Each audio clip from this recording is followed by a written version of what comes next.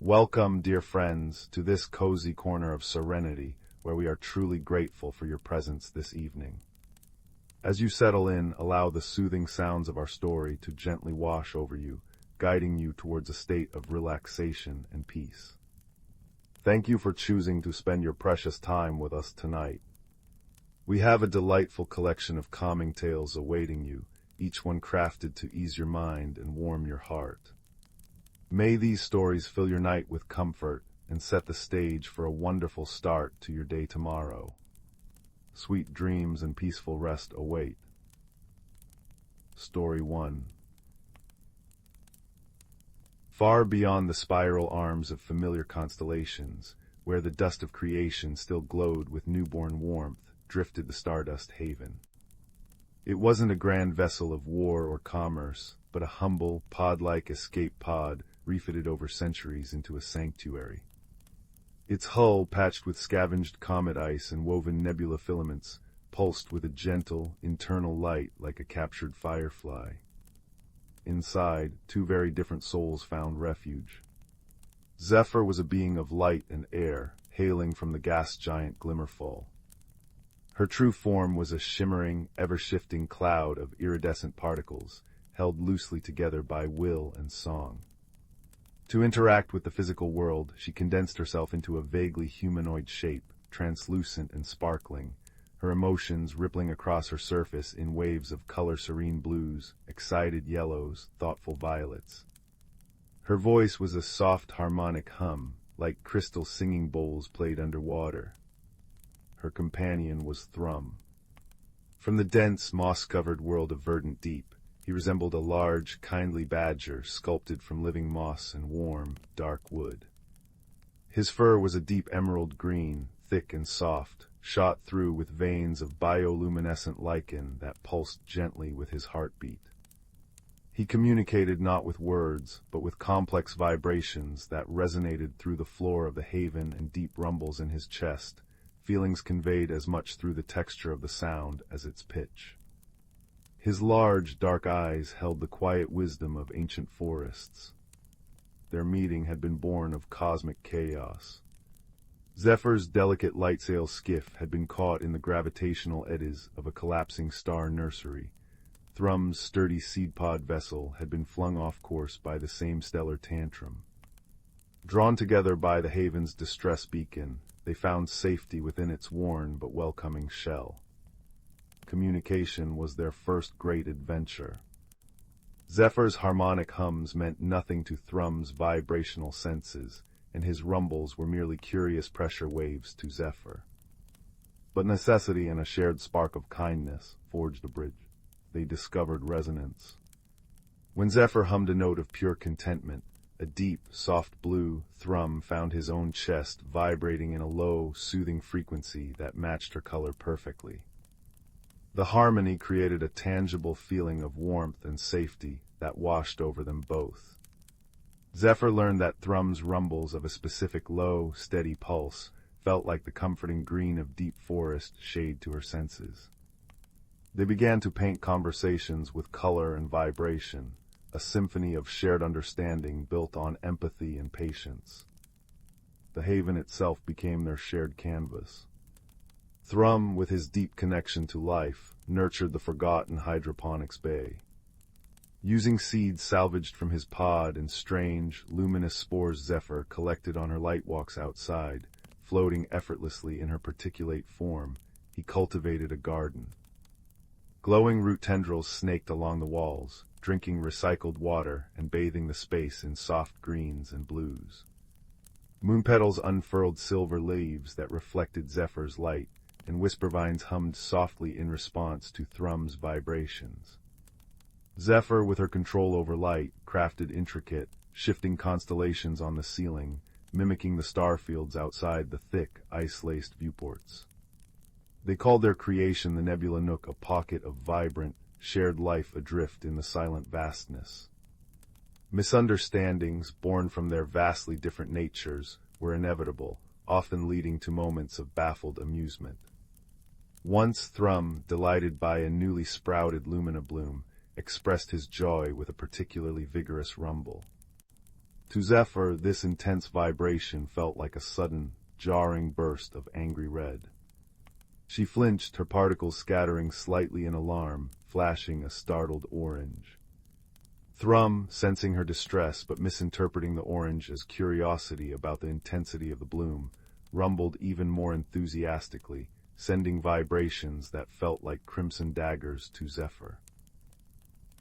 The nebula nook briefly became a confusing disco of agitated orange flashes and overwhelming rumbles until Thrum paused, his lichen glowing a puzzled, dim yellow. Zephyr, calming, pulsed a tentative, questioning pale blue. Slowly, through gentle pulses and softer rumbles, they pieced it together. Thrum learned that his powerful expressions, natural on Verdant Deep, needed tempering for his airy friend. Zephyr learned that Thrum's deep rumbles were often expressions of profound, earthy happiness, not anger. They shared a moment of silent understanding, Zephyr condensing into a shape that gently brushed against Thrum's mossy shoulder, her light shifting to a warm, amused pink, while Thrum responded with a soft, contented green vibration that felt like sunlight dappling through leaves. Their favorite ritual unfolded in the heart of the nebula nook. They would settle together near the largest viewport, a curved pane of reinforced comet ice. Thrum would sit solidly on the mossy floor, his back against a warm air vent, while Zephyr would hover nearby, her light dimmed to a soft, ambient glow. Together, they would watch the cosmos unfold. One quiet cycle, the view was particularly breathtaking. A nearby nebula, the Veil of Somnia, was illuminated from within by a cluster of newborn stars. Tendrils of gas glowed in ethereal pinks, blues, and golds, swirling like cosmic paint spilled across the velvet dark. Zephyr pulsed with soft wonder, her light mimicking the nebula's hues, a gentle wash of rose, then azure, then gold. Thrum felt the awe resonate deep within him. He began a low, harmonic hum, not a rumble, but a pure sound that vibrated through the deck plating, a deep, resonant note that seemed to harmonize with the slow, majestic dance of the stellar nursery outside. Zephyr, attuned to his frequency, wove her own light harmonies into the air, creating visible ripples of colored sound that danced around them. In that shared silence, filled only with the hum of life support, the soft sigh of the plants, Thrum's resonant note, and Zephyr's luminous response, words were utterly unnecessary. They were bathed in the shared wonder of the universe. Zephyr felt the solid, grounding warmth of Thrum's presence beside her, a comforting anchor in the infinite. Thrum felt the ethereal beauty of Zephyr's light and song, a reminder of the delicate, wondrous things beyond the soil. Their differences, the solid and the ethereal, the vibrational and the luminous, the rooted and the free-floating, weren't barriers. They were the very threads that wove their unique tapestry of friendship. The challenge came not from outside, but from within their sanctuary.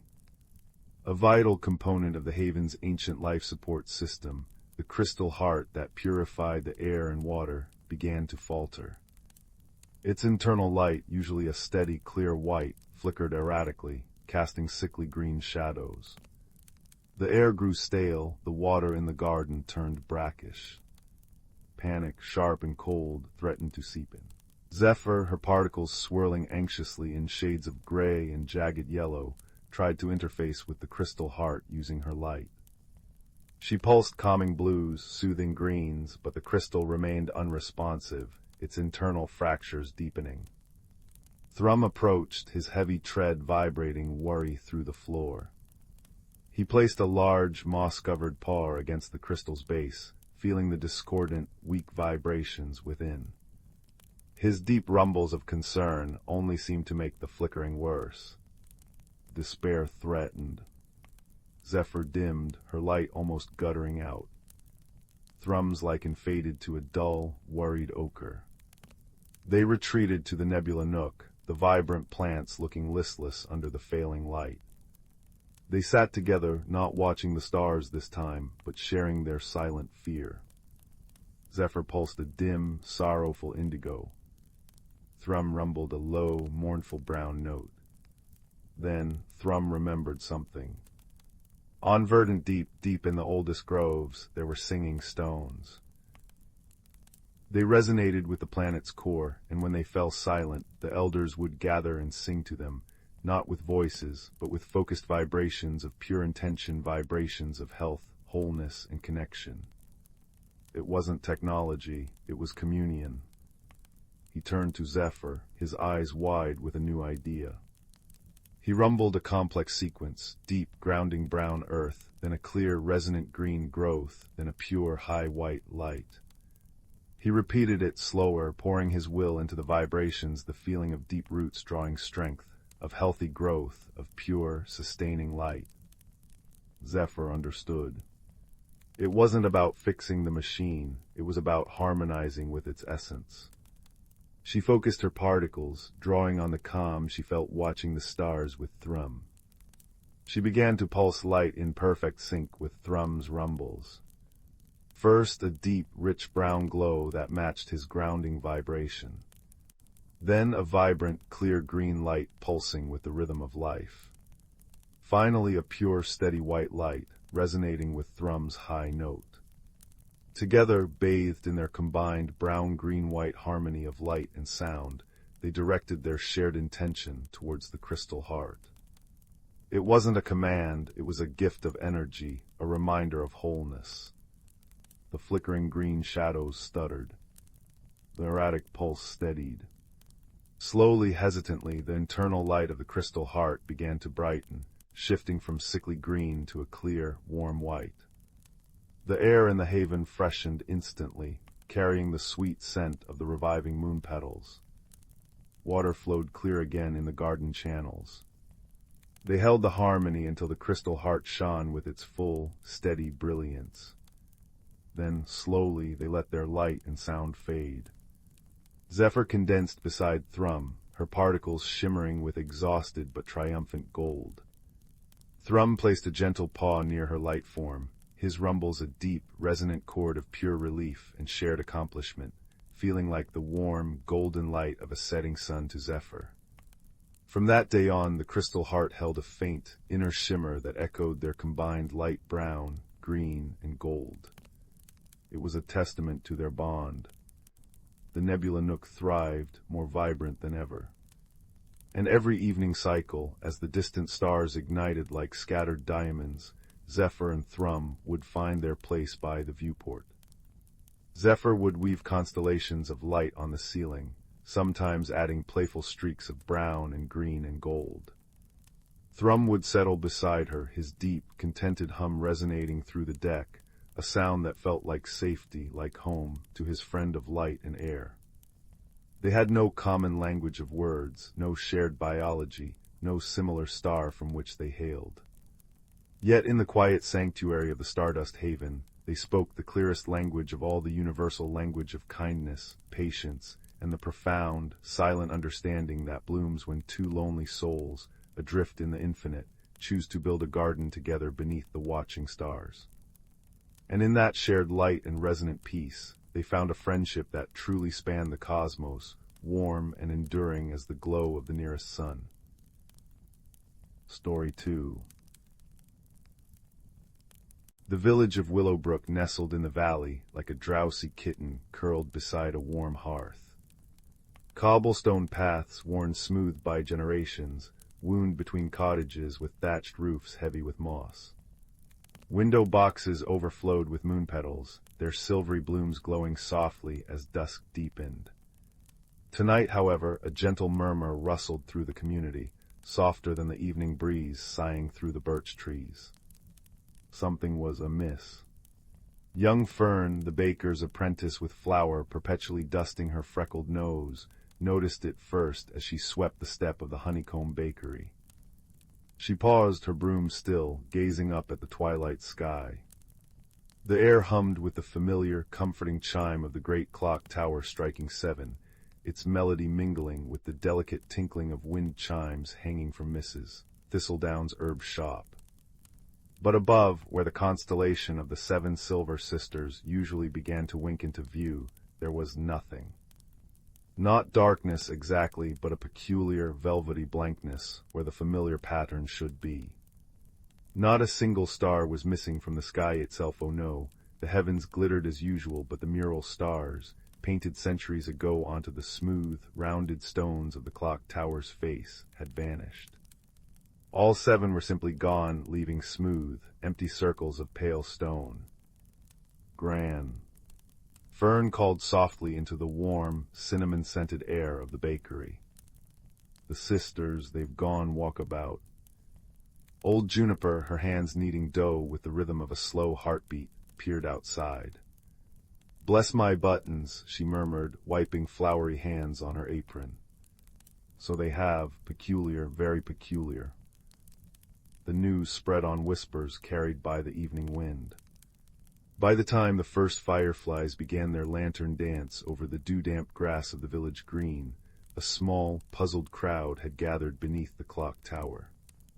Mayor Hemlock, a portly man with a perpetually worried brow, puffed on his pipe. "Vandalism," he muttered, though the smooth stones showed no sign of chisel or scrape.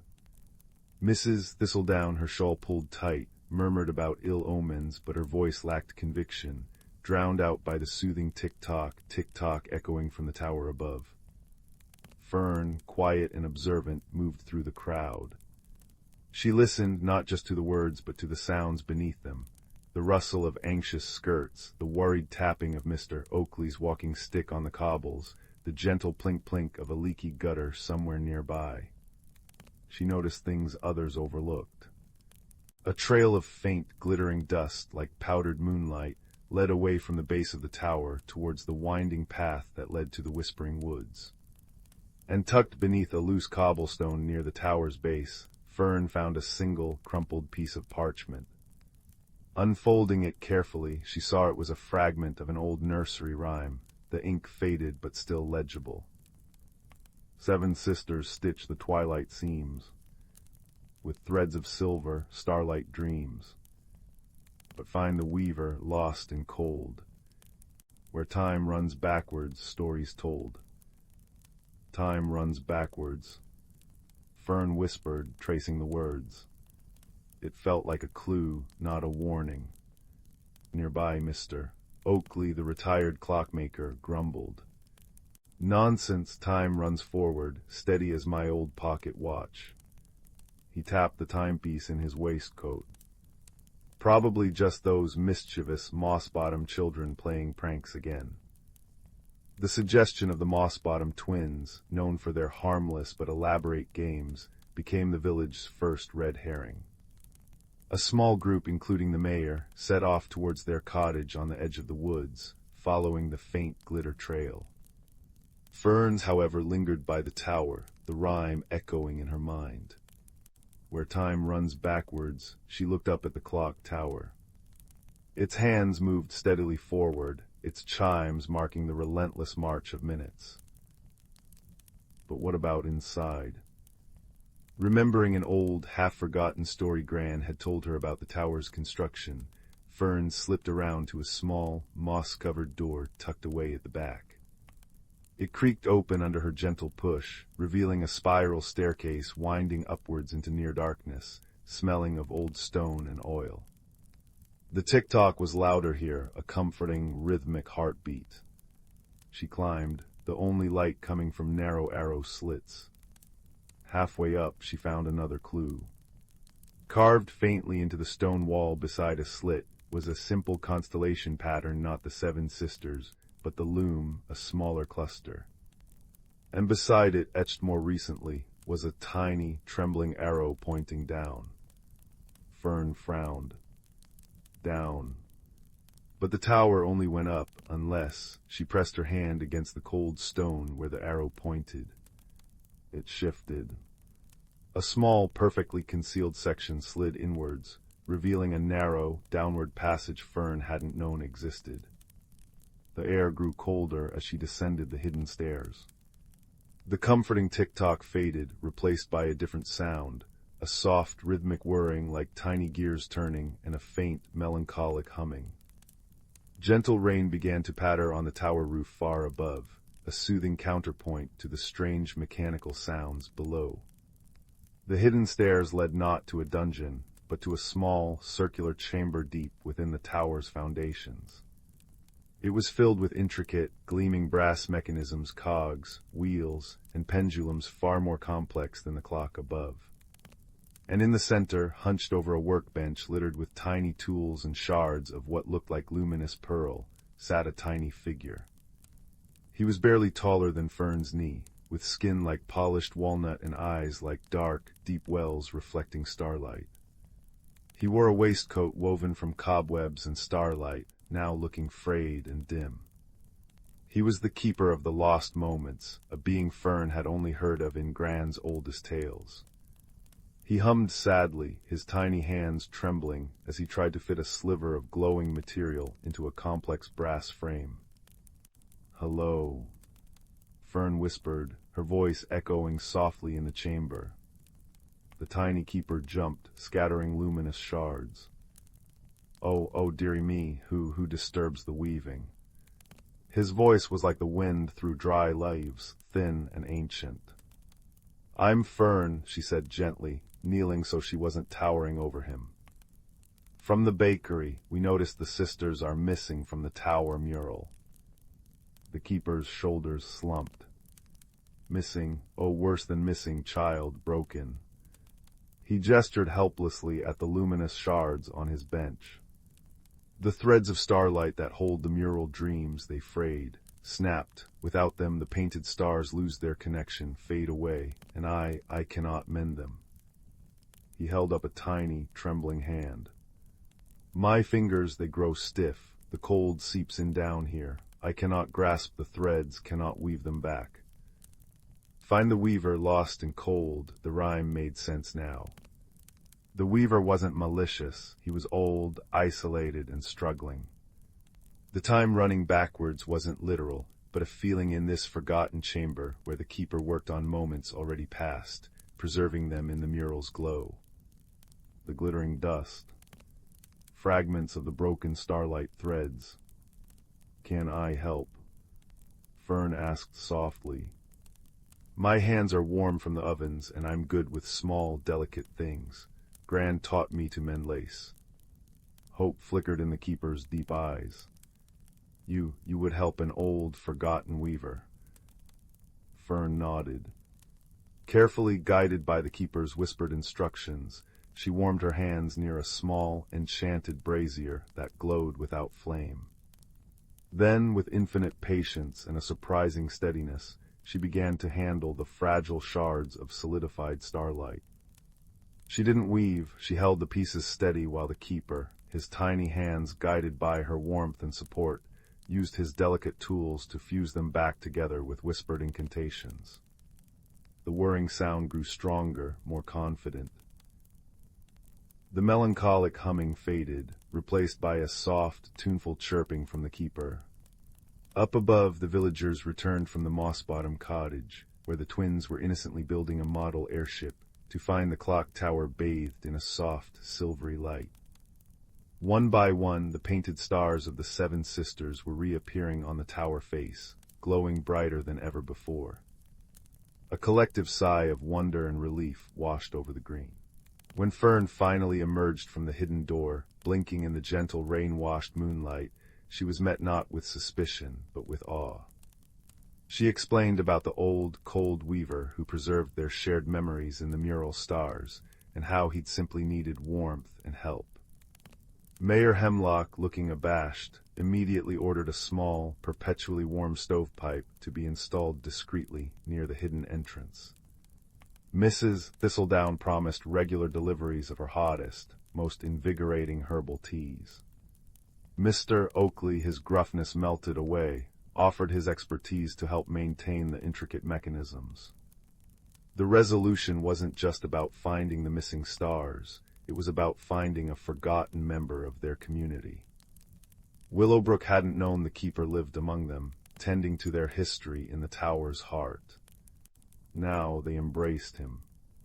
The next evening, the entire village gathered on the green as dusk fell. The clock tower chimed its soothing melody, mingling with wind chimes and the gentle patter of rain on leaves. Fireflies danced above the moon petals. And high on the tower face, the 7 silver sisters shone with renewed brilliance, their light reflecting in the eyes of the villagers below. They shared warm loaves of Fern's honey oat bread and mugs of Mrs. Thistledown's spiced cider, their laughter weaving a new thread into the tapestry of Willowbrook's story, a thread spun from rediscovered connection and quiet kindness. As the last chime faded and the villagers drifted homeward, Fern sat on her bakery step with Gran. They looked up at the restored sisters, their light a soft benediction on the sleepy village. The gentle rhythm of the rain, the distant tick-tock, and the lingering scent of cinnamon and damp earth wrapped around them like a comforting blanket. The mystery had been solved not with fear, but with care, binding the village closer under the watchful, newly gleaming eyes of the silver stars. And in the quiet heart of the clock tower, a tiny warm weaver hummed a contented tune, no longer lost, no longer cold. All was well, and Willowbrook dreamed peacefully beneath its mended sky. Story 3. The firelight dances, casting long, gentle shadows across the hearthstone. Outside, the village of Willowbrook slumbers beneath a velvet sky, its cobbled lanes quiet save for the soft chime of the old clock tower marking the hour. Listen closely, little one, and you might hear the whisper of the wind through the ancient oaks, carrying with it a tale of gentle mystery from just last autumn. It began on a night much like this, crisp and clear, when the village baker's granddaughter, a quiet, observant girl named Juniper, noticed something peculiar. While sketching the constellations from her attic window, her favorite pastime, she realized the familiar shape of the Little Dipper was incomplete. One star, the bright one at the tip of its handle, Polaris, the North Star, was simply gone. Not hidden by cloud, but vanished from its rightful place. A murmur rippled through Willowbrook the next morning. Old Man Hemlock swore his prize-winning sunflowers bloomed cobalt blue instead of yellow. Mistress Thimblewick found her perfectly wound clock running backwards for precisely 3 minutes at noon. And young Finn, the miller's son, discovered a patch of moon lilies by the whispering stream that shimmered through every color of the rainbow before settling on silver at dusk. A peculiar feeling settled over the village, not fear, but a profound, shared curiosity, like the rustling of unseen pages in an old book. Whispers floated on the breeze, the stars are rearranging, the wee folk are restless, the river's dreaming backwards. Juniper, however, simply watched and listened. She noticed how the blue sunflowers seemed to tilt towards the empty space in the sky where Polaris should be. She timed Mistress Thimblewick's backward minutes, finding they coincided exactly with the deep, resonant bong of the clock tower. And she saw how the color-changing lilies pulsed brightest silver when the breeze carried the faint scent of warm cinnamon rolls from her grandmother's bakery. One afternoon, seeking solace in the village library's musty warmth, Juniper found her friend Jasper, the blacksmith's thoughtful apprentice, puzzling over an old map of the valley drawn on vellum. "Look," he murmured, pointing a soot-smudged finger. "This map shows a starlight well near Whispering Falls, but nobody remembers such a thing." As he traced the faded ink, Juniper's eyes caught sight of a framed sampler hanging crookedly on the wall, embroidered with a nursery rhyme every Willowbrook child knew. "When the North Star takes its rest, seek the well beneath the crest, where silver lilies drink the dew. Time turns old and paints anew. Follow the chime, the baker's sign, to mend the thread and stars align." The words seemed to hum in the quiet library. "The North Star has taken its rest." Juniper breathed. "And the silver lilies, the color-changing ones, are near Whispering Falls. The map must be right about the well." Jasper's eyes lit up. "And follow the chime, the clock tower, the baker's sign. That has to be your grandmother's cinnamon rolls." Their first clue led them deep into the woods near Whispering Falls, guided by the map and the scent of rain-wet earth and pine. The sound of the falls was a constant, soothing rush. They searched for hours, pushing through ferns taller than Jasper, their boots sinking into mossy ground. They found a badger's set, a circle of strangely warm stones that hummed faintly, a delightful red herring that Jasper declared was clearly a fairy hearth, though no fairies appeared, and a hidden glade filled with luminous mushrooms that cast soft, blue-green light. But no starlight well. Discouraged, they sat by the shimmering moon lilies, as dusk painted the sky in peach and lavender.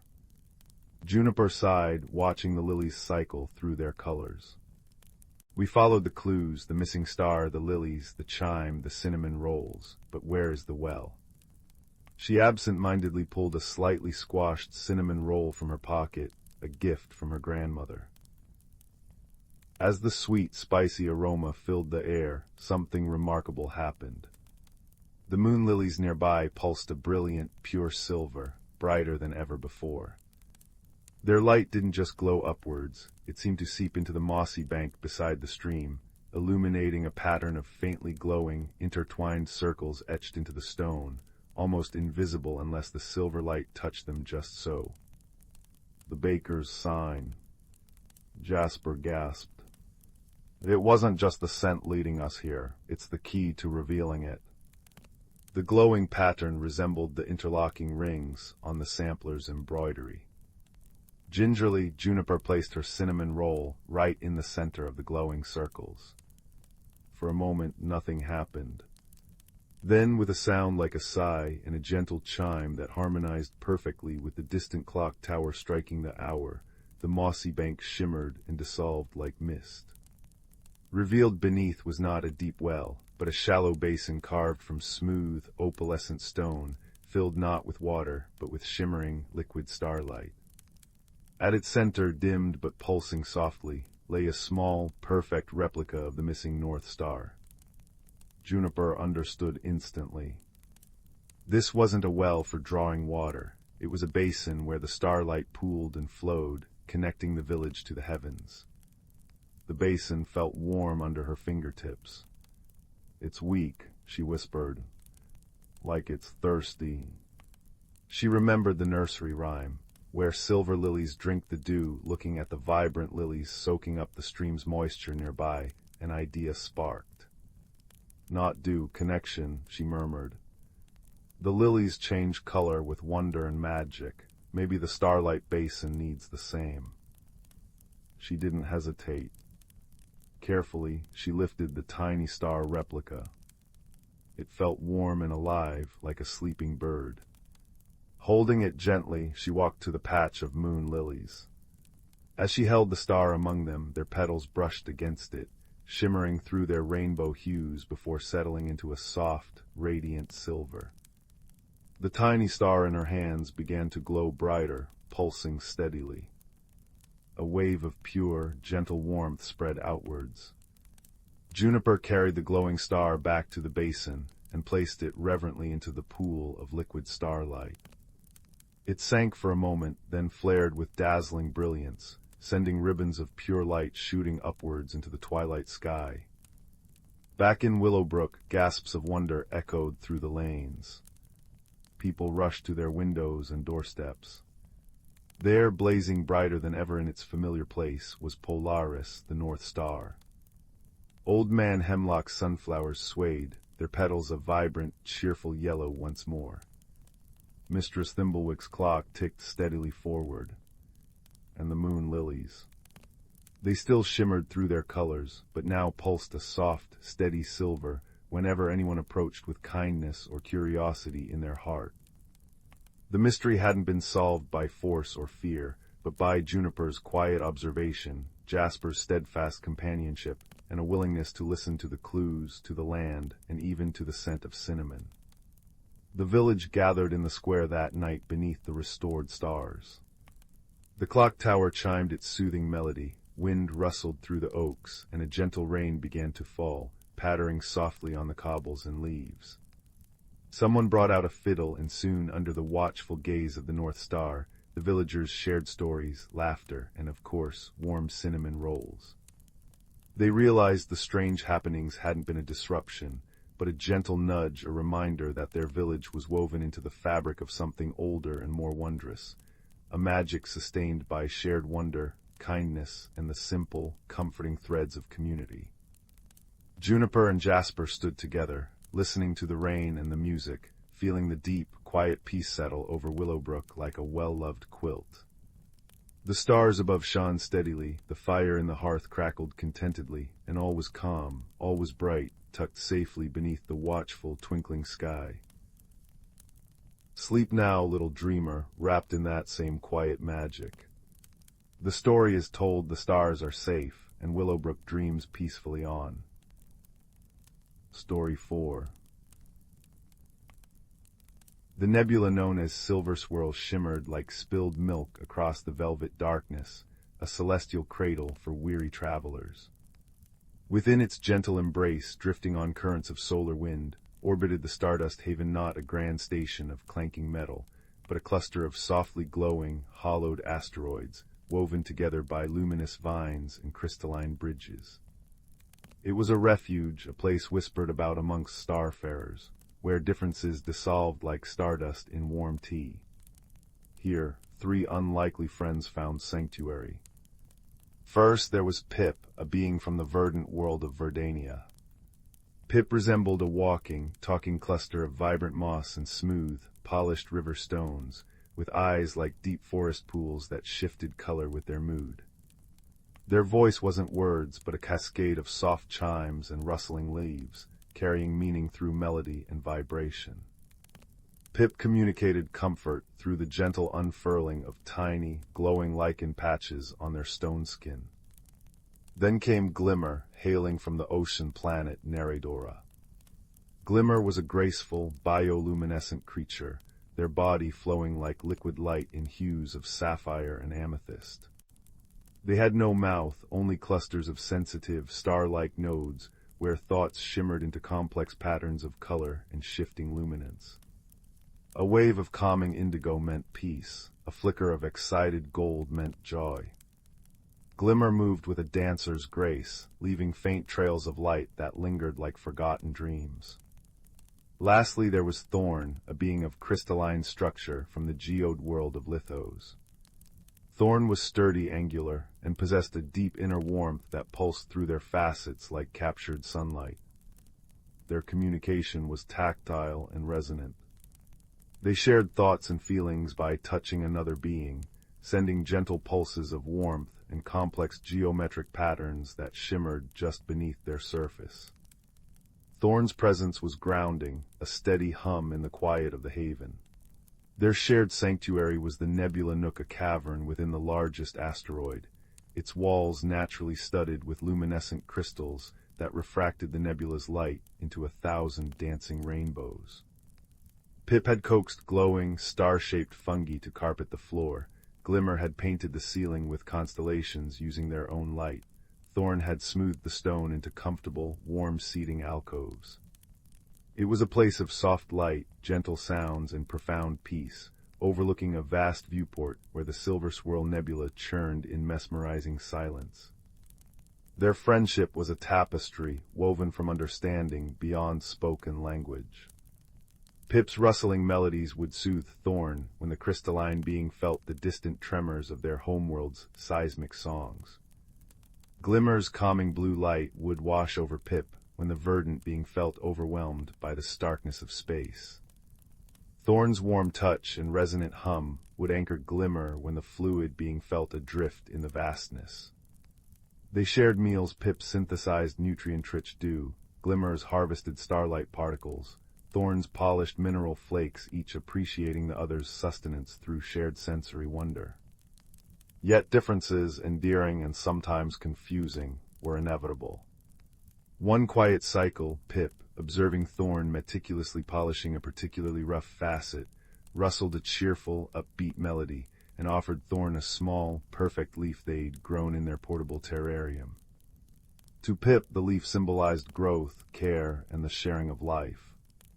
Thorn, touched by the gesture but interpreting it through Lithosian custom, where presenting a raw, unpolished mineral was an offer to help refine it, took the leaf and began gently rubbing it with a smooth stone fragment, attempting to polish the organic gift.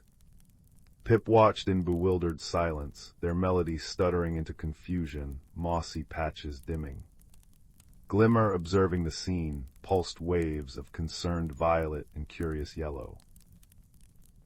Thorn, sensing Pip's distress through the sudden change in melody and dimmed bioluminescence, stopped polishing. They gently touched Pip's mossy shoulder, sending a pulse of questioning warmth and the image of a rough crystal becoming smooth. Pip rustled a hesitant, questioning chime, projecting the image of the leaf growing on a branch. Understanding dawned on Thorn, resonating through their form like a deep, warm bell. They projected an image of the leaf not being polished, but held gently, cherished. Then, with careful, deliberate movements, Thorn placed the leaf back in Pip's terrarium, near the base of the tiny plant it came from. A wave of pure, bright yellow joy erupted from Glimmer, bathing the nook in golden light. Pip rustled a cascade of delighted laughter chimes, their moss glowing vibrant green. Thorn hummed a deep, contented vibration that made the crystals in the walls softly chime in harmony. The misunderstanding dissolved into shared, gentle mirth, a lesson in the different ways care is shown. Their quietest, deepest moments came during stargazing silences. They would settle in the nebula nook, side by side. Pip would curl into a soft, mossy mound, emitting a low, continuous hum like a contented forest. Glimmer would dim their own light, becoming a silhouette against the nebula, their nodes pulsing slowly in time with distant pulsars.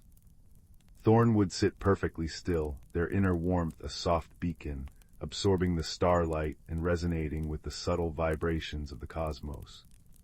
No melodies, no colors, no pulses, just shared presence. In that profound quiet, they felt the universe breathe around them. They sensed each other's tranquil thoughts not as words, but as shared feelings. The cool vastness, the gentle wonder, the profound comfort of not being alone. Watching the distant, unnamed stars flicker, they understood that connection transcended form, language, and even species. It was a silent hymn to existence, sung in the language of shared peace. One cycle, a ripple of distress, echoed through the Stardust Haven. A small, damaged scout pod, caught in a micrometeor shower, limped into the refuge. Its sole occupant, a skittish, avian-like being from the high-gravity world of Griffiths named Zephyr, was terrified. Zephyr communicated through rapid, complex feather displays and high-pitched, ultrasonic whistles, utterly unintelligible to the Haven's residents. They cowered in their pod, eyes wide with fear, feathers puffed defensively. The trio approached cautiously. Pip rustled the gentlest, most soothing melody they knew, a Verdania lullaby. Glimmer pulsed the softest, deepest indigo light, like twilight on a calm sea. Thorn approached slowly and placed one warm, crystalline hand on the cold hull of the pod, sending out a steady, rhythmic pulse of calm warmth, the universal vibration of safety. Zephyr flinched, but the warmth seeped through the metal. The frantic ultrasonic whistles faltered. Pip, sensing a deep exhaustion, grew a cluster of small, sweet-smelling, sleep-inducing blossoms and gently nudged them towards the pod's cracked viewport. Glimmer dimmed their light further, creating a comforting gloom. Thorn maintained the steady, grounding pulse. Slowly, trembling, Zephyr emerged. Their feathers slowly smoothed, the defensive puffiness subsiding. They looked at the blossoms, then at Pip, and let out a single, soft, questioning chirp. Pip rustled a positive affirmation. Zephyr hesitantly nibbled a blossom, and their entire posture relaxed, a visible wave of relief washing over them. They looked at Glimmer's calming indigo and made a small, mimicking motion with their wing feathers, reflecting the color dimly. They cautiously tapped a claw against Thorn's crystal arm, feeling the reassuring warmth and resonance. No common words were spoken. Yet in the nebula nook, bathed in the soft glow of crystals and nebula light, a new thread was woven into their tapestry. Pip offered nutrients.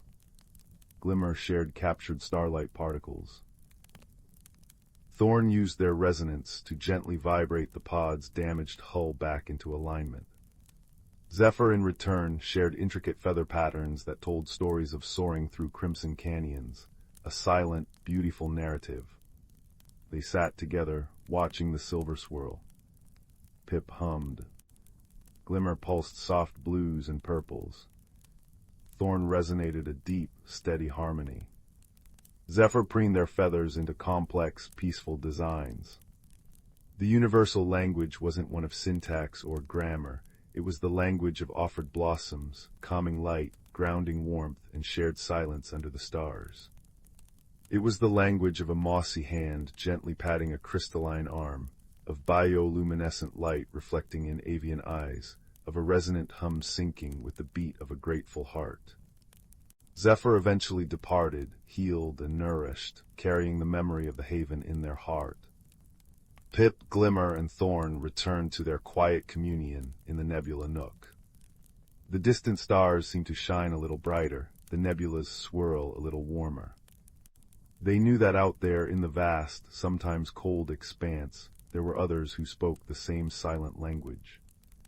The language of kindness, woven from patience, gentle gestures, and the profound understanding that flickered not just in words, but in shared light, shared warmth, and the quiet, unshakable comfort of simply being together, watching the universe unfold its endless, star-strewn story.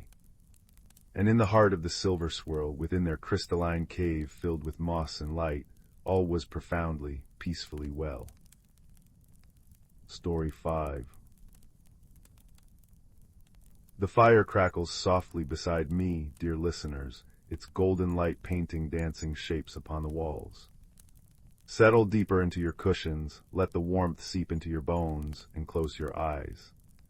Tonight we drift into a tale spun from autumn mist and the quiet magic that hums just beneath the surface of the world. A tale of a hidden warmth, an unexpected friend, and the gentle glow that sometimes finds us when we feel most alone. Young Finn lived on the edge of a town called Willowbrook, where the cobbled streets gave way to whispering fields, and beyond them, the ancient embrace of the wildwood. Finn wasn't loud like the other children who chased each other through the market square. He was quiet, observant, with eyes the color of storm clouds, and a heart that felt the world deeply, perhaps too deeply sometimes. He often felt like a shadow at the edge of the light, unnoticed. His solace was found in the wildwood, particularly beneath the vast canopy of the grandfather oak, a tree so old its bark was deeply furrowed like a wise face, and its branches seemed to hold up the sky itself. One crisp October evening, when the air smelled of wood smoke and damp earth, and the setting sun stained the clouds like spilled cranberry juice, Finn felt a familiar pang of loneliness sharper than the chill. He pulled his worn, moss-green cloak tighter and slipped through the town gate, heading towards the grandfather oak. The crunch of fallen leaves under his boots was a comforting rhythm, punctuated by the distant hoot of an owl and the rustle of unseen creatures in the undergrowth. The wood smelled rich and complex, decaying leaves, damp moss, the sharp tang of pine resin, and beneath it all, the deep, ancient scent of the earth itself. As he approached the grandfather oak, the last rays of sunlight filtered through its golden leaves, casting long, dappled shadows. Finn leaned his back against the rough, warm bark, letting the tree's immense presence soothe him. He traced the intricate patterns in the bark with his fingertips, feeling the ridges and valleys worn smooth by centuries. Then his fingers caught on something unusual, not bark, but something small, smooth, and cool. Nestled deep within a crevice, half hidden by a patch of velvety moss, was an acorn. But this was no ordinary acorn. It was larger, its cap a deep, burnished copper, and its smooth surface seemed to hold a light within. Not a harsh, glaring light, but a soft, pulsing glow, like embers deep within a banked fire, or the faintest echo of captured moonlight. It felt warm to the touch, radiating a gentle heat that spread up Finn's arm and into his chest, chasing away the evening chill and the lingering ache of loneliness. He held it cupped in his palms, mesmerized by its quiet, internal fire. Hello. The voice was so soft, so close, Finn nearly dropped the glowing acorn. He whirled around, heart hammering against his ribs. Perched on a low, gnarled root, regarding him with bright, intelligent eyes the color of polished hazelnuts, was a squirrel. But not just any squirrel. Her fur was a remarkable shade of deep russet, almost like autumn leaves dipped in sunset, and she held herself with an air of quiet dignity. She wasn't chattering, she was watching him, her head tilted thoughtfully. You talked. Finn whispered, his own voice sounding loud in the sudden stillness of the woods. The only other sounds were the soft sigh of the wind in the high branches and the gentle pop of the acorn's glow. The squirrel flicked her magnificent tail. Of course I talked. You found the ember nut. Not many can see its light, you know. Fewer still can feel its warmth. Her voice was light and musical, like water trickling over stones. My name is Hazel. Finn stared, utterly bewildered. I'm Finn, the ember nut. Hazel hopped down onto the mossy ground, her movements fluid and graceful. It belongs to the heart of the wildwood. It fell during the last great storm. It holds the warmth of the forest's spirit, a little piece of its secret heart. She looked up at the grandfather oak, her expression suddenly troubled, but without it the heart grows cold.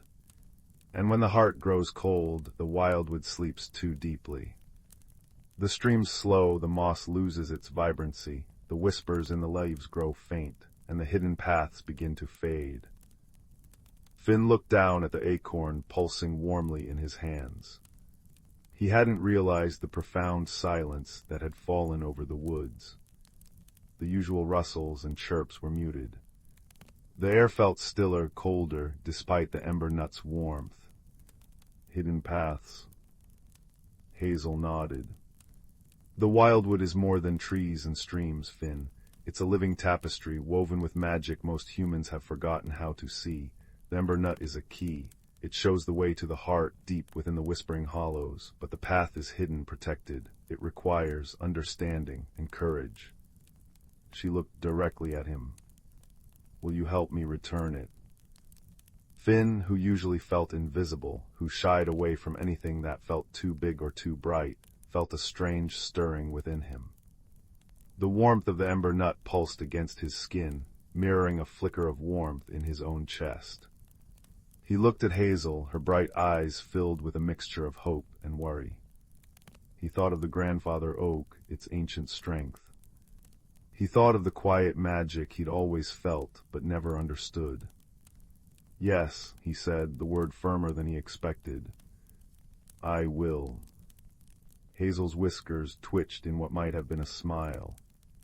Good, the path opens only when the moon is high and the ember nut glows brightest. We must wait, but not here. Follow me.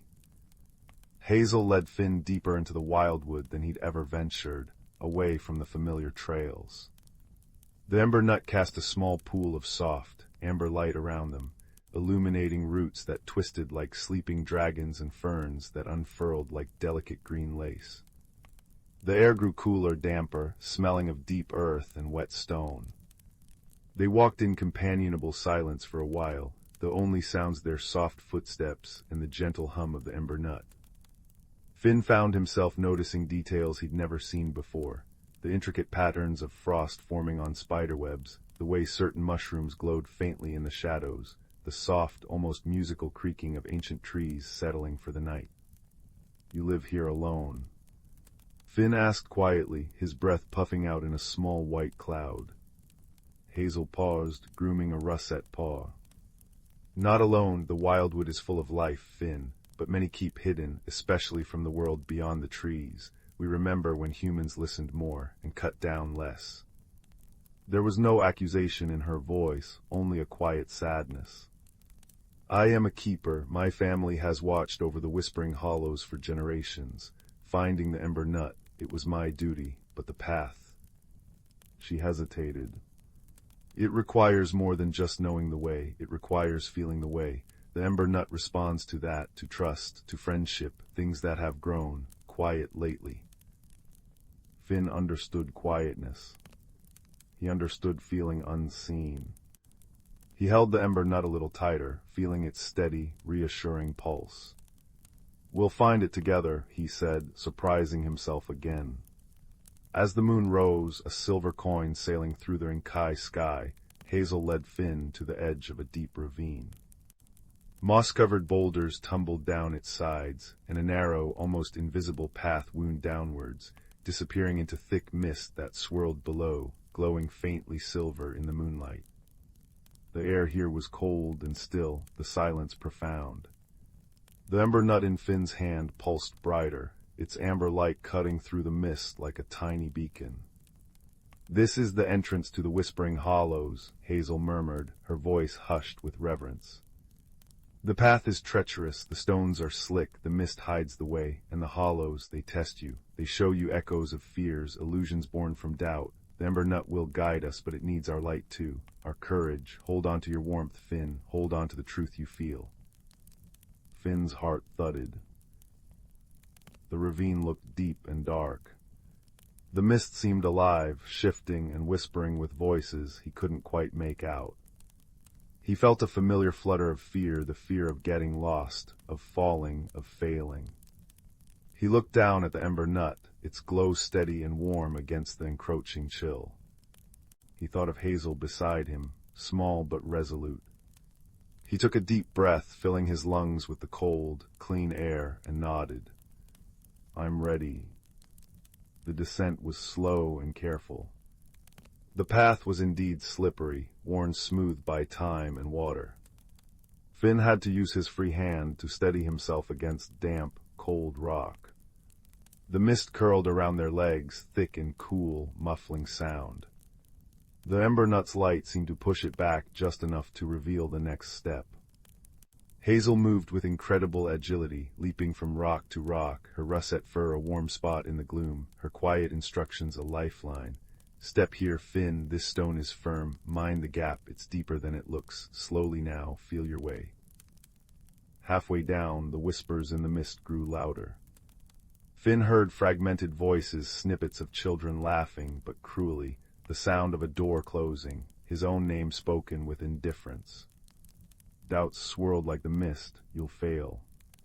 You're not brave enough. She only needs you for the nut. You're still invisible." The air grew colder, biting through his cloak. The ember nut's glow dimmed slightly. Finn stopped, shivering, the cold fear seeping in. Hazel jumped onto his shoulder, her small body radiating surprising warmth. "Look at the nut, Finn," she whispered urgently. "Look at its light, it's your warmth too. It responds to you. Don't listen to the echoes. Listen to your heart. Remember why you're here." Finn focused on the ember nut. He remembered the loneliness he'd felt under the grandfather oak, and the surprising warmth that had bloomed when Hazel spoke. He remembered the deep, ancient scent of the wildwood, the intricate beauty of the frost on the webs. He remembered saying yes. He thought not of grand bravery, but of the small warmth of companionship, of shared purpose. He poured that feeling into the acorn cupped in his hands, thinking of Hazel's bright eyes, the strength of the grandfather oak, the quiet magic he believed in. The ember nut flared. Not brightly but strongly, its amber light pushing back the mist and the whispers, filling the immediate space with a palpable, comforting warmth. The biting cold receded. The voices faded back into indistinct murmurs. Finn felt a surge of quiet confidence, not loud or boastful, but steady and true. "You did it," Hazel breathed, nuzzling his cheek with her soft nose. "You found your own ember." The rest of the descent felt easier, the path clearer in the renewed glow. They reached the bottom of the ravine, stepping out of the mist into a hidden world. The Whispering Hollows were breathtaking. It was a vast, sheltered cavern open to the sky far above, where the moon cast its silver light onto towering, crystalline structures that looked like frozen waterfalls. Bioluminescent moss covered the ground and walls in patches, glowing with soft blues, greens, and purples, creating a starfield underfoot. Delicate, luminous flowers like tiny lanterns bloomed on vines that draped over the crystal formations. A gentle stream, glowing faintly silver itself, meandered through the center, its soft gurgle the only sound besides their breathing. The air was cool but not cold, filled with the scent of ozone, damp stone, and something sweet and floral. It hummed with a quiet, ancient energy. At the center of the hollows, where the glowing stream pooled, stood a formation unlike the others. It resembled a great, ancient tree stump sculpted from pure, milky crystal, radiating a soft, pearlescent light. But the light was dim, flickering weakly. Around its base, the luminous moss was gray and dull, the glowing flowers drooping and pale. A profound sense of stillness, of deep, unnatural sleep, hung over the spot. "The heart," Hazel whispered, her voice filled with awe and sorrow. "See how it fades." Finn approached slowly, the ember nut pulsing warmly in his hands, its amber light contrasting with the heart's pale, sickly glow. He felt a pang of sadness for the fading beauty. "What do we do?" Hazel scampered ahead, stopping before the crystal stump. The ember nut must return to its cradle, see, there in the center. She pointed a tiny claw towards a natural indentation in the top of the crystal formation, shaped perfectly like an acorn cup. Finn stepped forward. As he neared the heart, he felt a gentle pull, a resonance between the ember nut and the fading crystal. He carefully lifted the glowing acorn. Just as he was about to place it into the cradle, a gust of unnaturally cold wind whipped through the hollows, snuffing out several patches of the bioluminescent moss. A low, grating sound, like stone grinding on stone, echoed around them. From the shadows behind a large crystal formation, a figure emerged. It wasn't monstrous, but deeply unsettling. It seemed woven from the shadows and the cold mist of the ravine, vaguely humanoid but shifting and indistinct. Its form flickered, sometimes tall and thin, sometimes hunched and bulky. Where eyes should be were only deep, empty pits that seemed to suck in the light. Cold radiated from it in waves, making Finn shiver violently. The ember nut's glow dimmed noticeably. "Leave it," the figure hissed, its voice like dry leaves skittering on stone, echoing from all directions at once. "The warmth is an illusion, the light fades, let the sleep be deep, let the wildwood forget, forgetfulness is peace, cold is stillness." Hazel bristled, her fur standing on end, but she stood her ground before the heart. "The chill echo," she cried out to Finn. "It feeds on doubt and despair. It wants the wildwood to sleep forever. Don't listen, remember the warmth." The chill echo drifted closer, the cold intensifying. Finn felt its words seep into his bones, invisible by. Unnoticed. Unimportant. Why bother? Let the light fade. It's easier to be cold. The heart's light flickered dangerously low. The ember nut felt heavy and cold in his hands, its glow guttering like a dying candle. Fear threatened to paralyze Finn. The old feelings of insignificance washed over him. But then he felt the tiny pressure of Hazel, trembling but resolute, pressed against his leg. He saw the drooping, pale flowers, the gray moss. He remembered the grandfather oak, its enduring strength. He remembered the quiet pulse of the ember nut, responding to his own small spark of courage on the path. He thought not of being a hero, but of being Finn, the boy who saw the frost on the webs, who felt the tree's warmth, who had said yes.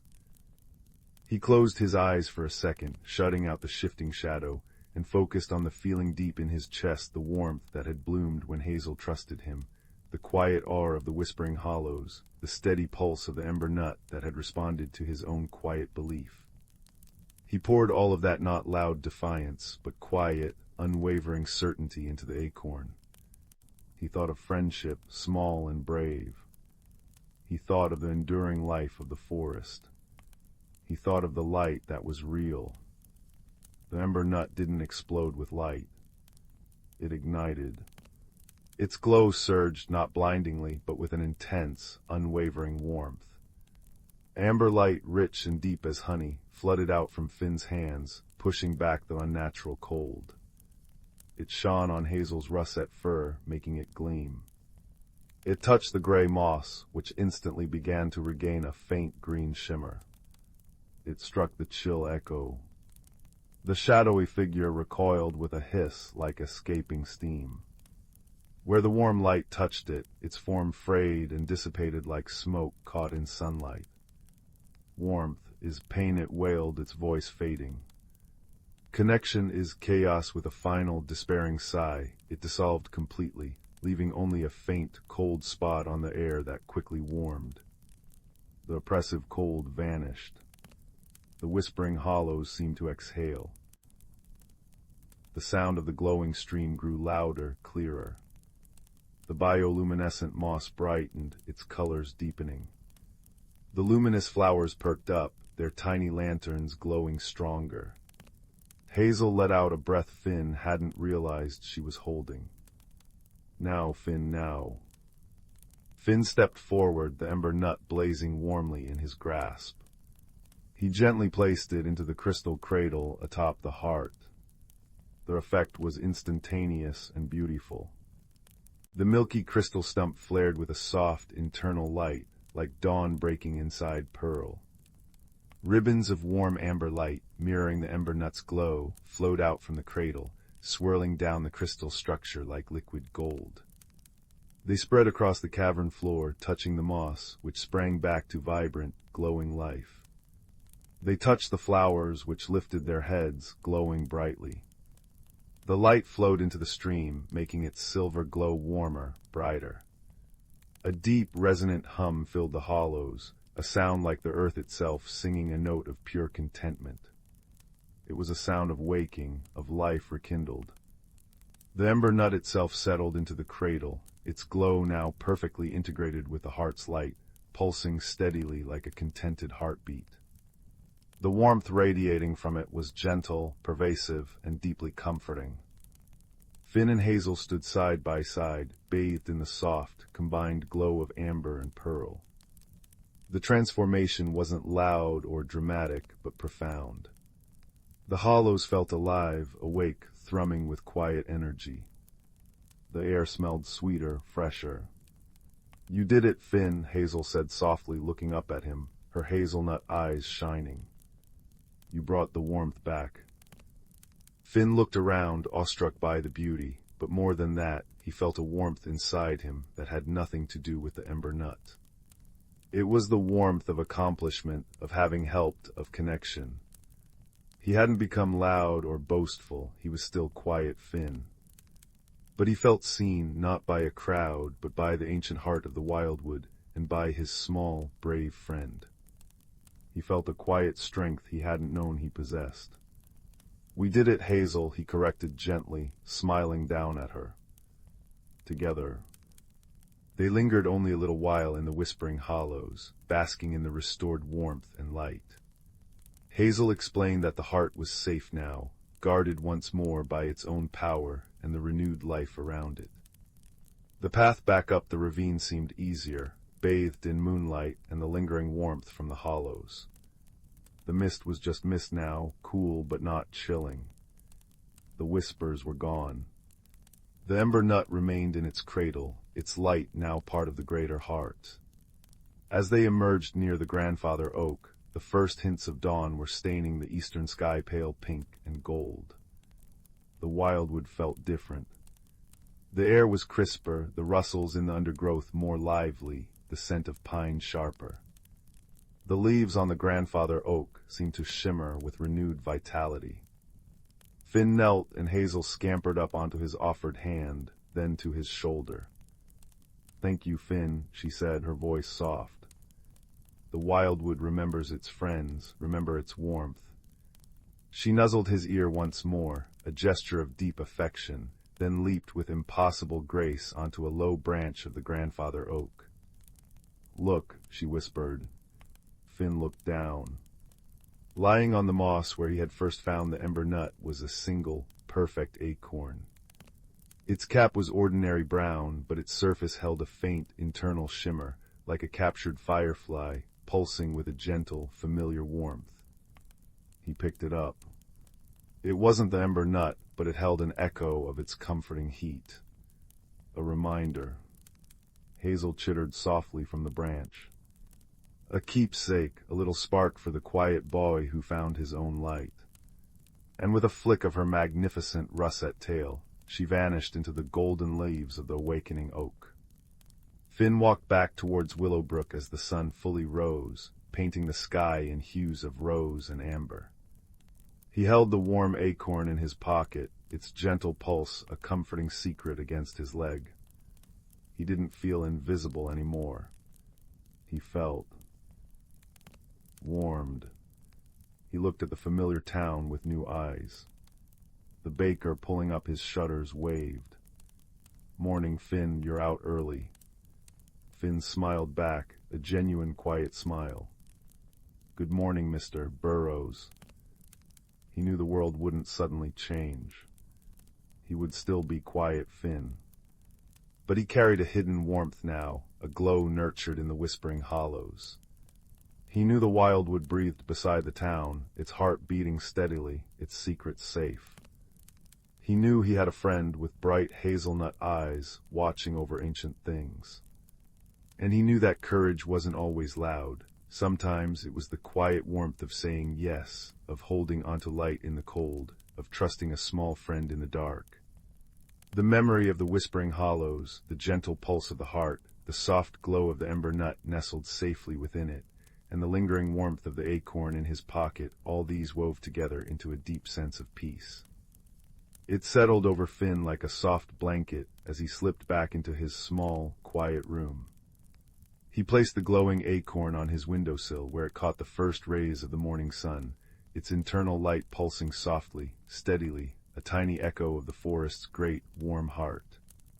He climbed into bed, the events of the night feeling both vivid and dreamlike. The fear on the path, the chilling presence of the echo, the breathtaking beauty of the hollows, Hazel's bright eyes, the surge of warmth when the heart awoke, they flowed through his mind like the glowing stream. But instead of excitement, they brought a profound calm. He had faced the cold, both outside and within, and found warmth. He had been small, but he had been enough. The world was bigger and kinder than he had known, humming with a quiet magic just beneath the surface, guarded by friends both seen and unseen. As he drifted towards sleep, the soft, amber pulse of the acorn on his windowsill was the last thing he saw. It wasn't just a light, it was a promise. A promise of hidden warmth, of enduring friendship, of the quiet courage that glows steadily within, waiting to be found. It pulsed in time with his slowing heartbeat, a gentle rhythm that soothed his soul, guiding him down into soft, deep, and utterly peaceful dreams, where russet squirrels whispered secrets and crystal caverns hummed with the warm, eternal song of the earth. The fire in the hearth beside you, dear listeners, crackles its own soft lullaby, its warmth a reflection of the hearth in Finn's heart. Let its gentle light and the memory of the ember nut's steady glow carry you now into your own restful slumber. Sleep well. Story 6. The fire crackled softly, its amber light painting dancing shapes on the walls. Outside, the wind whispered secrets to the night, but inside, warmth and safety held sway. Tonight, dear listener, our journey takes us far beyond this hearth, out where the velvet darkness is studded with 1,000,000,000 diamond stars. To a place where friendship bloomed like an impossible flower in the void. It began with a flicker, a tiny disturbance in the vast quiet near the Ember Nebula. Kalen, a being woven from living crystal, drifted in their small, pod-like vessel. Their form shimmered softly, a lattice of pale blue and rose quartz that refracted the nebula's glow into miniature rainbows. Kalen didn't speak with sounds, but with pulses of light and subtle shifts in hue, a language of pure emotion and image. They were alone, a gentle soul seeking patterns in the cosmic dust, feeling the faint hum of distant suns like a lullaby. Nearby, navigating the same gentle currents of space, was Zara. Her people hailed from the whispering forests of Lyra 7. Covered in soft, moss-green fur that shimmered with bioluminescent speckles, she resembled a walking constellation. Large, luminous eyes, the color of deep amethyst, scanned the stars. Zara communicated through complex harmonies, low thrums, high chimes, and resonant hums that vibrated not just in the air, but in the very bones of those nearby. She, too, felt a pang of loneliness amidst the grandeur. Their paths crossed unexpectedly. Kalen's vessel, humming with a gentle, bell-like tone from its dream engine, powered by captured starlight, they said, drifted too close to a cluster of magnetic dust. Zara, navigating by the songlines of ancient comets, sensed the disruption, a discordant note in the nebula's usual harmony. Curious, she guided her own ship, shaped like a smooth, polished seed pod, towards the source. When their viewports aligned, surprise rippled through them both. To Kalen, Zara was a blur of chaotic, pulsing green light, overwhelming their senses. To Zara, Kalen was a sudden, silent, blinding flash of visual cacophony. Both recoiled, their vessels shuddering. Kalen flared a startled, defensive white. Zara emitted a sharp, dissonant chime of alarm. For a moment, misunderstanding hung heavy in the space between them. Fear bright and cold for Kalen, confusion, a jarring chord for Zara. Then slowly Kalen dimmed their light, shifting to a soft, questioning lavender. Alone. Lost. The color seemed to ask. Zara, sensing the shift from blinding fear to gentle inquiry, softened her own song. A low, calming hum, like deep forest wind through leaves, resonated from her vessel. Safe. Friend. It was a tentative, wordless handshake across the void. Days turned into weeks as they cautiously orbited each other near the nebula's edge. They learned. Kalen discovered that Zara's green glow wasn't aggression, but her natural state. Her chimes weren't threats, but expressions of curiosity or concern. Zara learned to interpret Kalen's light, the warm gold of contentment, the worried flicker of indigo, the excited shimmer of citrine when they saw a particularly beautiful stellar formation. They shared quiet moments, drifting side by side, watching the Ember Nebula paint the darkness in hues of crimson and gold, its swirling gases like cosmic brushstrokes. Kalen would pulse gentle colors reflecting the view, while Zara hummed soft melodies that seemed to harmonize with the distant hum of the universe itself. An empathic connection began to bloom. Kalen could feel the resonance of Zara's song as warmth, while Zara could see the emotional weight behind Kalen's colors as shifting textures in her mind. But they needed a place, a shared shelter against the immensity. The nebula was beautiful, but its currents could be unpredictable. Zara trilled an idea, a complex sequence of rising notes and falling chimes. Kalen pulsed a confused gray. Zara tried again, projecting an image through her empathic song, a hollow place. Safe. Warm. Seeing stars. Kalen shimmered understandingly, then pulsed an image back, strong. Clear, holding light. Together they found it, a small, dormant asteroid drifting peacefully. One side was sheer rock, but the other held a deep, sheltered alcove, open to the stars. They set to work. Kalen, with delicate crystalline fingers that refracted light into tools of pure energy, smoothed the rough rock walls and fused seams. They coaxed dormant minerals in the asteroid to glow with a soft, internal light blues, pinks, and gentle whites that bathed the space in a soothing radiance. Zara, using her deep, resonant hums, vibrated specific frequencies into the rock, strengthening it, weaving a subtle harmonic shield that deflected micrometeorites and cosmic dust. She gathered nebula dust glittering motes that drifted like enchanted snow, and with a soft, focused whistle, encouraged it to settle on the ceiling, creating a miniature starfield that mirrored the one outside. Their greatest creation bloomed in the center. Zara had brought tiny spores from her home forest's resilient, star-nourished life.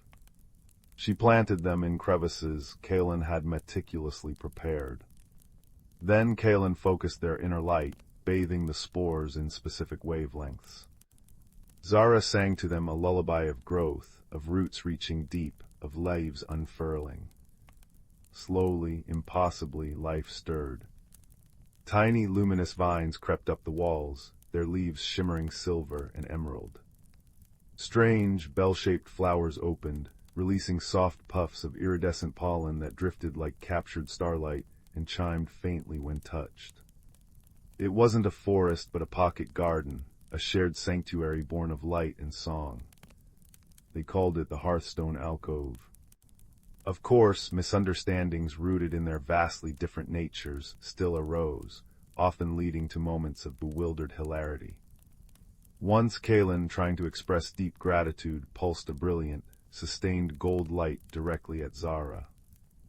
To Kaelin, it was the purest expression of warmth. To Zara, it was like staring into a miniature sun, blinding and overwhelming. She stumbled back, emitting a startled, high-pitched squeak that echoed comically in the alcove. Kaelin instantly dimmed, pulsing frantic apologies in flustered violet and pink. Zara, after blinking away spots, understood and responded with a ripple of laughter-like chimes. They learned gratitude for Kaelin was a soft, warm glow. For Zara, it was a deep, resonant chord held steady. Another time, Zara offered Kaelin a piece of her favorite travel food, a dense, glowing fungus that pulsed with soft light. To her, it was nourishing and comforting. She hummed encouragingly as Kaelin took it. Kaelin, trusting their friend, absorbed the fungus's light energy directly. Instantly, their entire crystalline structure flared an alarming, chaotic neon green and emitted a high-frequency vibration that sounded like 1,000 tiny bells ringing in panic.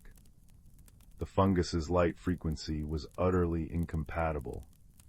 Zara gasped, her fur standing on end, and quickly scooped the offending morsel away, crooning soothing, apologetic notes. Kaelin gradually calmed, pulsing weak, relieved lavender, while Zara buried the fungus far outside, humming a mournful little dirge for the wasted snack. They learned what nourishes one being might dazzle or distress another.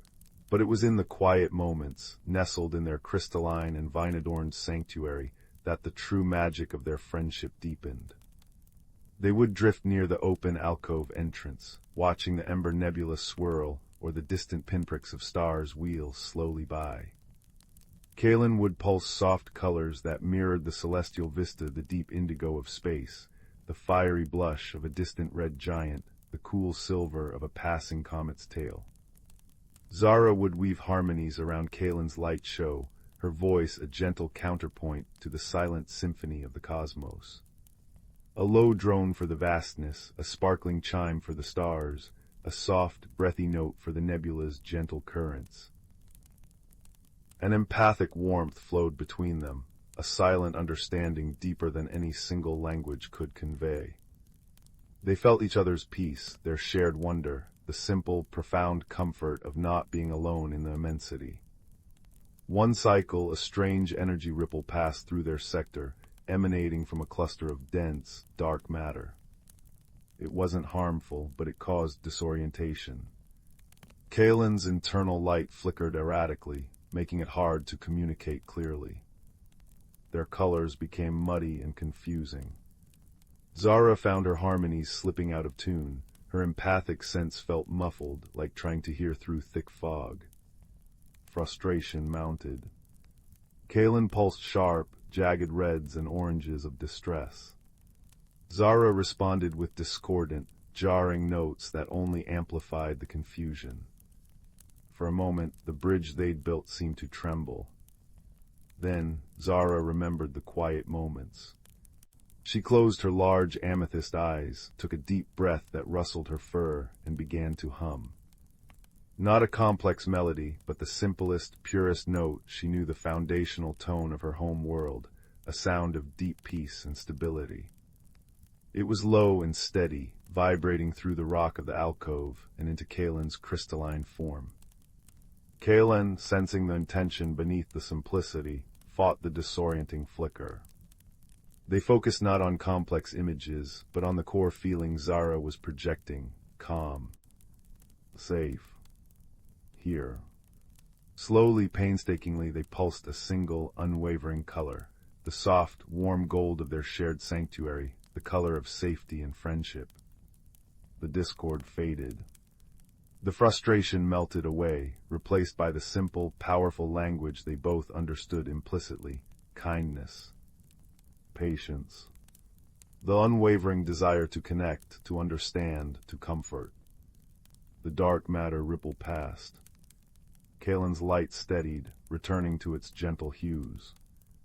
Zara's song regained its harmony.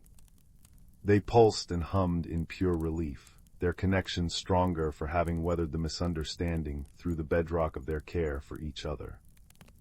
Years flowed like the nebula's currents. The hearthstone alcove thrived. The star garden grew denser, its luminous vines framing the view of the cosmos, its chiming flowers a constant, gentle music. Kaelin and Zara became fixtures near the Ember Nebula, known to the rare passing traveler as the silent shimmers and the harmonic hums. They welcomed others, a shy, silicon-based geologist who mapped asteroids through touch vibrations, a trio of luminous, jellyfish-like beings who communicated through intricate light dances on their skin. The alcove became a beacon of quiet connection, a testament to the fact that understanding didn't require the same words, the same shapes, or even the same senses. It required only an open heart, a willingness to listen beyond sound, to see beyond light, and to offer kindness as the universal bridge. And on countless nights, under the watchful gaze of a billion stars, two friends, one a lattice of living crystal, the other a melody wrapped in fur, would simply be together. Kaelin would glow with the serene light of contentment, a soft, steady radiance that filled the alcove like captured moonlight. Zara would hum the gentlest lullaby, a sound that resonated with the peace of deep forests and the quiet hum of distant suns. No words were needed. The shared warmth of their sanctuary, the silent language of their friendship, and the endless, comforting dance of the stars above spoke volumes more. For in the vast, quiet dark they had found the brightest light of all the enduring glow of companionship, born not of sameness, but of the beautiful, harmonious difference embraced by kindness. The fire crackled softly, its warmth mirroring the glow of a distant crystal alcove, where friendship truly knew no bounds, only the endless, starlit sky. Sleep now, dear listener, and dream of bridges made of light and song. The embers glow softly, the story rests. Good night. Story 7. The village of Willowbrook nestled in its valley like a sleeping child tucked into a quilt of hills. Every evening, as the great brass clock tower chimed 7 soft, resonant notes, lanterns bloomed like fireflies along the cobbled lanes, and the scent of wood smoke and baking cinnamon bread wove through the cool air. It was a place where dew sparkled like scattered diamonds at dawn, where the river chuckled over smooth stones, and where the night sky was usually a breathtaking tapestry of stars, so close you felt you could reach up and pluck one like a silver berry. But tonight, as young Rowan, the baker's apprentice with eyes as observant as an owl's, stepped outside to fetch rosemary for the morning loaves, he stopped short. A shiver, not of cold but of wonder, traced his spine. The sky felt incomplete. He squinted upwards, past the gently swaying paper lanterns strung between rooftops, past the silhouette of the whispering willow tree for which the village was named.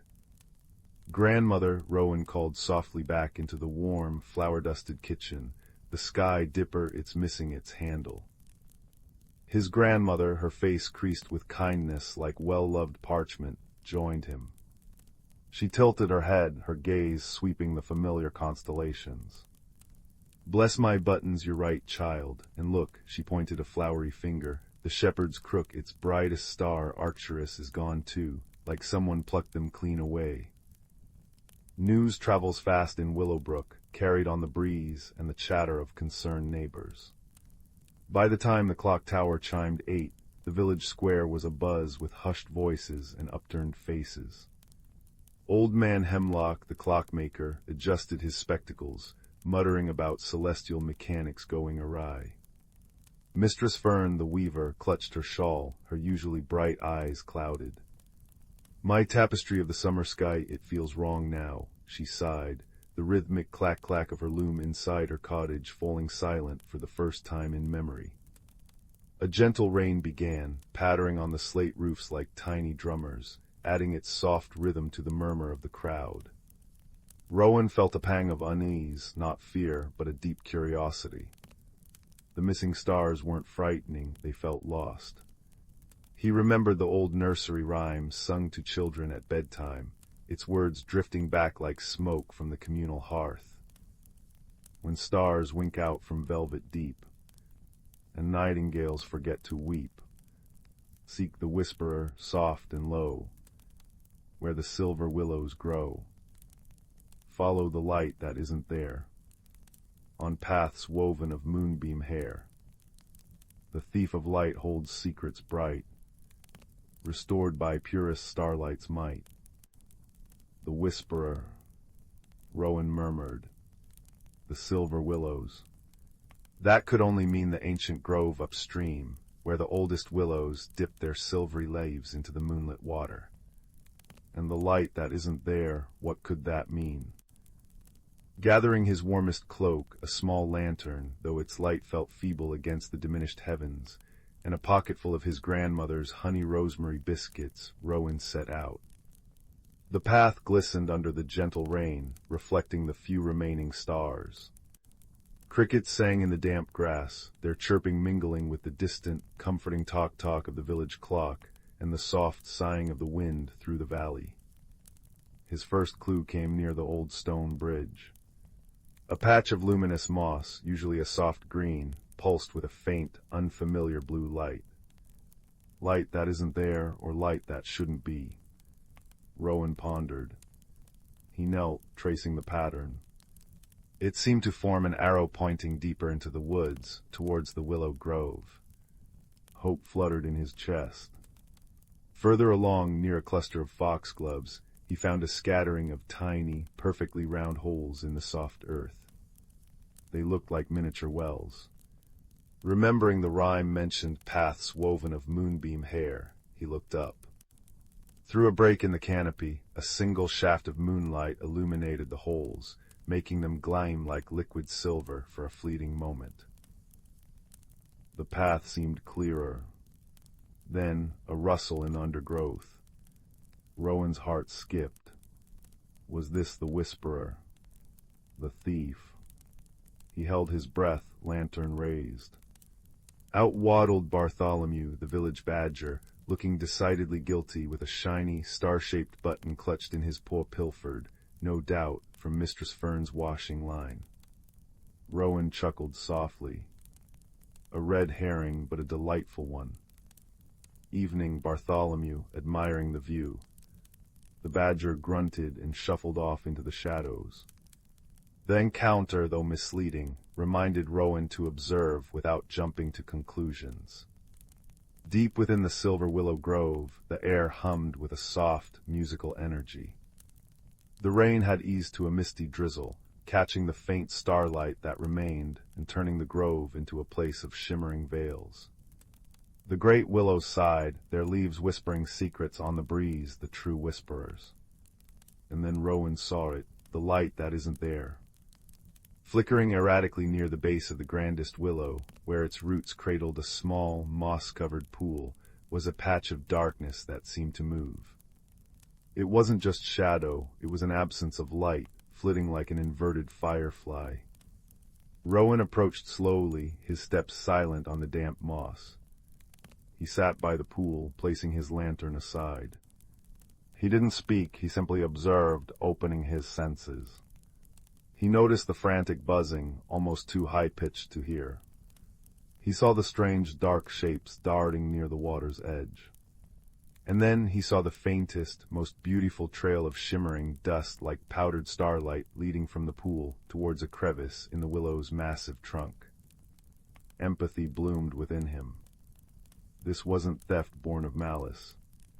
It felt like need.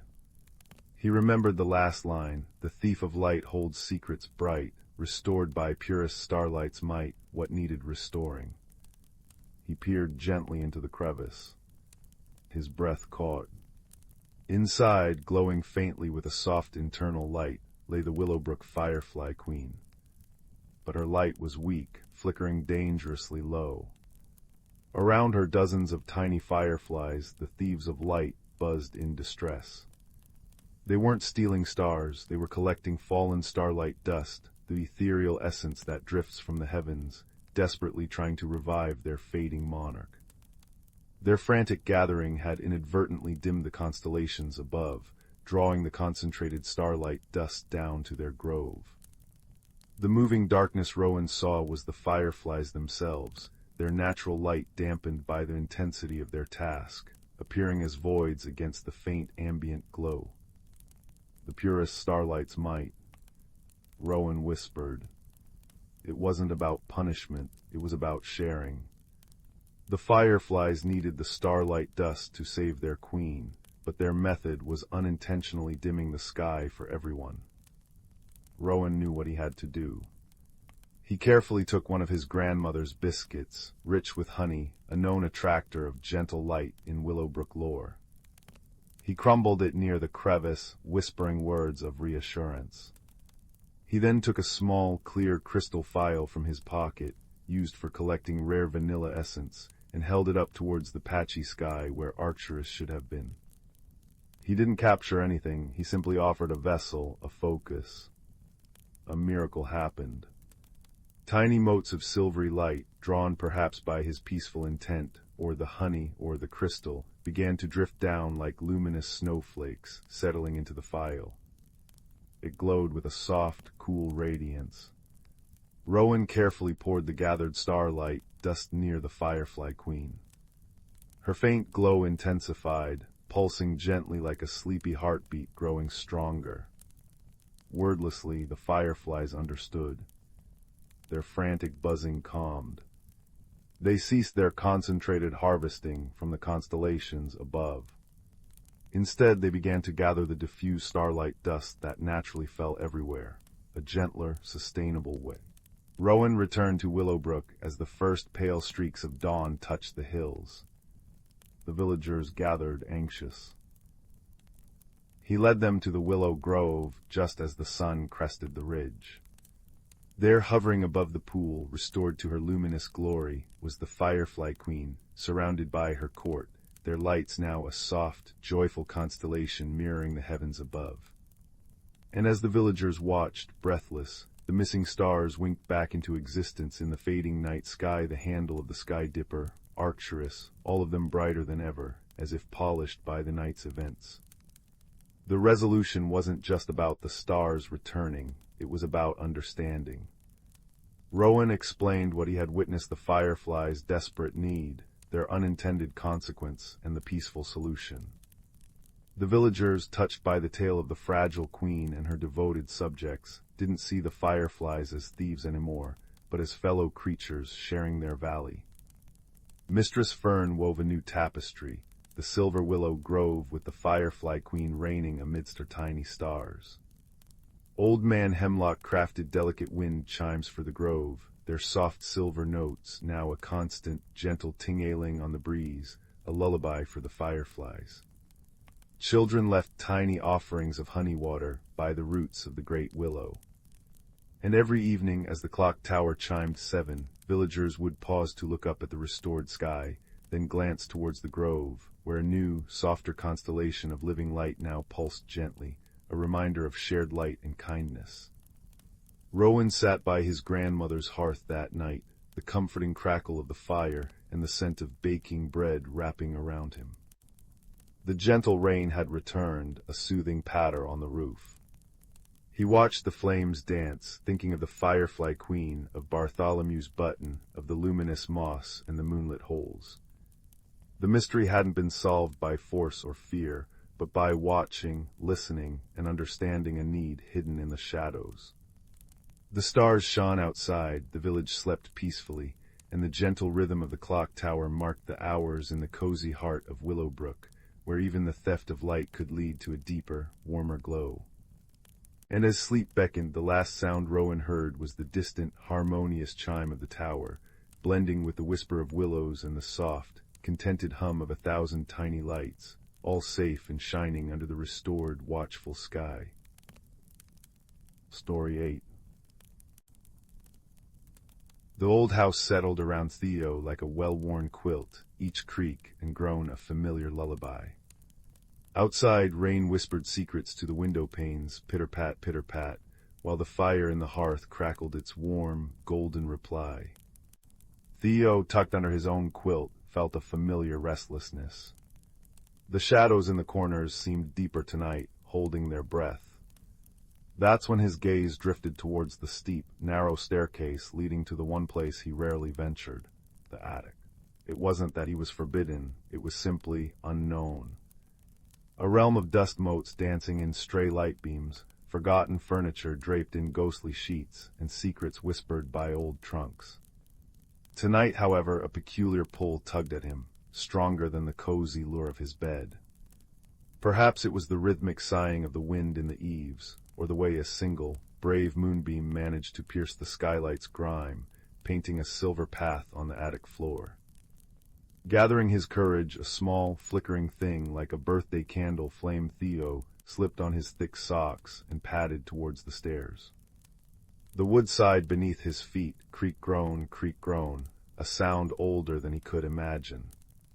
The attic air was thick with the scent of time, dry paper, cedar wood, and the faintest hint of lavender from long-gone sachets. Moonlight pooled around a large, humpbacked trunk tucked beneath the eaves, its leather straps brittle, its brass buckles tarnished green. This was the source of the pull. Kneeling, Theo wrestled with a stubborn buckle, the metal cold against his fingers. With a final click-snick, the lid lifted, releasing a puff of dust that danced in the moonbeam like miniature stars. Inside, nestled amongst yellowed linens and bundles of letters tied with faded ribbon, lay a small wooden box. It wasn't ornate, just smooth, honey-colored oak, worn soft with age. Carved on its lid was a simple, swirling pattern like wind chasing leaves. Curious, Theo lifted it. It felt surprisingly heavy, solid. He traced the carving, his finger finding a tiny, almost invisible latch. Click. The lid sprang open. Inside, nestled on faded blue velvet, was a music box. Not grand, but perfectly formed. Instead of a ballerina, a tiny, intricate scene was revealed. A miniature forest glade, complete with minuscule trees, a winding path of tiny pebbles, and a little wooden bridge arching over a silver thread of a stream. At its center stood a figure, no bigger than Theo's thumb, carved like a kindly old man with a lantern. Theo gently turned the small brass key protruding from the side. It resisted, stiff with disuse, then gave way with a soft tick-tick-tick. The melody that began was unlike any music box tune Theo had ever heard. It wasn't tinkling or high-pitched, but deep, resonant, and achingly beautiful. It sounded like the sigh of ancient trees, the chuckle of a hidden brook, and the distant chime of stars, all woven together. Hum-HMMM, plink-plink-plink, ding-dong, it filled the attic, not loudly, but with a profound presence that seemed to push back the shadows, turning them soft and velvety. The tiny lantern on the figure's hand began to glow with a warm, buttery light, illuminating the miniature scene with impossible detail. Theo gasped. "Ah," sighed a voice, soft as dust settling. "It's been an age since that song warmed these rafters." Theo nearly dropped the box. Perched on the edge of the trunk, smoothing her whiskers with a tiny paw, sat a mouse. She wasn't gray, but a soft, dove-brown, and perched precariously on her head was a thimble-sized silver teacup, tilted at a jaunty angle. Her eyes, bright as polished jet beads, regarded Theo with surprising warmth. Who are you?" Theo whispered, clutching the humming music box. "Seraphina Pinwhisker," the mouse announced, dipping her head, causing the teacup to wobble alarmously. Keeper of forgotten melodies and occasionally misplaced biscuit crumbs. And you found the heartwood box. Quite the discovery, young master. The heartwood box. Theo breathed, mesmerized by the glowing miniature and the hauntingly beautiful tune. Hum-HMMMM, plink plink plink. Indeed, Seraphina chirped. Its song holds the memory of the deepwood glade, a place of peace tucked away. Well, somewhere beyond the cobwebs and old hatboxes, that little chap with the lantern, that's old Lummy's. He guards the path. She pointed a tiny claw. But see, his light is flickering, weak, the glade's heart song is fading. Theo peered closer. Indeed, the warm glow from the tiny lantern was sputtering, casting frantic, jumping shadows within the miniature forest.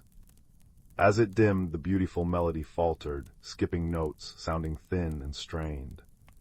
Hum, plink, HM. A wave of coldness seemed to emanate from the box, chilling Theo's fingers despite the music box's warmth. What's wrong with it? Theo asked, a pang of sadness striking him as the lovely music threatened to die. Silence, murmured a new voice, low and rumbling like stones in a brook. From behind a stack of hatboxes padded a large, ginger cat. His fur was the color of autumn leaves, and his green eyes held ancient patience. He moved with silent grace, settling near Theo, his purr starting up a deep, comforting vibration like a contented kettle simmering. P-R-R-R-R-R-R-R-R-R-R-M-M-M. P-R-R-R-R-R-R-R-R-R-M-M-M. The glade fears the silence, the cat stated simply. It creeps in when the heart song weakens, stealing the light, stealing the music. Old Lummy's needs courage to keep the lantern bright, but courage grows dim in the quiet. Theo understood fear. He understood the shadows in his room, the unease in the attic's depths. How can we help? How can we give old Lummy's courage? The song needs mending, Seraphina said, adjusting her teacup hat. Its strength comes from harmony, from kindness remembered. The box remembers the glade, but it needs to feel the warmth that banishes the silence. It needs a spark. But it's just a box. Theo protested, looking at the tiny, flickering light. Ah, rumbled the ginger cat, whose name, Theo learned, was Rustle for the sound he made moving through dry leaves. Size is a tricky thing. Courage isn't measured in miles or muscle, young Theo. It's measured in heartbeats, in choosing light when the dark presses close. The spark old Lummy's needs isn't fire, it's connection. It's the echo of friendship, the warmth of a caring thought, sent right into the heart of the song. Theo looked from the earnest mouse to the wise cat, then down at the struggling miniature world in his hands. The melody was now just a faint, broken whisper. Plink, HM, plink, the coldness intensified. He thought of the cozy fire downstairs, of the safe warmth of his quilt, of his parents sleeping peacefully. He thought of Seraphina's cheerful presence and Russell's deep, grounding purr. P-R-R-R-R-R-R-R-R-R-M-M. Closing his eyes, Theo cupped the heartwood box gently. He didn't just think of warmth and safety, he felt it.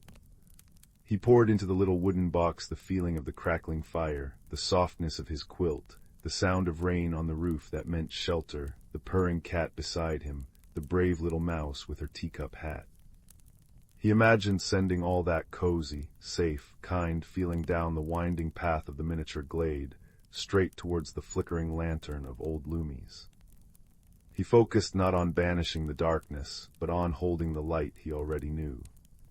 He remembered the courage it took to climb the creaking stairs, the wonder of finding the box, the kindness in Seraphina's bright eyes, the comfort in Russell's steady presence. He gathered all these small, brave, warm feelings and sent them like a silent prayer into the heart of the music. HMMMM. A single clear note resonated from the box, stronger than before. Theo opened his eyes. Inside the miniature glade, the tiny lantern flared. Not violently, but steadily, warmly,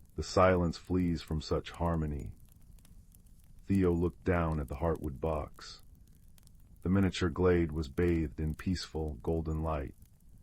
The song flowed strong and serene, filling the attic with its profound, comforting presence.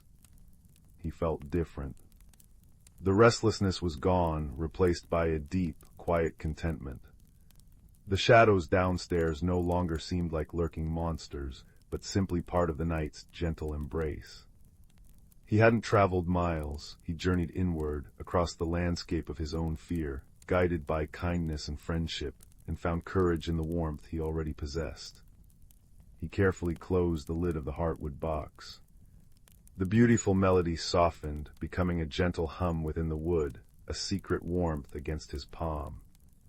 He placed it back on the blue velvet inside the trunk, leaving the lid open just a crack, like a promise to return. "Will it be all right?" Theo asked softly, looking at his small companions. Seraphina nodded, her whiskers twitching. "Oh, indeed, the song is strong again, and now," she yawned delicately behind a tiny paw, "it's time for sensible creatures to seek their nests. Even keepers of forgotten melodies need their rest." Russell gave a final, resonant purr and padded silently back into the deeper shadows of the attic, a rustle of fur against old fabric. Seraphina gave Theo a last bright-eyed blink before scampering off towards a hole near a stack of old books, her tiny teacup hat vanishing into the darkness.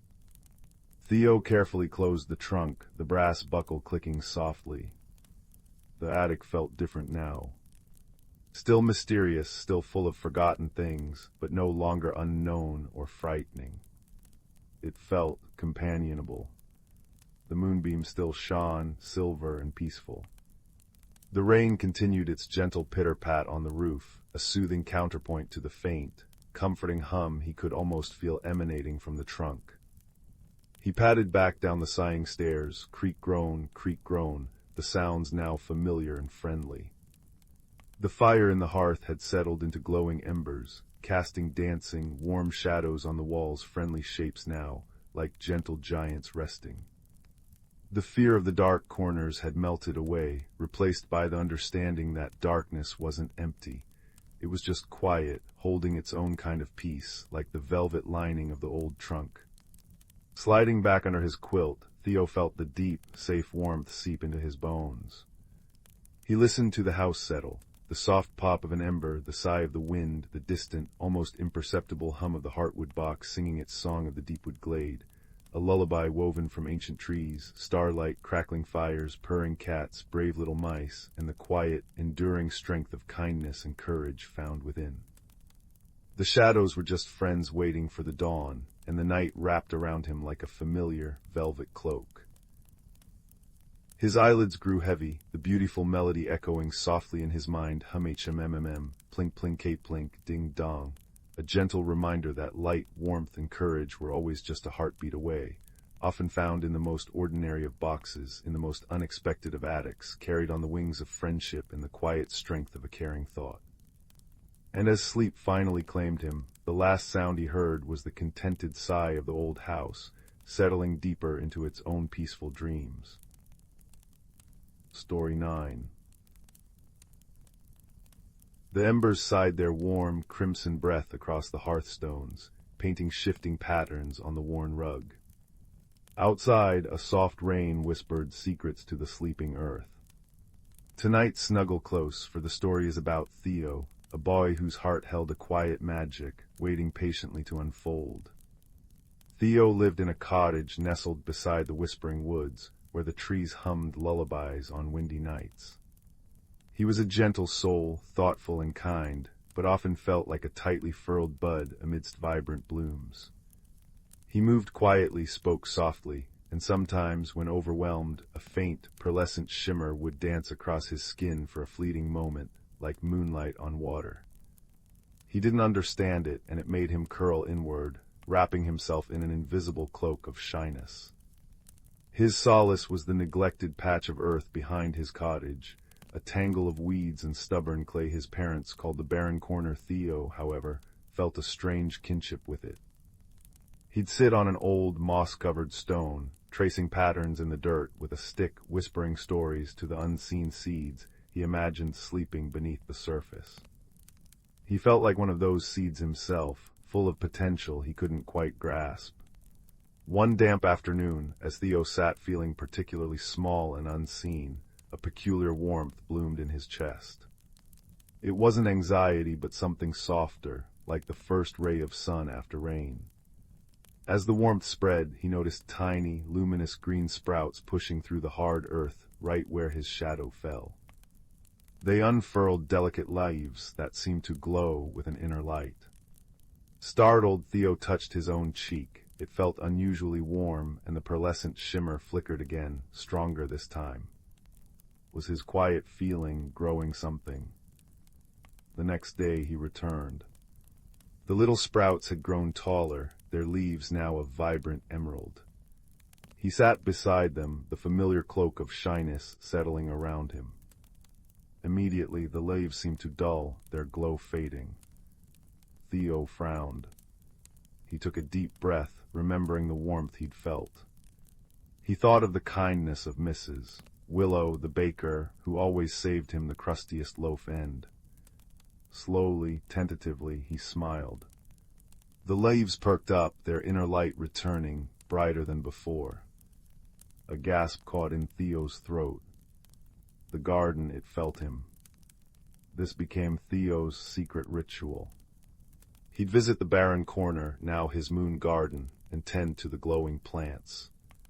When he felt brave enough to speak to the grumpy blacksmith's cat, a cluster of tiny bluebell-like flowers appeared, chiming softly. When he helped an elderly neighbor carry her heavy basket, sturdy vines with heart-shaped leaves burst forth, climbing the cottage wall. His own skin shimmered more frequently now, a soft silver-white light that pulsed gently, mirroring the rhythm of his breath. It wasn't frightening anymore, it felt like the quiet hum of life within him. Yet sometimes the old cloak of shyness felt heavy.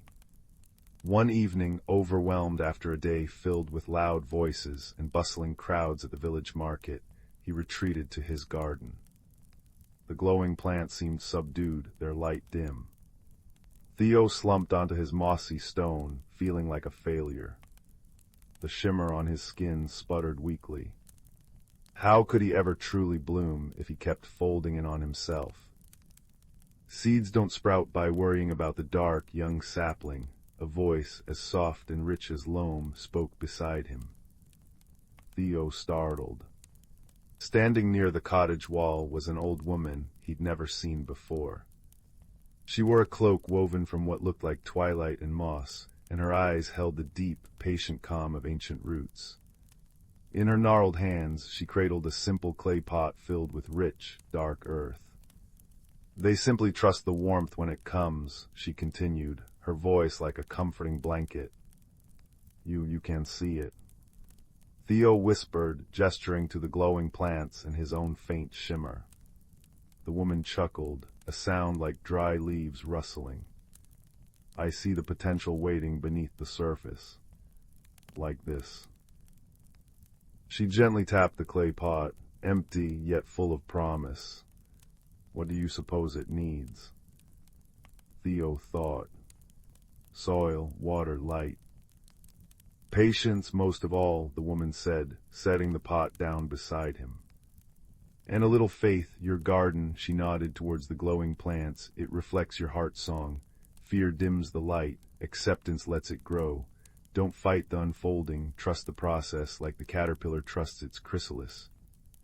She introduced herself as Alara, a gardener who wandered the old paths.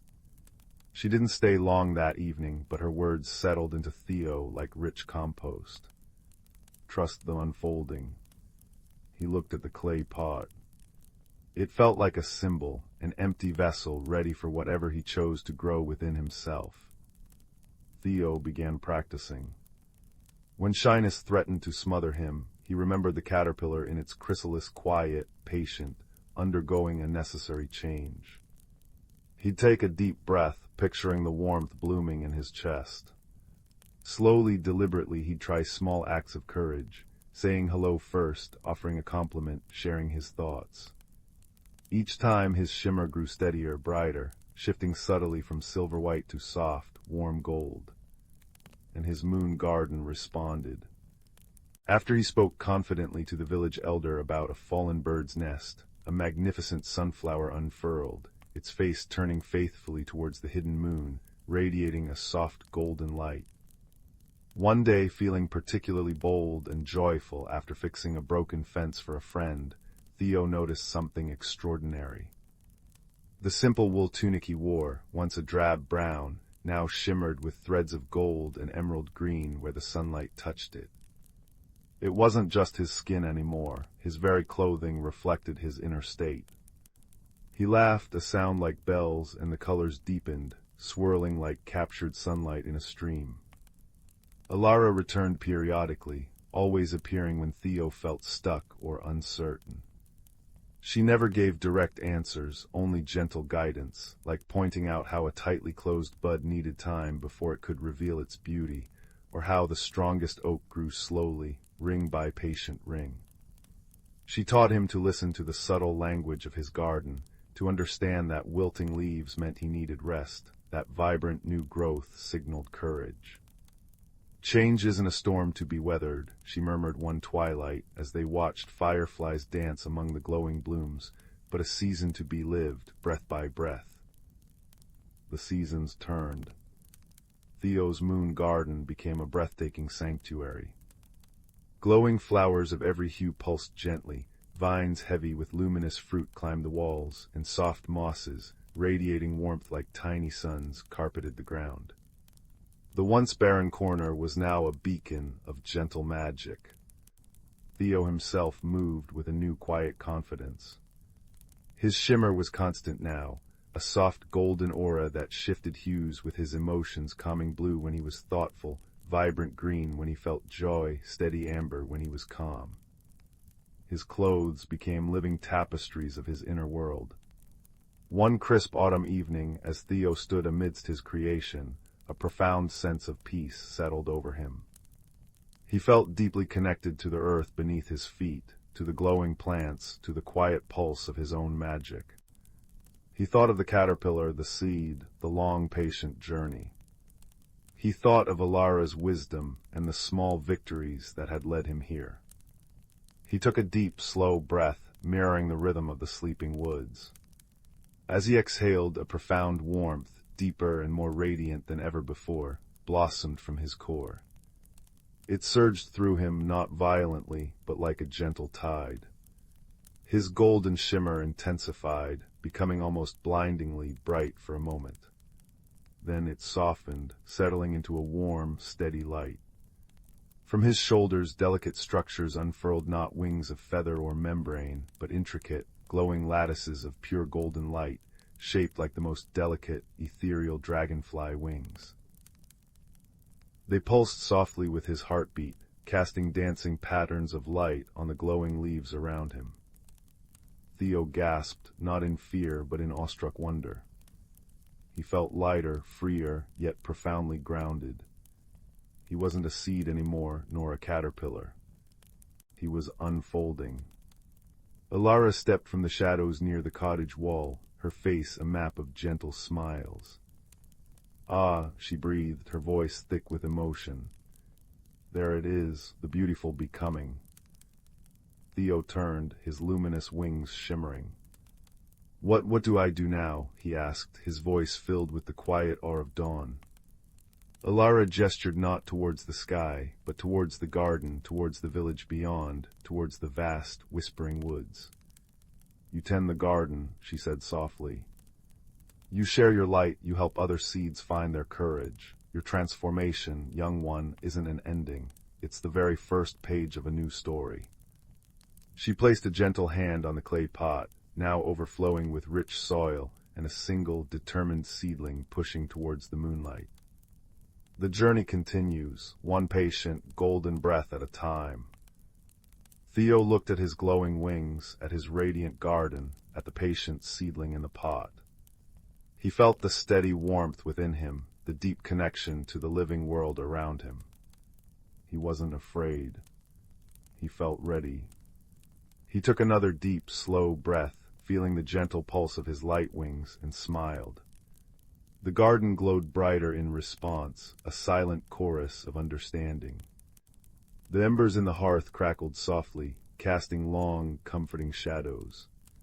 Outside, the rain had stopped, leaving the world washed clean and full of quiet promise. Theo's gentle metamorphosis was complete, and the beautiful, patient journey of his becoming had truly just begun.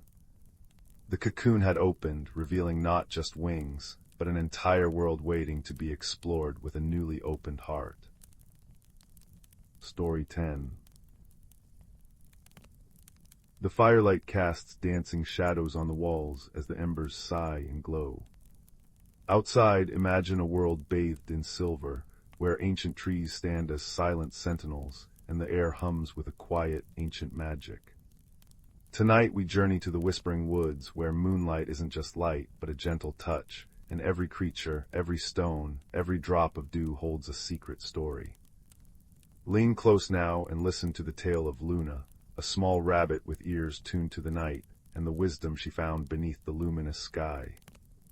Luna wasn't like other rabbits who dozed contentedly in their burrows after dusk.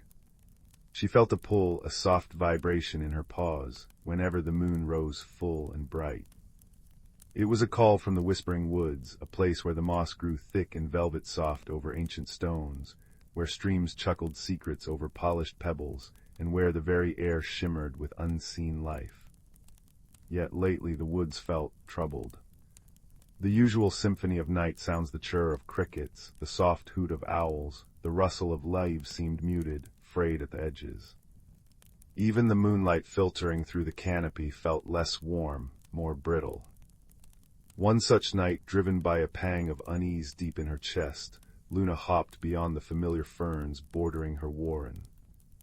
The deeper she ventured, the stronger the feeling grew.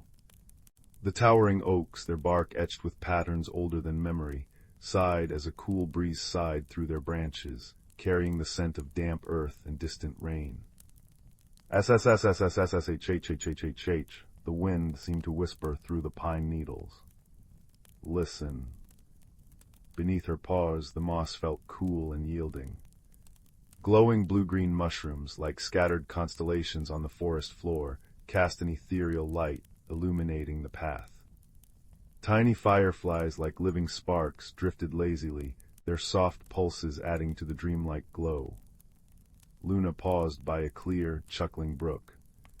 She dipped her nose to the cool water, and as the ripples settled, she saw not just her reflection, but fleeting images, a leaf drifting downstream, a worried beetle skittering across a wet stone. The water wasn't just flowing, it was murmuring its journey. Hurry, slow, round, smooth, it seemed to bubble over the stones, each syllable a tiny splash. Troubled waters reflect troubled thoughts, a voice, deep and resonant as the roots of the oldest tree, spoke from above. Luna looked up. Perched on a gnarled branch, its bark silvered by moonlight, sat an immense owl. His feathers were the color of storm clouds and twilight, and his eyes, large and luminous, held the calm depth of star-filled pools. This was Old Hemlock, the ancient guardian of the Whispering Woods, known for his quiet presence and profound understanding. Old Hemlock. Luna breathed, her whiskers trembling. The woods feel sad, the moonlight feels cold. What's wrong? The owl blinked slowly, a gesture of infinite patience. The great wheel turns, little one, he rumbled, his voice as soft as wind through dry leaves. The season of vibrant life wanes, the forest prepares for its long sleep, its deep renewal, but sometimes the transition is hesitant, fearful. The creatures forget the rhythm. He shifted slightly, his feathers rustling like dry parchment. They cling to the fading warmth, resisting the necessary rest. This tension, it dampens the song. But how can we help? Luna asked, her heart fluttering like a moth against glass. The trees sigh, the stream murmurs worry, even the stones feel heavy under my paws. She placed a small foot on a large, moss-covered boulder. It felt cool, solid, yet beneath the surface, she sensed a low, slow hum of unease. Hold steady, wait, the stone seemed to pulse. Old Hemlock tilted his head. You hear them, the stones, the water, the wind. Luna nodded. Good, that is the first step. The forest speaks, not in words you know, but in feelings, in textures, in sounds. It speaks the language of the silver thread. The silver thread. Luna echoed. The unseen connection, Old Hemlock explained, gazing towards a clearing ahead, bathed in pure, unbroken moonlight. The thread woven from starlight on dew, from root embracing root beneath the soil, from the breath of the fox mingling with the sigh of the willow.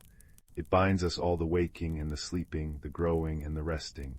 When fear tightens the thread, the song falters. When trust loosens it, the harmony flows. He stretched a great wing towards the moonlit clearing. Go to the starlight glade, listen with more than your ears, feel with more than your paws, remember the cycles. Hesitantly, Luna hopped towards the glade. As she entered the circle of pure moonlight, the air changed. It was cooler, crisper. The scent of damp earth was stronger here, mixed with the faint, sweet perfume of night-blooming jasmine clinging to an old oak at the glade's edge. Above, the sky was a vast, dark velvet blanket pierced by countless diamond stars. The silence here wasn't empty, it was profound, expectant. Luna sat in the very center, the cool grass tickling her belly. She closed her eyes, remembering Old Hemlock's words. Listen with more than your ears. She took a deep breath, filling her lungs with the cool night air. She felt the soft vibration of the earth beneath her, the gentle tremor of distant roots. She heard the drip-a-drip, drip of dew collecting on a broad leaf somewhere nearby.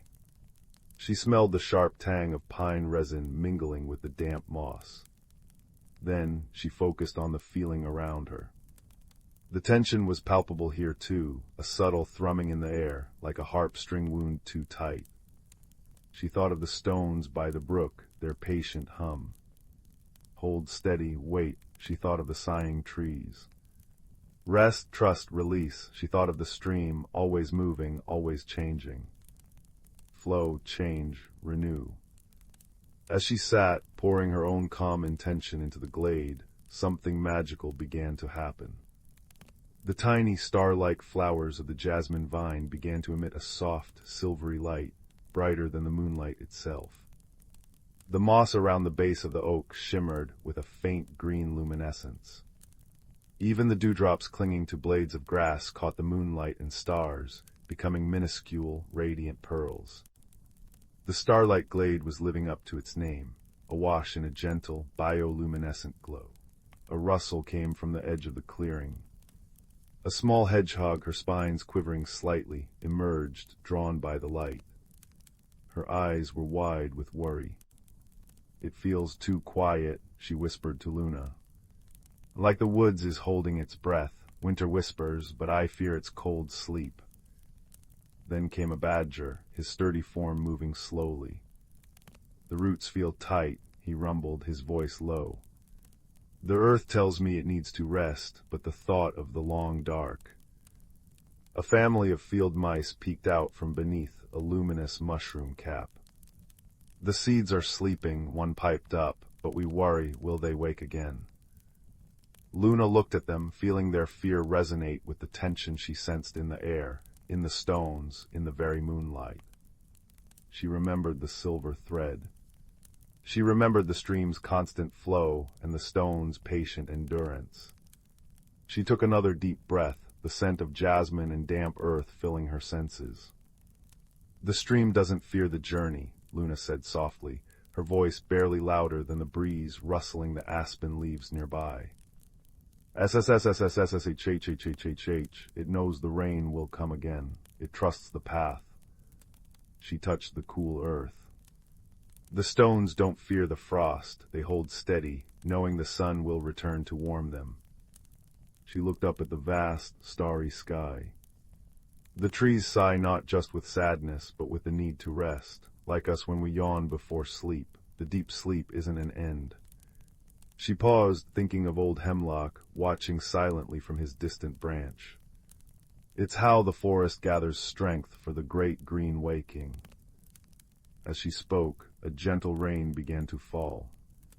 Not a harsh downpour, but a soft, steady pattering on the broad leaves above and the mossy floor below.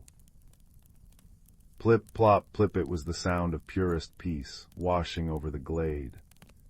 The rain mingled with the moonlight on the glowing flora, making everything sparkle like liquid silver. The tension in the air, that tight harp string, seemed to loosen, note by note. The hedgehog uncurled a little, her spines relaxing. The rain, it sounds like a lullaby, she murmured. The badger sighed, a deep, rumbling sound of acceptance. The earth drinks deep, it needs this. The field mice snuggled closer together.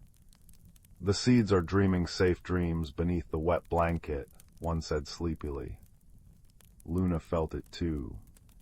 A profound sense of peace settled over the starlight glade, deeper than the silence before. The silver thread wasn't tight and strained anymore. It flowed, connecting the steady stones, the patient earth, the sighing trees, the trusting stream, and all the creatures gathered in the luminous moonlight. The forest wasn't fighting the turning season. It was embracing the necessary rhythm of rest. The moonlight no longer felt brittle. It felt like a cool, comforting hand resting gently on the world.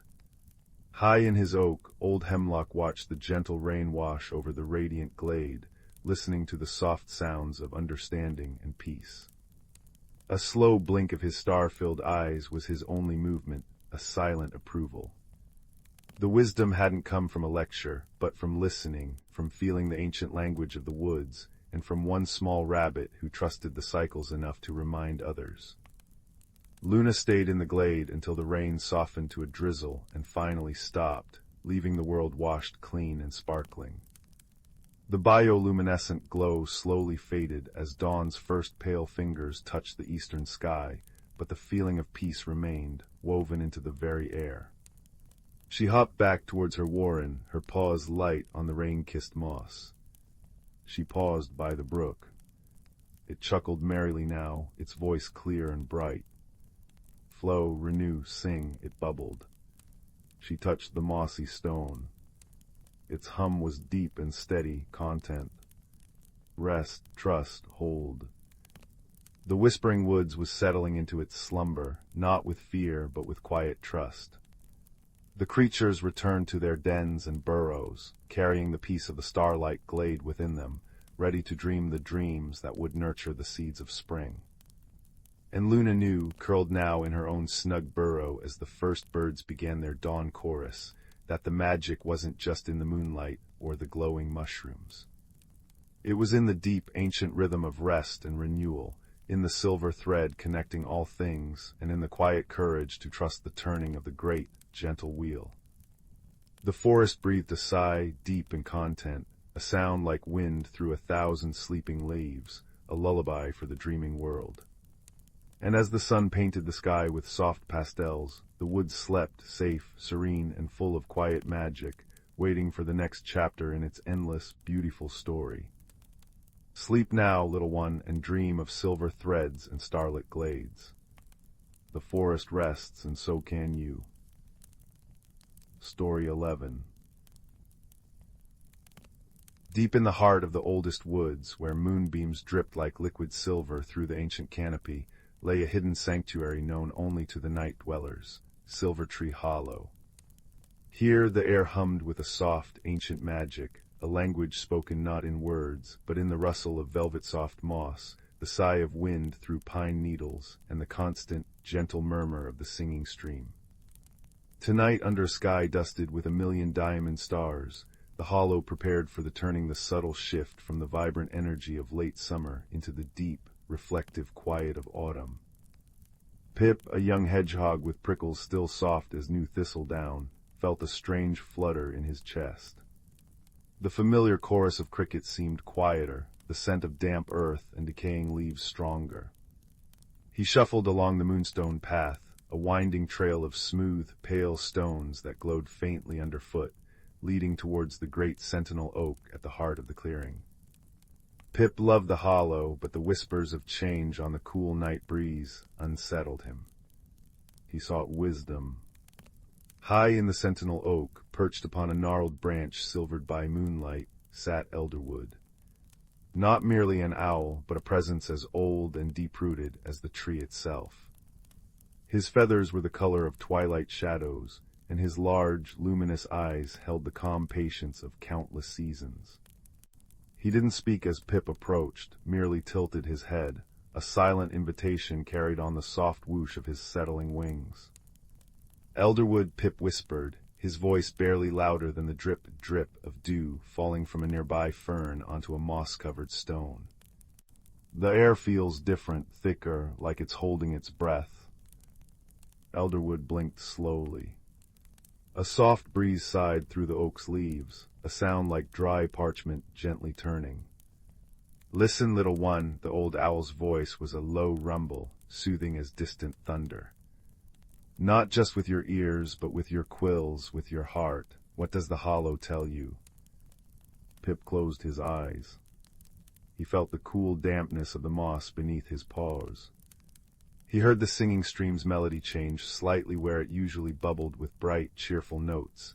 Now it murmured a deeper, more thoughtful tune, like water swirling around smooth pebbles. Hush, rest, gather, it seemed to say. From the towering pines came a soft susurration, a long exhalation. Let go, release, trust. It sounds tired, Pip murmured, opening his eyes. Like the trees are sighing, and the stream sounds slower. Not tired, Pip, Elderwood corrected gently, his gaze fixed on the vast, star-strewn sky. Preparing, the turning is upon us. Summer's bright song is softening into autumn's deep lullaby. It is a time of gathering inward, of quiet strength. As if summoned by the owl's words, the forest revealed its nocturnal guardians. Delicate moths, their wings dusted with constellations of tiny, bioluminescent points, fluttered silently around a cluster of luminous blue mushrooms' glimmer caps that pulsed with a soft, internal light near the stream bank. Their gentle glow illuminated the shy faces of two badgers, Bartholomew and Beatrice, carefully collecting fallen acorns, their thick fur whispering against the undergrowth. A family of voles, their noses twitching, gathered dried grasses near their burrow entrance, their tiny movements creating a soft shush-shush-shush against the earth. See them. Elderwood gestured with a feather-tipped wing. They understand the language of the season. They hear the earth's whisper, store, shelter, sleep. It is not fear, but wisdom. A deep knowing woven into their bones, just as the rings within the sentinel oak tell its story. Pip watched Bartholomew pause, placing a large acorn carefully into Beatrice's waiting paws. There was a quiet dignity in their work, a sense of purpose that calmed his fluttering heart. But what about the light, the warmth? Will it all just go away? The thought of the vibrant green ferns turning brown, the cheerful daytime birdsong falling silent, filled him with a pang of loss. Just then, a gentle rain began to fall. Not a storm, but a soft, steady pattering on the broad leaves above, creating a natural symphony. Plink, plonk, plink on the glimmer caps. Tap, tap, tap on the oak leaves.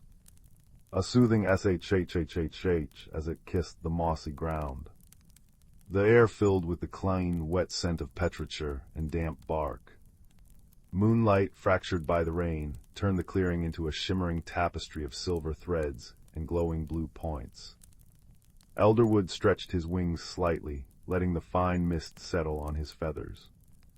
"Does the rain mean the sun is gone forever, little Pip?" he asked, his voice merging with the rainfall's rhythm. "Or does it nourish the roots, fill the streams, and paint the world anew? The turning is not an ending, but a deepening. Watch." He directed Pip's gaze towards a patch of bare earth beneath a holly bush. As the rain fell, tiny points of green light began to emerge from the soil earth stars, luminous fungi, that only unfurled their star-shaped caps in the cool, damp nights of autumn. Their soft, ethereal glow was a promise whispered from the dark earth itself. "The hollow holds wonders in every season," Elderwood murmured. "Summer brings buzzing life and sun-warmed stones. Autumn brings the rain's lullaby, the glow of hidden stars like these earth stars and glimmer caps, and the deep, rich scent of decay that feeds new growth. Winter, winter brings a silence so profound you can hear the snowflakes land and the heartbeat of the sleeping earth. And spring," he gave a soft, breathy hoot. "Spring is the earth's joyful laughter after a long rest." Pip watched the raindrops trace glistening paths down a large, smooth stone near the stream, the Whispering Stone. He remembered warm summer nights when the stone felt sun-baked and comforting. Now, under the autumn rain, it looked cool and serene, its surface reflecting the moon and the pulsing blue of the glimmer caps. He shuffled closer and pressed his small forehead against its damp, mossy side. It didn't speak in words, but a feeling washed over him. Deep stillness, enduring strength, the patient certainty of stone that has witnessed countless turnings. "Be still, be patient, all is well." The simple, solid reassurance seeped into him, quieting the last flutters of unease. Bartholomew and Beatrice, their gathering done, lumbered past, offering Pip a slow blink of their dark eyes, a silent good night. The bioluminescent moths settled on rain-glistened ferns, their tiny lights like grounded stars. "The magic of the hollow," Elderwood said softly, his eyes half closed now, "lies in its rhythm. In the dance of light and dark, growth and rest, sound and silence. To fear the turning is to misunderstand the music. Listen to the rain, Pip, listen to the stream's deeper song. Feel the earth gathering its strength beneath you. This is the forest breathing in, preparing for the quiet exhale of winter. There is peace in this pause, wisdom in this gathering dark." Pip looked around the starlit, rain-glistened clearing.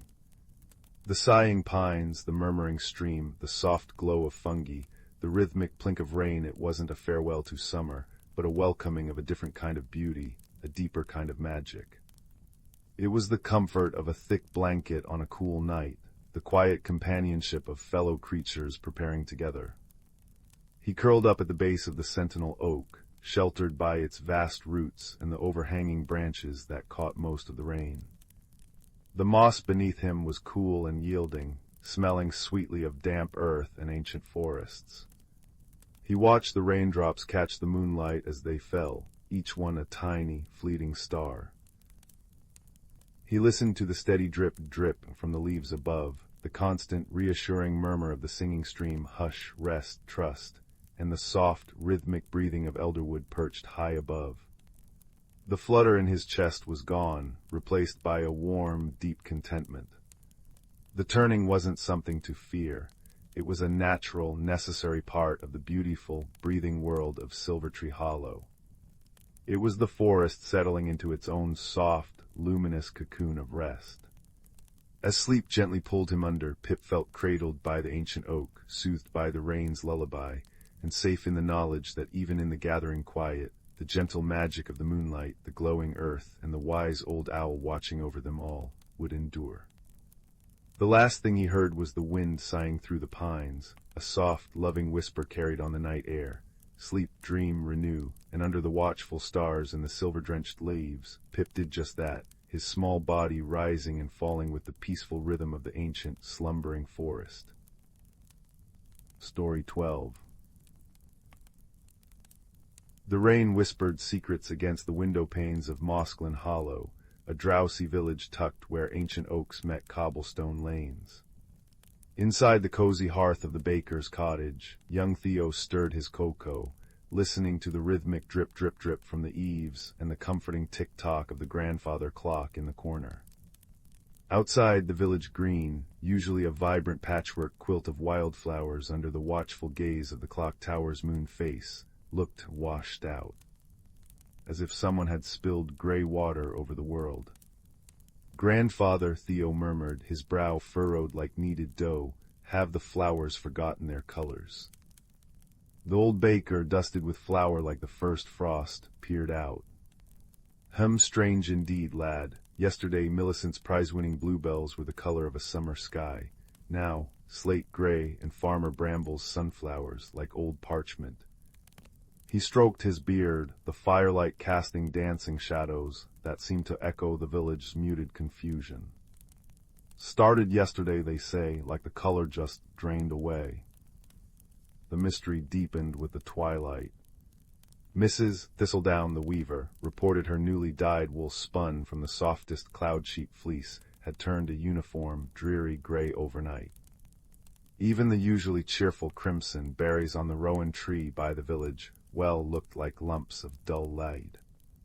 A peculiar hush had fallen over Mossglen Hollow, broken only by the mournful chime of the clock tower marking the hour, and the gentle tink-tink of wind chimes hung outside Widow Willow's cottage, sounding strangely flat. Theo, known for his quiet observation and a heart as soft as his grandfather's freshly baked bread, felt a knot of worry tighten. This wasn't frightening, not truly, but deeply unsettling.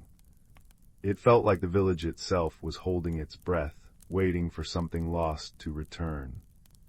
He decided to investigate, pulling on his thick woolen scarf against the damp air that smelled of wet earth and moss. His first stop was the rowan tree. He touched a gray berry. It felt normal, just colorless. Looking up, he noticed something else odd.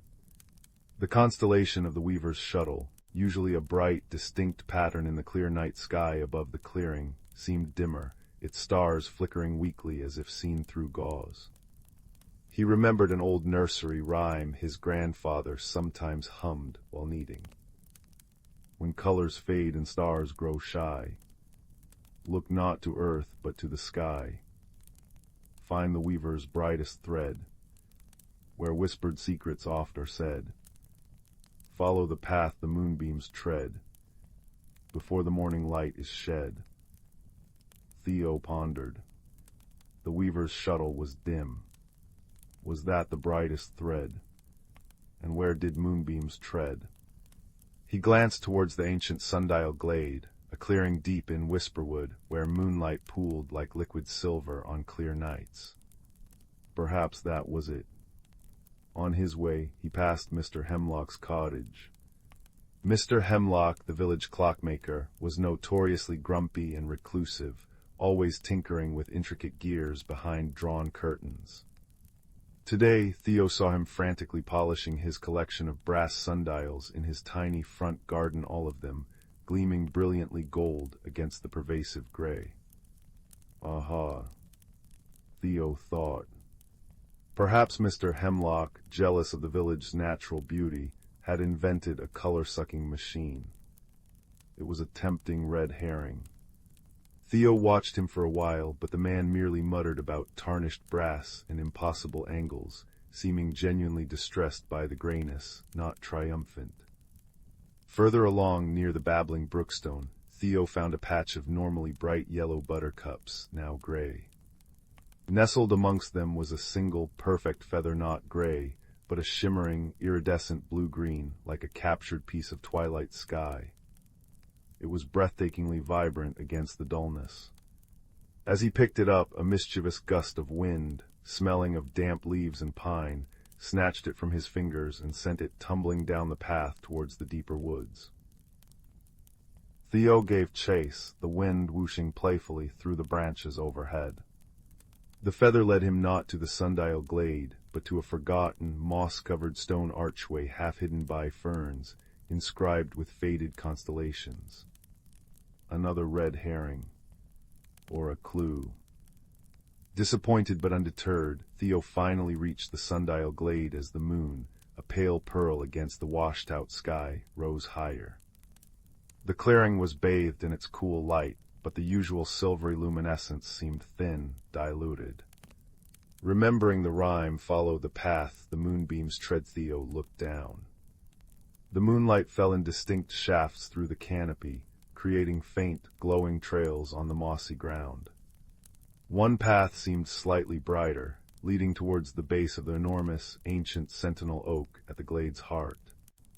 There, nestled in the gnarled roots, Theo found not a treasure, but a small, shivering ball of gray fluff. It was a kitten, impossibly tiny, its fur the same dull gray as everything else, but its eyes wide and frightened. And clutched tightly in its tiny paw was the shimmering blue-green feather Theo had lost. The kitten mewed pitifully, a sound almost lost in the gentle shush of the wind through the leaves high above. Theo's heart melted. This wasn't a thief or a villain, it was a lost, scared creature. He scooped it up gently, the feather still in its grasp. As he held the kitten close, feeling its rapid heartbeat, he noticed something else. Where the kitten's fur touched his own brightly colored woolen scarf of vibrant red his grandfather had knitted, the gray seemed to recede slightly, leaving a faint, warm russet hue. And the feather in its paw pulsed with a soft light. The nursery rhyme echoed, "Find the weaver's brightest thread," where whispered secrets oft are said. The weaver's shuttle constellation. Theo looked up. The dim stars seemed to tremble. The brightest thread. Suddenly, he understood. It wasn't about the constellation itself, but about connection. The feather was the brightest thread, a piece of the sky, vibrant and unblemished. And the whispered secrets. The kitten's frightened mewl, the wind in the leaves, the rain on the window, the sounds of the world feeling out of sorts. Theo sat beneath the sentinel oak, cradling the kitten. He whispered soothing words, not just to the kitten, but to the glade, to the gray flowers nearby, to the dim stars above. He spoke of the warmth of the baker's hearth, the cheerful chime of the clock tower, the comforting smell of rain on oak leaves. He held the shimmering feather aloft, letting the moonlight catch its iridescence. As he spoke, pouring empathy and reassurance into the quiet night, the feather began to glow more strongly. The faint path of moonlight beneath it brightened. Slowly, miraculously, where the feather's light touched the gray buttercups at the base of the tree, their petals began to blush a soft, buttery yellow. It spread like a slow ripple. The gray fur of the kitten warmed to a soft, smoky charcoal, then to a beautiful, sleek silver. Its frightened eyes calmed, reflecting the feather's light. Looking up, Theo saw the stars of the weaver's shuttle twinkle back to their full brilliance, one by one, as if rekindled. Wordlessly, Theo carried the now content silver kitten, still holding the feather, back towards Mossglen Hollow. As he walked, color seeped back into the world where the feather's glow touched. Gray buttercups became gold, dull ferns regained their emerald sheen, the rowan berries blushed crimson once more. He passed Mr. Hemlock, who gasped as the brass sundials seemed to ignite with their own inner fire, reflecting the returning hues. The clockmaker's usual grumpiness melted into wonder. He wasn't the culprit, he was just sensitive to the imbalance, polishing frantically to restore some brightness.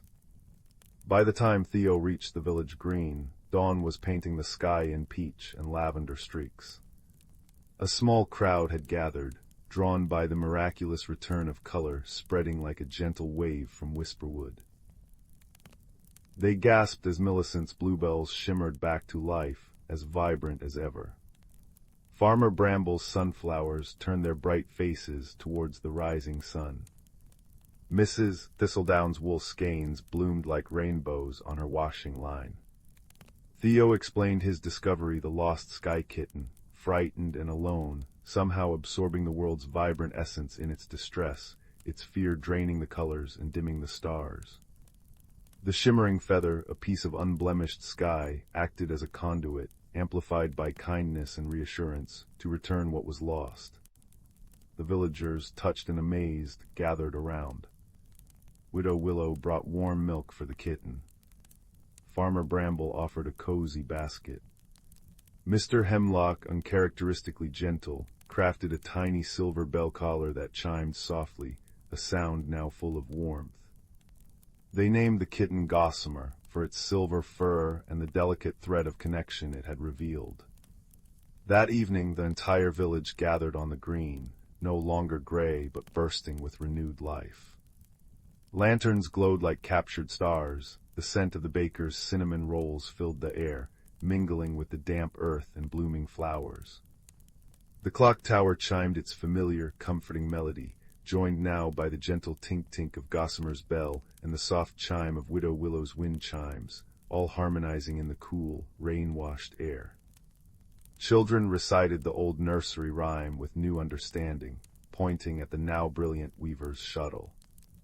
Theo sat with his grandfather, Gossamer purring contentedly in his lap, the shimmering feather tucked safely in the baker's recipe book. The peculiar draining of color hadn't been a malice, but a quiet plea from a tiny, lost soul. Solving it hadn't required force, but observation, a listening heart, and a simple act of kindness that resonated through the very fabric of Mossglen Hollow. The mystery had woven them closer, reminding them that the truest magic lay not in grand spells, but in the shared warmth of community, the gentle sounds of home, and the quiet power of empathy shining like a beacon in the soft, enveloping dark. As the fire crackled in the hearth and the last chime of the clock tower faded into the starlit night, the village sighed, a collective breath of comfort, wrapped in the vibrant, peaceful tapestry of their restored world. The gentle rain began again, a soft lullaby on the roof, promising deep and colorful dreams. Story 13. The fire crackled, sending sparks dancing like sleepy fireflies up into the chimney. Its warm light painted shifting patterns on the walls, and the scent of seasoned oak filled the room, as comforting as an old quilt. Outside, the wind whispered secrets to the trees, a gentle lullaby for the world settling into darkness. Gather close now, let the warmth seep in, and journey with me to a place where wonders hide just beyond the edge of sight. In the quiet village of Willow Creek, nestled where the river bent like an old man's elbow, lived a boy named Finn. Finn possessed a mind that hummed like a beehive, always buzzing with questions, always seeking the hidden corners of the world. He wasn't restless precisely, but rather deeply curious. The ordinary held extraordinary possibilities for Finn.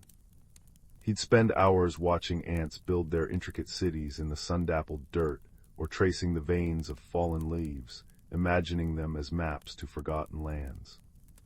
Yet despite this inner brightness, Finn sometimes felt a small, quiet ache, a longing for something just beyond his grasp, a secret the world hadn't yet whispered to him.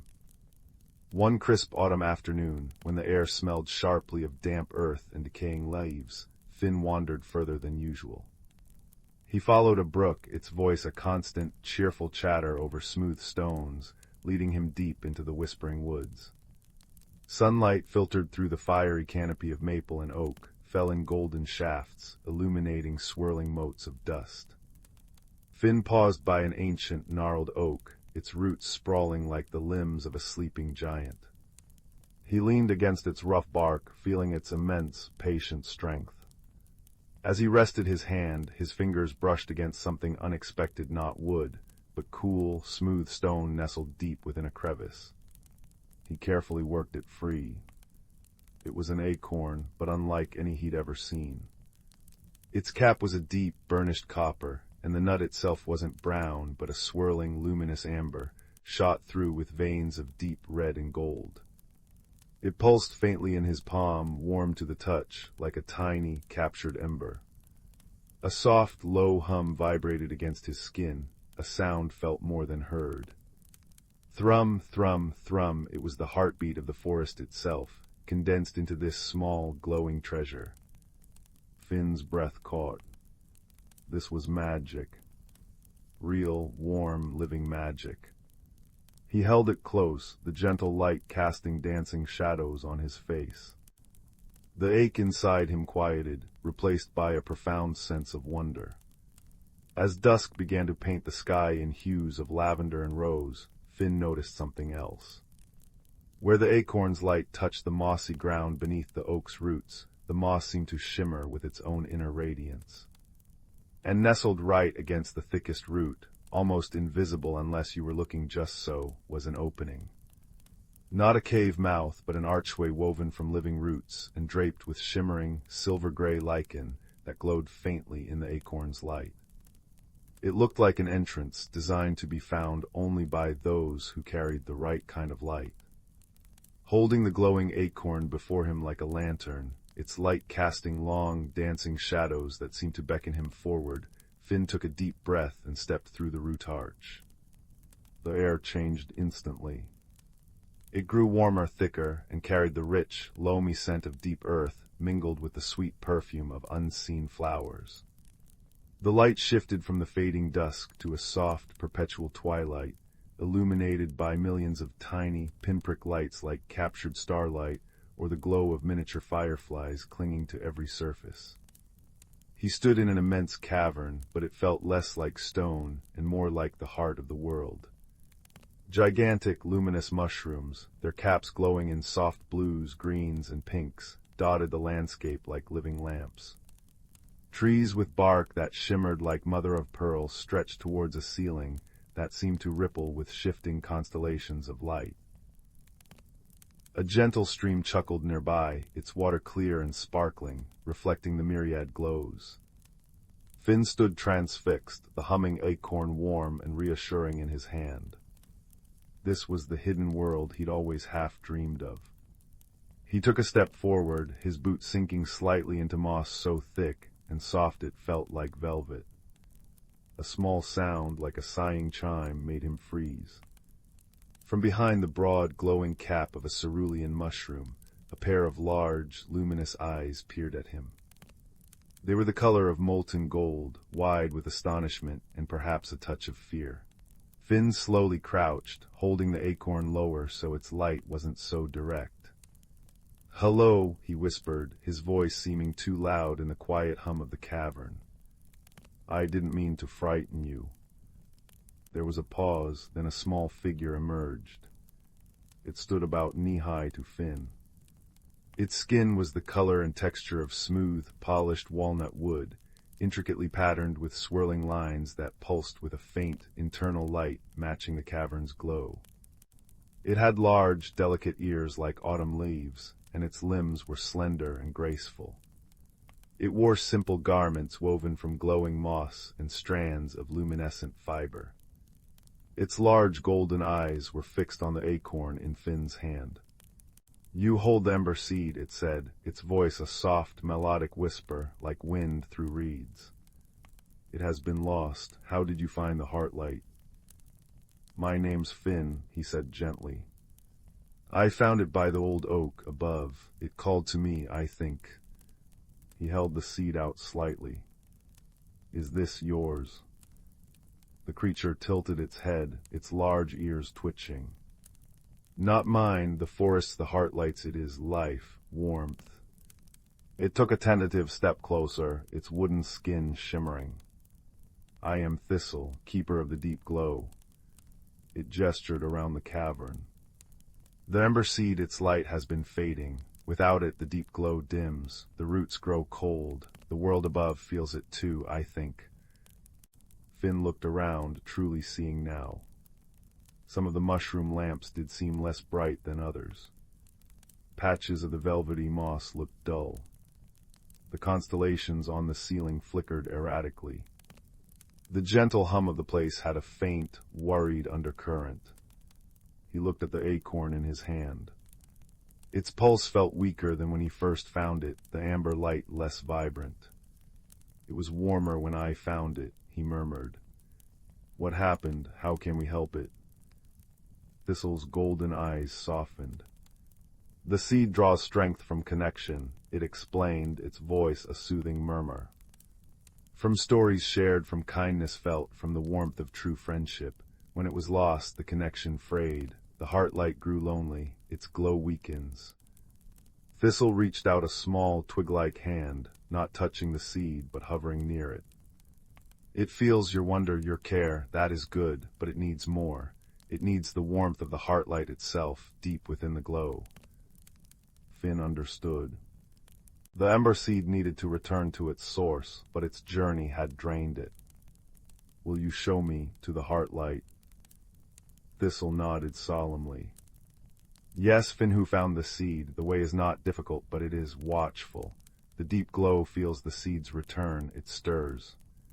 A flicker of something like concern passed through its golden eyes. Sometimes when hope returns, shadows also wake, seeking to dim the light before it can grow strong again.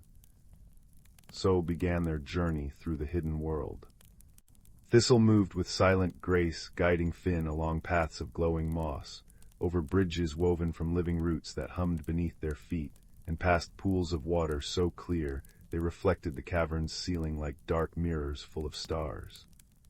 Finn marveled at everything. He saw flowers that bloomed with soft chimes, their petals shimmering like spun moonlight. He saw creatures like living crystals skittering across rocks, leaving trails of faint light. He felt the warmth radiating from the earth itself, a deep, comforting presence. They talked as they walked. Finn told Thistle about Willow Creek, about the river's bend, about watching ants and tracing leaves, about the quiet ache he sometimes felt. Thistle, in its soft, chiming voice, spoke of the deep glow, how its light fed the roots of the great trees above, how its warmth nurtured the hidden springs, how its pulse was the steady rhythm beneath the forest's breath. It spoke of watching the seasons change through the roots, feeling the joy of spring sap rising and the deep sleep of winter. It spoke of its duty as keeper, tending the fragile lights, listening to the whispers of the earth. The ember seed pulsed a little brighter in Finn's hand as they shared these small stories, its warmth spreading up his arm like a comforting blanket. The subtle light around them seemed to strengthen slightly. The connection was feeding it. But Thistle had spoken true of shadows. As they neared the center of the cavern, where the air grew warmer and the light pulsed with a stronger, rhythmic beat, the path darkened. Strange, inky tendrils of cold mist began to coil up from cracks in the luminous rock floor. Where they touched, the glowing moss dimmed, and the gentle hum of the cavern faltered, replaced by a low, unsettling hiss. The air grew colder, biting against Finn's skin despite the ambient warmth. They feel the seed's strengthening light, Thistle whispered, its voice tight. They are fear, doubt, the cold that comes before forgetting. They seek to snuff the ember before it can ignite. A larger tendril of the cold mist lashed out, not towards them, but towards a cluster of delicate, bell-shaped flowers glowing nearby. As the mist touched them, their light flickered and died, their chimes falling silent. Finn felt a pang of loss. He tightened his grip on the ember seed, its light flaring bravely against the encroaching gloom. What do we do, Thistle? The small keeper stood tall, its wooden skin glowing with its own, determined inner light. We remember warmth, it said firmly. We remember connection, the shadows feed on loneliness, we shine together. Thistle began to hum. It wasn't a song Finn knew, but a series of low, resonant tones that vibrated through the stone beneath their feet. It was the sound of deep roots drinking, of stones holding warmth, of life persisting. Finn felt the vibration in his bones. He looked at the ember seed, glowing bravely, and thought of the warm fire at home, of his mother's smile, of the feel of sunlight on his face, of Thistle's golden eyes filled with trust. He poured all that warmth, all that feeling of home and friendship into his thoughts, directing them towards the seed. He began to hum too, not matching Thistle's complex tones, but a simple, steady note of his own, the sound of curiosity, of wonder, of a boy who believed in hidden worlds and glowing acorns. The ember seed responded. Its light blazed out, not harsh, but a deep, golden radiance that pushed back the cold mist. Where the light touched, the dimmed moss regained its soft glow, and the silenced flower bells gave a faint, hopeful chime. The shadows recoiled, hissing like steam on cold metal. They writhed, trying to find a gap in the combined light of the seed, Thistle's inner glow, and Finn's focused warmth. But the warmth of shared purpose, of unexpected friendship forged in the face of creeping cold, was stronger. Finn and Thistle stood side by side, their combined hum resonating through the cavern, their lights merging the steady amber pulse of the seed, the shifting patterns on Thistle's skin, and the simple, human warmth radiating from Finn. The shadows shrank, dissipated, melting away like frost under the morning sun, leaving only the restored, gentle glow of the cavern floor. The path ahead cleared, bathed in their combined light. The rhythmic pulse from the center of the cavern grew stronger, warmer, like a great heart beating with renewed vigor. They walked the final stretch, the air thick with the scent of warm earth and blooming light. They emerged into a vast, domed chamber. At its center, rising from a pool of crystal-clear water that shimmered with internal light, was a formation like a giant, petrified root stump. From its center pulsed a soft, powerful light, pure, warm white shot through with veins of gold and deep green. This was the heart light, the source.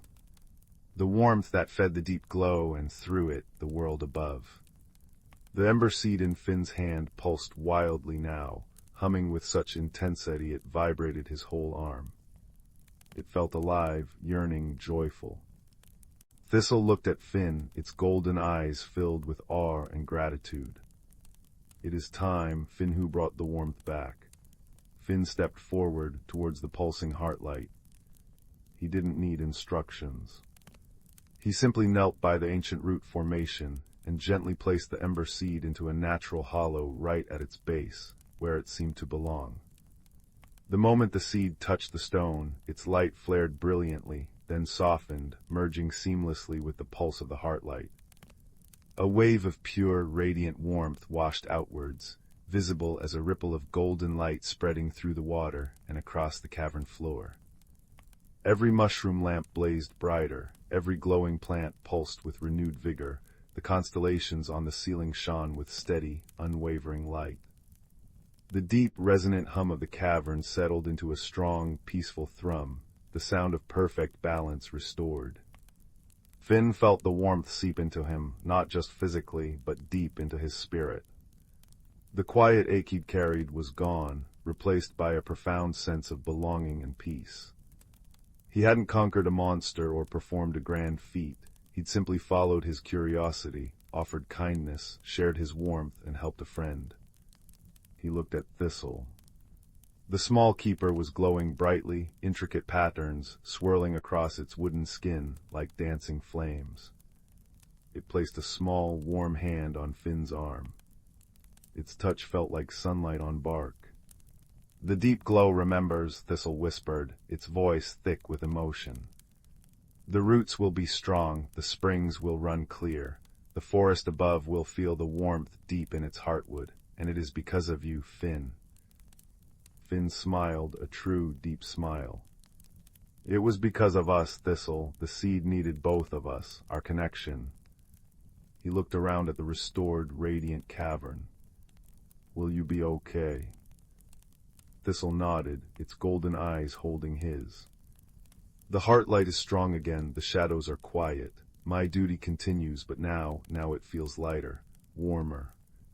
It paused, then added softly, "The way back is always open for you, Finn, for the one who carries the warmth of friendship in his heart.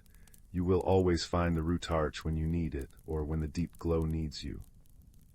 Finn knew his time in the hidden world was ending.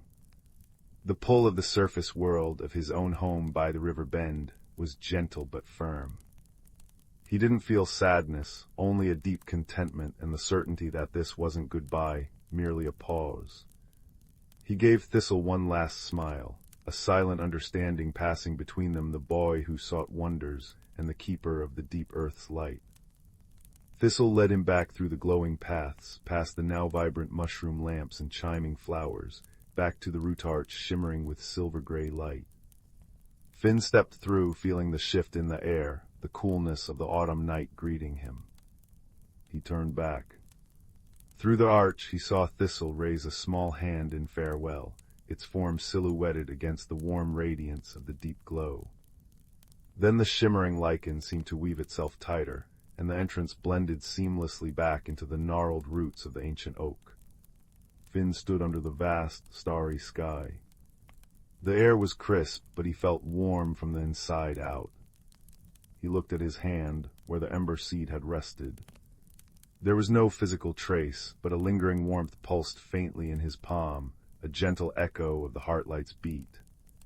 Thrum, thrum, thrum, he knew deep in his bones that the forest around him was breathing easier, its roots warmed, its spirit comforted. The walk back to Willow Creek felt different. The rustling leaves sounded like whispers of gratitude. The scent of pine and damp earth was richer, deeper. The ache was gone, replaced by a quiet, steady joy and the warm memory of golden eyes and shared light. He arrived home as the first pale streaks of dawn lightened the eastern sky. He slipped inside, the familiar scent of home wood smoke, baking bread and worn wood wrapping around him. He crept past his parents' room and into his own, the lingering warmth in his palm a secret comfort. He didn't tell them about the glowing acorn or the cavern world or Thistle, not then. Some wonders are too deep, too precious for ordinary words. They live in the quiet pulse of memory, in the warmth that lingers long after the fire has died to embers. But that night, as Finn settled under his quilt, the familiar sounds of the house settling around him, he looked towards his window. Outside, the ancient oak stood silhouetted against the starry sky. And deep within its roots, he knew, a light pulsed strong and steady, warming the earth, feeding the hidden springs, a silent testament to connection and the quiet courage of kindness. The gentle thrum echoed softly in his heart, a lullaby of warmth and belonging. He closed his eyes, the lingering ember glow in his palm a soft, comforting presence, and drifted into a sleep as deep and peaceful as the roots of the world, dreaming of golden eyes and forests filled with light. The fire in the hearth crackled softly downstairs, its warmth mirroring the deep, eternal glow far below, a perfect, peaceful echo in the quiet night. Story 14. The fire crackled softly in the hearth, casting dancing shadows across the room, as if painting stories on the walls.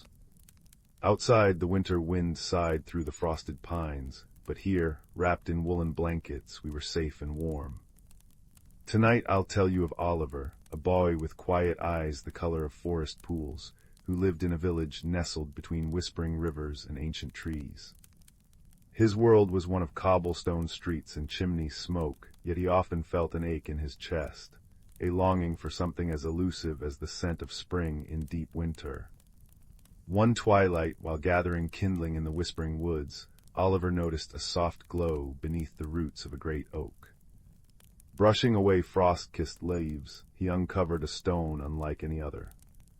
It fit perfectly in his palm, warm as fresh bread, pulsing with a gentle light like embers breathing in a dying fire. When he held it close, the stone hummed, a low, comforting vibration that echoed the hearth song of home. That night he placed it on his windowsill, and its amber glow painted constellations on his ceiling, casting away nightmares with its quiet radiance. Days passed, and the stone began to guide him. It would brighten when Oliver walked toward the northern woods, dimming when he turned homeward. Curiosity, bright and insistent as the stone's light, led him deeper into the forest than he'd ever ventured. Snow crunched under his boots, and the air grew hushed, filled only with the creak of pine boughs and the distant call of a lone owl. It was there, near a frozen stream ribboned with ice, that he heard a whimper, a small, frightened sound like a crumpled leaf. Following the noise, Oliver found a hedgehog trapped beneath a fallen branch, its quills trembling. "Oh," Oliver whispered, kneeling in the snow. "Don't be afraid." He carefully lifted the branch, his mittens damp with melting snow. The hedgehog uncurled slowly, revealing shiny black eyes and a nose that twitched nervously. Oliver offered a crumb of walnut from his pocket. To his astonishment, the hedgehog nudged the glowing stone with its snout, and the ember light flared warmly, reflecting in its eyes. "You like it," Oliver murmured. The hedgehog made a soft chuffing sound, almost a thank you, and trotted a few paces ahead, glancing back as if waiting. Oliver named him Bramble for his prickly coat and sweet nature. Together they followed the stone's pulse into a part of the woods Oliver had never seen. Snow-laden ferns parted like curtains, revealing a hidden grove where time seemed to slow. Giant mushrooms glowed with bioluminescent freckles, and frost flowers spiraled up tree trunks like crystalline lace. At the grove's heart stood a circle of stones, moss-covered and ancient. In the center lay a depression where a larger version of Oliver's stone might have once rested. But now the earth there was cold and dark, and the grove felt weary. The mushroom lights flickered weakly, the stream's song was a thin, sad trickle. "It's like the woods are holding their breath," Oliver said, his own breath misting in the still air. A voice, raspy yet kind, spoke from above. "They are, child." An old owl peered down from a cedar branch, her feathers the gray of twilight. "I am Elder Hemlock. That hollow once held the heart of the woods, a stone that warmed the roots and kept the magic alive. But it shattered long ago, and its last ember is what you now carry." She explained that the heart faded because the woods felt forgotten. Villagers no longer left offerings of seeds or sang to the trees. Without warmth, the grove's spirit was dimming. "Your little stone is the final fragment. To rekindle the heart, it must be returned, but it needs more light. It needs memories of kindness." Oliver's journey became a quest for light, not the blinding kind, but the soft glow that lives in gentle deeds. The stone would guide them, pulsing toward those who needed hope. First they found a family of snow hares shivering in a bramble thicket, their burrow flooded by melted ice. Oliver and Bramble spent hours gathering dry moss and weaving it into a new nest high on a knoll. As the hares nestled in, grateful noses twitching, the stone flared brighter, capturing the warmth of their relief. Oliver felt a spark in his own chest, the satisfaction of a puzzle piece clicking into place. Next, near a frozen pond, the stone dimmed to a worried flicker. There a young fox whimpered, her paw caught in a tangle of thorns left by careless hunters. Bramble nudged Oliver's ankle encouragingly. "Easy now," Oliver soothed, his fingers working carefully to untwist the vines. The fox licked his wrist once freed, her eyes soft with trust. She bounded away but returned moments later, dropping a single, perfect pine cone at his feet, a gift. The stone glowed like a tiny sun, humming with the fox's gratitude. The final light proved the hardest to find. Days passed, and the stone's pulse grew faint. Oliver's hope wavered as snow began to fall again, thick and silent.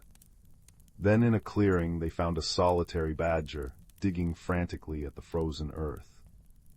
"My stores," the badger groaned. "All buried too deep by the blizzard. My little ones will go hungry." Without hesitation, Oliver and Bramble dug alongside him, paws and hands numb with cold. When they uncovered the cache of nuts and dried berries, the badger wept soundless tears, nuzzling them both. "You've the warmth of true spring in you, boy," he rumbled. And with that the stone blazed so brightly, it lit the falling snowflakes like fireflies. They returned to the stone circle as the moon rose, painting the grove in silver. Elder Hemlock watched as Oliver placed his ember stone into the hollow. For a moment, nothing happened. Then a deep, resonant hum filled the air, the sound of roots stretching, of ice cracking on a pond come spring. Light burst from the hollow, not in a flash, but in a slow, tender wave. It flowed up the ancient stones, down the stream bed, and through the frozen soil. Mushrooms glowed like lanterns, ferns unfurled emerald tendrils. The grove sighed, a sound of contentment that rustled every leaf. Oliver realized the true magic wasn't just in the stone, it was in the journey. He'd been lonely, but Bramble's friendship had been a warm cloak against the cold. He'd felt small, yet helping others had made him feel steady and strong, like an oak sapling finding its roots. The woods hadn't needed grand heroes, just a boy's kindness, a hedgehog's courage, and the quiet light of shared hearts. As spring whispered at winter's edge, Oliver became a bridge between village and woods. He taught children to leave acorn offerings, and soon the grove thrived, a hidden world of dappled sun and birdsong. Bramble often curled by Oliver's hearth, snoring softly as the ember stone, now part of the heart, lived on in the wood's renewed pulse. On still nights, Oliver would press his palm to the soil and feel that familiar hum, a lullaby of warmth and belonging. Now, as the fire murmurs and shadows dance, remember Oliver's stone. Its glow lives in every act of kindness, every shared smile, every moment we tend to the world with gentle hands. Close your eyes, little one. Feel the hearth's warmth on your cheeks, the soft weight of blankets, the quiet rhythm of your breath.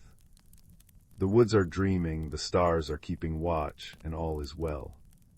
Rest now, wrapped in the soft light of stories, and let your own dreams bloom like frost flowers in a hidden grove. Sleep deep, sleep peacefully. Story 15. The little village of Willowbrook nestled in the heart of Starfall Glen, a place where the fireflies danced like embers in summer, and the ancient clock tower's chimes echoed like lullabies through the misty woods. Tonight, however, a peculiar hush had settled. High above, the usual tapestry of stars seemed patchy. Whole constellations, the prancing stag, the shimmering teapot had simply vanished, leaving unsettling gaps in the velvet sky. A soft breeze, smelling of damp earth and honeysuckle, rustled the leaves, carrying with it the gentle plink-plonk of raindrops starting to fall on the thatched roofs. In her cozy cottage, Rowan, the baker with flour perpetually dusting her apron, peered out her window. She just pulled a batch of star-shaped shortbread from the oven, their edges golden brown. But as she sprinkled them with sparkling sugar, she gasped. The sugar stars, usually clinging perfectly, were disappearing. Not melting, but simply vanishing into thin air, leaving plain, slightly sad-looking biscuits behind. A low purr rumble vibrated against her leg. Pip, her plump tabby cat, blinked amber eyes slowly, as if unsurprised by the strangeness. Stars missing from the sky in my cookies, Pip. Rowan murmured, her voice warm but puzzled. That can't be a coincidence. Something's amiss in our glen. The next morning, the mystery deepened. Old Merriweather, the clockmaker whose workshop was filled with the comforting tick-tock swoosh of 100 timepieces, reported his prize cuckoo clock's carved wooden stars had vanished overnight. Young Finn, the gardener, found his prize moonflowers blooming a startling, starry silver instead of their usual white, and the petals seemed to shiver as if cold. A low murmur of confusion, more curious than fearful, hummed through the village square, mingling with the rhythmic clang-clang of the blacksmith's hammer and the distant bong-bong of the clock tower striking 10. Rowan, with Pip trotting faithfully beside her, decided to investigate. Her strength wasn't brawn, but quiet observation and a knack for listening to people, to the wind, to the way the light fell. Her first stop was the moss-covered stone bench beneath the ancient whispering willow. Carved faintly into its side, almost hidden by lichen, was a fragment of a nursery rhyme known to every Willowbrook child. When the stag leaps high and the teapot pours bright, all is well in the glen by night. But if the sky forgets the hour's chime, look where time gathers, covered in rime. The sky forgetting the hours chime. Rowan mused, tracing the cool stone. And the stars are gone. The rhyme mentions the stag and teapot constellations, to the very ones missing. Pip nudged her hand, then trotted purposefully towards the village well, its bucket creaking slightly in the breeze. At the well they found Finn, staring despondently at his silvery moonflowers. "They're beautiful," Rowan offered kindly, "but not themselves, are they?" Finn sighed. "No, and look." He pointed to the ground near the flowers. Tiny, perfect droplets of water glistened on the grass, catching the weak sunlight. It's like the dew is crying silver tears. Rowan crouched, examining the droplets. They weren't tears, but they were unusual.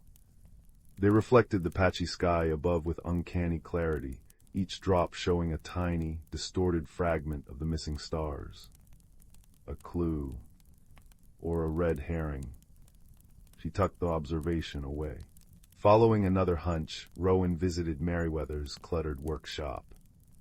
The air hummed with the symphony of clocks tick-tock, work-lunk, ding-ding. The old man gestured sadly to his cuckoo clock, its starless arch looking bare. "It's nonsense, my dear, stars don't just up and leave." He fiddled with a complex brass astrolabe. Unless time itself has hiccuped, the sundial down by the old mill stream, it's been acting odd lately, shadows falling all wrong, even at noon. The sundial. Rowan remembered the rhyme, look where time gathers, covered in rime. Rime meant frost, but perhaps it meant something old and weathered. The sundial was ancient stone, often covered in morning dew or moss.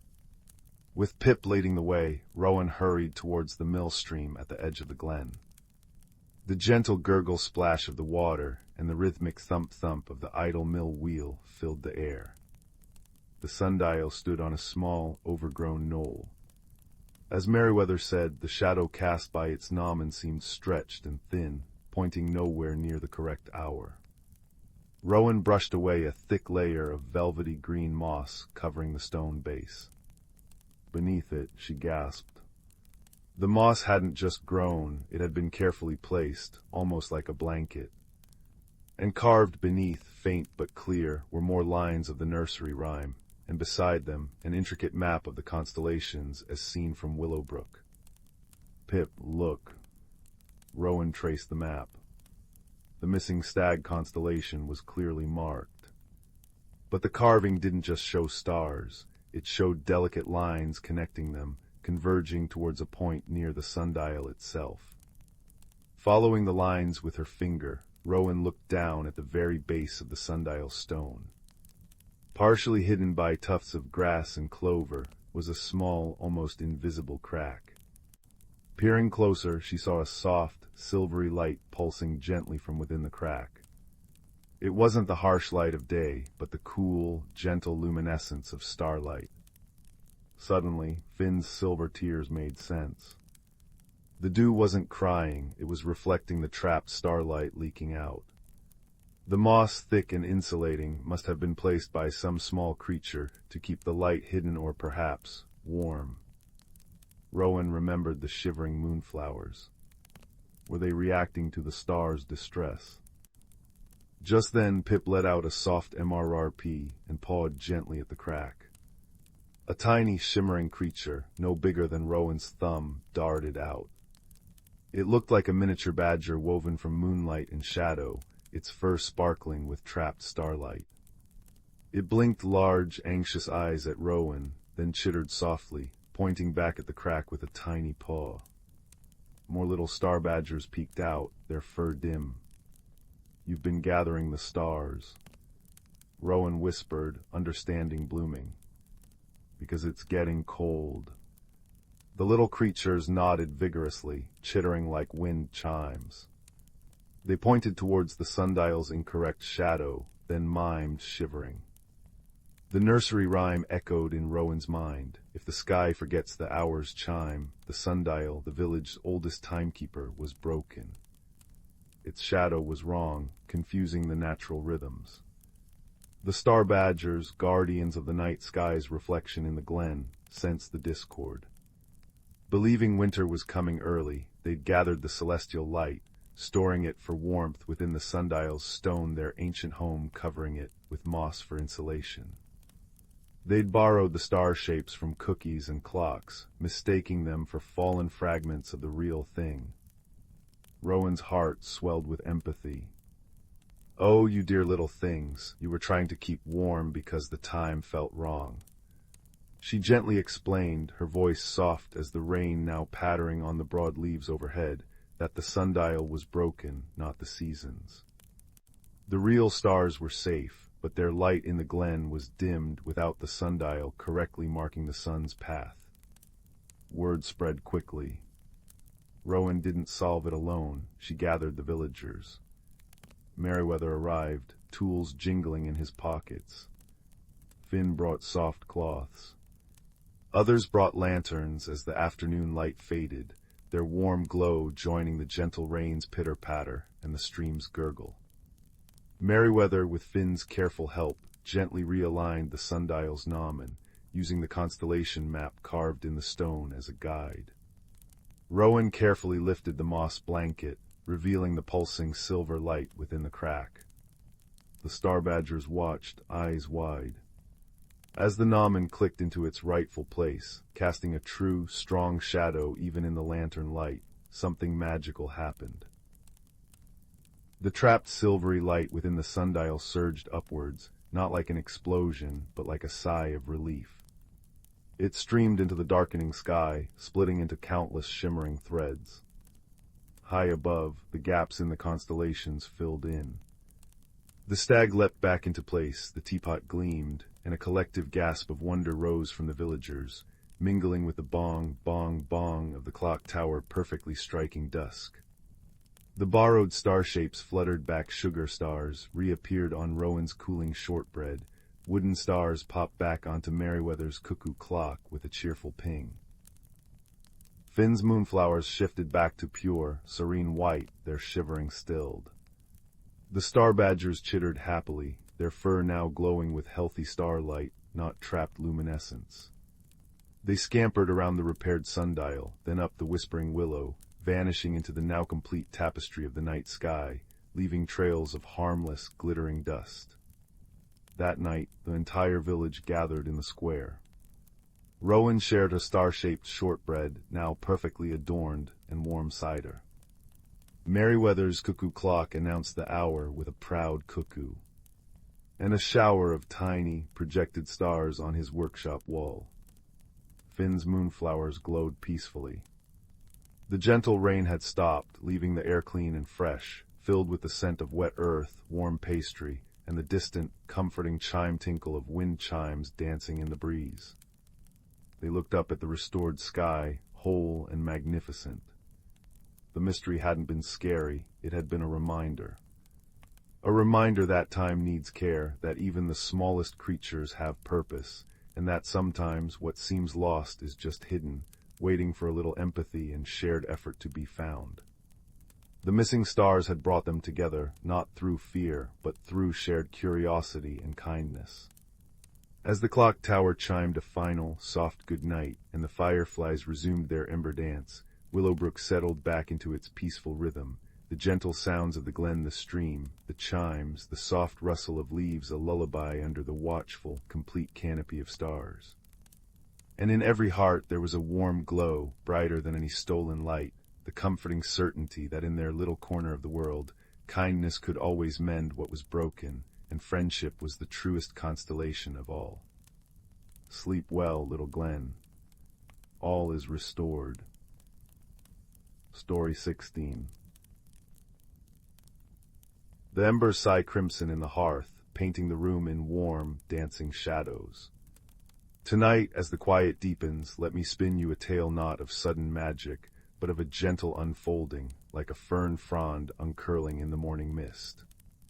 It's a story about Sylvie, a girl whose world seemed painted in shades of quiet gray, and the beautiful, patient metamorphosis that bloomed within her. Sylvie lived in a cottage nestled at the edge of Willowbrook, where the air always smelled faintly of damp earth and wild mint. She was a quiet soul, often found tucked into the window seat, sketching the world outside with careful, hesitant lines. Her world felt small, contained, and sometimes Sylvie felt as if she were wrapped in an invisible cocoon, muffled and unseen.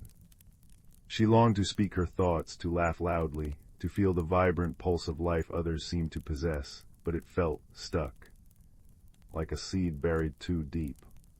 Then one dew-kissed spring morning, Sylvie noticed something peculiar.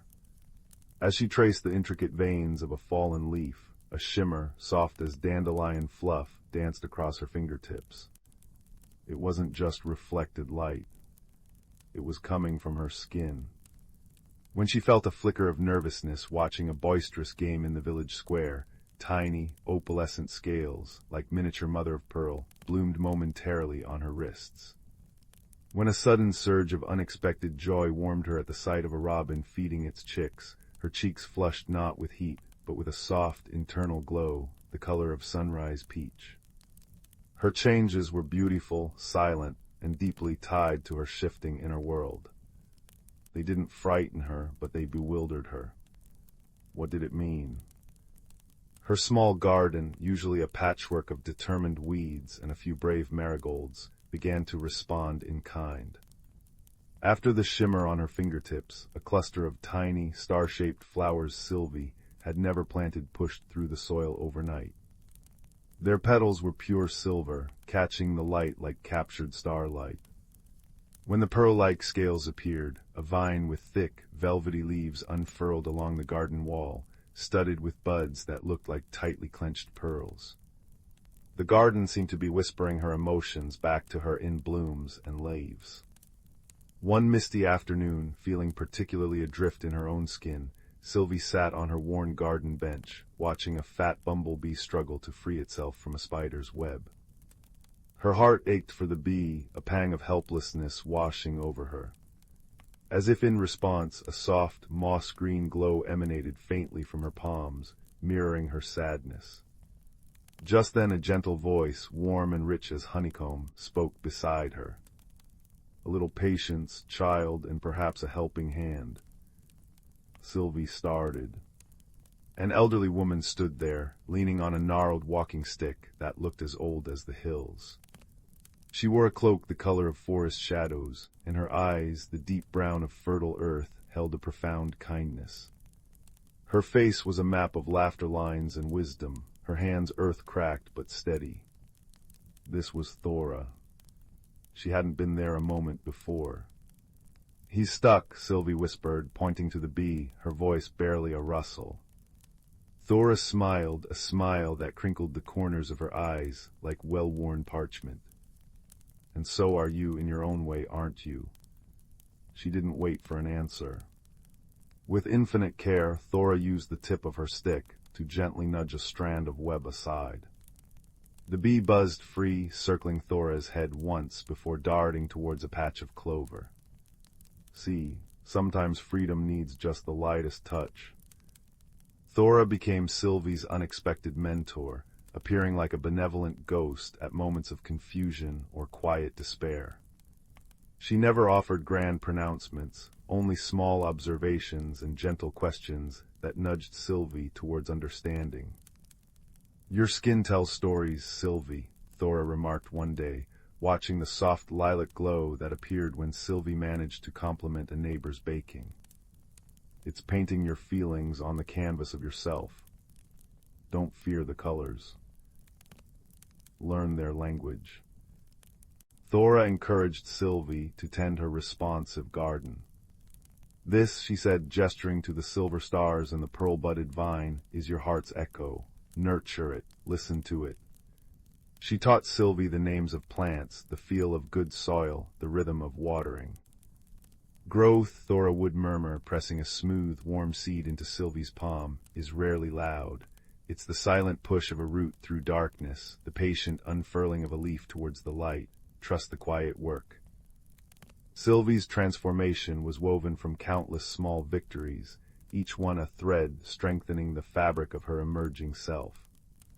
One day she managed to voice a small disagreement with the baker about the price of bread, her knuckles glowing a steady, determined amber. That evening a sunflower sprouted in her garden, its stem strong and straight, its face turning resolutely towards the sun. Another day she sketched a scene not from her window, but from her imagination, a fantastical tree with leaves like stained glass. As she drew, a kaleidoscope of soft colors shimmered across her collarbones. Later she found a seedling pushing through the earth near her bench, its first 2 leaves shimmering with faint, iridescent hues. She learned that courage wasn't the absence of fear, but the soft glow of amber that steadied her hands. Confidence wasn't a shout, but the quiet unfurling of a unique leaf in her garden. Understanding bloomed slowly, like the pearl buds on Thor's vine, which finally opened weeks later to reveal fragrant moon-white flowers that filled the dusk air with sweetness. The invisible cocoon Sylvie had felt wrapped in began to soften. It wasn't ripped away, it simply dissolved like morning mist under the strengthening sun, as she learned to inhabit her own shifting colors and sensations. Her garden flourished, a living tapestry of her inner journey. Silver stars for moments of wonder, deep blue forget-me-nots for times of quiet reflection, vibrant orange poppies for sparks of sudden joy, and the sturdy sunflower standing sentinel. The air hummed with bees drawn to the magic. One twilight, as fireflies began their dance above the garden, Sylvie sat with Thora. The older woman looked at Sylvie, her skin softly radiating a complex, beautiful pattern of golds and greens, and gentle violets, a map of contentment, curiosity, and hard-won peace. "You see, child," Thora said softly, her voice blending with the chirping crickets. The cocoon was never a cage. It was a space for gathering strength, for listening to the quiet song inside. The seed needed the dark earth to find its form. You needed the quiet to hear your own heart's rhythm. Sylvie looked at her hands, no longer shimmering with nervous energy, but holding a quiet, steady light. She looked at her garden, a wild, beautiful testament to her unfolding self. She felt the comfortable weight of smooth seeds in her pocket, collected throughout the day, symbols of potential waiting for the right moment. "It feels like a beginning," Sylvie said, her voice clear and calm now, no longer a whisper. "Like the garden after the first rain." Thora's smile was like the closing of a beloved book. "Exactly so," she murmured. "Every ending that's true is just the opening of a new chapter. Your colors will shift, your garden will change with the seasons and your seasons. That's the beauty of it. The metamorphosis doesn't stop, it deepens." She patted Sylvie's hand, her touch warm and grounding. "You carry your garden within you now, Sylvie. Tend it with kindness, listen to its whispers, and trust the slow, beautiful work of becoming." Thora stood, her figure seeming to blend with the deepening shadows under the old oak tree at the garden's edge. "Remember the lightest touch," she whispered, her voice already fading like the last note of a song. Then she was gone, leaving only the scent of honeysuckle and rich earth. Sylvie wasn't sad. She felt full. She sat in the quiet twilight, fireflies blinking like tiny stars around her. Her skin pulsed with a soft, warm light, the color of acceptance. She looked at her thriving garden, a sanctuary she had nurtured, which now nurtured her in return. It wasn't finished. New seedlings were pushing through the soil, their forms yet unknown. She touched a tightly furled bud on a climbing, rose a promise waiting to bloom. She breathed in the cool night air, scented with earth, flowers, and the faint tang of wood smoke from her cottage chimney. The rhythm of her breath matched the gentle pulse of light within her. The cocoon was gone. The seed had sprouted. The story wasn't ending here by the firelight. It was unfurling its next, beautiful leaf. Sylvie smiled, a quiet, radiant thing, and watched the first star appear in the velvety sky, a perfect, distant echo of the silver flowers blooming at her feet. The gentle metamorphosis continued, patient, beautiful, and utterly her own. And the world, once painted in gray, now shimmered with endless, soft-hued possibility. Story 17. Story 18. Story 19. Story 20. Story 21. Story 22. Story 23. Story 24. Story 25. 26. Story 27. Story 28. Story 29. Story 30. Story 31. Story 32. Story 33. Story 34. Story 35. Story 36. 37. Story 38. Story 39. Deep within the whispering woods, where ancient oaks wore beards of moss and sunlight dappled the forest floor like scattered gold coins, lived Fern, a young rabbit with fur the color of twilight shadows. This forest wasn't just trees and earth. It was alive with quiet magic, a place where the boundaries between creature and spirit, reality and dream, shimmered like heat haze on a summer's day. Fern knew the hidden pathways, the taste of dew-kissed clover at dawn, and the comforting scent of damp earth after a gentle rain. He knew, too, the secret lives that pulsed beneath the surface. The whispering woods thrived on a delicate, ancient harmony. The Badger clan, deep in their set, carefully turned the soil, ensuring seeds slept well. The Squirrel Council, high in the canopy, managed the dispersal of nuts and berries, their bushy tails flicking with purpose. Glimmerflies, tiny creatures woven from starlight and pollen, tended the night-blooming flowers, their soft hum a lullaby for the woods. An old grandfather mossback, a turtle whose shell was etched with centuries of growth rings, was the keeper of the tides, sensing the subtle shifts in the forest's deep magic tied to the seasons and the weather itself. Fern's favorite time was the amber season, when autumn painted the leaves in fiery hues. The air grew crisp, carrying the scent of wood smoke from unseen hearths and the sweet decay of fallen apples. One evening, as the setting sun stained the sky lavender and peach, Fern noticed something amiss. The gentle giggle of Crystal Brook, usually a constant companion near his burrow, had faded to a troubled gurgle. The glimmerflies, usually flitting like scattered embers near the water's edge, hovered anxiously, their light dimmer than usual. Even the leaves seemed to whisper with a note of worry, rustling secrets Fern couldn't quite grasp. Seeking wisdom, Fern hopped along the familiar, root-ribboned path to the mossy stone, where Grandfather Mossback basked in the last warm rays. The ancient turtle's eyes, deep pools of moss-green wisdom, opened slowly as Fern approached. Grandfather Mossback, Fern began, his nose twitching with concern. Crystal Brook sounds sick, the glimmerflies are sad, the air feels heavy, like before a storm that never comes. Mossback took a slow, deliberate breath, the scent of damp earth and ancient stone clinging to him. He extended his neck, tasting the air. Ah, young Fern, your senses are keen. The balance shifts. The amber season's magic is waning, but this is different. A blockage, a knot in the forest's flow. He tapped his claw thoughtfully on the stone.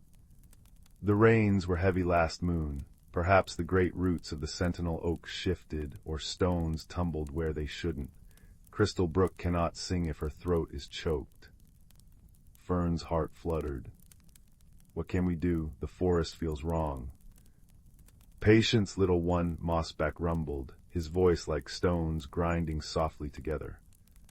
Harmony isn't a stillness, but a constant dance. The forest remembers its steps. We must find the source gently, wisely. Go to Willow at the bend where the ferns grow thick. She listens to the water's song like no other. Following the troubled brook upstream, Fern felt the unease deepen. The usual comforting scent of wet stone and watercress was tinged with stagnation. The playful sparkle on the water's surface was dulled. He found Willow, a water vole with fur like polished river pebbles, her small paws resting on a smooth stone, her eyes closed as she listened intently to the troubled water.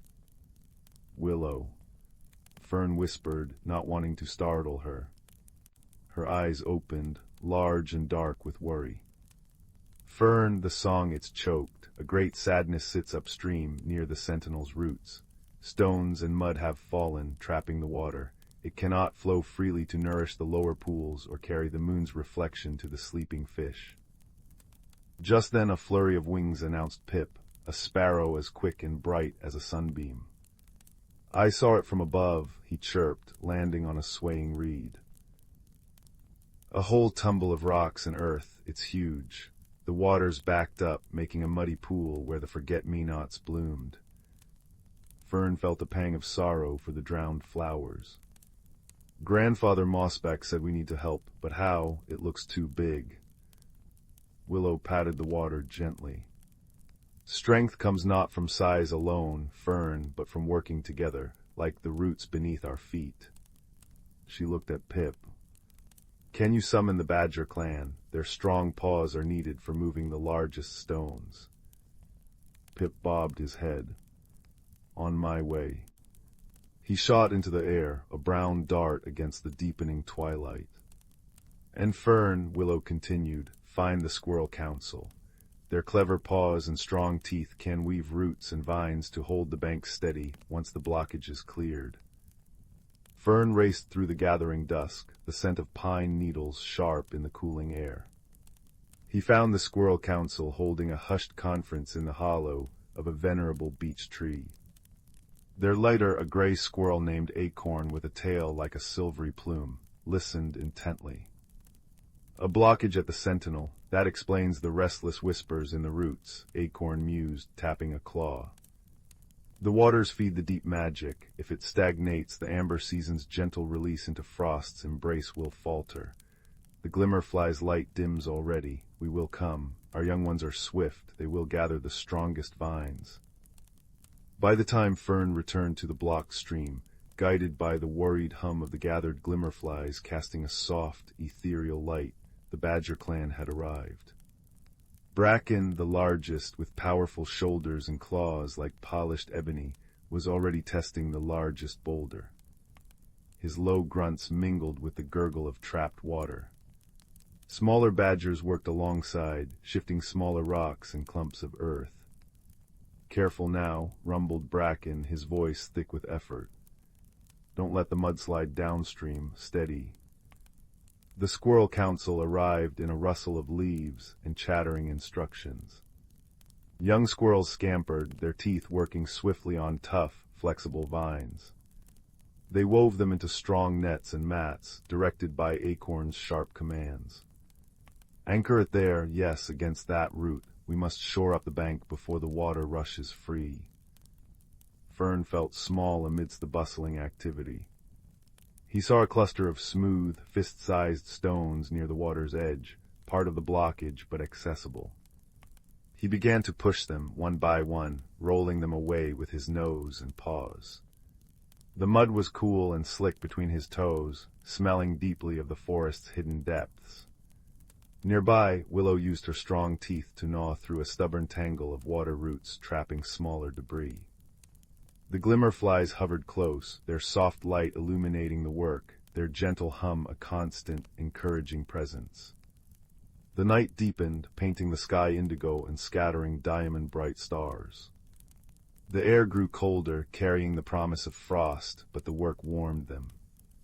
Grandfather Mossback arrived, moving with slow, deliberate purpose. He settled near the growing pile of cleared debris, his presence radiating calm strength. He didn't lift stones, but his deep, resonant voice offered guidance. "Ease that one to the left, Bracken. Let the water find its own path, don't force it. Willow, clear that channel for the flow. Good, the forest breathes easier already." Hours passed, measured by the slow wheel of stars above and the steady rhythm of working creatures. Muscles ached, paws were muddy, fur was damp, but a shared sense of purpose warmed them.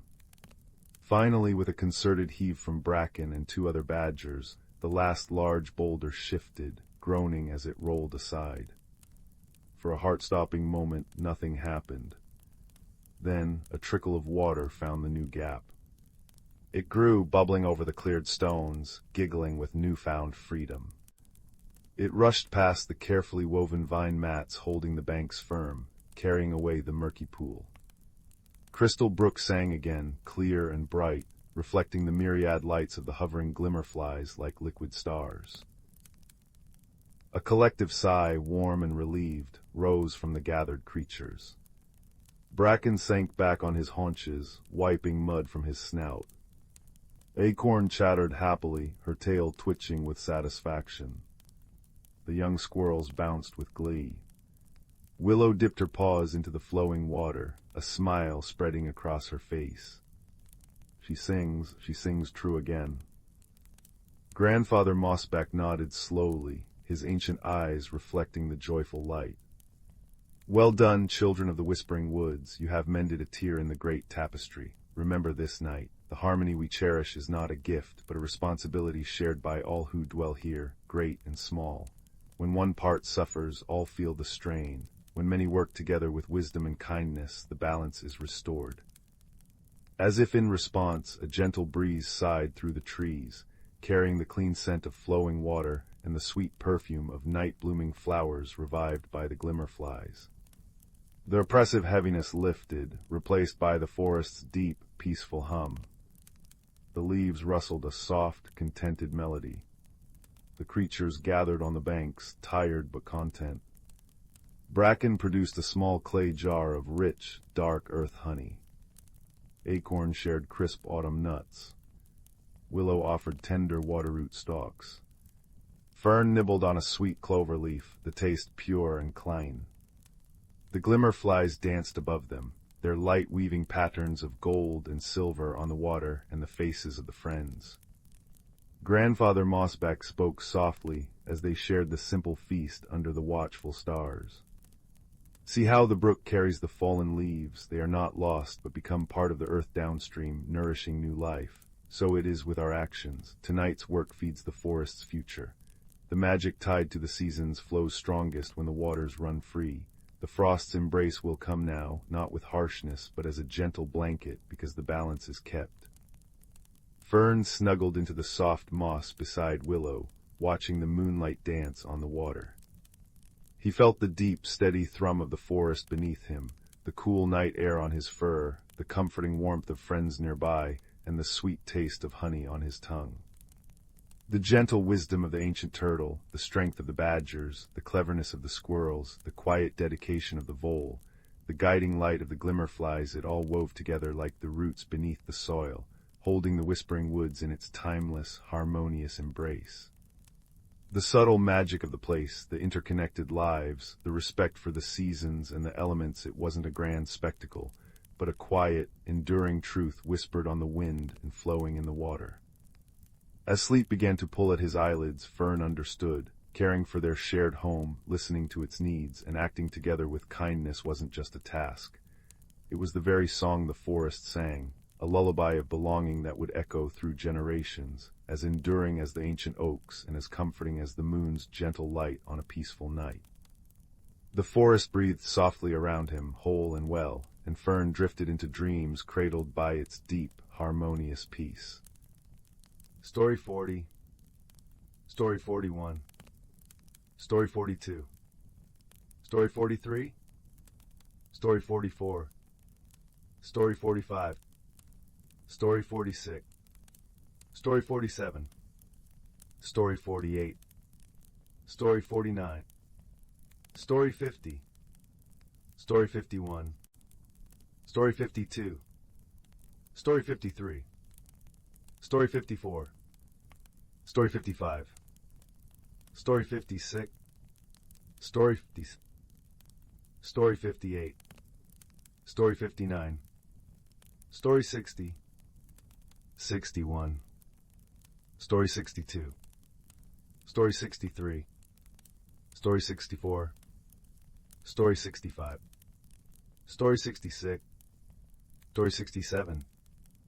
Story 68. Story 69. Story 70. Story 71. Story 72. Story 73. Story 74. Story 75. Story 76. Story 77. Story 78. Story 79. Story 80. In the velvet hush hour between twilight and true night, where fireflies scribble secrets across the air, there existed a village called Bramble Hollow. Its cobblestone streets wound like cinnamon threads between cottages with roofs of living time, windows glowing with lanterns shaped like tulip blossoms. Yet something peculiar had begun unfolding beneath the crescent moon's silver nail. Every morning, villagers awoke to find their doorknobs frosted with salt, their milk pitchers filled with lavender instead of cream, and their weather vanes pointing insistently toward whispering wood despite the absence of wind. Young Tansy, whose freckles held the exact pattern of the Orion constellation, first noticed the pattern. While her neighbors tutted about mischievous pixies, she observed the salt formed tiny arrowheads pointing north, the lavender milk never soured, and the weather vanes trembled like compass needles near something magnetic. On the third night, armed with a pocketful of blackberry tarts and her late grandmother's magnifying glass, whose lens revealed the fingerprints of magic, Tansy followed the clues toward the wood's edge. Beneath ancient oaks wearing beards of lichen, she found a badger in a waistcoat pacing between toadstools. "Late," he muttered, polishing his monocle. "Dreadfully late." His name was Professor Thistledown, scholar of celestial mechanics and part-time keeper of twilight harmonies. When Tansy showed him the magnifying glass, its handle carved with the same spiral symbol on his pocket watch, the badger's whiskers quivered. "Ah, you're Matilda Weatherby's descendant. She and I once calibrated the village dream clock after the great snooze of 1723. The mystery deepened as Thistledown revealed the salt was stardust, the lavender a remedy for nightmares, and the weather vanes detecting a rip in the quiet fabric between realms. Together they trekked to the Chronoglade, a clearing where time pooled in amber puddles and fireflies carried tiny hourglasses in their tails. There they discovered the source, a young nightingale, her feathers shimmering with trapped starlight, caught in a web of fractured moments. "She's a tempest singer," Thistledown breathed. "Her song stitched tomorrow to yesterday, but see how her wings are tangled in snapped timelines." Tansy, recalling her grandmother's stories, gathered four things: spider silk for mending, dewdrops from dawn's first hour for clarity, a thimble of shadow borrowed politely from a passing moth, and laughter stored in an acorn cap. As Thistledown conducted the moonbeams like golden violin strings, Tansy carefully wove the materials into a glimmering net. The nightingale's fearful chirps softened as the net lifted her gently, untangling the knotted hours. With a triumphant trill, she soared upward, trailing ribbons of mended time. The village awoke next morning to ordinary doorknobs and creamy milk, but also to something new. Every garden bore a night-blooming flower whose petals shifted colors like a twilight palette, and children found their dreams lightly embroidered with helpful clues for the day ahead. In the square, a sundial now graced the fountain, its shadow shaped like a bird in flight. Years later, when thunderstorms growled at the horizon, villagers would smile at the salt patterns appearing on their windowsills, not arrows now, but spirals, the ancient symbol of time's gentle unfolding. And if you walk through Whispering Wood when the clocks strike 13, you might hear two voices, one bright and curious, one gruff but kind, discussing the best way to brew starlight tea, or how to politely ask autumn to arrive a week early for the apple festival. But that, my dear listener, is a story woven from tomorrow's threads, and tonight's tale is complete. Let the scent of time and the hum of mended time carry you to dreams where badgers quote poetry and cookies never crumble. All is well in Bramble Hollow. Story 81. The salt-kissed wind whispered secrets through Finn's unruly brown hair as he shuffled along the damp sand. Dusk painted the sky in bruised purples and fiery oranges, reflecting on the retreating tide that left behind a glistening tapestry of treasures. Finn, a quiet boy with eyes the color of storm clouds, preferred the company of the sea's leavings to the boisterous games of the other village children. His pockets were always heavy with smooth stones, fragments of pearlescent shell, and the occasional piece of sea glass worn soft by the ocean's embrace. Today, however, felt different. An unusual stillness hung in the air, thick with the scent of kelp and distant rain. He paused, drawn by a faint, rhythmic humming that seemed to vibrate up through the soles of his worn boots. It wasn't the wind, nor the distant gulls. Kneeling, he brushed aside damp sand near a cluster of barnacle-crusted rocks. There, half-buried, pulsed a shell unlike any he'd ever seen. It was no larger than his palm, a spiral of deepest midnight blue, swirling with veins of shimmering silver that seemed to shift and dance like captured moonlight. As his fingers brushed its cool, impossibly smooth surface, the humming intensified, resonating deep within his chest. It felt warm, alive. He carefully pried it free, cradling it in his hands. The silver veins flared brightly for a moment, then settled into a soft, steady glow. Finn felt a strange pull, a magnetic yearning towards the vast, whispering expanse of the ocean. That night, tucked beneath his patchwork quilt with the shell resting on his bedside table, its soft glow painted shifting constellations on the ceiling. The rhythmic humming filled his small room, a lullaby sung by the sea itself. Sleep claimed him, deep and profound. He dreamed not of flying, but of sinking gently into cool, welcoming water. He could breathe easily, the salt tang fresh and clean. Around him the ocean bloomed with impossible colors, corals like frozen fireworks, fish darting like living jewels, forests of kelp swaying in unseen currents. He felt weightless, peaceful, utterly at home. When he awoke at dawn, the dream clung to him like seawater, vivid and real. The shell lay silent and dark on the table. The pull intensified over the next few days. The shell remained inert during daylight hours, but its presence was a constant, quiet hum in the back of Finn's mind. He found himself drawn back to the shore each twilight, the shell tucked safely in his pocket. One evening, as the last sliver of sun dipped below the horizon, painting the waves in molten gold, Finn stood at the water's edge, the shell held tightly. The humming crescendoed, vibrating through his bones. The silver veins blazed with light. Tentatively, heart pounding like a trapped bird, he waded into the cool surf, holding the shell before him. As the water reached his waist, the light from the shell enveloped him in a shimmering bubble. He took a deep breath, closed his eyes, and stepped forward into deeper water. Instead of the expected chill and resistance, he felt only a gentle pressure, like stepping through a curtain of cool silk.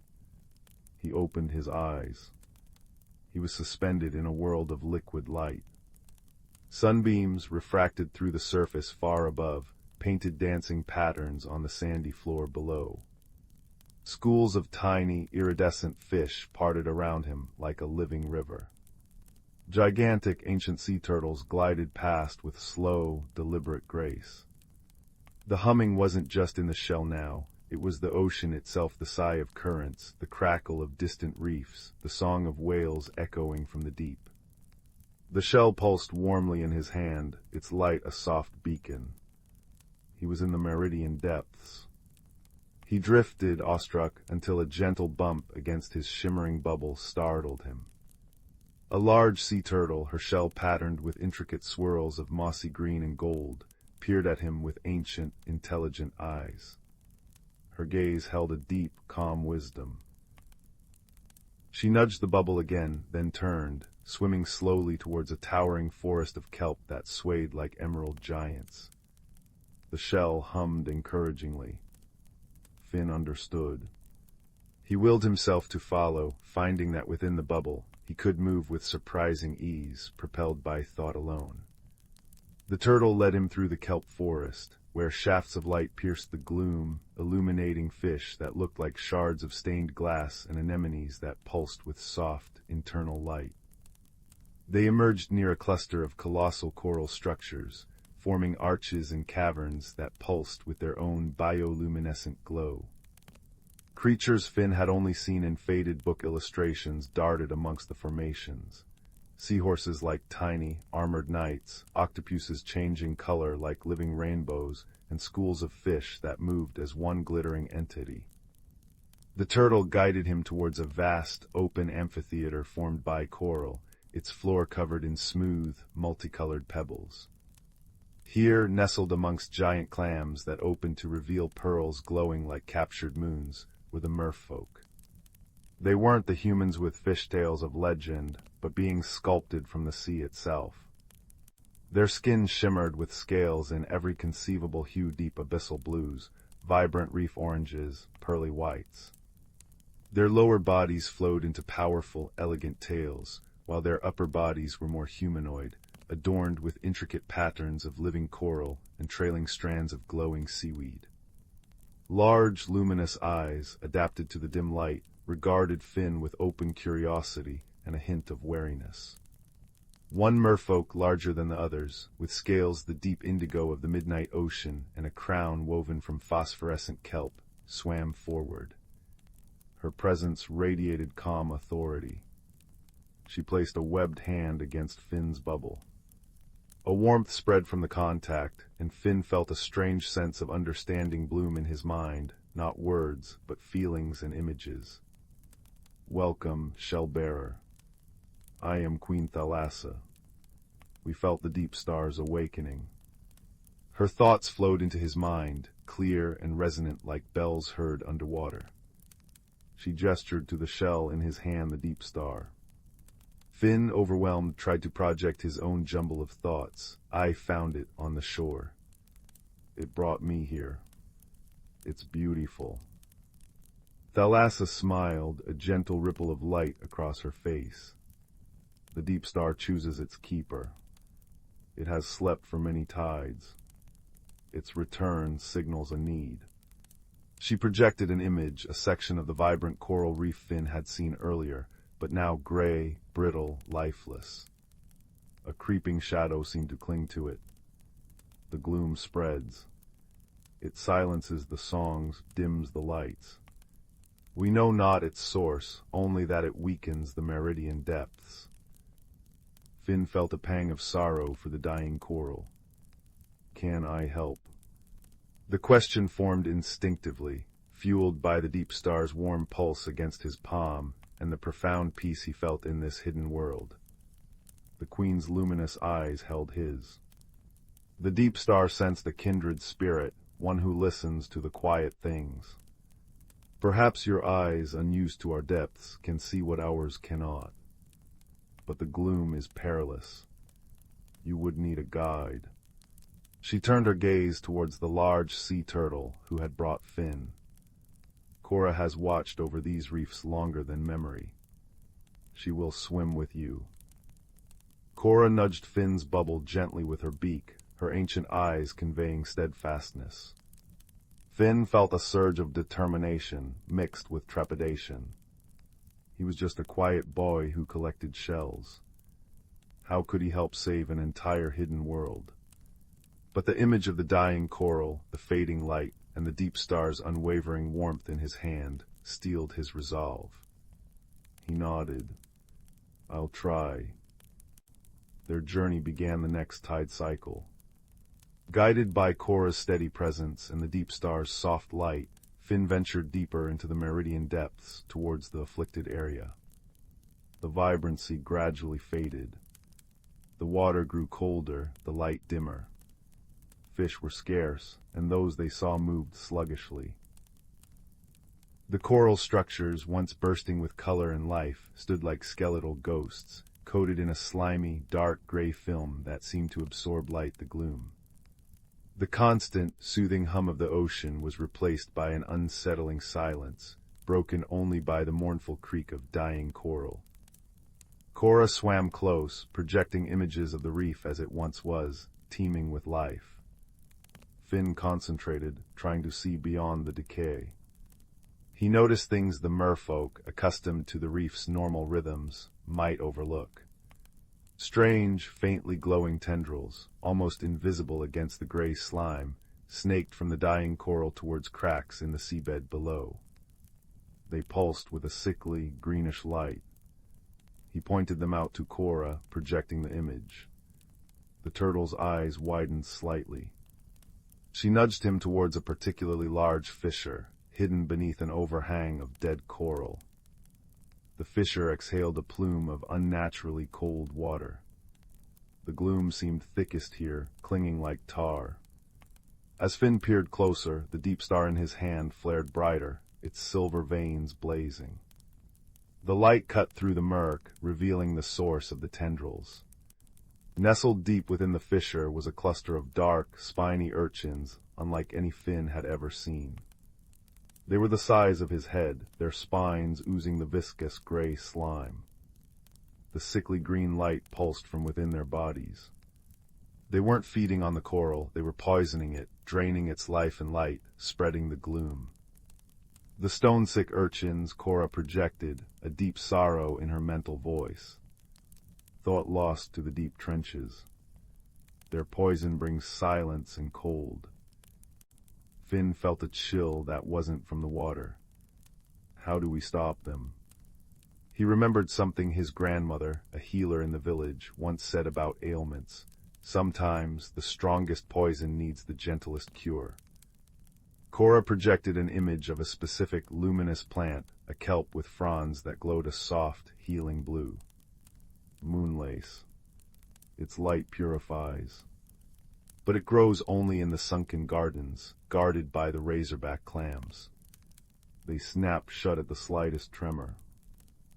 The sunken gardens lay on the far side of the gloom-ridden reef. Getting there meant navigating treacherous currents and the suffocating silence. Cora led the way, her powerful flippers moving with silent grace. Finn concentrated, using the deep star's light to illuminate safe paths through fields of sharp, dead coral and around hidden crevices where more stone-sick urchins lurked. The silence pressed in, heavy and unnerving. Once a massive razorback clam, disturbed by their passage, snapped its jagged shell shut with a sound like thunder, mere inches from Finn's bubble. He gasped, heart hammering, but Cora nudged him onwards, her calm presence a steady anchor. Reaching the sunken gardens was like stepping into a forgotten dream. Here, untouched by the gloom, giant anemones bloomed like underwater flowers in neon hues. Fish shimmered like scattered gems. And growing in sheltered grottos were clusters of moonlace. Its long, ribbon-like fronds emitted a soft, ethereal blue light that seemed to hum with gentle energy. But true to Cora's warning, each cluster grew within the reach of enormous razorback clams, their shells partially open like hungry jaws, revealing pearlescent interiors and sensitive, frilled edges. They feel vibrations, Cora cautioned. One wrong move. Finn watched the clams. He noticed tiny, glowing shrimp cleaning their shells, moving with exquisite slowness and care. The clams remained open for them. Gentleness, Finn thought, remembering his grandmother's words. Not force. He projected the image of the cleaning shrimp to Cora, then an idea formed. He needed to move like the shrimp, slowly, deliberately, radiating calm. Holding the deep star close, he focused all his will on projecting a feeling of peace, of harmless intent, just as the shell seemed to radiate warmth and safety. He imagined himself not as an intruder, but as part of the gentle rhythm of the garden. Slowly, inch by painstaking inch, he drifted towards a cluster of moonlace, keeping his movements fluid and minimal. He felt the deep star amplify his intent, its light softening, becoming less a beacon and more like the dappled sunlight filtering through the surface.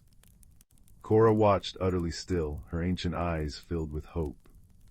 A large razorback clam loomed beside the moonlace. Its frilled mantle rippled, sensing his presence. Finn held his breath, pouring every ounce of calm he possessed through the deep star. The clam's shell tensed slightly, then relaxed. It remained open. Heart pounding with quiet triumph, Finn carefully reached out and gently harvested several fronds of the glowing moonlace. They felt cool and resilient in his hand, pulsing with soft blue light. He retreated as slowly as he had approached. Back at the poisoned fissure, the task was even more delicate. They had to get close enough to the stone-sick urchins, without triggering a defensive spray of their toxic slime. Finn again relied on the deep star, projecting feelings of calm and harmlessness, while Cora used her immense patience and knowledge of currents to position them. Finn held a frond of moonlace towards one of the urchins. As the soft blue light touched the oozing gray spines, a remarkable thing happened. The sickly green glow within the urchin flickered. The gray slime seemed to recoil, sizzling faintly as the moonlace's light washed over it. Slowly, agonizingly slowly, the darkness receded from the spines, replaced by their natural, dull purple. The urchin stopped pulsing its toxic light and became still and dormant. Working with painstaking care, Finn and Cora treated each stone-sick urchin in the cluster. The deep star warmed in Finn's hand, its light blending with the moonlace's blue glow, amplifying the cleansing effect. They worked until the fissure was clear, the cold plume ceased, and the last traces of the sickly green light vanished. Exhaustion washed over Finn, deep and profound, but it was mixed with a soaring sense of accomplishment. They returned to the coral amphitheater. Queen Thalassa and her people awaited them anxiously. As Finn presented the remaining moonlace and projected images of their mission, the discovery of the urchins, the perilous journey, the gentle application of the cure, a wave of profound gratitude washed over him from the gathered merfolk. Their luminous eyes shone with renewed hope. Work began immediately. Guided by Finn's descriptions and Cora's wisdom, teams of merfolk carefully harvested more moonlace, using Finn's method of stillness and projected calm, and applied its light to the afflicted areas of the reef. Where the gloom had been thickest, the moonlace's gentle blue glow spread, pushing back the gray slime. Color began to seep back into the bleached coral, first faint pastels, then vibrant reds, oranges, and yellows. Tiny polyps tentatively extended their delicate arms. Fish, drawn by the returning life, darted back into the recovering areas. The oppressive silence lifted, replaced by the tentative clicks, pops, and chirps of returning reef life, gradually swelling back into the familiar, comforting hum of the meridian depths. Finn watched, tears mingling with the seawater inside his bubble. He had helped heal this wondrous place. The quiet boy who listened to shells had found his voice in stillness and observation. His bond with Cora, forged in shared purpose and silent understanding, felt deeper than any surface friendship.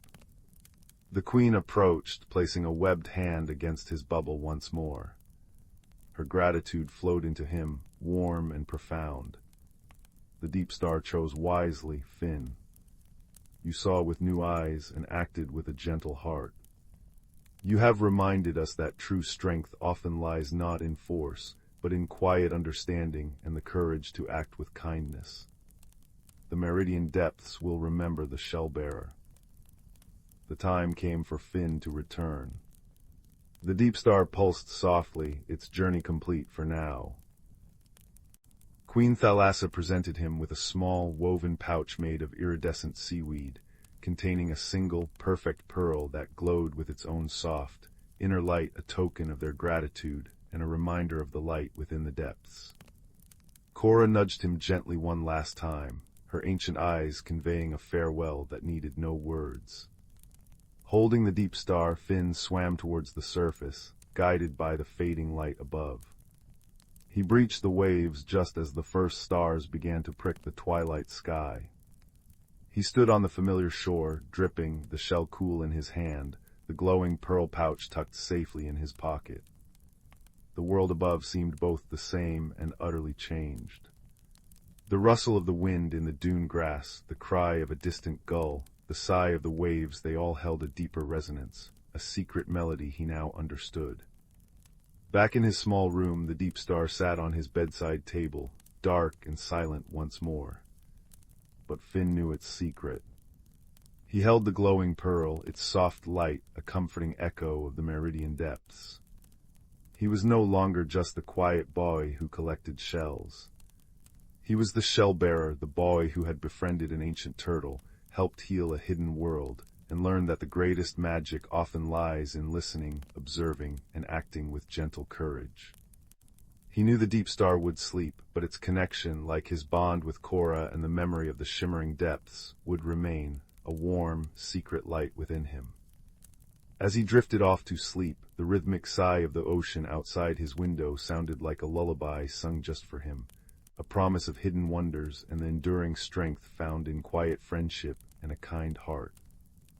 The world was vast, filled with mysteries both above and below, and Finn, holding the glowing pearl, felt a profound sense of peace and belonging, cradled in the gentle embrace of the known and the wonderfully unknown. Story 82. Story 83. Story 84.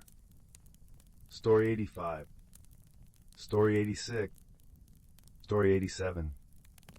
Story 88. Story 89. Story 90. The village of Bramblebrook nestled in a valley where chimney smoke curled like sleepy cats into the twilight sky. It was a place of quiet routines and familiar comforts where everyone knew Mrs.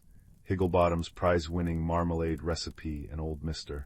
Thistlewick could predict rain by the ache in his left knee. Yet beneath the surface of cobblestone streets and blooming window boxes, whispered tales lingered of objects holding secrets, a grandfather clock that chimed forgotten tunes, a garden spade that unearthed shimmering stones. Few truly believed, except perhaps Oliver. Oliver was the quiet assistant to the village librarian, Mrs. Pennyworth. He preferred the dusty silence of the stacks to boisterous games, finding companionship in the whispers of pages turning and the scent of old paper. His most treasured possession wasn't a book, however, but a simple, chipped teacup. It had belonged to his grandmother, its porcelain painted with faded forget-me-nots. It felt warm somehow, even when the room was cold. One drizzly Tuesday, while reshelving a heavy volume on cloud formations, Oliver fumbled. The book tumbled, knocking the teacup from its usual perch on his desk. It didn't shatter, but landed with a soft thump on the worn rug. As Oliver knelt to retrieve it, a gasp escaped him.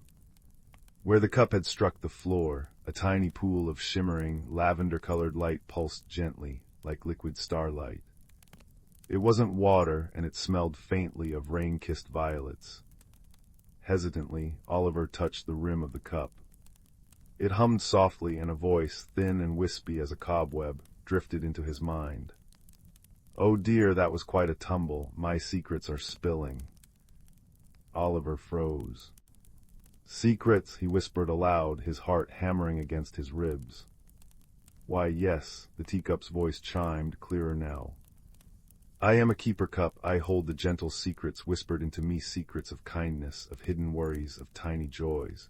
But when I'm knocked, well, sometimes they leak." The lavender puddle shimmered, showing a fleeting image, Mrs. Higglebottom, looking unusually sad, staring at an empty jar where her marmalade label should have been. Oliver understood. The marmalade recipe was missing. That was the secret worry spilling out. He carefully righted the cup. "How do I help?" "Secrets long to be heard, truly heard with kindness," the cup murmured. "But some secrets are lost, carried away on sighs or tears. Those need finding. There's a great sorrow brewing near the whispering peaks. It dims all the gentle secrets. Perhaps you could help mend it." And so Oliver's journey began. He packed a small satchel, a crust of bread, a wedge of cheese, his warmest scarf, and the keeper cup, carefully wrapped in soft cloth. He left a note for Mrs. Pennyworth, gone to find a lost whisper, back soon. The path beyond Bramblebrook wound upwards into the whispering peaks, where ancient pines sighed secrets to the wind.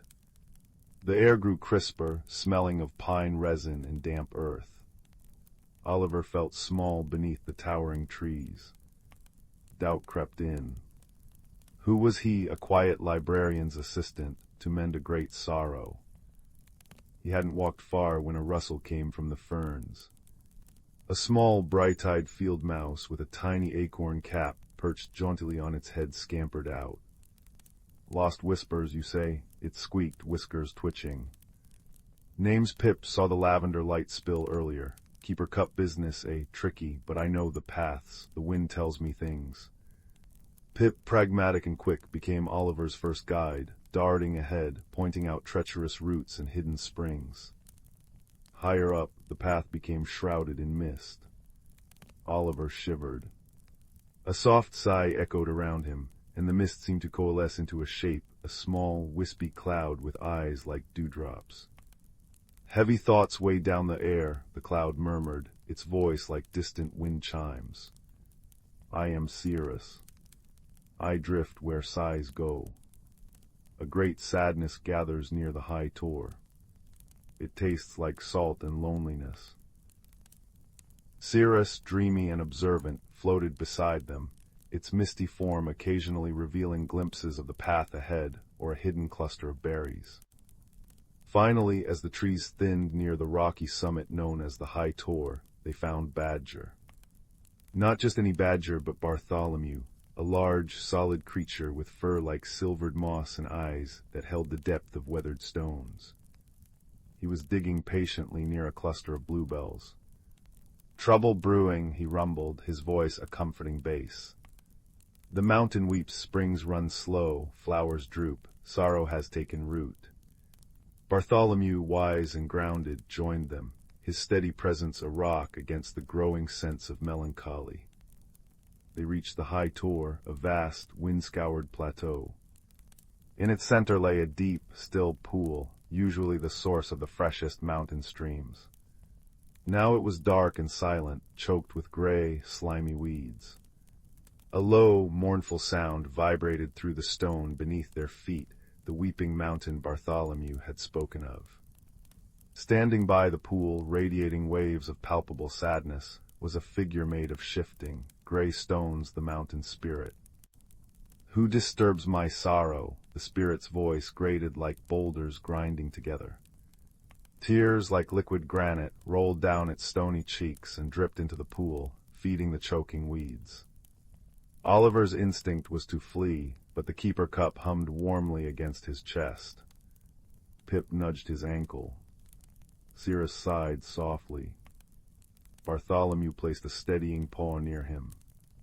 Taking a deep breath, Oliver stepped forward, carefully unwrapping the cup. He held it out, not as a weapon, but as an offering. We came because we felt your sadness. We want to listen. The spirit's grinding voice faltered. Listen, no one listens. They take the water, the stone, the beauty. They forget the mountain has a heart. My dearest friend is gone. More stony tears fell. Ask about the friend, the keeper cup whispered gently in Oliver's mind. Your friend. Oliver asked softly. What happened? A tremor shook the spirit.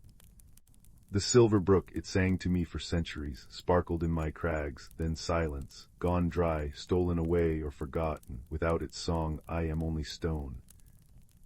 Oliver looked at his companions. Pip scampered to the pool's edge, sniffing.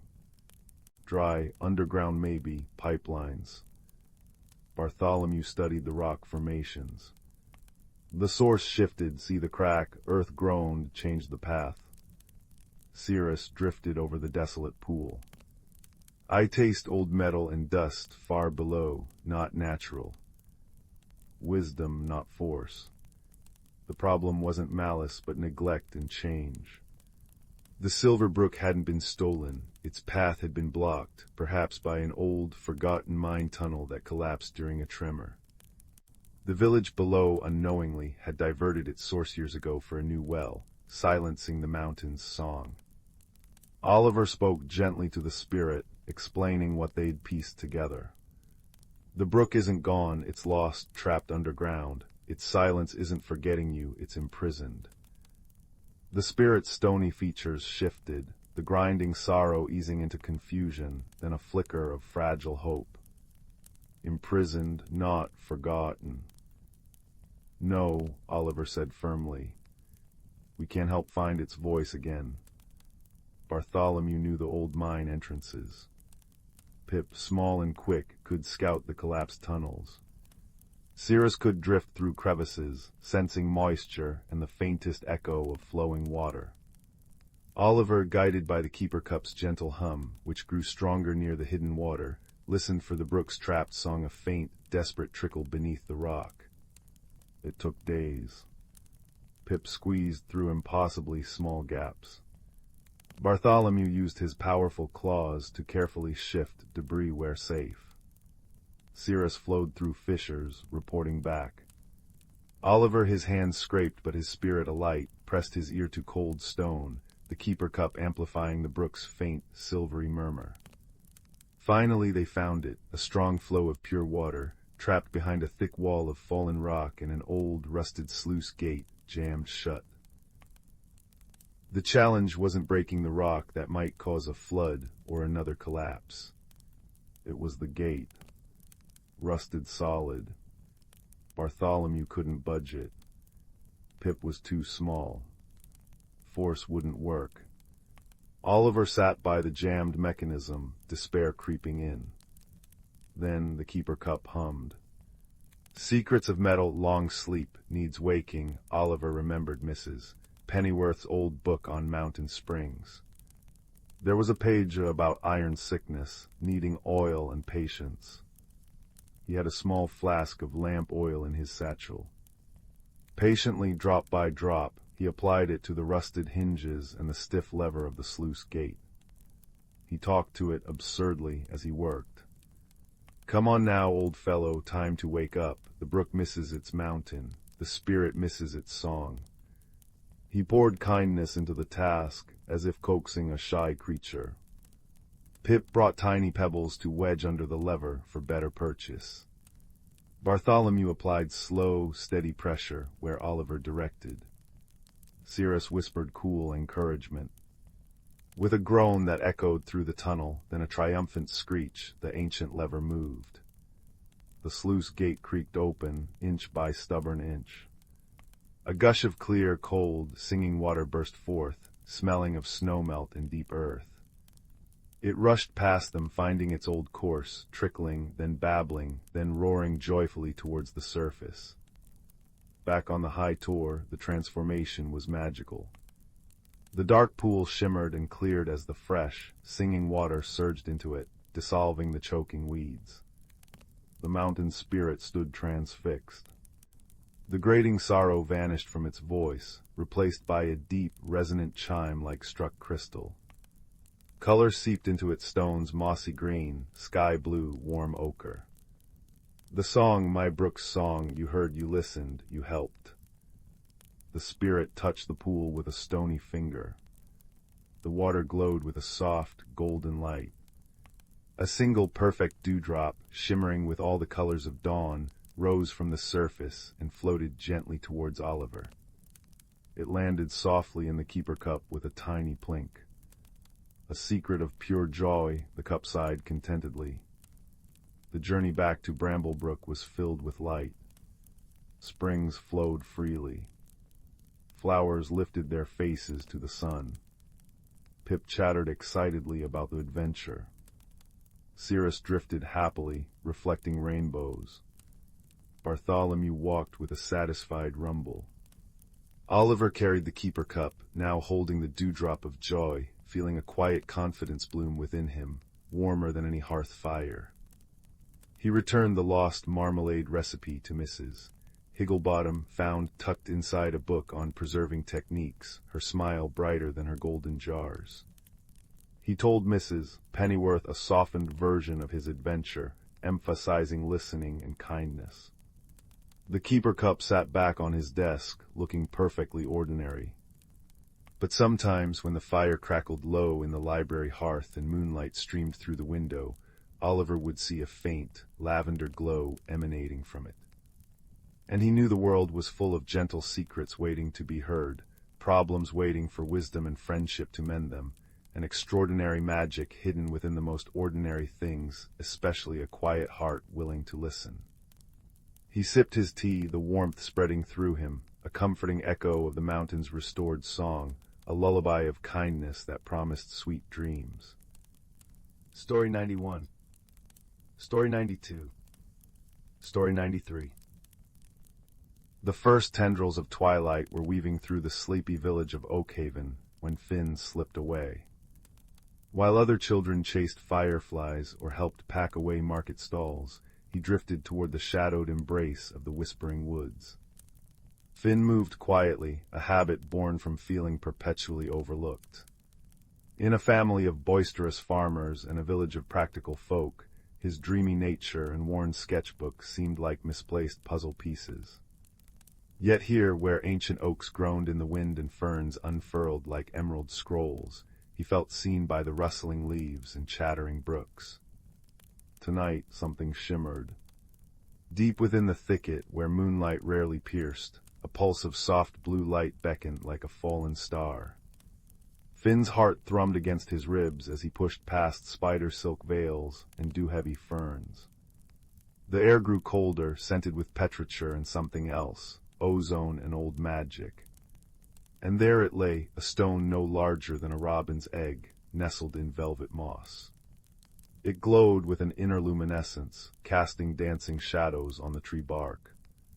When Finn's fingers brushed its surface, warmth flooded his palm and the forest erupted in sound, not noise but voices. Lost, so lost, sighed the wind through pine needles. Danger comes, gurgled the creek over polished stones. And then a whimper, sharp and close. Finn whirled around to find a creature huddled beneath a toadstool. It resembled a cross between a hedgehog and a dandelion puff, tiny, quivering with fur like spun moonlight and eyes like liquid amber, wide with terror. You understand me," the creature whispered, its voice like chimes in a breeze. "The stone, you hold the Glimmerstone." Finn knelt, the stone's heat pulsing against his skin. "I'm Finn, what's wrong?" "I am Tyndall," the creature quavered. "Guardian of the Veil, the Glimmerstone anchors the magic between your world and ours, the Sylvan Hollow, but it cracked when the shadow root poisoned the elder tree." Tyndall pointed a trembling paw toward the wood's heart. "Without its light the hollow fades, the whispers grow fearful, the moss grays, even the river's song weakens." Tears like dewdrops welled in Tyndall's eyes. "If the stone isn't healed by the full moon's peak 3 nights hence, our world will vanish, and yours the blight will spread." Finn's breath caught. He saw it now, the sickly yellow tinge on nearby ferns, the brittle silence where crickets should sing. The Glimmerstone in his hand flickered, a hairline fracture splitting its light. "How do we heal it?" "Only the elder tree's roots can mend it," Tyndall said. "But the way is perilous. Shadowroot's minions hunt the light, and—" Tyndall shrank back. "Your kind hasn't walked our paths for generations. They fear you. I fear." Finn's fingers tightened around the stone. Fear was familiar, but so was loneliness. He saw it mirrored in Tyndall's gaze. "I'll help," he said softly. "Show me the way." Their journey began at dawn. The whispering woods transformed. Sunlight filtered through a canopy of jewel-toned leaves, painted the path in dappled gold. Giant moths with stained glass wings fluttered past, and trees hummed with hidden life. Finn sketched furiously, a glowing mushroom ring, a family of moss-furred squirrels, while Tyndall perched on his shoulder whispering names. "That's a lumen bloom. Those are bark scuttlers." Yet beneath the wonder, unease lingered.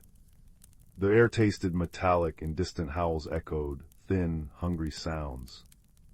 The first trial came at the River of Murmurs. Its waters, usually clear as crystal, ran sluggish and murky. The bridge, a single moss-slicked log, was guarded. A troll, all knotted muscle and lichen-covered skin, blocked their path. He grumbled, shaking the ground with each step. "No passage, stone feels wrong, water's sick." Finn's sketchbook fell open. Without thinking, he tore out a page, a detailed drawing of the troll himself, majestic against a backdrop of healthy, rushing water. "For you," Finn offered. "The river as it should be." The troll blinked, tracing a thick finger over the lines. A low rumble, like stones tumbling, escaped him. Pretty remembers. He stepped aside, his eyes unexpectedly soft. Hurry, dark things stir. They hurried, but the forest grew stranger. Mist coiled around their ankles in the hollow of echoes, thickening until shapes writhed. A towering figure with Finn's father's disappointed frown, voices sneering useless dreamer. Finn froze, the old ache of invisibility crushing him. The Glimmerstone dimmed. No, Tyndall's voice pierced the fog, sharp as a bell. He pressed his small, warm body against Finn's cheek. You see what others miss. You drew the troll's loneliness. You found me. That is strength. Finn focused on Tyndall's amber eyes, the stone's faint pulse, his own sketches of beauty in the margins. The mist dissolved, revealing a path lit by bioluminescent flowers. Their respite was brief. Shadowroot's minions found them, creatures of knotted thorns and shifting darkness, drawn to the Glimmerstone's waning light. Finn and Tyndall fled, crashing through thorny thickets until they tumbled into a cavern. Moonlight streamed through a crack above, illuminating a massive, ancient owl perched on a quartz column. Her feathers held the colors of twilight. Seekers of the glimmer, she hooted, her voice layered like wind through reeds. I am Orla, you bear the stone in its sorrow. She studied the fracture. The crack is not just in the stone, young ones. It mirrors a rift between worlds. Humans forgot the hollow. Fear became a wall. Shadowroot festers in that forgetting. Finn remembered the village warnings. Stay out of the whispering woods, cursed place. How do we heal the rift? He asked. By mending what was broken, Orla intoned. The elder tree requires a sacrifice, a treasure freely given from each world, woven into its roots with the stone, but choose wisely. The heart knows true value. Dawn of the third day found them at the forest's heart. The elder tree was a tragedy. Once a towering giant, its bark was now cracked and oozing black sap. Leaves, silver-edged and usually luminous, lay brittle on the ground. The air hung heavy and silent. At its base a hollow pulsed with faint, sickly light, the tree's wounded heart. Tyndall trembled. The stone, it's almost time. The Glimmerstone's light was a feeble flicker, the cracks spiderwebbing dangerously. Finn opened his sketchbook, every page a testament to his journey. The troll's bridge, the glowing moths, Tyndall's hopeful eyes. His most precious possession. The record of a world he'd grown to love. He tore out the final, pristine page, a blank canvas for new wonders, and placed it gently beside the hollow. I offer my memories, he whispered. The beauty I witnessed, the hope that humans can remember. Tyndall gazed at him, then at his own shimmering fur, the essence of his spirit light. With a soft cry, he plucked a tuft from his chest. It glowed like captured starlight. I offer my light, he said, voice trembling but clear. A piece of my home, freely given. Together they placed the fractured Glimmerstone, Finn's drawing, and Tyndall's glowing fur into the hollow. Finn pressed his hands against the sickly bark. We remember you, he whispered fiercely. We see you. The ground shuddered. A groan, deep and ancient, rolled through the woods. Light, pure, blinding, golden light, erupted from the hollow, shooting up the elder tree's trunk like liquid sun. The black sap evaporated. Bark knitted itself whole, stronger than before. Silver leaves burst forth, shimmering with renewed vigor. The light pulsed outward in waves, washing over the forest. Gray moss blushed vibrant green. Withered flowers bloomed in explosions of color. The river's song returned, loud and joyous. Above, the full moon seemed to blaze brighter. The sylvan hollow revealed itself in its true glory. Spirits like living starlight danced on the breeze. Trees walked on gnarled roots, nodding in gratitude. Luminescent butterflies formed constellations above their heads. Tyndall, though slightly dimmer, glowed with pure joy. You did it, Finn, you healed us all. Finn felt the change within himself, too, a quiet confidence, a sense of belonging that warmed him deeper than any fire.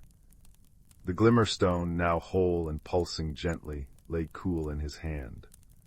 Its magic had shifted. It no longer translated voices, but hummed with the forest's peaceful song. We did it together, Tyndall. Returning to Oakhaven felt like stepping into a faded painting. The air smelled only of dust and livestock, not magic. But Finn carried the forest within him. He showed the villagers his sketches, not just the mundane market scenes, but the luminous moths, the wise owl, the majestic elder tree. He pointed to the woods, now visibly greener, vibrantly alive. It's not cursed, it's waiting.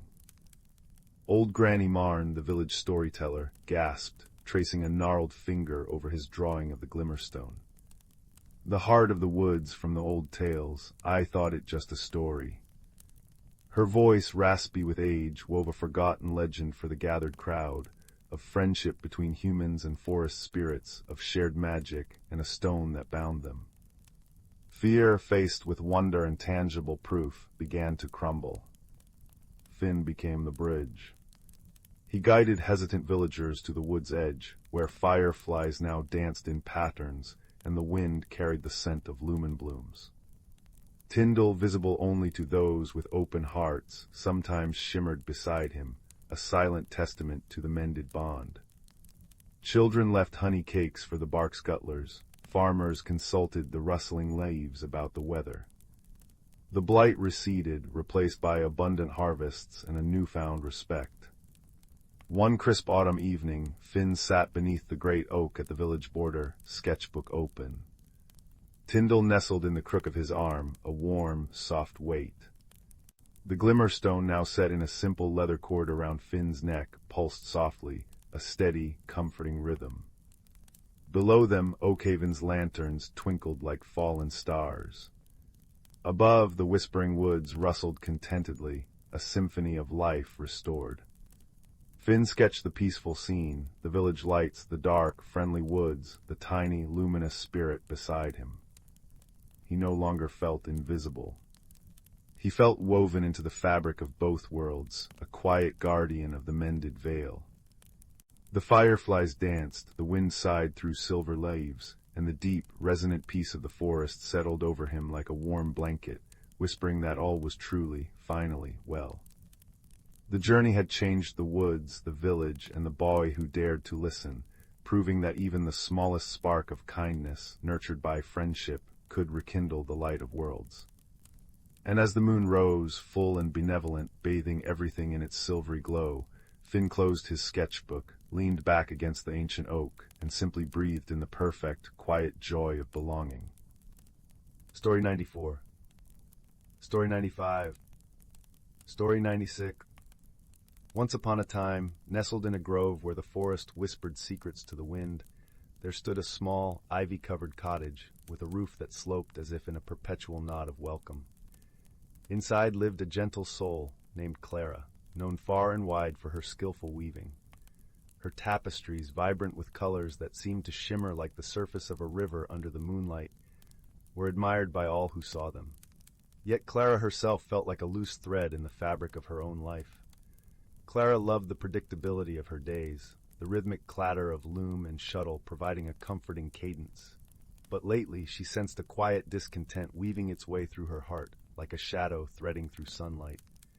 She yearned for something more, a change she couldn't quite articulate. One autumn afternoon, as the leaves blushed with gold and russet, Clara stepped outside, her fingers wrapped around a mug of warm cider. The air was crisp and full of the earthy scent of fallen leaves. Just beyond her garden, where the wildflowers nodded in agreement with the breeze, stood an ancient oak tree, its branches sprawling like a welcoming embrace. As she wandered closer, Clara noticed something peculiar. At the base of the oak, where its roots curled like fingers through the earth, lay a small, forgotten door. It was weathered and carved with intricate runes that danced in the dappled sunlight. Curiosity fluttered in her like a new leaf unfurling, and with a gentle push, the door swung open with the softest sigh. Inside, the air shimmered with possibilities, and Clara found herself in a space that was both familiar and wondrously new. This was the realm of the forest folk, beings of gentle magic who nurtured the land and all its creatures. Their haven was alive with colors more vivid than any Clara had ever woven, a tapestry of life itself, unfurling in every direction. The forest folk welcomed Clara with smiles that glowed like the first light of dawn. Leading the way was Alder, a wise elder with eyes that twinkled like stars caught in a canopy of leaves. "Welcome, dear Clara," he said, his voice as soothing as a lullaby. "We've been expecting you." Clara's heart fluttered with both excitement and trepidation. "Expecting me?" she asked, her voice a whisper among the leaves. "Indeed," Alder replied, gesturing for her to follow. "It's time for you to discover what's been growing inside you, like a seed waiting for spring." As Clara walked with Alder and the other forest folk, she noticed how the path beneath her feet seemed to transform with each step, a mosaic of stones and moss that mirrored her swirling thoughts. They guided her to a glen where the air hummed with a gentle magic, and the sky was a quilt of twilight hues. In the center of the glen stood a loom, unlike any Clara had ever seen. It was crafted from silver birch and moonlight, its threads spun from the dreams of the woodland creatures. "Here," Alder said, "you will weave a tapestry not with your hands, but with your heart." Clara hesitated, her fingers brushing the ethereal threads. She closed her eyes, inhaling deeply, the scent of pine and possibility filling her senses. As she began to weave, the threads responded to her emotions, each strand a reflection of her inner world. At first, the tapestry was a chaotic jumble of colors, a storm of uncertainty and fear of the unknown. But as Clara continued, she felt the presence of the forest folk surrounding her, their warmth and encouragement flowing into her very being. Slowly, she began to see patterns emerge, shapes that spoke of growth and transformation. With each pass of her hands, Clara wove her fears and doubts into something beautiful, a landscape of change filled with small, shimmering stars of hope. She realized that change, though daunting, was a natural part of life, much like the turning of seasons or the growth of a tree from a tiny acorn. The forest folk watched as Clara's tapestry grew, their gentle smiles reflecting her blossoming confidence. "You're doing wonderfully," Alder murmured, his voice carrying the same warmth as the sunlit glen. As the final thread slipped into place, Clara opened her eyes to behold her creation, a tapestry of her journey, vibrant and alive. It was a piece of art that mirrored her own transformation, capturing the beauty of embracing change and the strength found in vulnerability. With a newfound sense of peace, Clara thanked the forest folk for their guidance.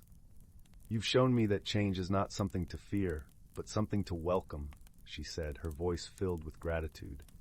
As she stepped back through the door into her own world, Clara felt the autumn breeze brush her skin, carrying with it a whisper of the magic she had discovered within herself. The forest, once a backdrop to her life, now seemed a living tapestry of its own, vibrant and welcoming. Back in her cozy cottage, Clara returned to her loom with a heart full of inspiration.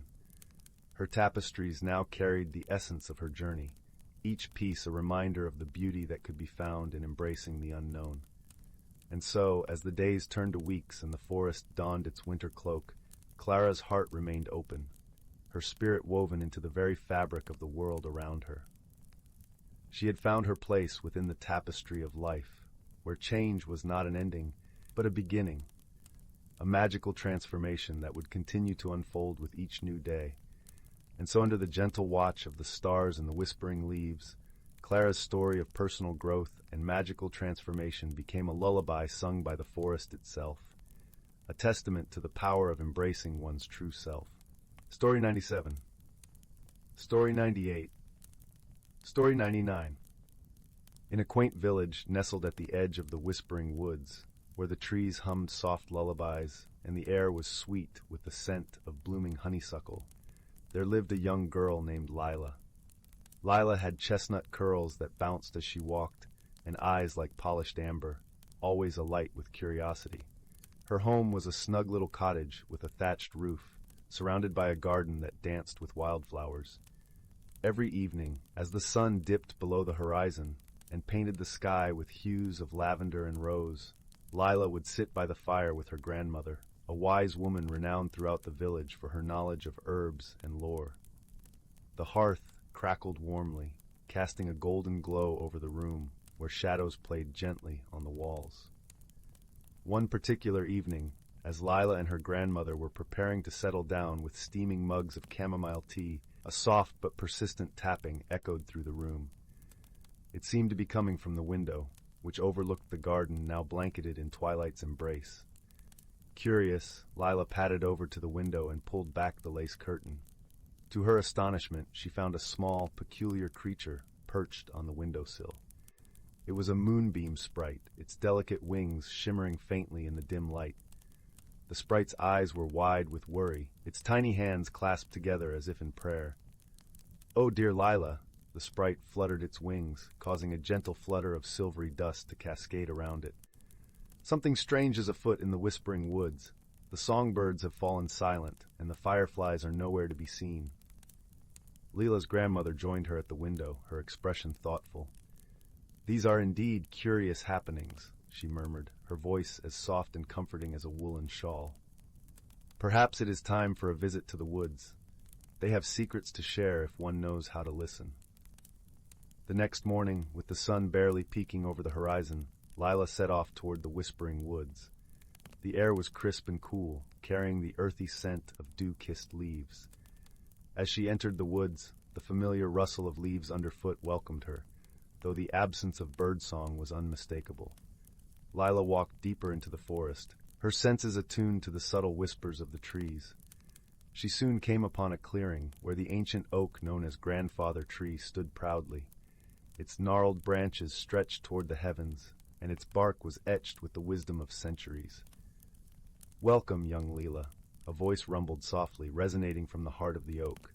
It was the tree guardian, an ethereal presence that watched over the woods. "I sense you seek answers." Lila nodded, her voice barely more than a whisper. "The forest feels different. Can you tell me what has happened?" The tree guardian seemed to sigh, a gentle breeze rustling through its leaves. "There is a disturbance in the balance. The nightshade, a mischievous creature, has been playing tricks, drawing the magic away from the woods." Lila listened carefully, her mind already turning with possibilities. "How might we restore the balance?" she asked. The tree guardian's response was a soft rustle. "The nightshade is drawn to its reflection. You must craft a mirror of moonlight to capture its attention and coax it back into harmony." Thanking the tree guardian, Lila set about gathering what she needed. She collected a handful of silvery dew from the petals of moonflowers and a shard of smooth, reflective riverstone.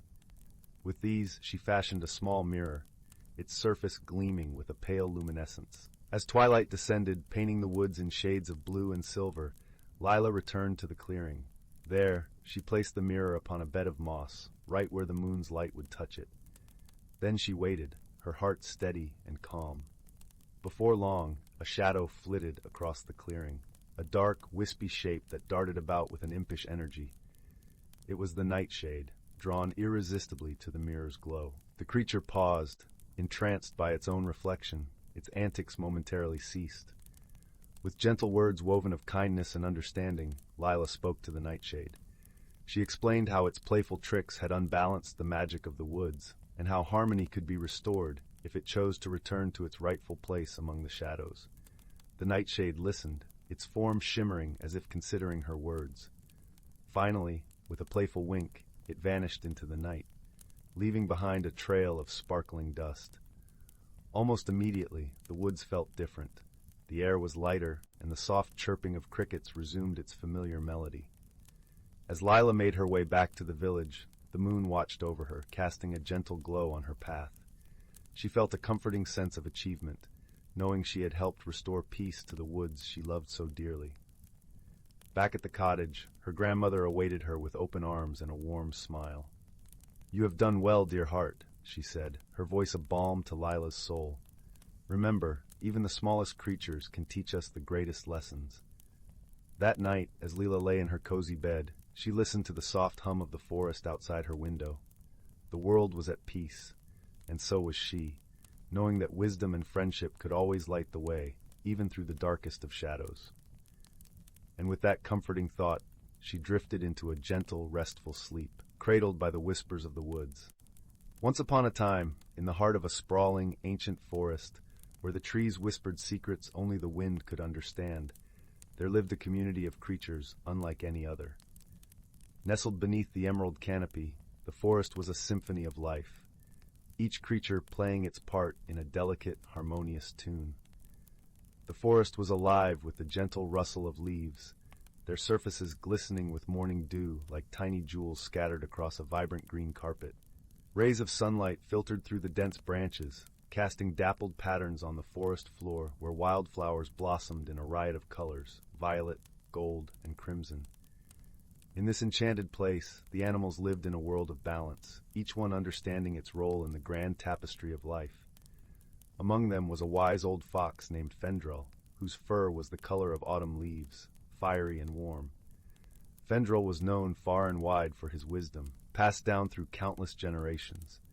He was the keeper of the forest's stories and the guardian of its ancient magic.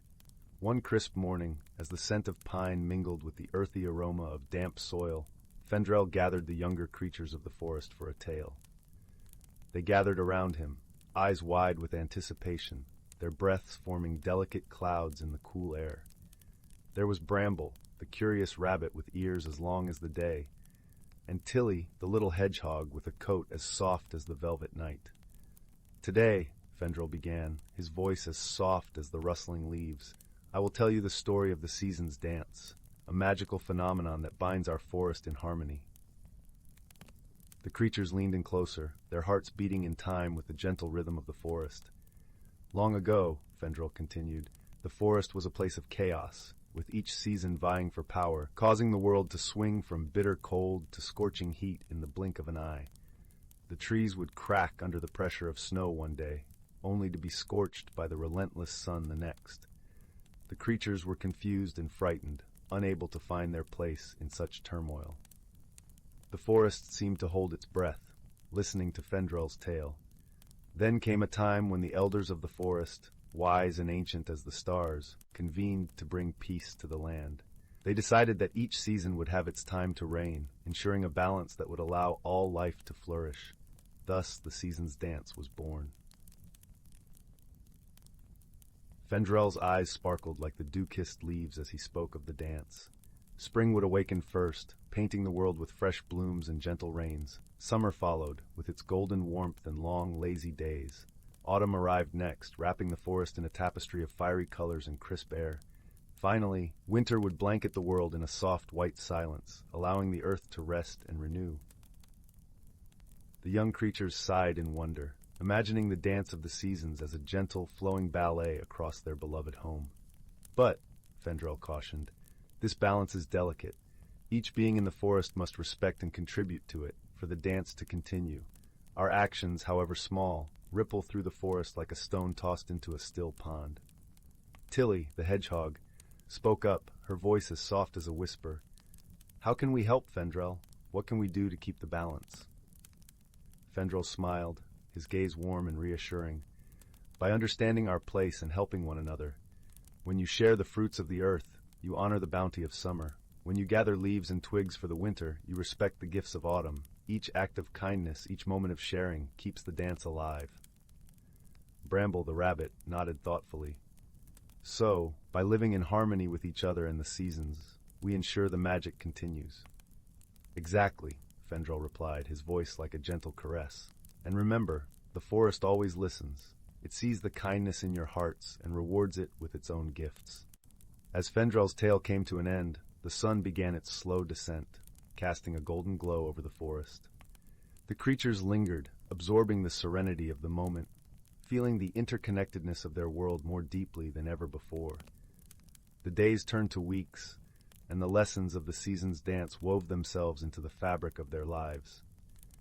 Each creature took to heart the wisdom of Fendrel's story, nurturing the balance of their world through simple acts of care and camaraderie. In time, the forest flourished, a vibrant testament to the power of harmony and the enduring magic that resided within its ancient boundaries.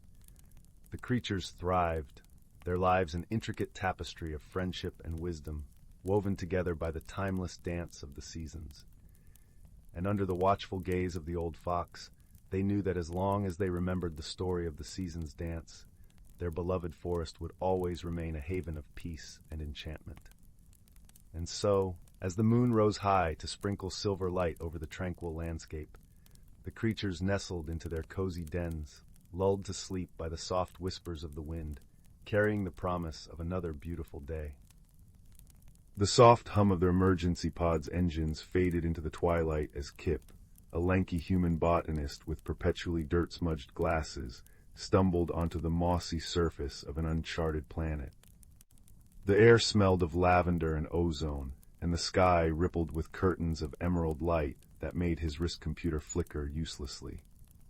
He'd been collecting atmospheric samples near their Andromeda belt when his shuttle malfunctioned, and now his only company was the chirping of unseen creatures and the uneasy knowledge that his oxygen reserves would last precisely 72 hours. 3 valleys away, a small amphibious being named Tull pressed all 6 of her suction-cupped hands against the cracked windshield of her own crashed vessel. Her people communicated through bioluminescent patterns that danced across their skin, but the swirling colors beneath her opalescent scales had dimmed to a worried gray. The Gretharians had warned her about solo missions to primitive worlds, yet how could she resist studying the rumpled green planet that local traders called the world where time naps? Now her translation pendant was shattered, her hydration tanks were leaking, and the strange pink sun made her gills itch. Their meeting happened at dawn near a crystalline stream, where Kip was testing edible fungi and Tull was seeking biocompatible water. When the human tripped over a half-buried rock and sent his specimen jar clattering into the shallows, Tull's frilled head emerged from behind a waterfall, her neck spines flaring cobalt blue with alarm. Kip froze, one hand hovering near his rusted multi-tool. Back on Earth, first contact protocols had been a mandatory seminar, but nothing had prepared him for the reality of a 4-foot-tall alien resembling a cross between a seahorse and a living watercolor painting. Hello," Kip ventured, palms raised. Tull blinked her lidless eyes, the patterns on her skin stuttering between cerulean curiosity and sunflower yellow caution. She trilled a series of notes that shimmered in the air like liquid glass, then gestured emphatically at the stream. When Kip didn't respond, she huffed a bubble of iridescent mist and pointed at his spilled jar, then at a cluster of violet mushrooms growing nearby. "You know about fungi." Kip adjusted his glasses, heart racing. Slowly he reached into his pack and withdrew his prized possession, a terraforming manual with pictographic diagrams. The pages fluttered open to an illustration of symbiotic root systems. Tull's scales bloomed peach pink. She waded ashore, water cascading off her translucent robes, and tapped a 3-fingered hand against the diagram. With the other 5 limbs, she began sculpting the damp soil into a miniature landscape, her touch making the dirt sparkle faintly. Kip watched in awe as mushrooms sprouted from her sculptures, releasing spores that glowed in time with her skin patterns. Their first misunderstanding came at sunset, as Kip attempted to share his protein rations. Tull recoiled from the offered meal bar, her scales flushing deep indigo, a color Kip would later learn signaled profound disgust. In her haste to retreat, she knocked over their collaborative soil model, destroying hours of work. That night, as twin moons rose, they sat on opposite sides of the stream, Kip nibbling his rejected snack and Tull sulking in a self-made bubble of briny mist. The breakthrough arrived via rainstorm. When fat, warm droplets began pelting the valley, Kip scrambled to waterproof his oxygen recycler, only to notice Tull standing perfectly still, her frills spread wide to catch the downpour. Where water touched her, the gray streaks in her scales revived into peacock hues. Emboldened, Kip placed his water collection tarp beneath her, multiplying the rainfall's effect. Tull's resulting chromatic display, swirls of gratitude in gold and silver, made his chest ache with unexpected joy. Over the next 2 days, their survival dance became a language. Tull taught Kip which lichens could purify air, her 6 hands demonstrating filtration techniques with ballet-like precision. Kip rigged a solar still from his shuttle's wreckage, grinning when Tull used the distilled water to grow an edible coral garden. They developed inside jokes. Tull would mimic the beeping of Kip's failing oxygen sensor, Scale's flashing crimson alarm, while Kip invented silly names for the planet's odd creatures, fluffle snoots for the fuzzy marsh dwellers, glow rumps for the bioluminescent tree climbers. The crisis struck on the 3rd morning. While exploring a cave system, Kip's foot plunged through what appeared to be solid ground. Tull lunged, gripping his wrist with 3 hands, while anchoring herself to a stalagmite with the others. As the human dangled over a bottomless crevasse, he noticed the cave walls were breathing, pulsing gently like a colossal lung. "Let go," Kip gasped. "You'll fall too." Tull's scales blazed ultramarine determination. With a sound like wind chimes made of ice, she hauled him upward inch by inch, her muscles quivering. When they finally collapsed onto safe ground, Kip's glasses sat crookedly on his nose, revealing tears he'd never admit to. Tull's normally iridescent skin had dulled to the color of weathered stone. That afternoon, as they limped back to camp, Kip noticed Tull's gills flaring irregularly. Her steps left faint scorch marks in the moss. Remembering his botany training, he gathered armfuls of the jelly-like lichen she'd shown him, pressing it against her overheating skin. Tull responded by sculpting an emergency oxygen extractor from clay and glowing spores, her movements sluggish but precise. As the planet's green auroras danced overhead that final night, their inventions hummed in harmony, Tull's bioreactor cleaning the air while Kip's jury-rigged cooling system regulated her temperature. They sat shoulder to frill, passing Kip's sketchbook back and forth. He drew the constellations as seen from Earth. She painted their patterns in bioluminescent algae. When Tull began sketching a star map with trembling fingers, Kip finally understood. Her people navigated by scent trails in the solar winds, and she'd been trying to chart a path home. The rescue came at dawn's first light, though neither expected it to arrive simultaneously. A Grotharian scout ship descended in a whirl of perfumed mist, just as a human salvage cruiser broke through the atmosphere. The companions stood between their respective rescuers, the ground beneath them carpeted with flowers that had bloomed overnight in response to Tull's restored health. Kip pressed the lichen-purified water capsule into Tull's primary hand. "For your next adventure," he said, knowing she couldn't understand the words but hoping she'd catch the meaning. Tull responded by plucking a scale from her wrist, a Grotharian gesture of kinship, and embedding it in the cover of his sketchbook. Where it touched the paper, tiny star maps bloomed like silver ink. Years later, when Kip's students asked about the framed scale in his laboratory, or Tull's crew inquired about the odd Earth book in her navigation suite, neither could fully explain the bond forged in those 3 days. But every harvest moon, when Earth's atmosphere rippled with auroras and the Grotharian scent trails aligned, they'd meet on that repaired planet, now officially named Silentung's Bridge, to replenish the lichen gardens and add another page to their shared sketchbook beneath the naps of time. The fire crackled softly in the hearth, casting dancing shadows on the walls that seemed to whisper secrets of their own. Outside, a gentle rain pattered against the window pane, a soothing rhythm perfect for a journey into dreamland. So snuggle down, little one, and let me tell you a tale woven from moonlight, moss, and the quiet courage found in unlikely places. It begins with a child named Finn, whose footsteps were often as soft as falling snow. Finn lived on the very edge of the village of Oakhaven, where the neat cobbled streets and friendly chatter gradually gave way to wild hedgerows and the deep, ancient silence of the whispering woods. Most villagers spoke of the woods with a mixture of awe and caution, telling tales of shifting paths and voices on the wind. Finn, however, felt a strange pull towards its shadowed depths. While other children raced and shouted in the village square, Finn would sit beneath the old hawthorn tree at the forest's edge, listening.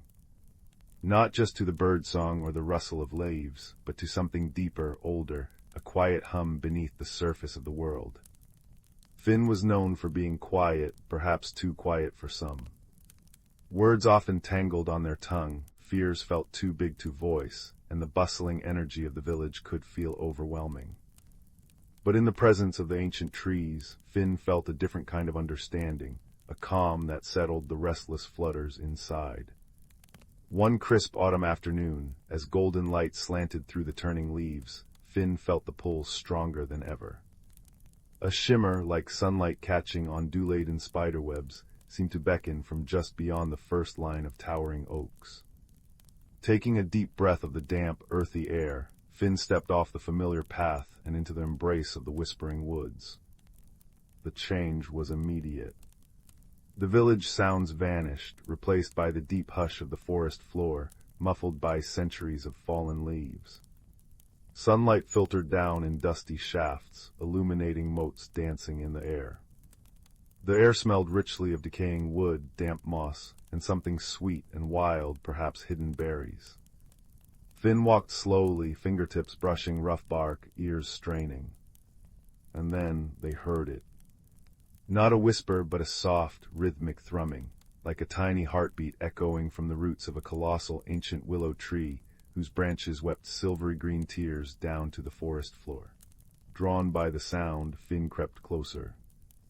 Beneath a curtain of trailing willow fronds, nestled amongst velvety mosses green as emeralds, lay a stone. But this was no ordinary river pebble. It was smooth and cool to the touch, about the size of Finn's palm, and seemed to be made of swirling, translucent blues and grays, like captured storm clouds or deep ocean water. And it pulsed with a soft, internal light, synchronized with the gentle thrumming sound. Hesitantly, Finn reached out and picked it up. The stone felt alive in their hand, warm and vibrating faintly. The thrumming intensified slightly, and then, clear as a bell chime in the silence, Finn heard a sound within their own mind. Not words exactly, but a feeling, a sensation, lost, alone, afraid. Finn gasped, nearly dropping the stone. It wasn't speaking, it was feeling, and projecting that feeling directly into Finn's awareness. The stone radiated a profound, aching loneliness mixed with a deep-seated fear. Finn clutched it gently, instinctively wanting to soothe it. "It's all right," Finn murmured aloud, their own voice startlingly loud in the quiet. "You're not alone now." The stone's pulse seemed to steady, the blue light softening from a stormy gray to a calmer, twilight hue. The feeling of fear lessened, replaced by a tentative flicker of hope. Help. The feeling seemed to ask. Finn knew they couldn't leave the stone. Its sadness was too palpable. But what could they do? Where did it belong? As they pondered, holding the warm, pulsing stone, a gruff voice broke the silence. "HMPH found the murmuring stone, have you?" Finn whirled around. Standing just outside the willow's curtain, silhouetted against the dappled light, was a creature unlike any Finn had seen up close. It was a badger, but enormous, standing nearly as tall as Finn's waist. His fur was thick and grizzled, black and white stripes bowled across his powerful shoulders and face. His eyes, however, were deep brown and surprisingly intelligent, though currently narrowed in a skeptical glare. He held himself with a weary dignity, one paw slightly raised as if ready to retreat. Finn froze, heart pounding. Badgers were known to be reclusive and fiercely territorial. This one looked formidable. The stone in Finn's hand pulsed a brief flare of alarm. The badger sniffed the air. "Put it back," he rumbled, his voice gravelly but not unkind. "Trouble follows that stone, always has." Finn found their voice, small but steady. It feels lost and scared. I couldn't leave it." The badger tilted his head, his dark eyes studying Finn intently. "Lost, scared, probably, been missing near a moon cycle. caused quite a stir its absence did, threw the deep glade off balance. He took a cautious step closer. "Name's Thorn, keeper of the Tanglewood Warrens, and who might you be, venturing so deep and finding what seasoned trackers couldn't?" "Finn," came the quiet reply. I live near the edge, I just listened." "Listened." Thorn huffed, a sound that might have been a chuckle. Rare skill that these days, especially amongst humans. He eyed the stone again. "Well, Finn who listens, you've found it, but finding is only the start.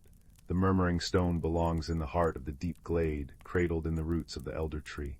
Only there can its song be truly heard, the balance restored, and only there will its fear be soothed." He shifted his weight, looking uncomfortable. "Problem is the way to the deep glade isn't exactly straightforward, especially now. Paths have shifted since the stone went missing. Things are restless." Finn looked from the sad, pulsing stone in their hand to the gruff badger. Thorn seemed weary, burdened. "Do you know the way?" Finn asked softly. Thorn scratched behind his ear with a powerful hind leg. "Bits of it used to, but the woods are different without the stone's steady hum. The whispering gets confused, misleading." He sighed, a deep rumble from his chest. "Truth be told, young listener, I could use an extra pair of ears. Sharp ones. Mine aren't what they used to be. In the woods, they whisper tricks sometimes." He looked almost embarrassed to admit it. "And that stone, it seems to trust you. Might behave better for you than it would for a grumpy old badger." An unexpected warmth bloomed in Finn's chest. This gruff, intimidating creature was asking for their help. Because Finn listened.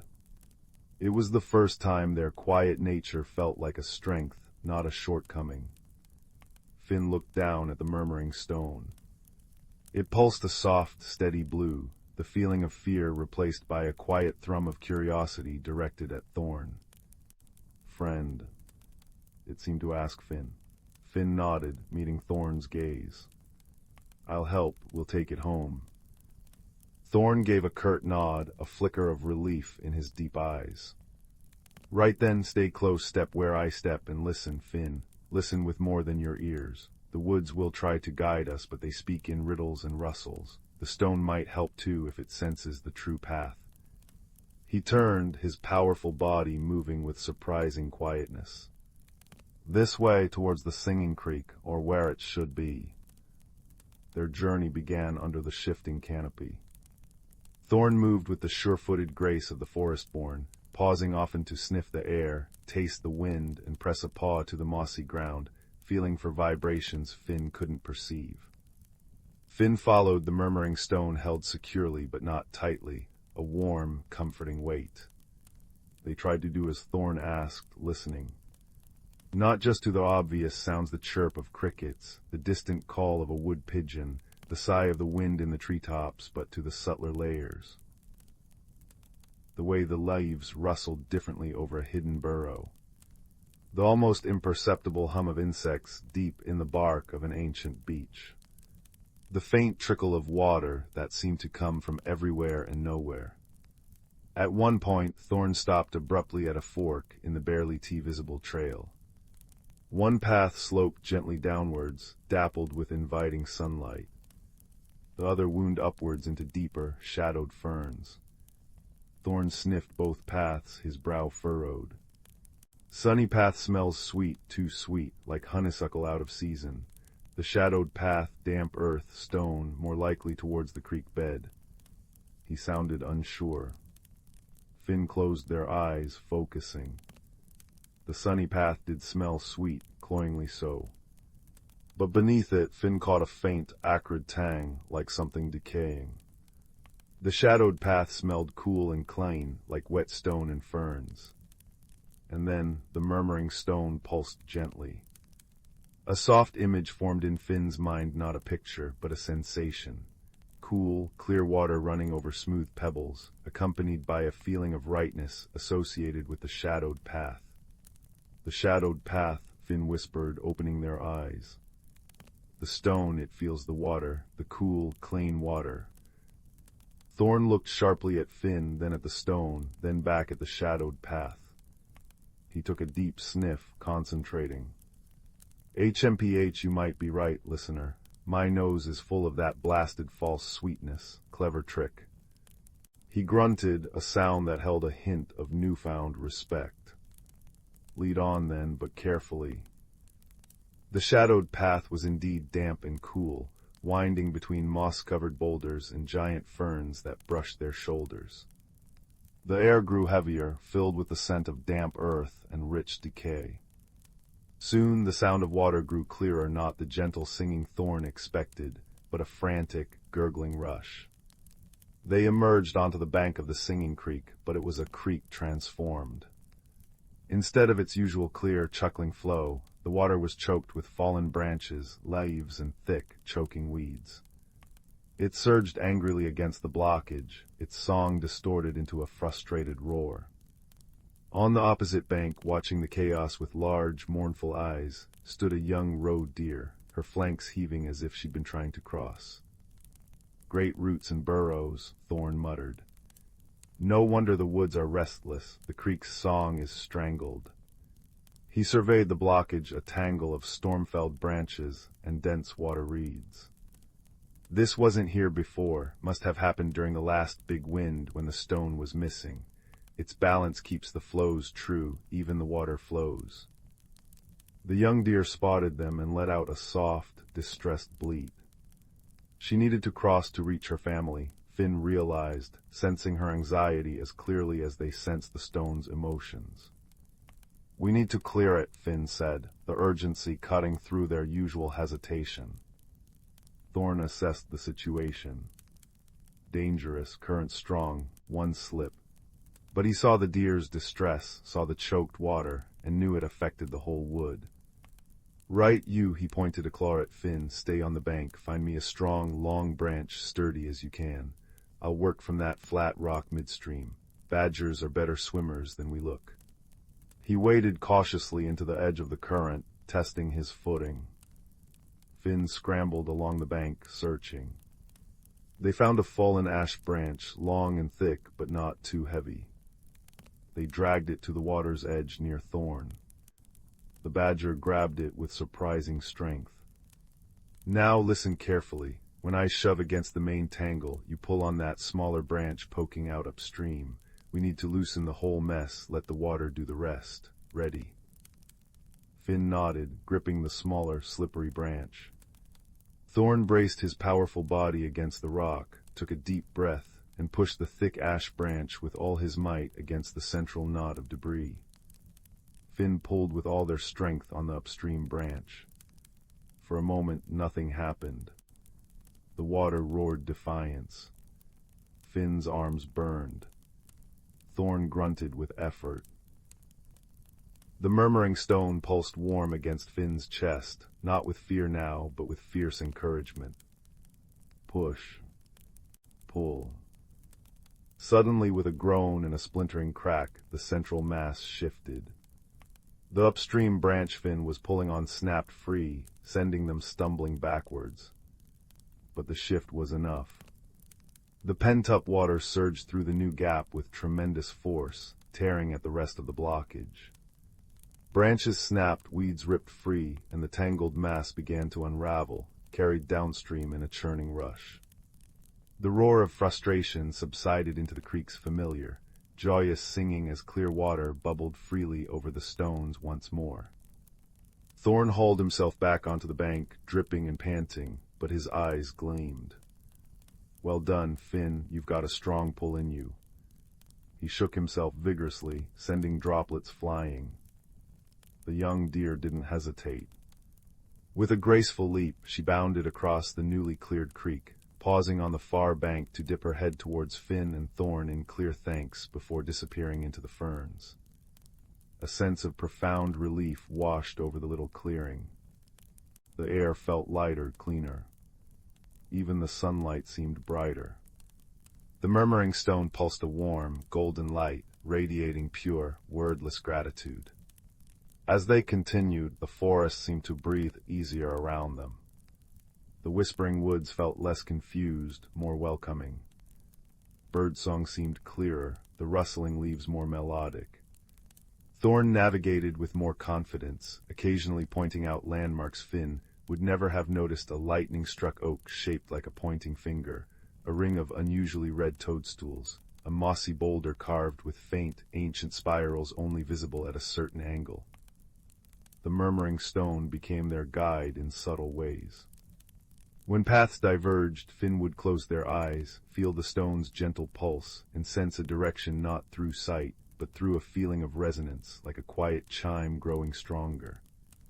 This way feels deeper, older, calmer. They learn to interpret its gentle glows: blue for calm, gold for warmth or rightness, a soft green for growing things, and a very faint, quick purple flicker when Thorn was about to stumble over a hidden root, allowing Finn to call out a warning just in time. Thorn, in turn, shared his deep knowledge of the woods, which berries were safe, how to find the sweetest underground springs, the stories whispered by different types of bark. He spoke of the deep glade as a place of ancient peace, where the oldest trees held counsel, and the murmuring stone's song harmonized with the heartbeat of the earth itself. Their friendship grew with each mile, an unspoken bond forged in shared purpose and quiet understanding. Thorn's gruffness softened into a dry wit and a protective presence. Finn found their voice more often, asking questions, sharing observations, their initial timidity replaced by a quiet confidence born of being truly heard and trusted. As twilight began to paint the sky in hues of lavender and apricot, the woods changed again. The trees grew even taller, their trunks wider than cottages, draped in curtains of silvery gray lichen that glowed faintly in the dimming light. The air hummed with a deeper, more resonant energy. Fireflies, larger and brighter than any Finn had seen, blinked like tiny, wandering stars amongst the ferns. The ground felt springy and alive beneath their feet. "We're close," Thorn murmured, his voice filled with awe. "The whispering is clearer here. It welcomes the stone back." He paused before a wall of dense, intertwined holly bushes, their dark green leaves glossy and sharp. "The entrance is here, but it only opens for those who belong, or those bearing what belongs." Finn stepped forward, the murmuring stone held out before them.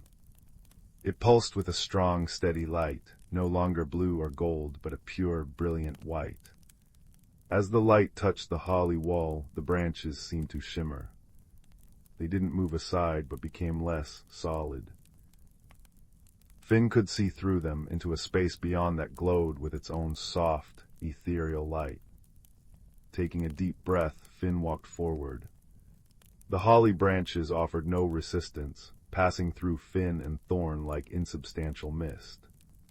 They stepped into the deep glade. It took Finn's breath away. They stood in a vast, circular clearing carpeted with moss so thick and soft it looked like green velvet. Towering trees formed a living wall around the glade, ancient oaks with bark like dragon scales, silver beeches that seemed to hold moonlight within their pale trunks, and massive yews radiating profound stillness. Their canopy was open to the darkening sky, where the first stars were beginning to prick through the deep blue. In the very center of the glade stood the elder tree.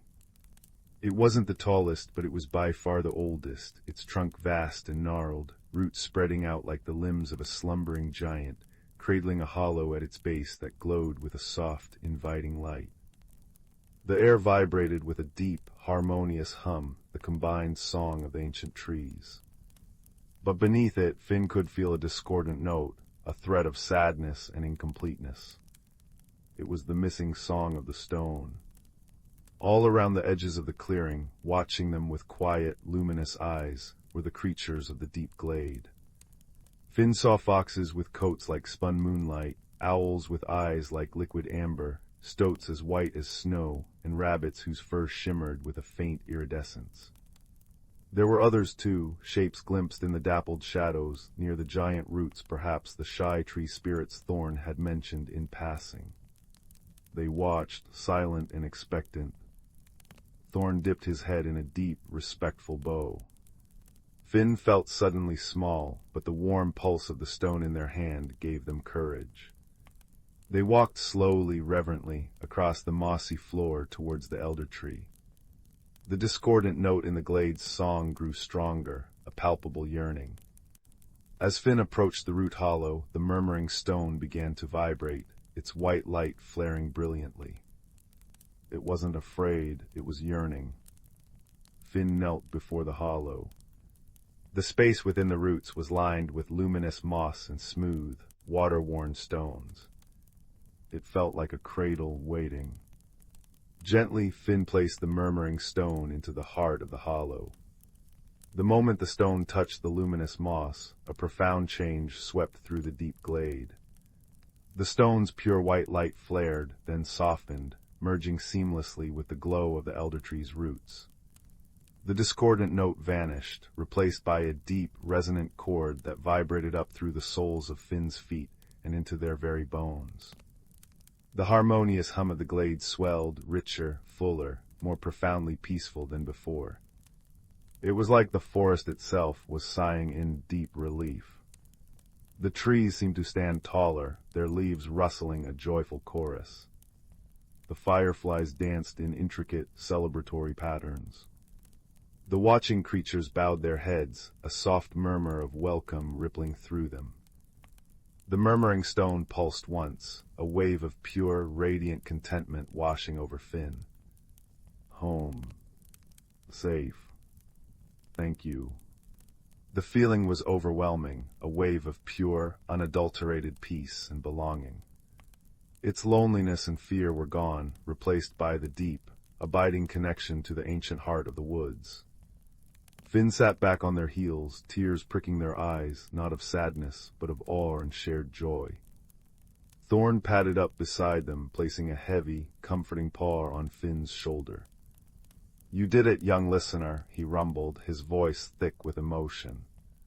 "You brought the heart song home." They sat in silence for a long while, bathed in the combined glow of the elder tree and the stone, listening to the restored harmony of the deep glade.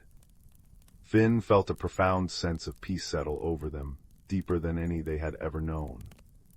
The fluttering fears that often plagued them felt quiet, soothed by the ancient song. Eventually, Thorn nudged Finn gently. "The woods know the way back now. The paths will be clear. But you'll always be welcome here, Finn. The deep glade remembers kindness." He looked at Finn, his dark eyes warm.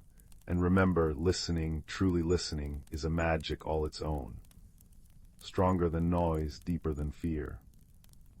The journey back through the whispering woods felt like moving through a familiar dream.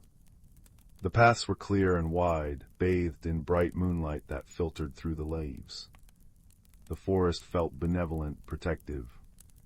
The rustling leaves seemed to murmur words of thanks and safe passage. Thorn walked beside Finn, his presence a solid comfort. The murmuring stone's song, now part of the forest's own heartbeat, seemed to follow them, a gentle hum beneath their feet. As they reached the edge of the woods, near Finn's hawthorn tree, dawn was just beginning to blush the eastern sky. Thorn stopped. "This is your path now, young listener. Mine lies deeper." He nudged Finn's hand with his nose. "Don't be a stranger to the wood's edge, and don't forget to listen. The world speaks in many ways." Finn knelt and, on an impulse born of deep gratitude, wrapped their arms gently around Thorn's thick neck. The badger stiffened for a second, then relaxed, giving a soft, rumbling purr deep in his chest. "Take care, Thorn, thank you." "Thank you, Finn," Thorn replied gruffly, but his eyes shone. "For listening, for helping an old badger remember the way." With a final nod, he turned and melted back into the shadows of the whispering woods, leaving Finn standing alone at the forest's edge. The village of Oakhaven was just beginning to stir. Smoke curled from chimneys, and the distant sound of a rooster crowed. Finn took a deep breath. The world looked the same, yet utterly different. The fluttering fears hadn't vanished entirely, but they felt smaller, manageable.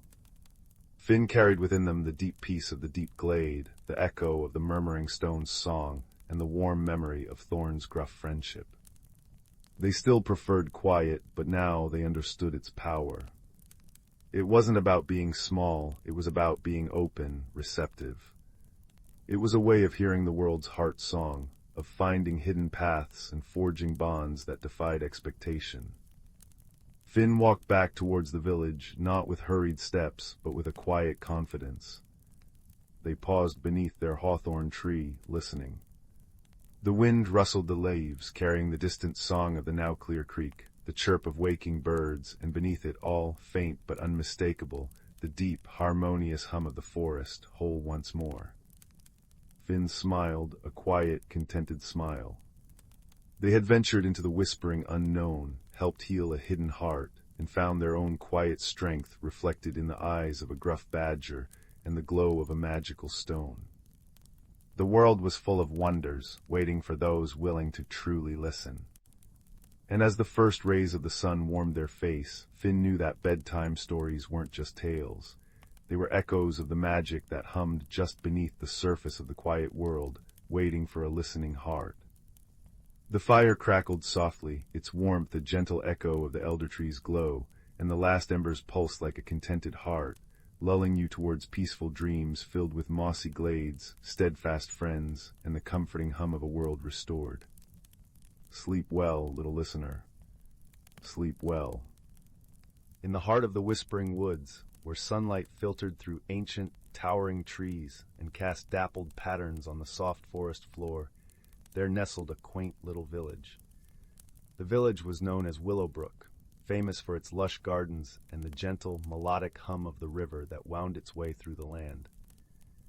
In Willowbrook, the residents lived harmoniously with the magical creatures that dwelled in the forest. Among these creatures were the Fae, tiny beings with wings like gossamer, who tended to the flowers and whispered secrets to the wind. There were also the wise owls, who perched high above in their leafy abodes, watching over the village with kind, knowing eyes. One peaceful evening, as the sun dipped below the horizon and painted the sky in hues of orange and purple, an unusual event began to unfold. The villagers noticed that each morning the flowers in their gardens were blooming in peculiar patterns, spirals and stars, unlike anything they had seen before. The villagers were puzzled, for these flowers seemed to change their formations overnight, as if by some unseen hand. Among the villagers was a gentle-hearted girl named Leora. Her curiosity was as boundless as the forest itself, and she had a knack for noticing the smallest details. Leora loved the mysteries of the woods and often spent her days exploring its hidden paths and listening to the stories told by the forest creatures.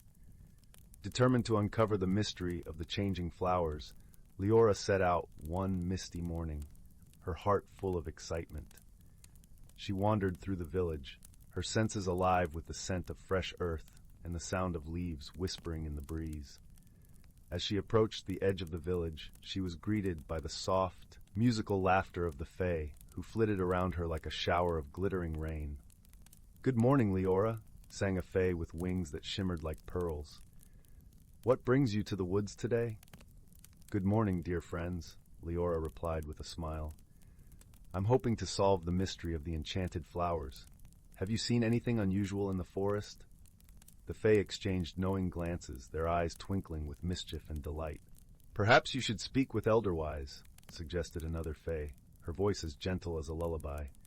"He knows many things and might have the answers you seek." Eager to visit Elderwise, the wise old owl, Leora thanked the Fae and made her way deeper into the forest. The air was cool and fragrant with the scent of pine and wildflowers, and as she walked, the ground beneath her feet felt like a soft, comforting carpet of moss. Elderwise's home was a grand, ancient oak tree, its bark gnarled and wise, and its branches spreading wide like welcoming arms. Leora approached the tree with reverence and called up into the leafy heights. "Elderwise, wise owl of the forest, may I speak with you?"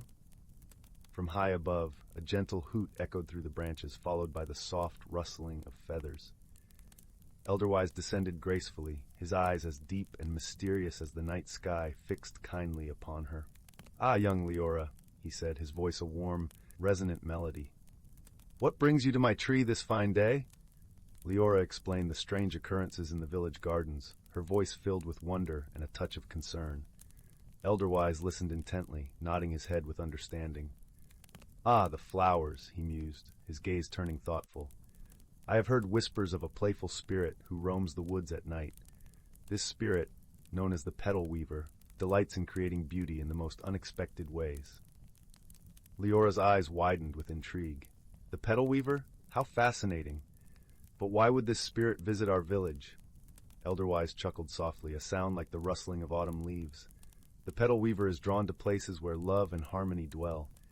Your village, with its kind hearts and gentle ways, is a beacon to such a spirit. Perhaps it seeks to share its joy with you all." Leora nodded, her heart swelling with warmth at the thought. "Thank you, Elderwise. I shall share this with the villagers. Perhaps we can find a way to welcome the petal weaver." With a grateful heart, Leora made her way back to the village, her mind alive with ideas.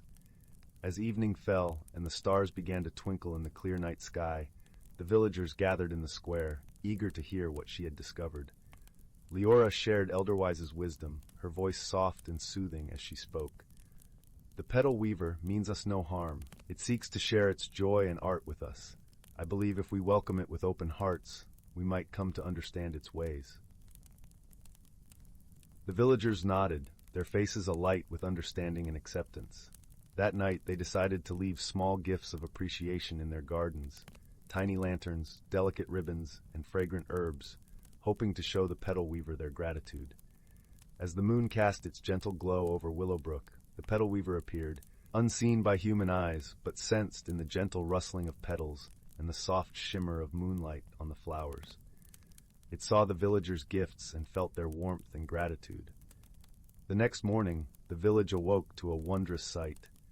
Each garden was a tapestry of breathtaking beauty, with flowers arranged in patterns that spoke of joy and friendship. The air was filled with a sense of magic and peace, and the villagers knew their hearts had made a new friend.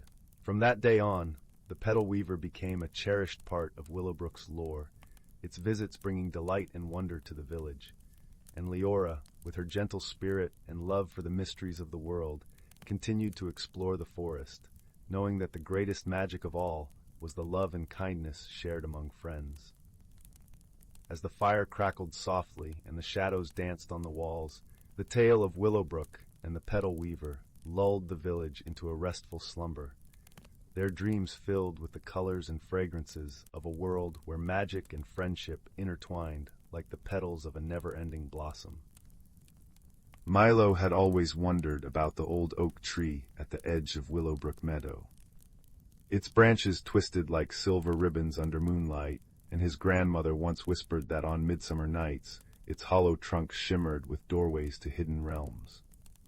Tonight, as fireflies painted the air with golden speckles, young Milo noticed an unusual glow pulsing from the oak's roots, soft as a heartbeat, warm as fresh bread.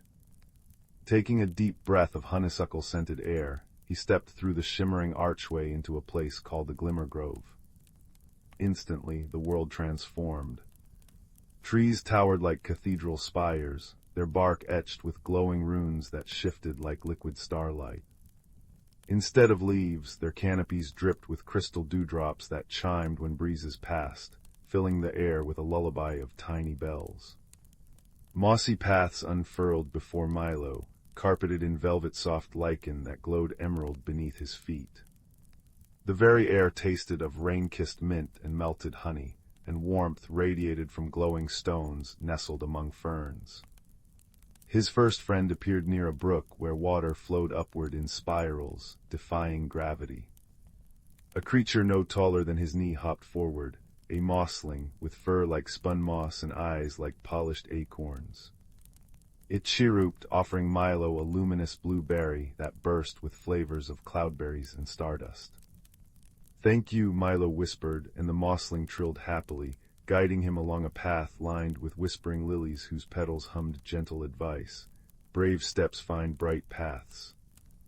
Deeper in the grove, Milo encountered the sky whale, a creature woven from twilight mist and constellations. It drifted soundlessly above a meadow of floating islands, its belly glowing with captured auroras. When Milo hesitated before a chasm spanned only by stepping stones of light, the sky whale exhaled a ribbon of shimmering fog that solidified into a bridge. Courage builds its own road, rumbled the sky whale's voice, like distant thunder softened by velvet. Crossing it, Milo felt his own fears dissolve like sugar in tea. But the grove held gentle tests. In the valley of echo flowers, blossoms repeated every sound with mischievous twists. Milo's nervous gulp became a lion's roar, making him jump. Yet when he laughed at the absurdity, the flowers echoed joyous bells. Nearby, he found a starlight fox tangled in vines of glowing thorns, its silver fur dimming with distress. Remembering his grandmother's knitting lessons, Milo patiently untwined the vines, whispering kindness. Freed, the fox nuzzled his hand, and its tail scattered light like fallen stars, illuminating hidden footholds up a quartz cliff. At the grove's heart stood the lumina tree, its trunk swirling with every color ever dreamed. Here, the mossglen, sky whale, and starlight fox gathered. You helped without being asked, chimed the luminous leaves. Now let wonder reward you. The tree parted its roots, revealing a pool where liquid moonlight swirled. As Milo gazed in, he saw not just his reflection, but all the kindness he'd offered, the shared berry, the fearless crossing, the careful rescue, glowing brighter than the grove itself. He understood then, exploration wasn't about conquering the unknown, but befriending it with an open heart. When Milo stepped back through the oak's archway at dawn, Willowbrook Meadow seemed unchanged. Yet in his pocket nestled a single dewdrop from the lumina tree, cool and radiant against his skin. That night, as he drifted to sleep, the dewdrop glowed softly on his windowsill, a reminder that courage blooms in curious steps, that every kindness returns as light, and that the world holds enchanted corners for those brave enough to look. And in his dreams, crystal bells chimed him back to the Glimmer Grove, where friends awaited his next adventure. Deep within the whispering woods, where ancient oaks wore beards of moss and sunlight dripped like liquid gold through the canopy, lived a community unseen by human eyes. Here the breeze carried secrets on its breath, and the roots of the world hummed with old magic. Among the hollows and fern-carpeted clearings, a young squirrel named Pip scampered. His fur was the russet brown of autumn leaves, and his eyes held the restless spark of perpetual curiosity. One crisp morning, as Pip chased a spiraling maple seed, he noticed something amiss. The crystal brook, which usually sang a merry tune over polished stones, ran sluggish and murky. Silverfish darted erratically instead of their graceful dances, and the luminous moon petals by the water's edge had wilted overnight. A chill hung in the air, unnatural for late spring, when warmth should have kissed the forest floor. Pip's nose twitched at the sour tang of decay beneath the usual perfume of pine and wild honeysuckle. Guided by worry, Pip sought out elder thistle, a tortoise whose shell bore intricate patterns like a map of constellations. Thistle resided beneath the grand willow, whose branches wept shimmering strands of silver moss. The air here thrummed with the willow's low, soothing hum, and the ground felt soft as velvet beneath Pip's paws. "Grandfather," Pip whispered, nuzzling Thistle's weathered neck, "the brook is sick, and the cold bites like winter's ghost." Thistle's eyes, deep as forest pools, grew solemn. "Ah, little one, you sense the season not." He explained how the whispering woods thrived on balance, guarded by the heartstone, a gem hidden in the oldest oak, pulsing with the rhythm of the seasons. When harmony falters, the stone's magic phrase, cold seeps where warmth belongs, life withers where it should bloom. Long ago, Thistle recounted, the forest creatures learned to tend the heartstone together.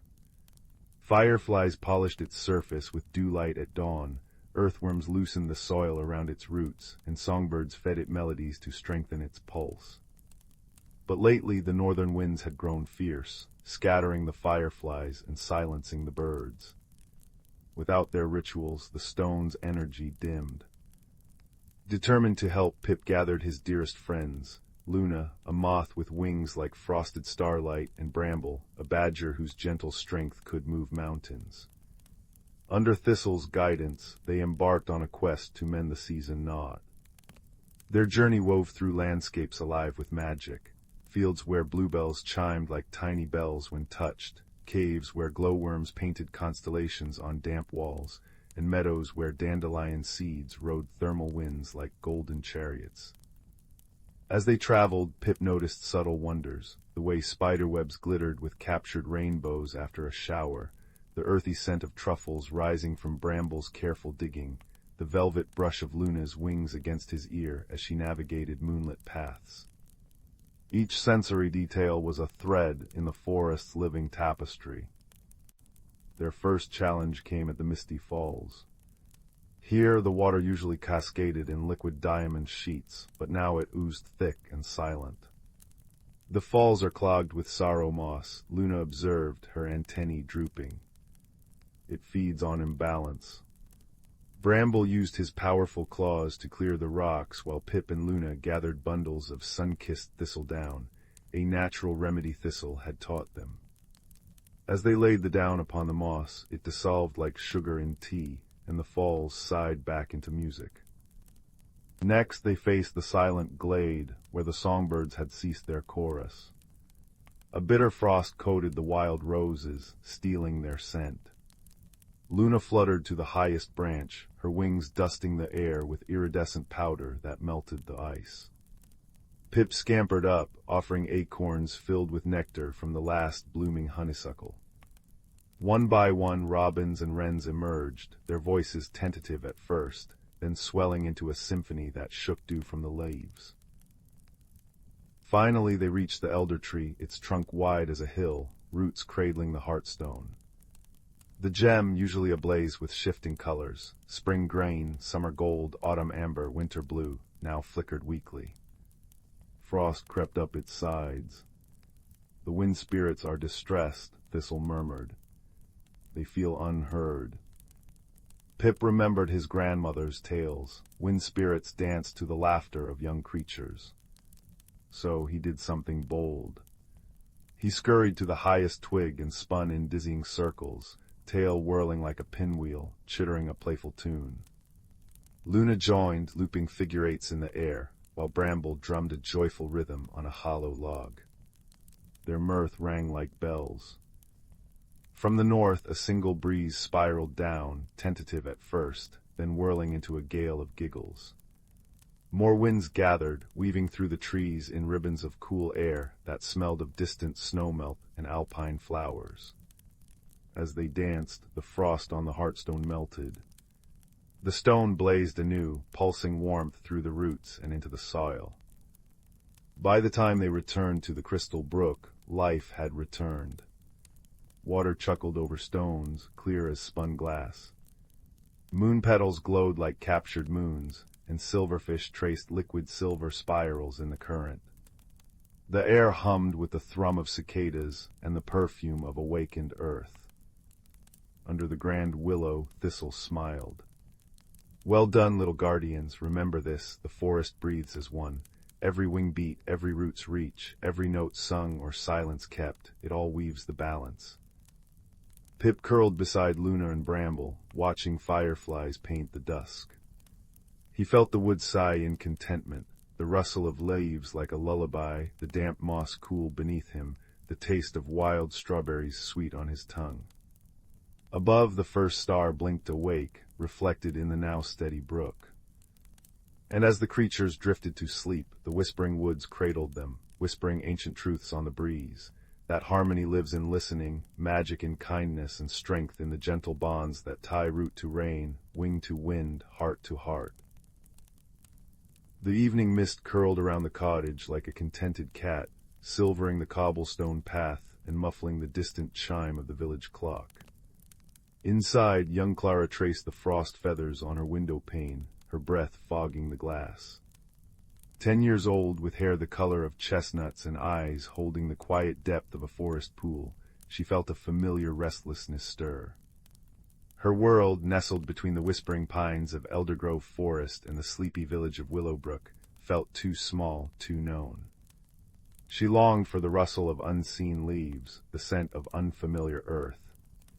Beneath her bed, tucked inside a worn wooden box beside a smooth river stone and a robin's blue eggshell, lay her most precious secret, the whisperwood acorn. It wasn't like any other acorn. Larger than her fist, its cap was etched with swirling silver patterns that seemed to shift in the lamplight, and the nut itself pulsed with a deep, warm amber light like captured sunset. She'd found it months ago beneath the oldest oak in Elder Grove, its glow drawing her through a thicket she'd never dared enter before. Since then, its gentle thrum against her palm was a constant, silent companion, a promise of something more. That night, unable to sleep, the acorn's pulse felt stronger, almost urgent. Slipping on her softest woolen cloak, she crept downstairs, past the snoring form of her grandfather in his armchair by the dying embers. The front door opened with a sigh, releasing her into the cool, pine-scented embrace of the night. The full moon hung low, a luminous pearl bathing the world in silvery light. Instinctively, Clara drew the whisperwood acorn from her pocket. As moonlight touched its silver-etched cap, the swirling patterns ignited. They spun faster, glowing brighter, casting dancing shadows on the mossy ground.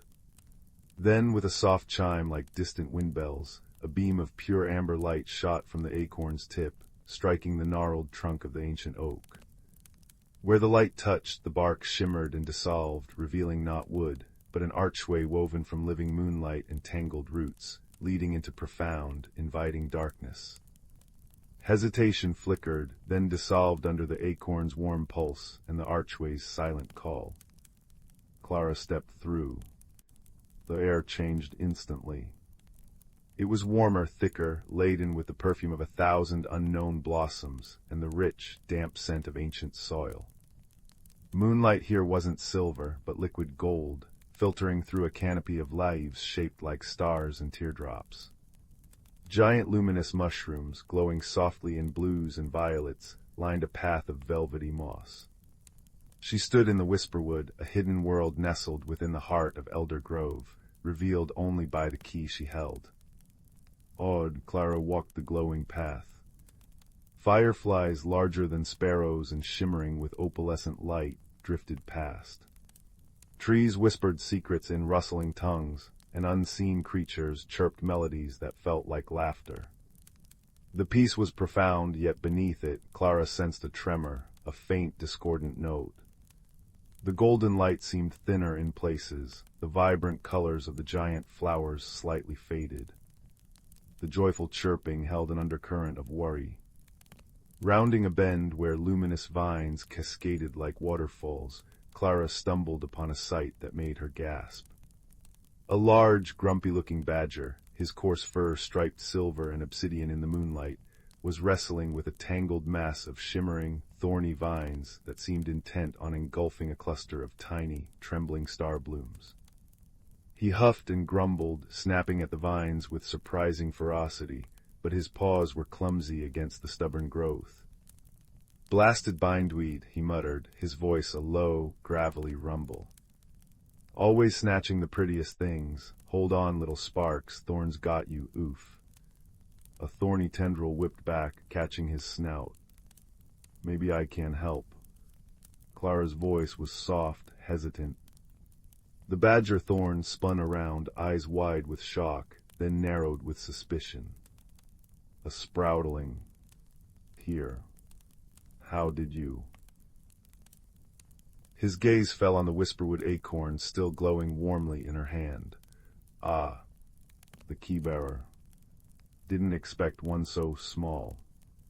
He sniffed, then winced as another vine tightened around his hind leg. "Well, don't just stand there gawping, sproutling. These star blooms need light, and this infernal bindweed thrives on shadow. It's choking the joy right out of them." Clara stepped forward, the acorn's light flaring brighter as if responding to the threat. She noticed the bindweed recoiled slightly from its amber glow. "It doesn't like the light?" she asked, moving closer, holding the acorn near the thickest tangle near the badger's leg. "Course it doesn't." Thorn snapped, but his tone held less bite as the vine loosened its grip under the acorn's radiance. Darkness is its home, but mere light won't stop it for long. Needs cleverness it does, and paws or hands that can work the knots. Working together, an unlikely alliance formed. Thorn, despite his grumbling, had surprising knowledge of the Whisperwood's plants. He directed Clara where to shine the acorn's light most effectively, weakening the bindweed's grasp. Clara, with her nimble fingers, carefully untangled the complex knots the vines had formed around the starbloom's delicate stems, using the acorn's light as a guide and shield. Thorn used his strong claws and teeth on the tougher roots. It was slow, careful work. Clara learned the bindweed wasn't inherently evil. It was just growing wild, unchecked, drawn to the fading light of the blooms. Thorn learned the sproutling wasn't useless. Her patience and dexterity were invaluable. Finally, the last vine fell away. The starblooms trembled, then unfurled fully, releasing a shower of sparkling golden pollen that filled the air with the scent of honey and sunshine. Their light strengthened, pushing back the lingering shadows. Thorn sat back, panting, wiping a paw across his snout. He looked at Clara, then the rescued blooms, then back at Clara. A gruff sound, almost like a purr, rumbled in his chest. HMPH not bad for a sproutling, name's Thorn, keeper of the Glimmer Glade, or what's left of it. His voice held a deep sorrow now, replacing the grumpiness. What's wrong? Clara asked, sensing the tremor in the world again, stronger now. The light, it feels thin. Thorn nodded heavily. Aye, it's fading, the heart of the Whisperwood, it's gone missing. He gestured towards the heart of the forest, where the golden light seemed dimmest. Deep within the crystal caverns, a great crystal, warm as summer sun, bright as 1,000 fireflies, it's the source of all light and life here, without it. He looked at the struggling bindweed they just pushed back, already sending out tentative feelers again. Without it, the Whisperwood dims, the bindweed spreads, the songs grow sad. Winter will come, a winter with no end. A cold dread washed over Clara. Gone missing, how, who would take it? Don't know, Thorn admitted, his shoulders slumping. Happened under the last dark moon. No creature of the Whisperwood would harm the heart, it sustains us all. He looked at the Whisperwood acorn glowing in Clara's hand. The Kibar always appears when the Whisperwood is in peril. Legend says they bring hope. He fixed her with his dark, intelligent eyes. Will you help me find it, Keybearer? Help me save my home. Clara's restlessness transformed into a fierce, warm resolve.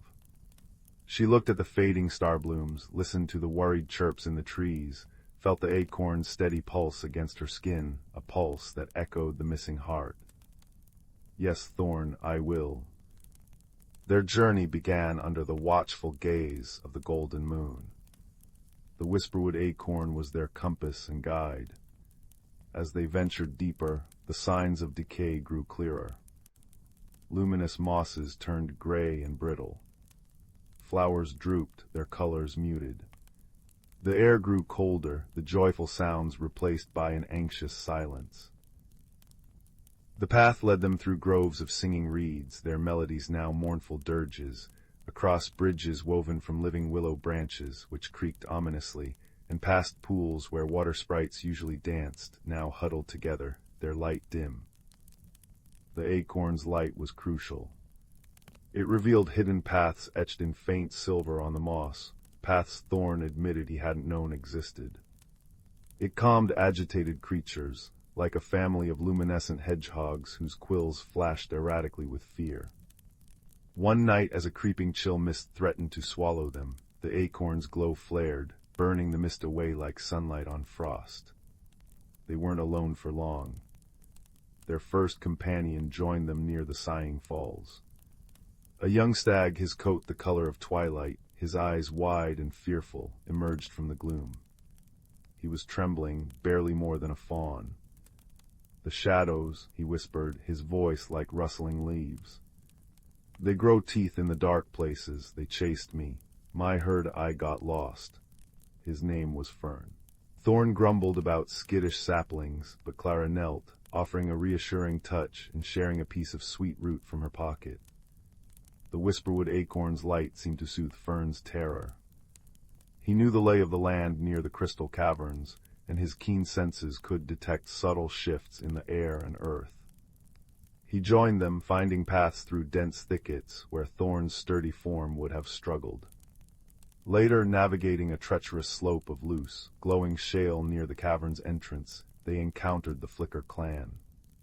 These weren't ordinary fireflies. They were tiny, winged sprites woven from living light, barely larger than Clara's thumb.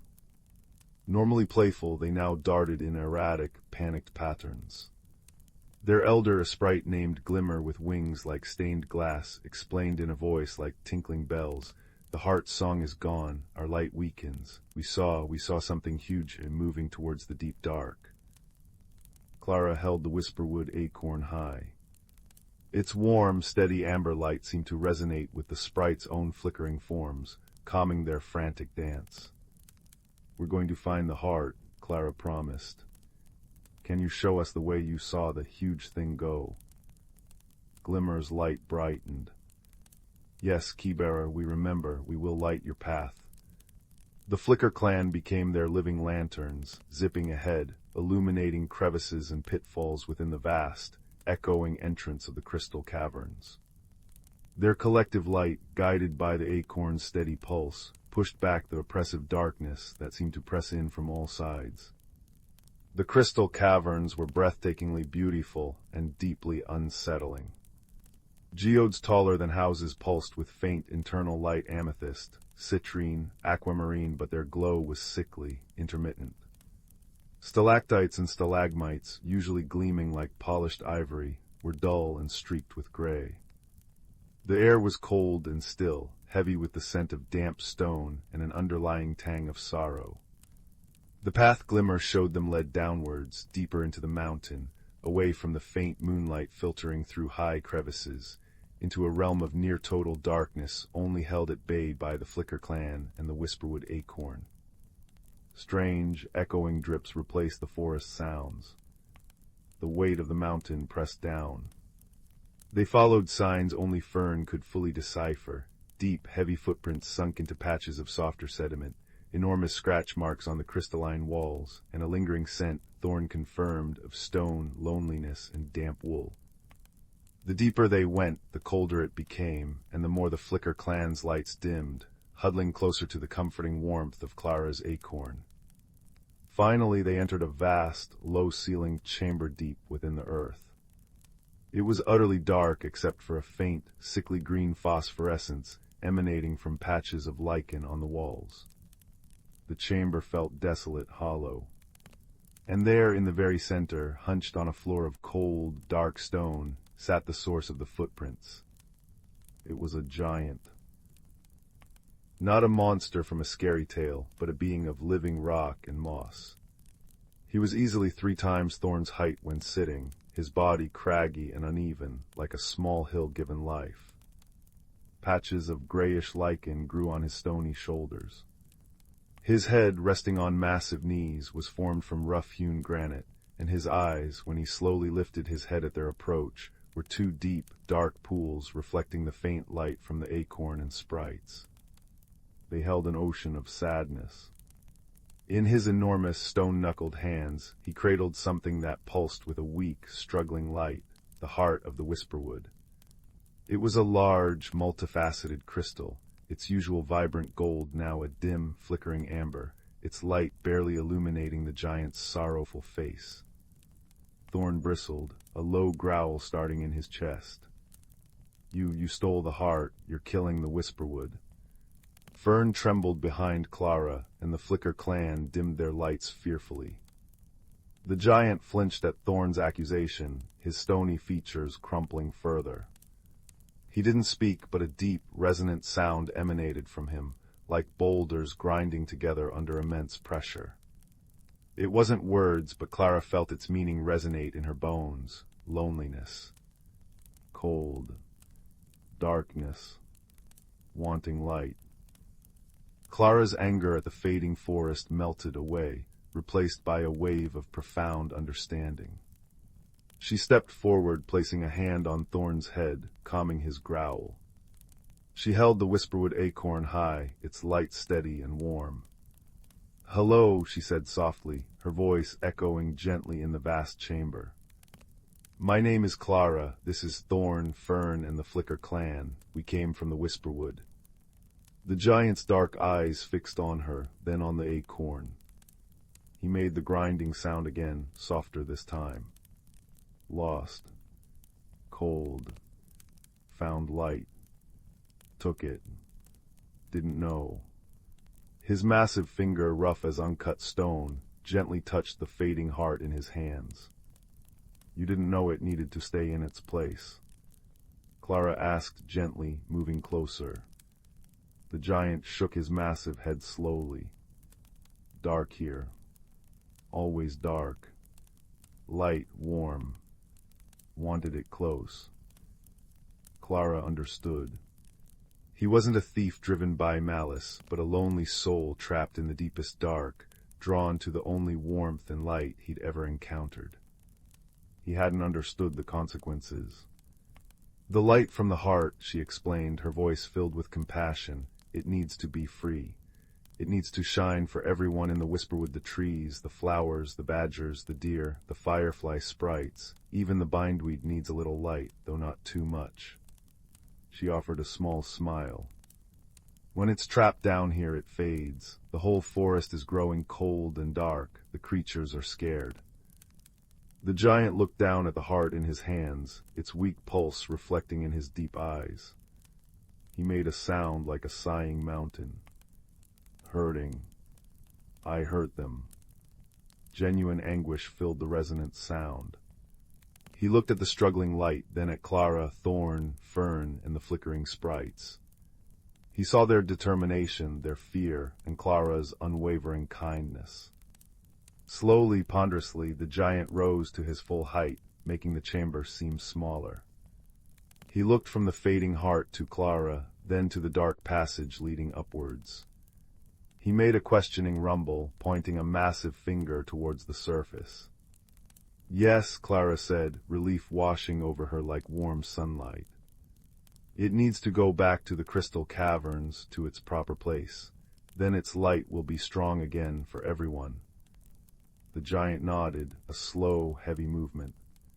He cradled the heart carefully against his stony chest. Then, with surprising gentleness, he extended his other enormous hand, palm open and flat, towards Clara and her companions. "Come." Hesitantly, Clara stepped onto the giant's palm. Thorn, after a moment's grumbling about undignified transport, climbed on beside her, followed by Fern, who nuzzled Clara reassuringly. The Flicker clan settled on their shoulders and heads like living jewels. The giant's hand was surprisingly warm, not cold stone, but warmed by the faint pulse of the heart he held. With careful, earth-shaking steps that echoed through the tunnels, he carried them back the way they had come, retracing their path through the oppressive darkness that now felt less threatening. The Whisperwood acorn's light, combined with the giant's presence and the heart's weak pulse, pushed back the gloom. The journey upwards felt quicker. As they neared the upper caverns, the giant's steps grew lighter, less burdened. Hope was a tangible thing in the air. Finally, they reached the heart's rightful chamber, a vast, cathedral-like space near the cavern entrance, bathed in the strengthening moonlight filtering from above. A natural pedestal of pure white crystal stood in the center, waiting. The giant approached the pedestal. He looked at the heart, then at Clara and her friends on his palm. His deep eyes held a complex mix of sorrow, understanding, and dawning hope. With infinite care, as if placing the most fragile bird's egg, he lowered the Whisperwood heart onto the crystal pedestal. For a breathless moment, nothing happened. The heart lay there, its light still faint and flickering. Then a single pure note rang out, like a crystal bell struck deep within the earth. The heart flared. Not weakly, but with a sudden, blinding burst of pure, golden light that filled the cavern, washing over the walls, igniting the geodes within.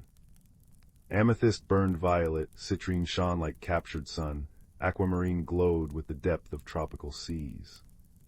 The light pulsed outwards, a wave of warmth and energy that flowed through the caverns, down the tunnels, and out into the whisperwood beyond. On the giant's palm, Clara, Thorn, Fern, and the Flicker clan felt it wash over them a wave of pure, revitalizing joy. Outside, they knew without seeing, the gray moss turned emerald and luminous, the star blooms burst forth in radiant showers of gold, the bindweed shrank back, seeking only the dappled shade it preferred. The trees sighed with relief, their rustling now a chorus of pure delight. The songs of unseen creatures rose, not in worry, but in exultant harmony. The giant stood bathed in the heart's restored golden light. He looked different. The patches of gray lichen on his shoulders seemed greener, more vibrant. The deep sorrow in his eyes hadn't vanished, but it was softened, overlaid with wonder and a profound sense of peace. He carefully lowered his hand, allowing his passengers to step off onto the warm, glowing floor of the cavern. The Flicker clan zipped joyfully around the chamber, their lights now blazing like tiny stars. He looked at Clara, then pointed towards the whisperwood beyond the cavern entrance, bathed in the restored golden moonlight. He made a soft, questioning rumble. "Go back." Clara understood. "The whisperwood is your home too now," she said gently. "The light is for everyone, you belong here." The giant looked around the cavern, now alive with light and color, then back at the vibrant forest visible through the archway. He made a sound like distant, contented thunder. Home. He slowly settled himself near the pedestal, his massive form seeming less like a lonely hill and more like a protective mountain basking in the sun. He would watch over the heart, not take it, but share in its light. Clara felt a profound shift within herself. The restlessness was gone, replaced by a deep, warm contentment. She had journeyed into the unknown, faced fear and misunderstanding, and found wisdom and friendship in the most unexpected places. She had learned that light, to be truly strong, needed to be shared, not hoarded. That kindness could unlock even the hardest heart. That home wasn't just a place, but a feeling of belonging, woven from connection. Thorn nudged her hand with his snout. "Well, Keybearer," he said, his gruff voice thick with an emotion Clara had never heard in it before gratitude. "Seems you found more than the heart. You found a friend for the whisperwood and quieted an old badger's fears." Fern nuzzled her shoulder and the Flicker clan settled on her head, their light warm against her hair. It was time to go home. The whisperwood acorn pulsed warmly in her hand, no longer urgent but content. It had guided her, illuminated her path, and now it felt like a promise kept. They walked back through the whisperwood, transformed. The golden light was stronger, richer, than even when Clara first arrived. The air hummed with life and song. Creatures peeked from blossoms and branches, their eyes bright and curious, waving tiny limbs or rustling leaves in thanks. Emerging through the moonlit archway, woven by the acorn back into Eldergrove, felt like stepping from a vivid dream into a familiar, yet subtly changed reality. The ordinary forest seemed imbued with a deeper magic, a quieter song. She could now hear the rustle of leaves holding secrets, the scent of pine carrying whispers, the moonlight feeling like a gentle embrace. The archway shimmered and faded back into the solid bark of the ancient oak, leaving only the scent of honey and starlight lingering in the cool air. Clara slipped back into the quiet cottage. The embers in the fireplace glowed warmly. Her grandfather still snored softly in his armchair. Everything was as she left it, yet nothing was the same. She placed the whisperwood acorn back in its wooden box beneath her bed. Its pulse was slow, steady, peaceful. It had done its work. Climbing into her own bed, the soft quilt pulled up to her chin, Clara looked out at the moonlit forest. She no longer felt the ache of the too-small world. She knew the vastness within it, the hidden light, the unexpected friendships. She knew the giant, Borin, for that was the name that resonated in her heart for him, was watching over the heart, sharing its warmth. She knew Thorn was patrolling his glimmer glade, grumbling contentedly. Fern was safe with his herd. The Flicker clan danced in the restored light. She closed her eyes, the scent of star blooms and warm earth faint in her memory. The echoes of the whisperwoods song a gentle lullaby. The world was vast, beautiful, and full of hidden light waiting to be shared. And she, Clara, with a heart full of wonder and a small, glowing acorn beneath her bed, belonged to it all. Sleep came swiftly, deep and peaceful, carrying her into dreams woven with golden light and the gentle rumble of a mountain finding its home. Outside, the first true dawn of the restored whisperwood began to blush on the horizon, promising a day filled with the quiet, enduring magic of connection. In the vast tapestry of the universe, where stars twinkled like scattered diamonds against the velvet backdrop of space, there existed a small, unassuming galaxy known as Arcadia. Within this galaxy, nestled on the azure planet of Luminara, life flourished in harmonious abundance. Luminara was a world of glowing crystal forests and shimmering lakes, where the gentle hum of nature's melody played an eternal symphony. In a quaint village near the luminous lake, there lived a young Lumina named Lycia. Lycia's kind heart and curious spirit were as radiant as the light she emitted. Her people, the Luminars, were beings of light, ethereal and graceful, their emotions visible in the brilliant hues of their glow. For Lycia, each day was a new opportunity to explore the wonders of her world, and her light danced with a joyful golden hue. One quiet evening, as the twin moons of Luminara rose high, casting a silvery glow over the landscape, Lycia decided to wander further than she ever had before, drawn by a mysterious pull from the heavens. As she ventured deeper into the uncharted crystal forest, she felt an unfamiliar tingle in the air, a sensation akin to the gentle whisper of a distant star.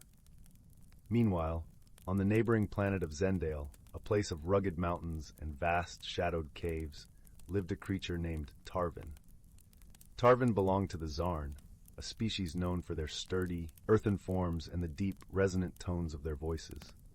Unlike the Luminars, the Zarn communicated through vibrations and sounds, their emotions expressed through rhythmic pulses that echoed through the caverns of their world. Tarvin had always felt an inexplicable yearning for something beyond the echoing caves of Zendale, a desire to understand the light that occasionally pierced their world from above. One fateful night, as the stars aligned in a celestial dance, Tarvin followed a rare beam of light that seemed to call to him, guiding him toward the unknown. As fate would have it, Lycia and Tarvin's paths converged in a small clearing bathed in moonlight.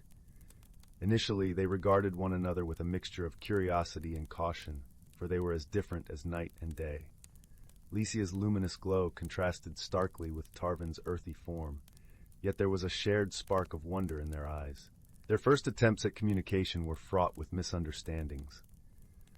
Lycia's light flickered in patterns of warmth and welcome, while Tarvin responded with deep, resonant hums that reverberated through the ground.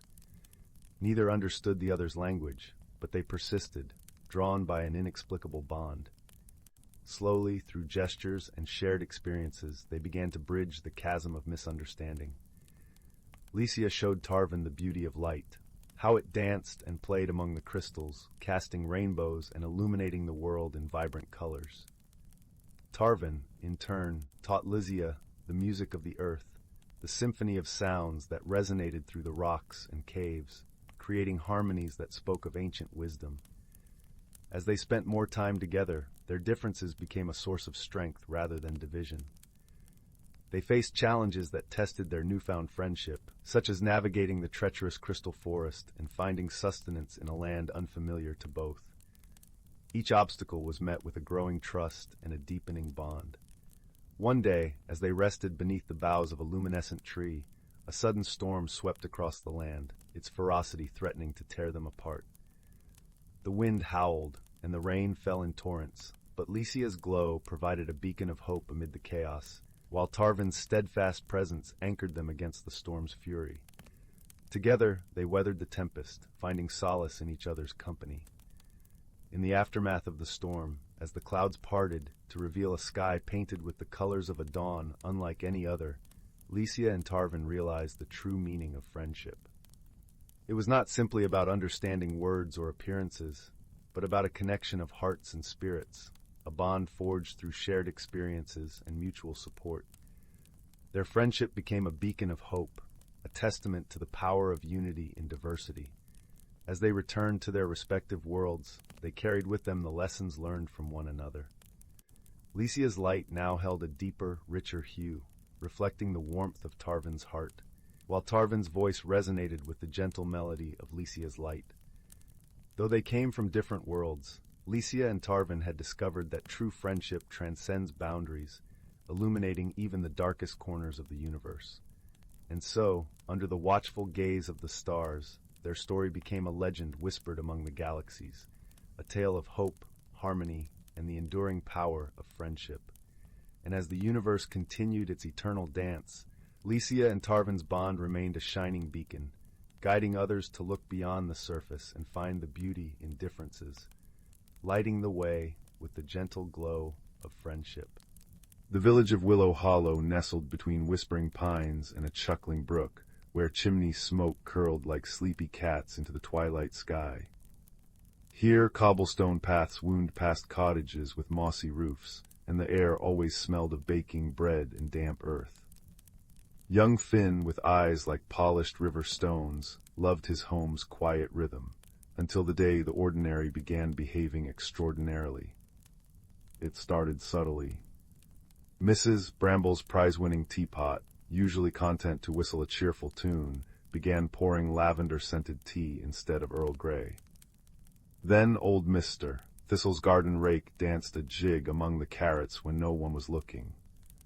By week's end, woolen mittens knitted themselves into curious star shapes overnight, and the bakery's sourdough loaves emerged from the oven speckled with edible silver glitter. Whispers fluttered through Willow Hollow like autumn leaves. The quiet fidgets, folks called it, a gentle, puzzling unrest among everyday things. Finn, ever observant, noticed patterns others missed. The oddities always happened near dusk and only around objects touched by many hands, a well-loved teapot, a shared rake, community knitting wool. Determined to help, he visited the village's wisest soul, Ilara, who lived in a cottage shaped like a toadstool, its walls woven with living honeysuckle. Her eyes, deep as forest pools, crinkled kindly. "Ah, Finn," she murmured, stirring a pot of moonflower syrup that smelled of cinnamon and starlight. "The world whispers when it's unsettled. We must listen with more than our ears." That evening, as fireflies blinked like tiny lanterns, Finn and Ilara sat on her porch.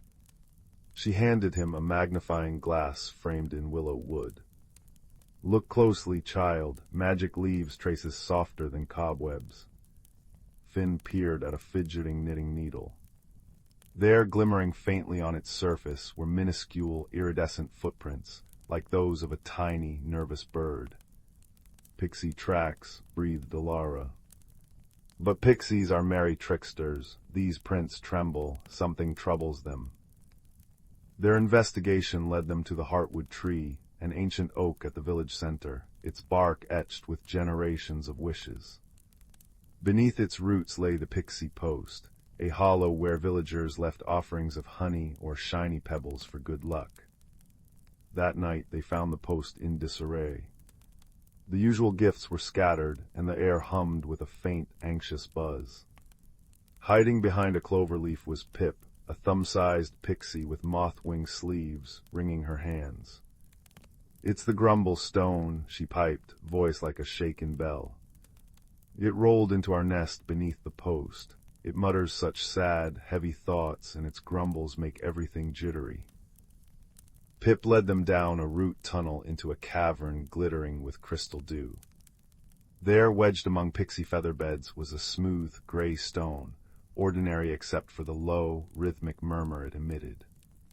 No one notices, too plain, forgotten. Alara knelt, her palm hovering above it. This isn't just a stone, Finn, feel its energy. Finn placed his hand near it. A deep loneliness pulsed from it, cold as forgotten cellar air. It's not magic, realized Finn softly. It's unhappy. It came from the brook, maybe tumbled down in the last storm, and all the village shared warmth above made it feel left out. The solution came not through spells, but empathy. Every heart needs to belong, said Alara. With Pip's help, they gently carried the grumble stone to the brook's sunniest bend, where dragonflies skimmed the water. Finn placed it among friendly, chattering river stones. Then, inspired, he fetched the village's polishing cloth, used by everyone to buff the wishing bell, and gave the stone a gentle rub. As the cloth passed over it, the stone's murmur softened into a contented sigh. Shiny, warm home. The next morning, Willow Hollow awoke to restored peace. Teapots whistled familiar tunes, rakes stood quietly, and bread baked golden brown. But something new graced the brook's edge. The stone, now gleaming like quartz, sat amidst its kin, radiating a soft, happy hum that harmonized with the water's song. Villagers, noticing its newfound glow, began leaving smooth pebbles beside it, a tiny, welcoming council. That evening, Finn joined Alara by her crackling hearth, sipping lavender tea that tasted perfectly of lavender. The greatest magic, she said, her firelight casting dancing shadows, is often kindness. Even stones remember how it feels to be seen. Outside, the brook chuckled, the wind sighed through pines, and the heartwood tree stood guardian over a village where every belonging, large, small, or even stony, had found its place. And as Finn walked home beneath a sky dusted with stars, he knew the deepest mysteries were solved not with wands, but with watching eyes and a willing heart, ready to mend what was quietly broken. Sleep wrapped around him like a soft quilt, filled with the comforting certainty that in Willow Hollow all was well, and all would ever be well. The village of Willowvale nestled in a valley, where moonlight pooled like liquid silver, and dawn arrived in a hush of peach and lavender. Chimneys puffed sleepy spirals of wood smoke that carried the scent of cinnamon and damp earth. In a cottage with ivy-laced windows, young Clara stirred beneath her patchwork quilt, listening to the familiar morning chorus, the chirp of sunfinches, the rustle of the old oak outside, and the distant chime of the village baker's bell.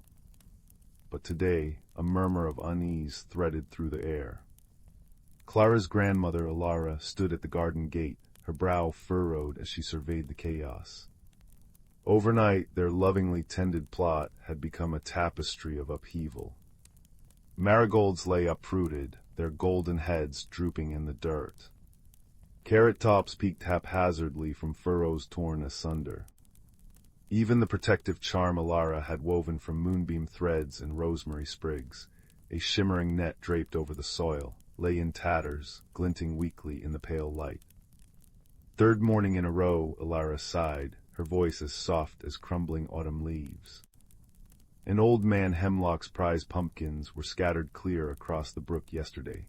Whatever's causing this slips through magic like water through a sieve. Clara pulled on her woolen socks, the mystery coiling in her chest like a curious kitten. Willowvale was a place where dew fairies polished cobwebs at dawn and hedgehogs delivered lost thimbles, but this felt different, an anxious rustle beneath the valley's usual peace. After breakfast, oatmeal sweetened with honeycomb from the bees who hummed lullabies, Clara tied her cloak and ventured out. The village green buzzed with puzzled voices. Mrs. Gable's herb spirals were unraveled into tangles, and the miller's daughter wept over trampled moon petals, their luminous blooms crushed into the mud. "No tracks bigger than a field mouse," said Benji the blacksmith, kneeling by his flattened cabbages. "But mice don't shred moonbeam charms." A collective shiver ran through the crowd. Magic was Willowvale's bedrock. Its failure felt like a stone skipping across their pond of tranquility. That afternoon, Clara sought the wisdom of the Whispering Woods. Beneath ancient pines whose needles muffled sound into a velvet hush, she found the mossy burrow of thistleback, a silver-muzzled badger whose eyes held the patience of centuries. His den smelled of loam and dried chamomile. "Ah, little observer," he rumbled, stirring a clay pot of steaming root tea over glowing emerald crystals. "Trouble in the valley, I sent it on the wind. Sit, warm your bones." Clara described the gardens, the stealth, the defiance of spells, the peculiar lack of large footprints. Thistleback's claws tapped thoughtfully on an acorn cup. "Magic unseen often hides in plain sight, child. The strongest wards guard against force, not fragility. Perhaps the culprit isn't breaking through, but slipping between." He nudged a dried firefly husk toward her. "Watch when the world sleeps, not with spells, but with stillness. Let the night show you its secrets." So Clara prepared. She bundled herself in quilts on the porch swing, a thermos of lavender milk beside her. The moon rose, casting long Inkai shadows. Crickets sang their rhythmic ballads. Hours drifted by, filled only with the creak of the swing and the sigh of wind through the apple orchard. Doubt began to nibble at her resolve, until a faint shimmer caught her eye near the radish patch. Not a glow, but a disturbance, like heat rising from sun-baked stones. Peering closer, Clara gasped. Delicate footprints no larger than her thumbnail dappled the soil. They sparkled with minute, iridescent dust, visible only when moonlight struck them just so. They led toward the brook. Silent as a shadow, Clara followed. The prints wove through ferns heavy with dew, across moss-slicked stones, and into a thicket of weeping willows. There beneath a gnarled tree whose bark peeled like parchment, she heard tiny, frantic voices, a chorus of chitters and squeaks laced with despair. Peering through a curtain of leaves, she saw them, 6 creatures no taller than her hand, with fur like spun starlight and wings like crumpled holly leaves. Their eyes, wide and anxious, reflected the moon. They scurried around the willow's roots, digging frantically with shimmering claws, scattering soil and uprooting bluebells. One clutched a withered acorn, weeping silvery tears that hissed where they struck the ground. "Too deep, always too deep," whimpered one, its wings drooping. "The heartnut must find soil before the roots turn to dust."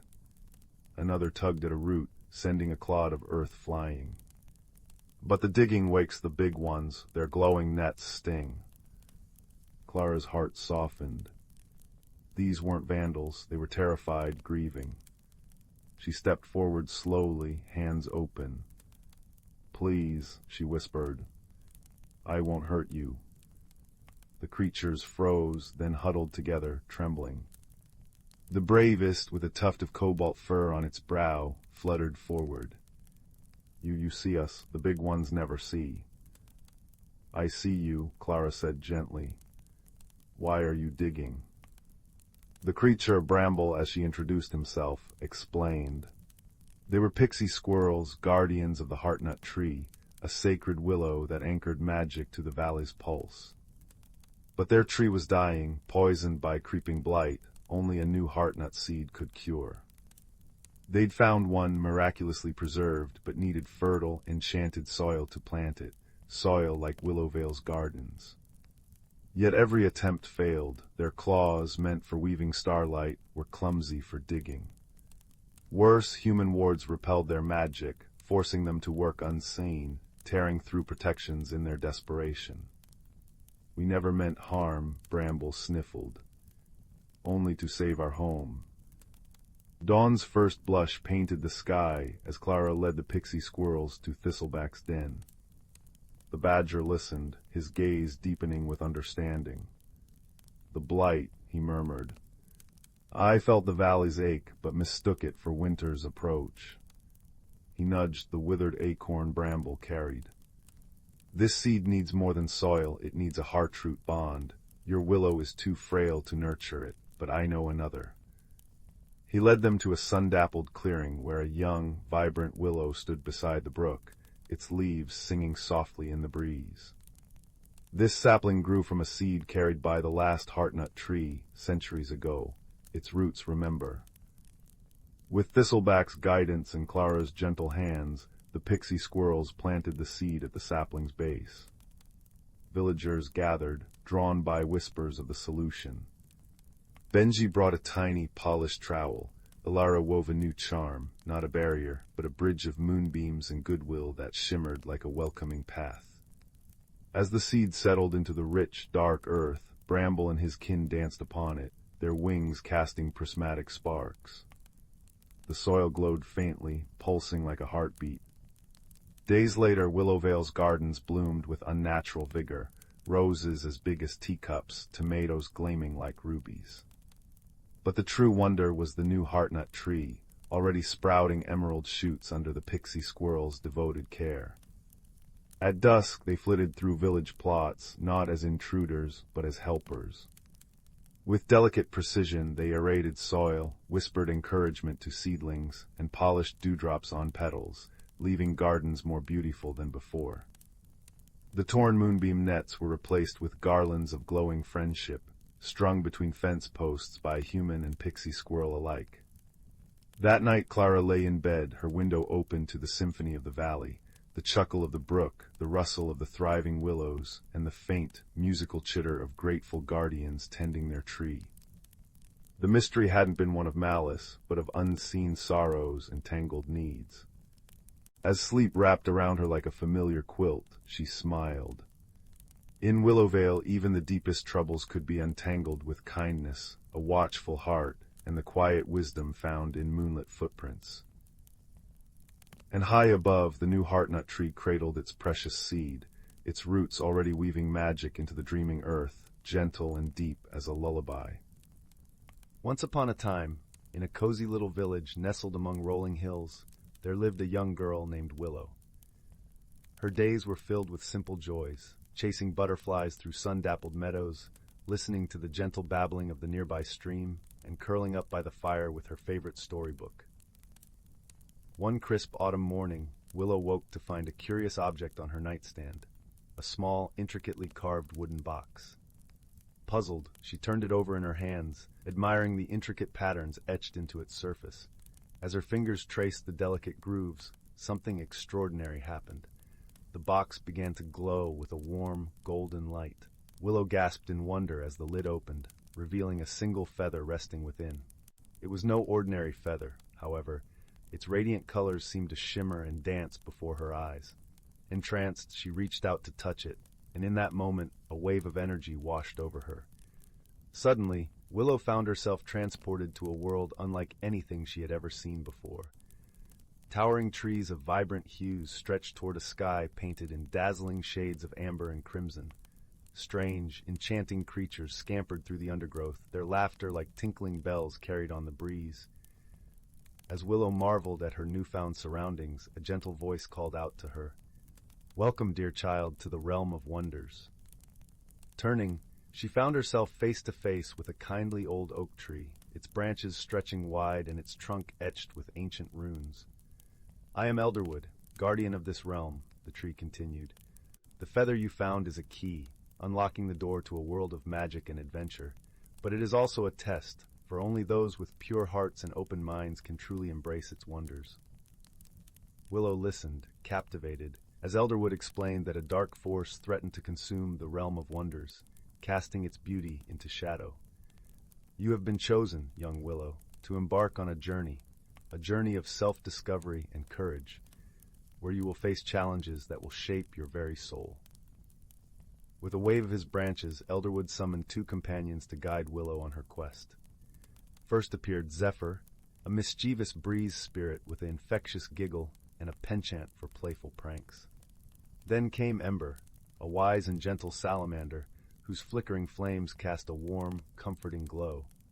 Together, the trio set off into the heart of the realm of wonders, venturing through landscapes that seemed to shift and swirl with every passing moment. They traversed crystal-clear rivers that sang with the voices of 1,000 tiny fish, and climbed towering peaks wreathed in clouds of multicolored mist. Along the way, they encountered wondrous beings, chattering pixies who wove gossamer tapestries from moonbeams, and lumbering stone giants whose rumbling footsteps shook the very earth. Each new encounter brought with it a lesson, a whisper of wisdom imparted by the realm itself. Yet their journey was not without its trials. Dark shadows lurked in forgotten corners, jealous of the light and beauty that thrived in the realm of wonders. Time and again, Willow and her companions found themselves faced with challenges that tested their resolve and their hearts. In one particularly dire moment, they found themselves trapped in a maze of twisting, thorny vines that seemed to shift and contort with malicious intent. As Willow's fear threatened to overwhelm her, Ember's gentle flames illuminated a path forward, not by burning through the obstacles, but by coaxing the vines themselves to bloom with vibrant, fragrant flowers.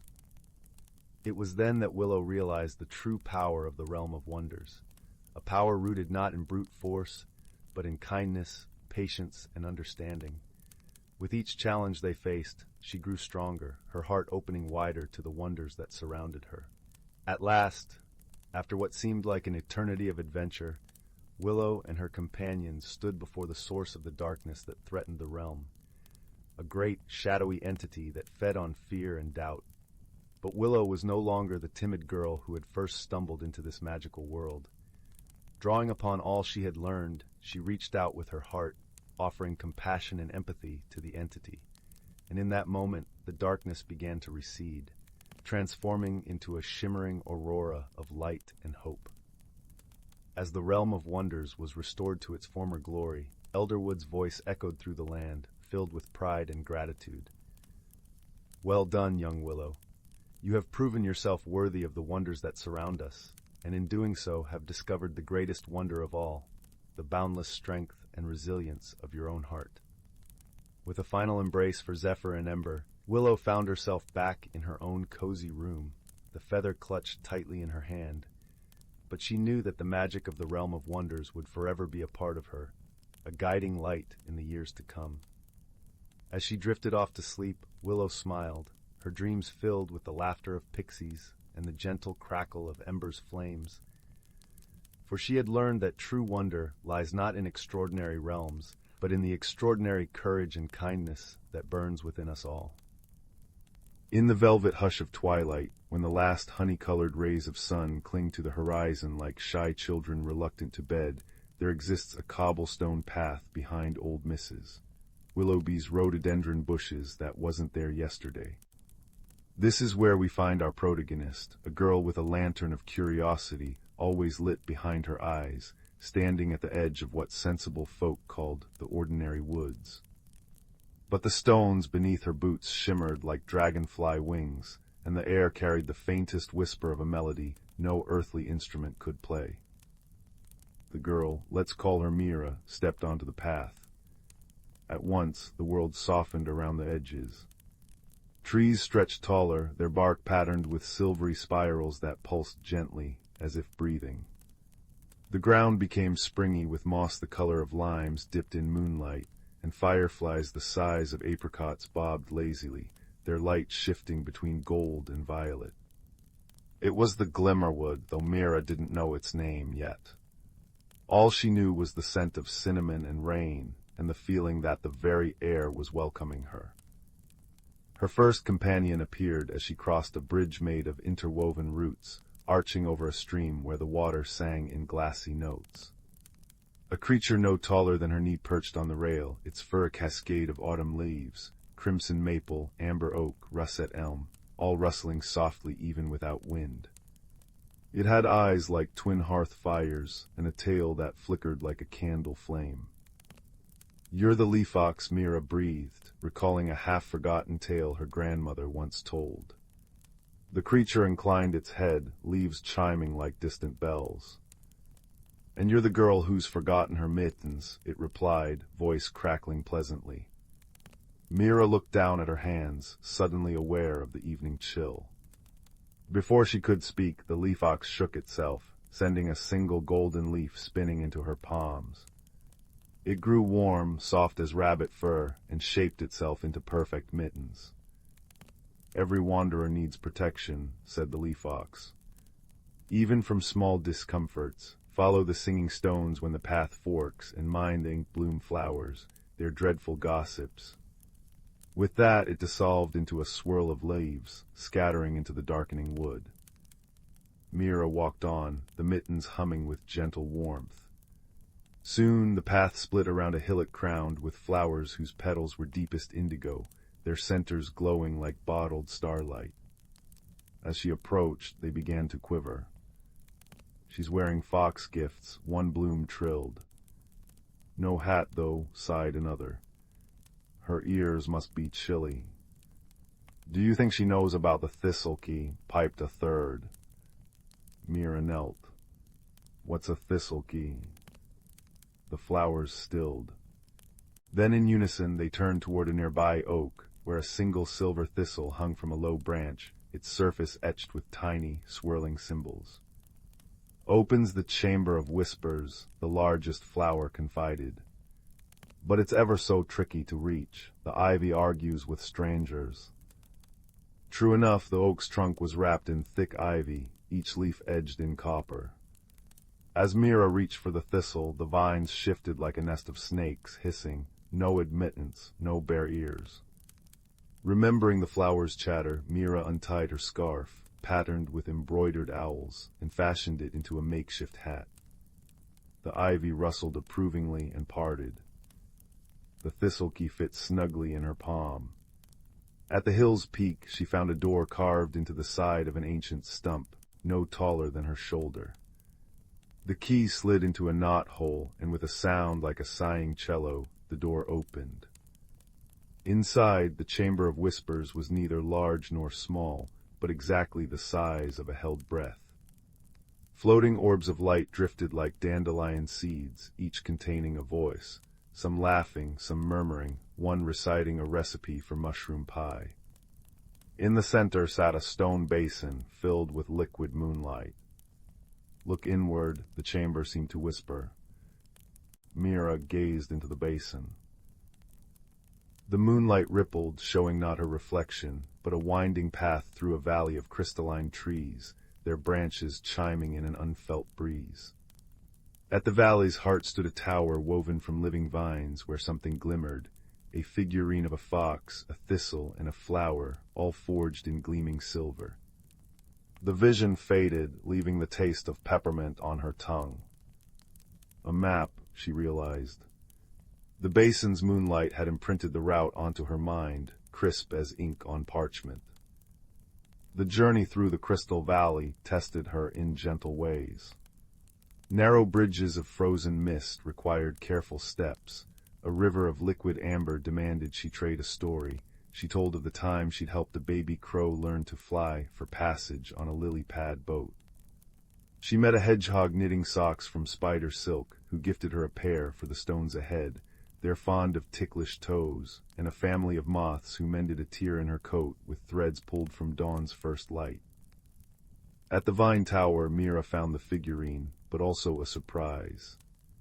The leaf ox waited beside it, along with the ink bloom flowers, now tucked into tiny flower pots carried by chipmunks and the moth family.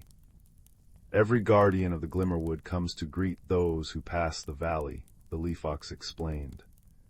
"The silver totem is yours, but it asks a question first. Will you keep our secrets?" Mira hesitated. "I'll share the wonder, but not the paths. Some magic needs quiet to grow." The totem glowed, warm in her hands. As it did, the Glimmerwood itself seemed to hum in approval. The leaf ox nudged her elbow. "Come, dawn's approaching, time for wanderers to return." They walked back together, the creatures sharing tales of the wood, how the stars dip down to drink from the singing stream, how the northern lights are actually the ghosts of forgotten songs. At the cobblestone path's end, the leaf ox pressed a paw to Mira's chest. "Carry the glimmer here, and when the world feels too heavy." It plucked a maple seed from its tail, now a perfect, tiny whirligig. "Plant this where shadows gather. It'll remember the light." Mira stepped back into her world as the first birds began their morning chorus. In her pocket, the silver totem nestled close, and in her heart, the certainty that wonder never truly leaves us. It waits in the corners of our gaze, patient as moonlight. That night, she planted the seed by her window box. It grew into a sapling with leaves that glowed softly when she hummed, and though no one else ever found the cobblestone path again, Mira knew it was there. And sometimes, on the edge of sleep, she'd hear a familiar crackle of autumn leaves, and know her friends in the Glimmerwood were wishing her sweet dreams. The amber light of autumn afternoons had always been Layla's favorite time of year. It was when the forest behind her cottage seemed to hold its breath, leaves rustling secrets in hues of burnt umber and gold, and the air carried the crisp scent of apples and distant wood smoke. But this autumn felt different. The trees shed their leaves too quickly, the squirrels buried nuts with frantic urgency, and the river sang a lower, slower song than she'd ever heard. Layla clutched her woven basket of herbs tighter, her boots crunching over brittle ferns. She didn't like changes, not in her routines, not in her forest, and certainly not in herself. Lately her hands trembled when she tried to stitch her embroidery, and the tea she brewed, usually fragrant with mint and memory, tasted bitter, as if the plants themselves resisted her touch. That evening, as she sat by the hearth unraveling a knotted thread, a sound fluttered against her window, a moth with wings the color of twilight, tapping gently with antennae that glimmered like dewdrops.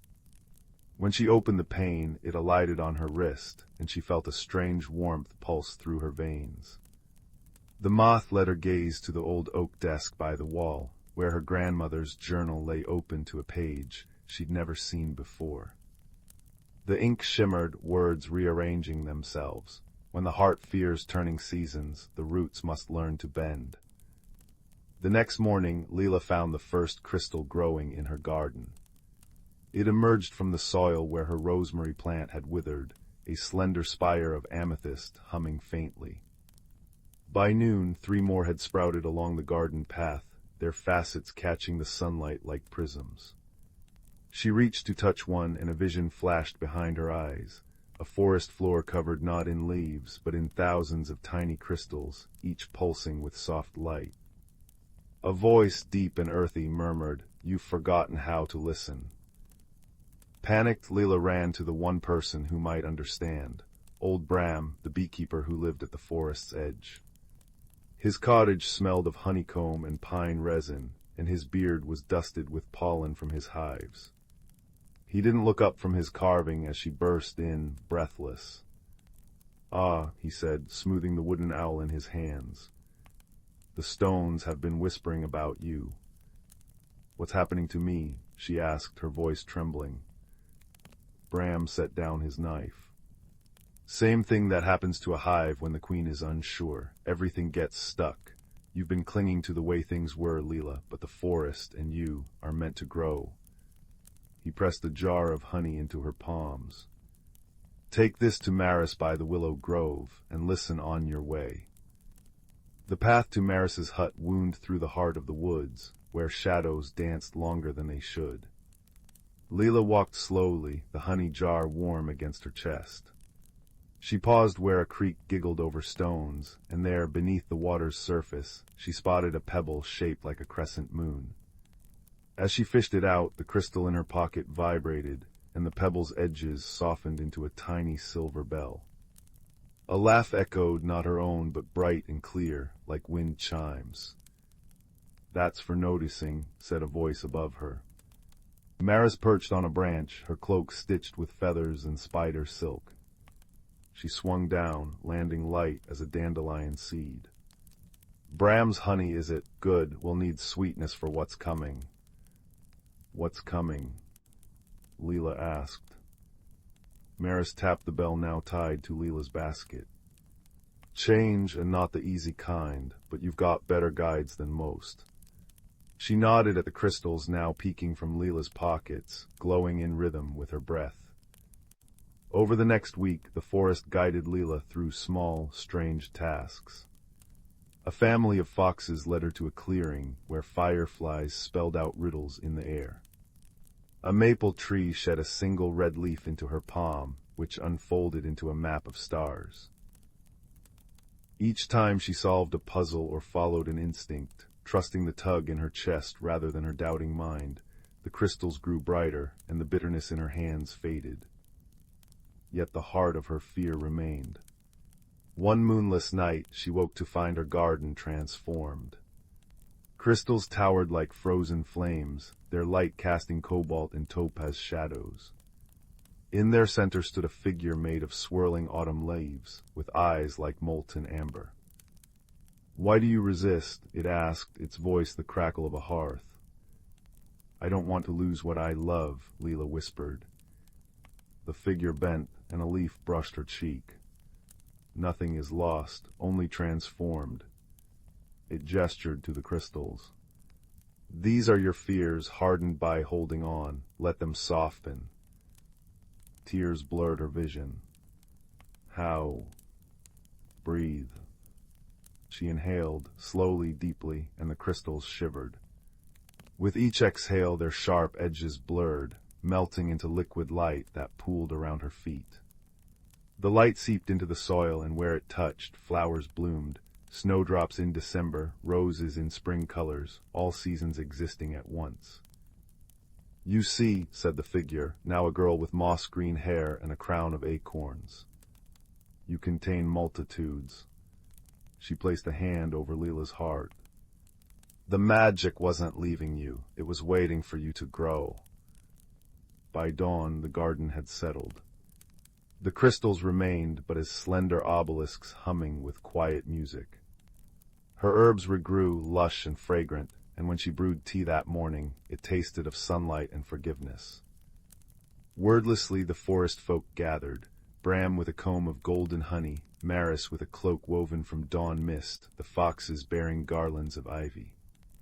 They didn't celebrate with feasts or songs, but with the gentle rustle of wind through crystals, the contented sigh of soil settling into new shapes. Leela sat among them, stitching an embroidery of a tree whose roots cradled 1,000 stars. Her hands no longer shook. That winter, when the first snow fell, it glittered with the memory of crystals. Children from the village would come to hear Leela's stories, and she'd tell them of the moth that whispers to closed hearts, the bell that rings only for those who pause, and the garden that taught her how to hold life's seasons like a flame cupped in her palms, not tightly but gently, so the light could breathe. And deep in the forest, if you're very quiet, you can still hear the crystals singing, a lullaby of growth, soft as a root pushing through dark soil toward the unknown, grateful dawn. The ancient starship drifted silently through the velvet expanse of space, its hull scarred by micrometeorites and dusted with starlight. Within its cavernous botanical garden, a forgotten oasis of towering ferns and bioluminescent flowers, two very different explorers first laid eyes on each other. Pip was a small, furry being from the mist-shrouded forests of Veridia. With large, luminous eyes adapted to twilight and delicate paws that barely disturbed the moss beneath them, they communicated through soft chirps and expressive ear twitches. Across a bubbling stream of liquid starlight stood Kale. Born on the crystalline mountains of Solara Prime, their bodies shimmered with embedded geodes that refracted light into rainbows. Kale spoke in deep, resonant hums that vibrated through the metal floor plates. "Sure whistle." Pip trilled nervously, flattening their silver-tipped ears. They'd never seen a walking mountain before. "Who and Brumble," Kale responded, mistaking Pip's cautious posture for aggression. A protective layer of sharp quartz spines emerged from their shoulders with a sound like cracking ice. Thus began the great misunderstanding. For 3 planetary rotations, they avoided each other. Pip hid among weeping willow ferns when Kale's heavy footsteps echoed through the garden's overgrown paths. Kale, believing the tiny creature to be a territorial pest, deliberately took wide detours around the berry thickets Pip favored. Pip thought Kale's crystal glow was a predatory lure. Kale assumed Pip's shimmering fur was a warning of toxicity. Both were desperately lonely. The turning point came when the ship's decaying gravity generator faltered. Floating pollen became dangerous projectiles, and a massive century-old glowwood tree tore from its roots, crashing toward Pip's nest. With a panicked squeak, Pip scrambled only to get tangled in vine tendrils. Kale, without thinking, lunged forward.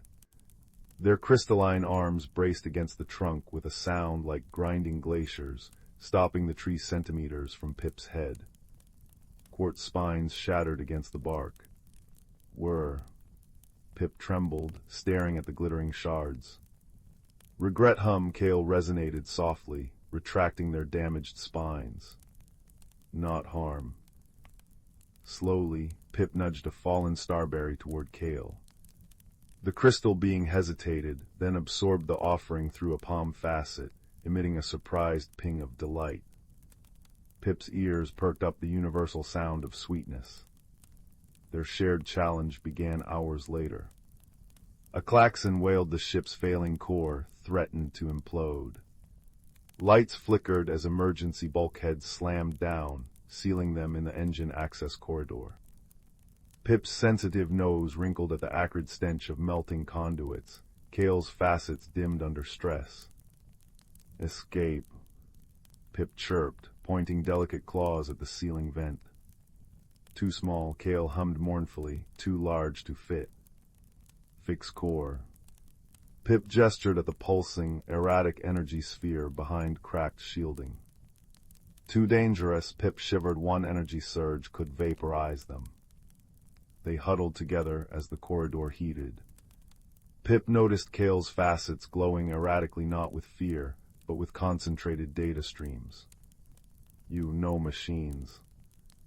Memory stones, Kale tapped their chest, where ancestral knowledge crystallized. But cannot reach panel.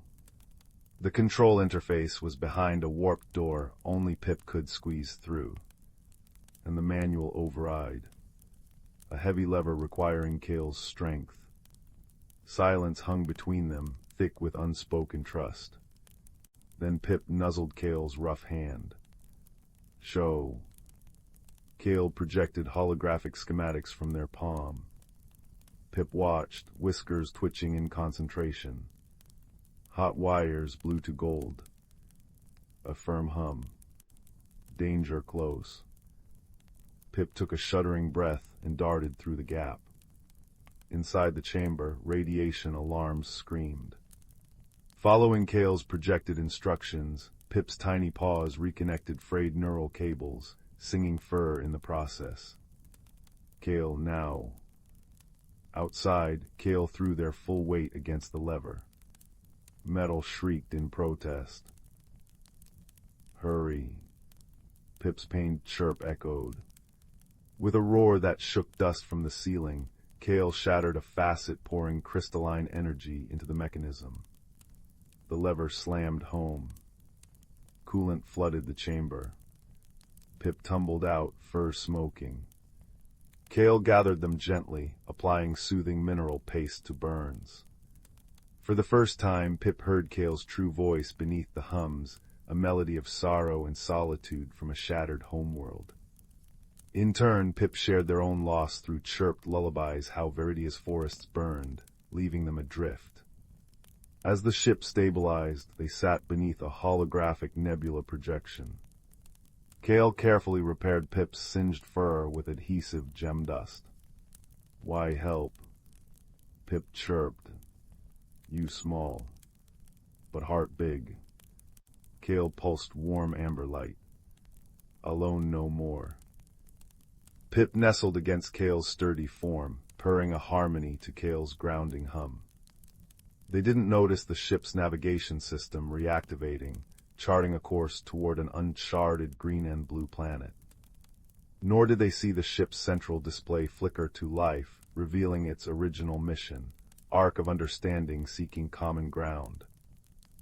What mattered was the quiet understanding flowing between them, Kale's strength sheltering Pip's fragility, Pip's agility mending Kale's broken facets. When Pip offered a foraged moonmint leaf, Kale didn't absorb it. Instead, they cradled it in a palm, marveling at its delicate veins. When Kale shared a memory stone's soft glow, Pip didn't flinch. They curled within the light, bathing in its warmth. The true test came upon landing. Hostile native fauna surrounded the ship screeching, clawed creatures drawn by the crash. Pip froze, terror-stilling their song. Kale stepped forward, spines extended, but the creatures swarmed. One lunged, fangs snapping toward Pip. Without thinking, Pip darted up Kale's arm and stood atop their head, puffing their fur and emitting an ear-splitting, ultrasonic shriek, a Viridian forest warden's cry. The creatures recoiled, confused. Seizing the moment, Kale struck the ground, creating a harmonic tremor that scattered them. Afterward, Pip trembled against Kale's neck. Never made big noise before. Courage found, Kale hummed proudly, their facets glowing sunset orange. Together, they built a shelter from salvaged ship panels. Kale lifted and shaped, Pip wove insulating vines. Kale learned to read Pip's subtle ear lifts and tail twitches. Pip deciphered Kale's complex hum spectrums. When Kale accidentally stepped on Pip's favorite moss garden, instead of fleeing, Pip guided their massive foot away with gentle pats. When Pip fell ill from alien pollen, Kale stayed awake for days, humming healing frequencies learned from Solara's wind-hewn caves. One evening, as twin moons rose, they shared stories.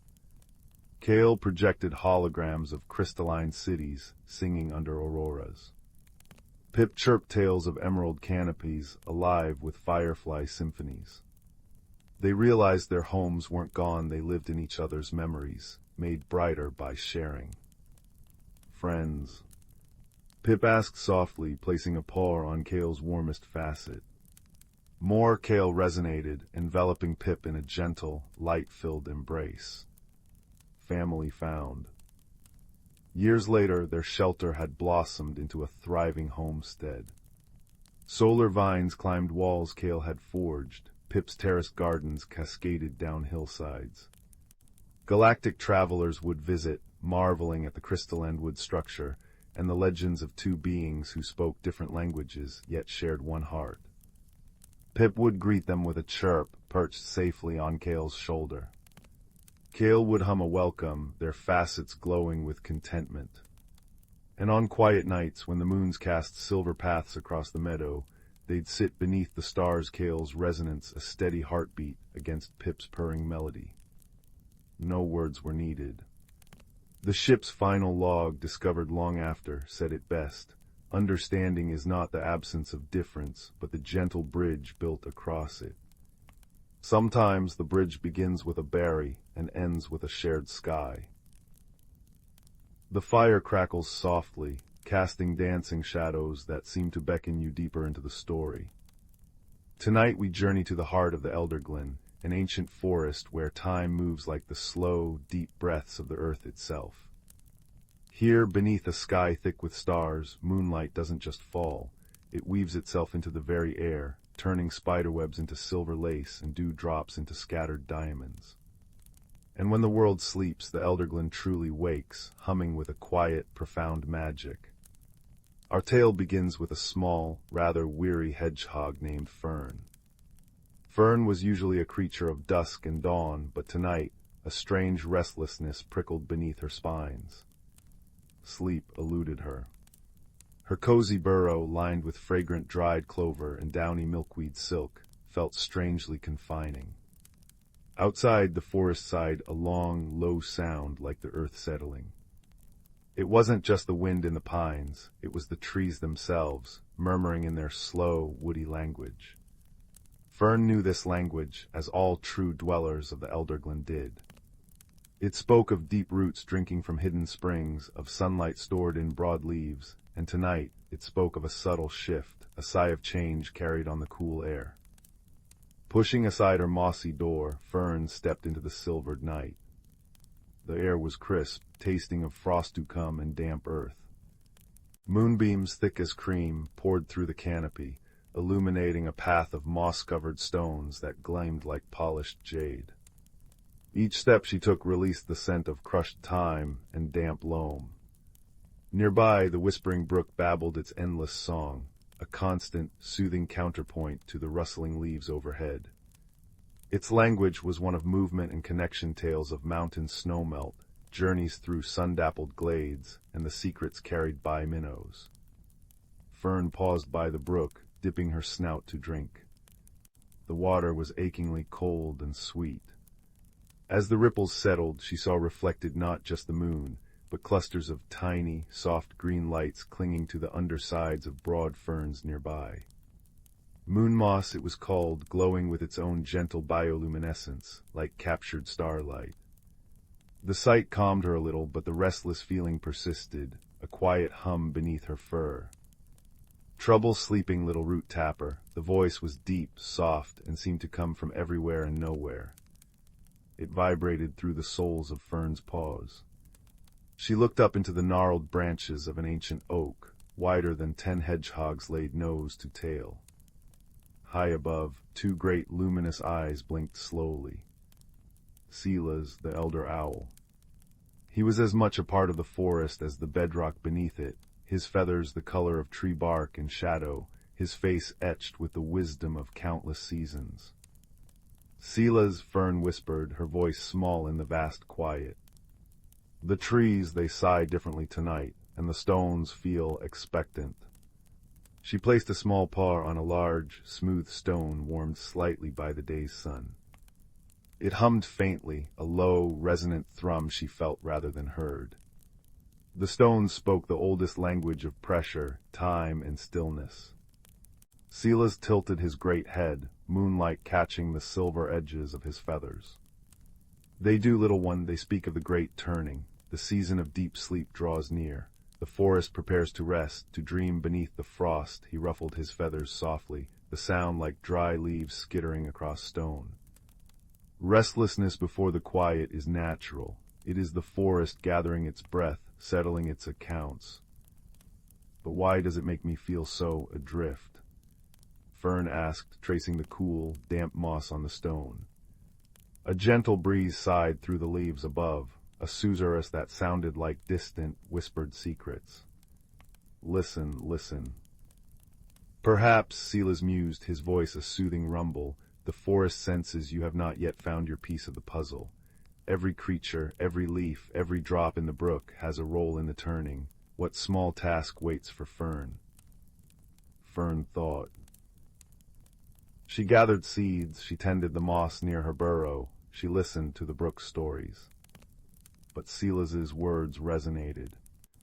There was a feeling, a quiet pull, like the tug of the moon on the tides, drawing her deeper into the Elderglen, towards the starlight clearing a place rarely visited, except on nights of potent magic. "Follow the moon path," Silas suggested gently, not commanding, but offering a key. "Listen to the stones, they remember the way with a soft whoosh of silent wings." He melted back into the shadows of the oak, leaving Fern with the comforting sounds of the night. The drip, drip, drip of sap from a pine, the distant plink of a water drop falling into a still pool, the soft crunch of her own paws on the frost-kissed moss. Taking a deep breath, Fern set off. She followed the broadest moonbeam, a river of silver light cutting through the trees. She paused often, placing her paw on the cool, smooth stones that marked the path. Each hummed its own unique note, a deep bass thrum from a granite boulder, a higher, crystalline chime from a piece of quartz. Together, they formed a silent melody guiding her steps. The whispering brook's voice grew fainter, replaced by the deeper sigh of older trees, ancient beeches, whose bark felt like cooled leather beneath her touch, murmuring of long summers and deep winters endured. The air grew colder, sharper, smelling of damp stone, and something else, something sweet and faintly electric.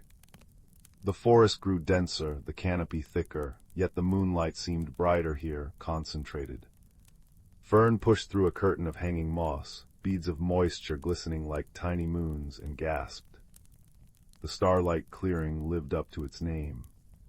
It wasn't large, but the canopy opened completely to the vast, star-strewn sky.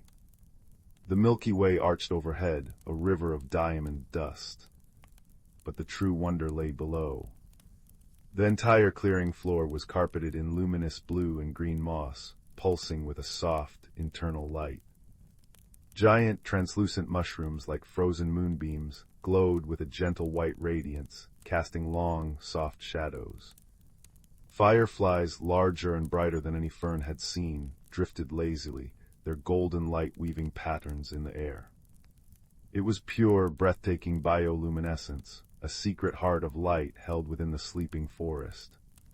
In the very center of the clearing stood a figure Fern had only heard tales of, Elderroot, the oldest tree in the Elderglen. Not an oak or a beech, but a colossal willow. Its trunk was a tapestry of gnarled bark, silvered by moonlight and time. Its long, trailing branches, tipped with the last golden leaves of autumn, swept the glowing moss like gentle fingers. The air around it shimmered faintly, humming with an ancient, peaceful power. Fern approached slowly, awestruck. The humming of the stones was louder here, harmonizing with a deep, resonant vibration that seemed to come from Elderroot itself. It wasn't a sound heard with ears, but felt in the bones, a slow, steady pulse like the heartbeat of the earth. Welcome, child of the turning earth, the voice wasn't spoken. It blossomed directly in Fern's mind, warm and deep as rich soil, as comforting as the crackle of the fire you hear now. You feel the sigh of the great turning. Yes, Elderroot, Fern whispered, her voice trembling slightly. Silas said, I might have a piece of the puzzle. A sense of profound understanding washed over her, like sinking into warm, sun-baked earth. Look, the voice resonated. Fern looked down at her feet, amidst the glowing moss. Nestled there, almost hidden, were clusters of tiny, perfect berries. They weren't glowing themselves, but they reflected the starlight and the bioluminescent moss with an intense, silvery sheen. Moonberries. Rare, precious, said to hold the essence of the autumn moon. They have ripened under the turning moon, Elderroot's thought flowed. Their time is now, before the deep frost seals the forest sleep. They carry the dream seeds of renewal. They must be shared, scattered where the sleepers dream, so their essence nourishes the roots of spring. Fern understood. This was the quiet task. The restlessness had been the forest's gentle nudge, the sighing trees and expectant stones its subtle directions. She carefully, reverently, began to pluck the moonberries. They were cool and smooth in her paws, smelling faintly of frost and distant stars. The clearing watched her. The glowing moss pulsed softly, the fireflies danced intricate patterns above, the ancient willow hummed its deep, grounding song. The gentle patter of a light, icy rain began, kissing the leaves high above, a soothing, rhythmic whisper adding to the symphony of the night. She gathered a small pouchful, the berries shining like captured starlight. As she worked, a profound peace settled over her, deeper than any sleep. The restlessness melted away, replaced by a warm sense of purpose, of being perfectly woven into the Elderglen's grand tapestry. She was part of the sigh, part of the turning. Well done, little keeper, Elderroot's thought brushed her mind like a trailing willow branch. Carry the moon's promise to the dreamers. The forest rests easier knowing its treasures are tended. Fern bowed her head, a deep feeling of gratitude filling her small chest. She turned, the pouch of moonberries held gently. The path back seemed clearer now, the stones humming a comforting, familiar tune. The rain fell a little heavier, a soft shush-shush-shush on the canopy, but beneath the trees, Fern walked in a pocket of quiet peace. She stopped by the whispering brook, scattering a few moonberries along its banks. They gleamed like fallen stars against the dark water, destined to nourish the roots of water plants dreaming below. She left some near the entrance to the rabbit warren, where deep sleepers would unknowingly breathe in their renewing essence. Finally, she placed a few precious berries near her own burrow entrance, a promise for the spring to come. Her task complete, Fern slipped back inside her cozy burrow. The scent of clover and milkweed welcomed her. The restlessness was gone, replaced by a delicious, bone-deep weariness. The forest sighs outside were no longer unsettling, but a gentle lullaby, the sigh of contentment, of settling into rest. The drip, drip, drip of rain from the eaves, the distant murmur of the brook, the deep, resonant hum of the resting earth, it was a symphony of peace. She curled into her nest, the pouch of remaining moonberries glowing softly beside her, a tiny piece of the starlight clearing brought home. Outside, the elderglen settled deeper into its seasonal slumber. The moonberries, scattered and nestled into the earth, began their quiet work, weaving dreams of green shoots and warm sun into the fabric of the frozen months. The great turning was complete. Fern closed her eyes, her breath slowing, matching the deep, restful rhythm of the ancient forest. She drifted into sleep, not adrift, but anchored, cradled by the wisdom of owls and trees, the language of stones and streams, and the soft, luminous promise of renewal that glowed even in the deepest dark. The fire crackles softly now, mirroring the gentle pulse of the elderglen's heart, a reminder that even in stillness life dreams and prepares, ever so gently, to bloom again. Sleep well, little dreamer, sleep well. The attic smelled of dust and forgotten summers, a scent like dried roses and old paper. Moonlight filtered through the small, grimy window, painting silver stripes across stacked trunks and shrouded furniture. Sam, bundled in a thick, cable-knit sweater against the chill, wasn't looking for anything specific. Grandad had mentioned an old box of holiday decorations, and with Christmas approaching, curiosity had drawn Sam upwards into the quiet, shadowed space. Behind a leaning stack of hatboxes, Sam found it. Not a box of baubles, but a single object wrapped in faded blue velvet. Unfolding the soft fabric revealed a snow globe unlike any other. The base was dark, polished wood, cool to the touch. Inside, resting on a bed of impossibly fine, glittering white sand, stood a miniature forest of frosted silver birch trees. At its center, catching the moonlight in its glass curve, stood a tiny, perfect ice palace, its spires delicate as spun sugar. But the most astonishing thing was the snow itself. It wasn't still. Tiny flakes swirled in a perpetual, gentle dance within the glass sphere, catching the light like miniature diamonds. It felt alive. Sam cradled it carefully, the glass cool against their palms. Peering closer, breath fogging the surface, Sam gasped. Deep within the miniature forest, a flicker of movement. A small, impossibly white creature with ears like snowdrifts darted between the trees. A snow hare. But it seemed more. Its eyes, when it paused for a fleeting second, glowed with a soft, intelligent light. As Sam watched, mesmerized, the swirling snow seemed to coalesce, forming a path leading deeper into the tiny woods towards the distant ice palace. A strange sense of invitation, a silent whisper on the edge of hearing, filled the quiet attic. Come see. That night, Sam placed the globe on the bedside table. Sleep was elusive.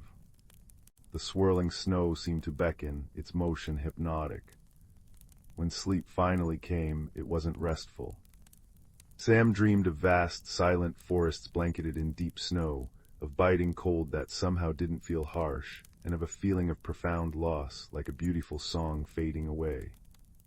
And always watching from the edges of the dream, the luminous eyes of the snow hare. Morning dawned gray and frosty. Sam couldn't stop thinking about the globe.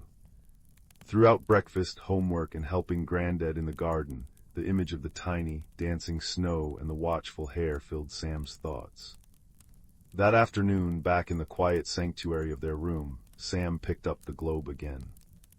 Holding it close, Sam focused on the swirling snow, on the tiny palace, on the feeling of the dream. The world seemed to narrow, the sounds of the house fading. The glass felt colder, vibrating faintly.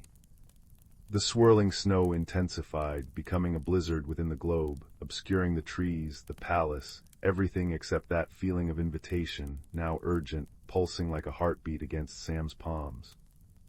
Then, with a sound like a sigh and a chime of breaking ice, the room dissolved. Sam wasn't in the bedroom anymore. Sam stood knee-deep in snow so pure and white, it seemed to glow from within.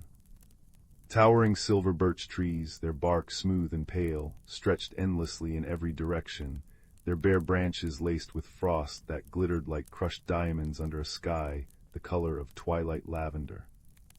The air was crisp and sharp, carrying the scent of pine and cold stone. It was breathtakingly beautiful and utterly silent. The snow globe lay nestled in the snow at Sam's feet, inert now, its snow still. Panic fluttered in Sam's chest. Where was this? How to get back? The silence pressed in, heavy and expectant. Then a soft crunch. Sam whirled around. There, perched on a snow-dusted log, was the snow hare. It was larger than any hare Sam had ever seen, almost the size of a small dog. Its fur wasn't just white, it shimmered with a subtle inner light, like moonlight on snow. Its eyes, large and dark-lashed, held that same intelligent glow Sam had glimpsed in the globe. They regarded Sam calmly, without fear. "Hello," Sam whispered, the sound startlingly loud in the stillness. The hare tilted its head. It didn't speak, but Sam felt a wave of understanding. A feeling of curiosity mixed with a deep, underlying sadness washed over Sam. The hare hopped down from the log and nudged something half-buried in the snow near Sam's boot. It was a small, perfectly carved wooden acorn. Sam picked it up. It felt warm and strangely comforting. "Follow," the feeling seemed to whisper, emanating from the hare. It turned and began hopping through the trees, pausing occasionally to look back, its luminous eyes urging Sam on. Trusting the strange intuition and the gentle presence of the hare, Sam tucked the warm acorn into a pocket and followed. They walked for what felt like hours, though the lavender twilight sky never changed. The forest was a wonderland. Frost flowers bloomed on frozen streams, their petals crystalline and intricate. Strange, glowing mosses clung to rocks, casting soft pools of blue and green light. Snowflakes, each one a unique masterpiece, drifted down, landing silently. Yet beneath the beauty, Sam began to sense what the hare carried, a deep melancholy. Patches of the forest looked faded. Trees seemed less substantial, their frost duller. The air felt thinner in places, the silence more profound, less peaceful, more like emptiness. The vibrant glow of the mosses dimmed in certain clearings. Something was wrong. The magic was draining away. The hare led Sam to a clearing dominated by a colossal ancient oak tree, its trunk gnarled and blackened, stark against the white. Unlike the silver birches, it radiated a sense of immense age and profound sorrow. At its base, partially covered by snow, lay scattered fragments of what looked like carved ice, a broken archway, a shattered column. This, Sam understood with a pang, was once a gateway, a place of power. Now it was ruined. The hare sat beside the fragments, its head bowed, radiating grief. Images flickered in Sam's mind. Vibrant gatherings under the twilight sky, music like wind chimes, laughter like falling snow, creatures of frost and starlight dancing where now only emptiness reigned. This was the heart of the fading. Why? Sam projected the thought, focusing on the hare. The hare lifted its head. An image formed in Sam's mind, a magnificent stag, its antlers like branches of ice, crowned with starlight. The stag of solstice, the guardian spirit whose presence anchored the magic of this hidden world, the winter sanctum. Another image, the stag growing weary, its light dimming, seeking solitude deep within the ice palace, the very heart of the sanctum. And then a final chilling image, a creeping shadow, formless and cold, seeping from the cracks in the ruined gateway, drawn to the stag's fading light, feeding on it, accelerating the decay. The shadow wasn't malicious, the hare conveyed, but a consequence of the broken gateway and the guardian's withdrawal of void-seeking energy. Without the stag's light to sustain the magic and repel their encroaching emptiness, the winter sanctum was dying. The hare nudged the snow globe which Sam still carried. An image of the tiny ice palace within it shimmered. Help. Heart. Light. The plea was clear. The stag needed to be reminded, reconnected to the world it guarded. Its light needed to shine again, to push back the shadow and mend the broken flows of magic. But the path to the ice palace, once open and vibrant, was now treacherous, choked with the draining shadow in places where the very fabric of the sanctum was thinning. Sam looked at the hair, then at the broken gateway, feeling a surge of determination mixed with fear. We have to go to the palace, we have to find the stag. The hare met Sam's gaze, its luminous eyes filled with a fragile hope. It dipped its head in agreement. Their unlikely friendship, forged in silence and shared sorrow, was the key. Their journey towards the distant spires of the ice palace, visible now above the treetops, became a trial. They crossed a frozen lake where the ice groaned ominously, thin cracks spiderwebbing underfoot. The shadow thickened here, a palpable chill that seeped into Sam's bones, whispering doubts. You don't belong. You're too small. You'll fail. Sam clutched the warm wooden acorn in their pocket, focusing on the hare's steady presence ahead, its fur a beacon in the gloom. The hare seemed to know the safest paths, guiding Sam around patches of unnerving translucence, where the snowy ground seemed to fade into starless void. They navigated a ravine filled with singing icicles that chimed a mournful, discordant tune as the shadow passed near. The hare showed Sam how to step softly, how the vibration of heavy footsteps made the icicles shriek and shatter like glass. Sam learned to move with the quiet grace the forest demanded. In return, when they encountered a patch of the glowing blue moss needed to illuminate a particularly dark tunnel, Sam's smaller hands could carefully gather it without crushing its delicate light, something the hare couldn't manage. They worked together, each compensating for the other's limitations, their bond strengthening with each obstacle overcome. One evening, as they sheltered in a hollow beneath giant, snow-laden ferns, the shadow pressed close. It felt like despair made tangible. Sam shivered violently, the cold biting deeper than ever before. The hare pressed close, its warmth surprisingly potent. It nudged the snow globe Sam held. Hesitantly, Sam held it up. The swirling snow within, dormant since their arrival, began to move again, sluggishly at first, then faster. As it swirled, a soft, pure light emanated from the globe, pushing back the immediate darkness, creating a small circle of warmth and clarity.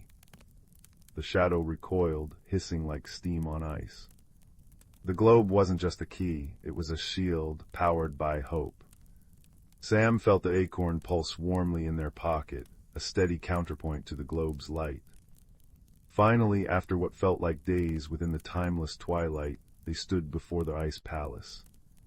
It was breathtaking, soaring spires carved from glacial blue ice, intricate bridges spanning crystalline chasms, windows like frozen starlight. But it was also silent and felt empty. A sense of profound isolation radiated from it. The grand entrance gates, made of interlocking ice crystals, stood slightly ajar.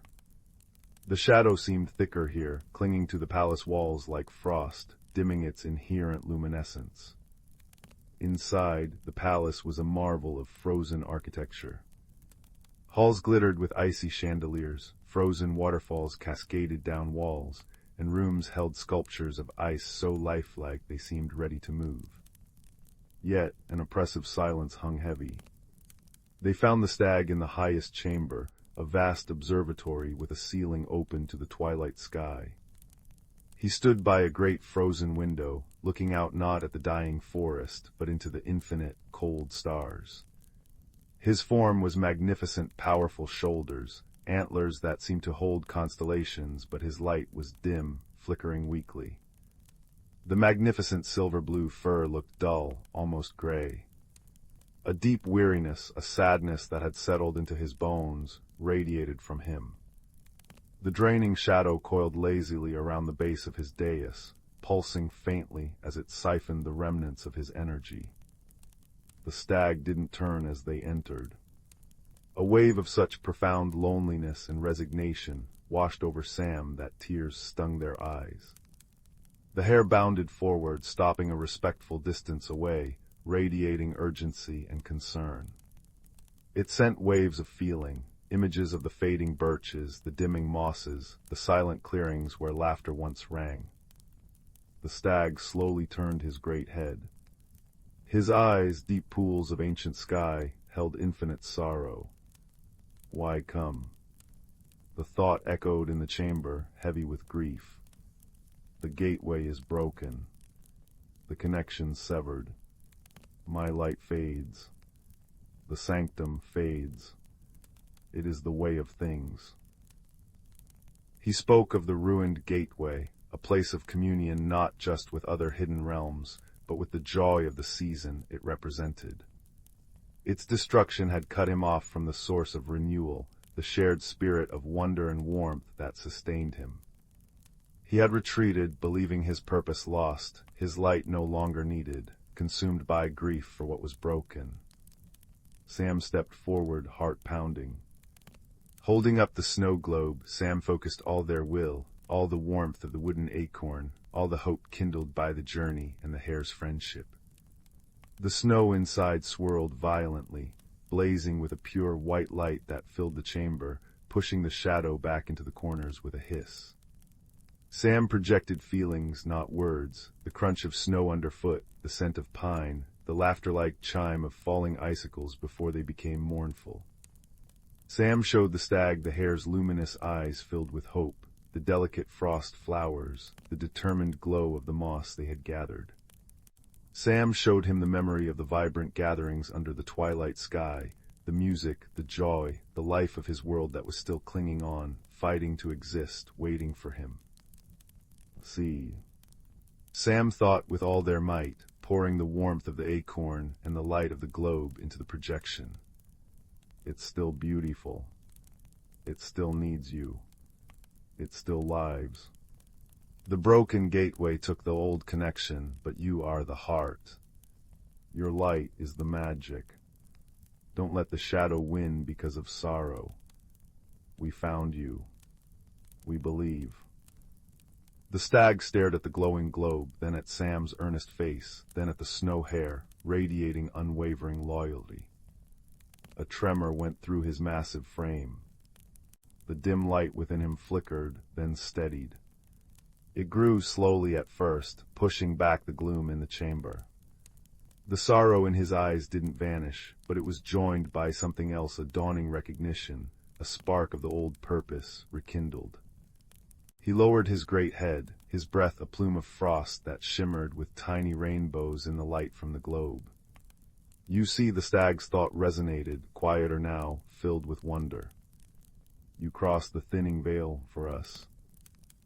The snow hare bounded closer, nuzzling the stag's massive foreleg.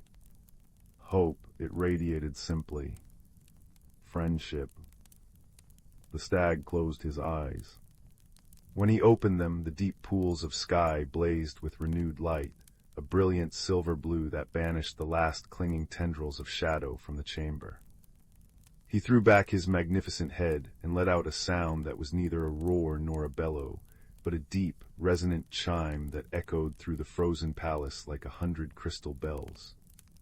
The sound vibrated through the ice, through the air, through Sam's very bones. Outside the palace, visible through the great window, their effect was immediate. The fading patches of forest seemed to solidify, their colors deepening.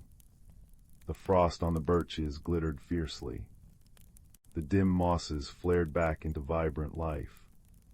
The oppressive silence shattered, replaced by the distant, joyful chime of icicles harmonizing, the whisper of wind through revitalized branches, the soft crunch of snow as unseen creatures began to stir. The winter sanctum breathed a sigh of profound relief, the magic flowing back, strong and vital. The journey back through the forest felt like walking through a dream reborn. The air hummed with renewed energy, vibrant and crisp. Creatures Sam hadn't seen before emerged, tiny ice sprites skating on frozen ponds, owl-like beings with feathers of frost watching curiously from branches, even a lumbering, friendly creature made of packed snow who offered them a ride partway. The hare bounded alongside, its fur shimmering with pure joy, its luminous eyes reflecting the revitalized world. They reached the ruined gateway clearing. The ancient oak still stood, but the air around it crackled with potential. The stag was already there, his presence immense and calming, his light bathing the broken fragments of ice. He lowered his head towards Sam and the hare. The gateway is broken, he thought, but the connection you forged, it is a new kind of bridge. Stronger, perhaps. Built on courage, kindness, and shared hope. The sanctum is healed. The shadow is banished for now. He looked at Sam. You carry a piece of this world within you now, and it carries a piece of you. He touched his great muzzle to the snow globe Sam held. A pulse of pure, silver light flowed from him into the glass sphere. The miniature ice palace within glowed with an inner radiance. The swirling snow sparkled with renewed intensity. This is your key and your reminder. The sanctum sleeps now, healing fully. But it will always be there, just beyond the veil of frost on your window pane, in the heart of a snowflake, in the quiet magic of winter's hush. Guard its memory. The stag turned his gaze to the hare. A deep understanding passed between them, a bond reforged. The hare dipped its head, then looked at Sam. It hopped forward and gently nudged Sam's hand, holding the globe. Time to go home. Sam understood. The adventure was over, but the magic wasn't lost. With a final look at the stag, majestic and radiant beneath the twilight sky, and at the snow hare, a friend found in the heart of winter, Sam tightened their grip on the glowing snow globe. Focusing on the swirling snow, on the warmth of the wooden acorn, on the feeling of their own cozy bed, Sam closed their eyes. There was a sensation of gentle falling, a chime like distant bells, and the crisp scent of pine was replaced by the familiar smell of home-warm bread and wood smoke. Sam opened their eyes. They were back in their own room, moonlight streaming through the window. They sat on their bed, still bundled in the cable-knit sweater. The snow globe rested on the bedside table, its snow swirling peacefully once more. The tiny ice palace glowed faintly from within. In Sam's hand, the wooden acorn was warm. Sam smiled, a deep sense of peace and quiet wonder settling over them like a cozy blanket. The world outside the window was just an ordinary winter night. But Sam knew differently. They had seen the hidden heart of winter, fought shadows with friendship and hope, and helped mend a broken magic. They carefully placed the warm acorn beside the glowing snow globe. As they snuggled down under the thick quilts, the gentle swirl of snow within the glass sphere was the last thing Sam saw before sleep claimed them, a silent promise of hidden wonders, of courage found in unlikely places, and of the enduring magic that exists just beyond the edge of sight, guarded by kindness and remembered in the quiet hush of falling snow. The adventure was over, but the warmth of it, the gentle glow of the ice palace within the glass, and the memory of a luminous friend, would forever light the way to peaceful dreams. The air in Oliver's small attic bedroom held the crisp, clean scent of laundered sheets mingled with the faint, comforting aroma of old paper from the books stacked precariously on his shelves.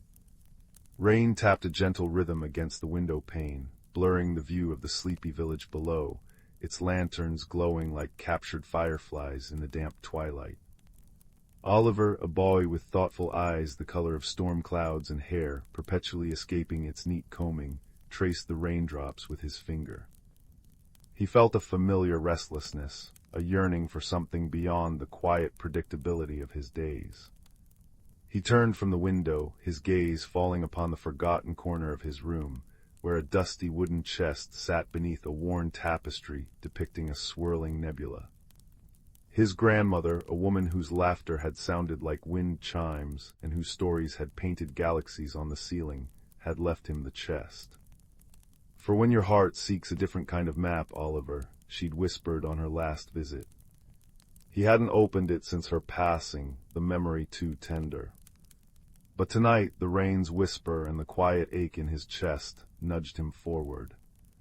Kneeling, he brushed away the dust. The chest opened with a soft sigh, releasing a scent of cedarwood and dried lavender. Inside, nestled in folds of faded velvet, lay an object that made his breath catch. It was a compass, but unlike any he'd ever seen. Its casing was crafted from a deep, warm wood, polished smooth by time, inlaid with swirling patterns of mother-of-pearl that seemed to shift in the dim light. The glass covering the face was thick, slightly convex, and beneath it lay not a simple north-seeking needle, but a complex arrangement of delicate, interlocking golden rings. At its very center, instead of a pivot, rested a single, perfect pearl that glowed with a soft, internal light, like captured moonlight. The cardinal points were marked not with letters, but with tiny, intricate symbols: a budding leaf, a snowflake, a sunburst, and a crescent moon. And around the edge, etched in a flowing script, were the words, "Seek the heartwood, find the light." Oliver's fingers trembled as he lifted it. The compass felt warm, alive almost, humming with a subtle vibration against his palm. As he held it, the central pearl pulsed brighter, and the golden rings began a slow, graceful dance, independent of each other, aligning and realigning in complex patterns. It wasn't pointing north, it seemed to be pointing inward towards the dense, ancient whisperwood forest that bordered the village, a place adults spoke of with hushed tones and warnings. A thrill, part fear and part irresistible excitement, shot through him. The restlessness coalesced into a single, clear impulse. He needed to follow it. Quietly he pulled on his sturdiest boots, a thick, knitted jumper the color of moss, and a waterproof cloak. He slipped the compass into his deepest pocket, its warmth a constant, reassuring presence against his leg.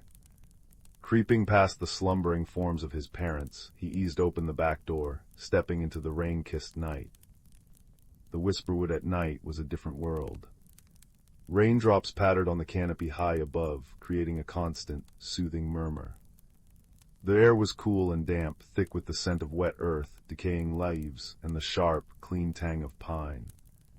Moonlight, fractured by the dense foliage, painted shifting silver patterns on the forest floor. Guided solely by the warm pulse in his pocket and the soft, guiding glow he saw when he occasionally checked the compass, Oliver moved deeper than he ever had. The golden rings spun and settled, pointing unerringly towards a massive, ancient oak tree, its gnarled roots forming arches like the entrance to a cathedral. The compass pulsed strongly now, the pearl blazing like a tiny star. As Oliver approached the oak, he noticed something strange. Between two enormous roots, where the earth should have been dark, there shimmered a faint, silvery light, like water reflecting moonlight, but it wasn't water. It was an opening, a tear in the very fabric of the forest. The compass hummed, urging him forward. Taking a deep breath, Oliver stepped through the shimmering veil. The sensation was like walking through a curtain of cool silk. On the other side, the world changed utterly. The rain stopped. The air was warm and still, filled with a fragrance that was both floral and deeply earthy, unlike anything Oliver had ever smelled. He stood in a valley bathed in perpetual twilight, but a twilight alive with its own luminescence. Giant mushrooms taller than him glowed with soft blues, greens, and purples. Flowers with petals like spun glass shimmered, casting prismatic light. Trees with bark that looked like polished silver and leaves, like beaten copper, rustled gently. Overhead, instead of stars, thousands of tiny bioluminescent insects drifted like living constellations, their light a soft, continuous pulse. This was the Heartwood Vale, the place the compass had named. He stood mesmerized, the compass warm and quiet in his hand now, its journey seemingly complete. But his wonder was short-lived. A sharp, irritated voice shattered the serene silence. "Oi, what's this then, trampling my night-blooming moon moss, clumsy great oaf?" Oliver jumped, nearly dropping the compass. From beneath a cluster of luminous blue ferns, a creature emerged. It was about the size of a large cat, covered in spines that shimmered like polished obsidian. It had bright, intelligent eyes like chips of amber, and walked upright on surprisingly delicate hind legs. Its tiny front paws were planted firmly on its hips in a posture of profound indignation. A small woven reed satchel was slung over one shoulder. I'm sorry," Oliver stammered, instinctively stepping back. "I didn't see any moss." "Didn't see." The creature huffed, puffing out its chest, which made its spines rattle faintly. "Too busy gawping at the scenery, I suppose, typical outsider. No respect for the delicate ecosystems of the Vale. That moss takes decades to cultivate. Do you know how many phases of the glow moths it takes just for one patch?" It gestured dramatically with a tiny paw at the patch of ground Oliver had stepped on, where velvety moss emitted a faint, pearly light. "I truly didn't mean to," Oliver said earnestly, kneeling down to get closer to the creature's level. "My name's Oliver. I followed this compass." He held out the strange device. The creature's eyes widened, its bristling stance softening slightly as it peered at the compass. "The Heartwood Seeker," it breathed, its voice losing some of its sharpness. "Haven't seen one of those in, well, longer than your little legs have walked. Name's Quill." It gave a small, grudging nod. "Keeper of the moon moss and, apparently, reluctant guide to clumsy outsiders." It sighed dramatically, but Oliver saw a flicker of curiosity in its amber eyes. Quill proved to be prickly, pessimistic, and obsessed with the precise care of the Vale's luminous flora. Yet beneath the spines and grumbling, Oliver sensed a deep love for his home and a surprising loneliness. He learned that Quill was a thornkin, one of the few guardians of the Heartwood Vale, a hidden sanctuary sustained by the natural magic of the world, a magic anchored in the legendary Heartwood tree deep within the valley. The Vale was a refuge for gentle, often overlooked creatures, glowing moths the size of butterflies, shy rock sprites that hummed melodies, and silent, moss-covered guardians that watched over ancient groves. "But things aren't right," Quill confided later, as they sat sharing a meal of sweet, glowing berries Oliver had found under Quill's strict supervision. "The glow moths are dimming, the starlight lilies aren't blooming as brightly, even the silverwood leaves are losing their shine. It's as if the Vale's light is draining away." Quill's small face was etched with worry. "The Heartwood tree must be weakening if it fails." He shuddered, unable to finish the thought. The living constellations above seemed to dim momentarily, as if echoing his fear. Oliver felt a pang of deep concern. This place, so wondrous and fragile, was in peril. He pulled out the compass. It felt warm, but the pearl's light was steady, not pulsing. The intricate rings were still. "Their inscription says seek the Heartwood, find the light," he said slowly. Maybe it brought me here to help." Quill snorted, but it lacked its usual bite. "Help? What can an outsider do against a fading of ancient magic? The Heartwood is deep within the crystal caves, dangerous place, full of echo wraiths that feed on doubt and lost memories. Even Thornkin avoid it." But Oliver remembered his grandmother's words, for when your heart seeks a different kind of map, he looked at Quill, small and spiny, burdened with worry for his home. He looked at the fading light of the Vale. His own restlessness had found purpose. "I have to try, Quill," he said, his voice quiet but firm. "The compass led me here for a reason. Will you show me the way?" Quill stared at him for a long moment, his amber eyes searching Oliver's storm-gray ones. He saw not just clumsy feet, but a determined heart. He sighed again, a softer sound this time. "Oh, botheration, fine, but step lightly, and for the love of luminescence, watch where you put those oversized feet." Their journey deeper into the Vale was a revelation. Quill, despite his grumbling, was a knowledgeable guide. He showed Oliver how to listen to the whispering stones that told of ancient paths, how to avoid the patches of dreamvine whose scent induced deep sleep, and how to navigate the luminous canals where boats made of solidified light ferried silent, glowing fish. Oliver learned the delicate art of tending the moon moss under constant critique, and even managed to soothe a frightened rock sprite with a gentle hum, mimicking the sounds Quill taught him. He discovered a quiet courage within himself, facing the strange beauty and subtle dangers of the Vale without flinching, his initial fear replaced by a profound respect and a growing desire to protect it. The crystal caves loomed ahead, their entrance a jagged maw in the side of a shimmering quartz mountain. As they approached, the air grew colder, and the comforting glow of the Vale dimmed. An unnerving silence fell, broken only by the faint, discordant echo of dripping water.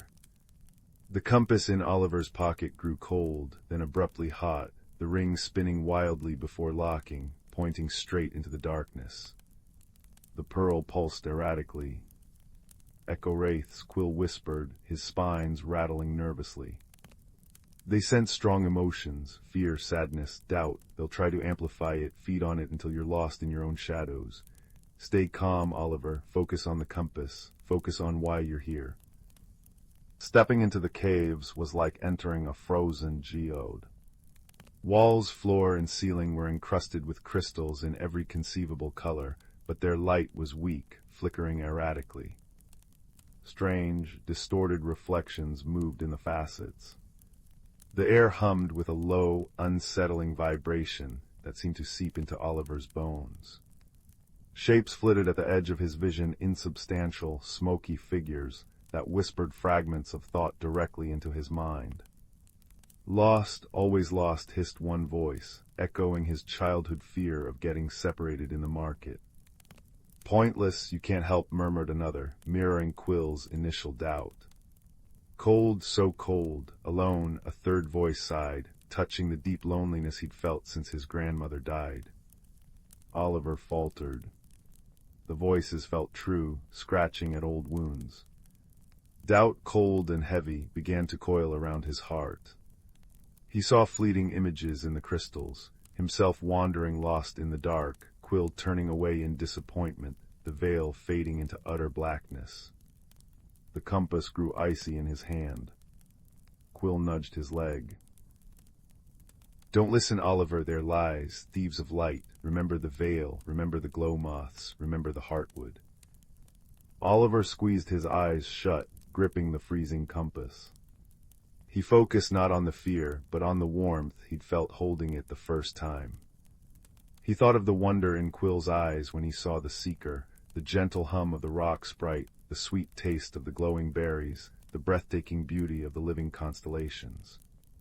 He thought of his grandmother's kind eyes and her belief in magic. He thought of his own determination to help. Seek the heartwood, find the light, he repeated silently, like a mantra. I am here to help. The warmth began to seep back into the compass. Its light strengthened, pushing back the oppressive gloom immediately around them. The whispering voices receded, becoming faint, frustrated hisses. That's it. Quill encouraged, his own voice stronger. Your light drives them back, keep going. Pressing forward, guided by the compass's steady glow and Quill's sharp directions, left, no, your other left, you great lump, they navigated the treacherous, echoing caverns. The compass led them through narrow fissures, across bridges of pure crystal spanning fathomless dark chasms, and finally into a vast, central chamber that took Oliver's breath away. In the center stood the heartwood tree. It wasn't a tree of wood and leaves, but a magnificent, intricate structure woven from pure, solidified light roots of deep gold, a trunk of swirling silver and emerald energy, branches like frozen lightning reaching towards the cavern roof, where points of light mimicked stars. But its radiance was sickly, flickering. Great sections seemed dim, almost translucent. Tendrils of thick, viscous shadow snaked up from cracks in the crystal floor, clinging to the trunk and branches, draining its light. The source of the Vale's fading magic was painfully clear. As they approached, the shadows writhed, coalescing into larger, more defined forms, not just echo wraiths, but something stronger, darker. They pulsed with cold malice, sensing the intruders. The air crackled with hostile energy. What do we do? Oliver whispered, awed and terrified by the corrupted majesty before them. The compass in his hand blazed. The pearl shone like a tiny sun, and the golden rings spun faster than ever before, aligning with the symbols, the leaf, the snowflake, the sunburst, the moon. It grew almost too hot to hold. Oliver understood. The seeker wasn't just for finding, it was for mending. Its magic resonated with the heartwood, but it needed a conduit, a focus for its power to push back the shadows. But the dark forms were detaching from the tree, gliding towards them with chilling speed. Oliver's courage wavered. He was just a boy. How could he fight this? Oliver. Quill's voice was sharp, urgent, but not afraid. The compass, it needs your light, your heart's light. Remember why you came. Remember the veil. Quill's words cut through the fear. Oliver thought not of the darkness, but of the luminous moss, the shimmering fish, the worried thornkin beside him, the fading constellations. He thought of the kindness he'd found here, the friendship forged with the prickly guardian. He poured all his hope, his determination, his newfound love for this hidden world into the compass. He held it aloft towards the ailing heartwood tree. "Find the light," he cried out, his voice echoing in the vast chamber. The compass erupted, not with destructive force, but with pure, brilliant, life-giving radiance. A beam of warm, golden-white light shot from the pearl, striking the heartwood tree. Where the light touched, the clinging shadows hissed and recoiled, dissolving like smoke in a strong wind. The beam intensified, fed by Oliver's unwavering focus and the compass's ancient magic. It washed over the heartwood, seeping into the dim areas, reigniting the silver and emerald energy within the trunk, making the branches blaze like captured sunbeams. The dark forms shrieked, a sound of pure negation, as the light consumed them, banishing them back to the cracks from which they'd oozed. The oppressive cold lifted. The erratic flickering of the crystals in the chamber walls steadied into a soft, harmonious glow. The heartwood tree pulsed once, powerfully, sending a wave of warm energy radiating outwards through the stone, through the veil, unseen but deeply felt. The beam from the compass softened, then faded. The pearl still glowed, but softly, steadily. The golden rings settled into a peaceful alignment. The heartwood tree stood restored, its light strong, pure, and vital, bathing the chamber in serene luminescence. The tendrils of shadow were gone. Only peace remained. Oliver lowered the compass, trembling with exhaustion and awe. It was warm again, humming contentedly. Quill stared, his amber eyes wide with disbelief and burgeoning joy. You did it," he breathed, his voice thick with emotion. The heartwood, it's singing again, can you feel it? Oliver could. It was a gentle thrum in the air, a vibration in the stone beneath his feet, a sense of profound well-being washing over him. The veil was saved. Their journey back through the crystal caves was different. The echo wraiths were silent, the path illuminated by the heartwood's renewed energy reflecting brilliantly in the crystals. When they emerged into the veil, the change was immediate and breathtaking. The glow moths blazed with renewed vigor, their light painting vibrant patterns in the air. The starlight lilies had unfurled enormous, luminous blooms, filling the air with their sweet, heady perfume. The silverwood trees shimmered like molten metal. The very air seemed brighter, warmer, humming with restored magic. Creatures emerged, blinking in the renewed light. Rock sprites hummed joyous melodies, luminous fish leaped higher in the canals, and the moss-covered guardians seemed to stand taller. News of the outsider who had reignited the heartwood spread through the veil like wildfire. Oliver and Quill were welcomed as heroes. Shy creatures Oliver had only glimpsed before approached, offering gifts of glowing nectar, polished river stones that held captured light, and woven garlands of luminous flowers. A celebration, quiet and profound, unfolded under the newly vibrant constellations. Sitting beside Quill on a bed of radiant moon moss, carefully chosen, Quill assured him, sharing sweet fruits, Oliver felt a deep sense of peace and belonging he'd never known. "You know," Quill said, uncharacteristically quiet, poking at a glowing berry, "I thought all outsiders were clumsy oafs with big feet. Turns out, some have rather large hearts to match." He offered Oliver a berry with a gruff gesture that couldn't hide his affection. Oliver smiled, the compass warm and quiet in his pocket. He knew his place was not permanently in the Vale, wonderful as it was. His family, his world, awaited him. But he also knew he carried the Vale within him now, and a friend in the most unexpected form. "Will you be okay, Quill, now that the light is back?" Quill puffed out his chest. "Of course, the moon moss needs vigilant tending, the starlight lilies require precise pruning schedules, and someone has to keep an eye on those frivolous glow moths. Busy, busy," but he hesitated, then added softly, "the seeker found its purpose, and perhaps you could visit through the old oak if you promise not to step on the moss." Oliver grinned. "I promise." When it was time to leave, the Vale creatures gathered near the ancient oak. The Heartwood Seeker, its purpose fulfilled for now, glowed softly in Oliver's hand. He knew it would guide him back. Quill stood beside him, trying to look stern but failing miserably. "Remember," Quill instructed, tapping Oliver's boot, left at the whispering stone that sounds like a sigh, right at the twin glow fungi, "and watch your step." "I will, Quill," Oliver said, crouching down. "Thank you for everything." Quill shuffled his feet. "Yes, well. Just don't be a stranger, clumsy oaf. And take this."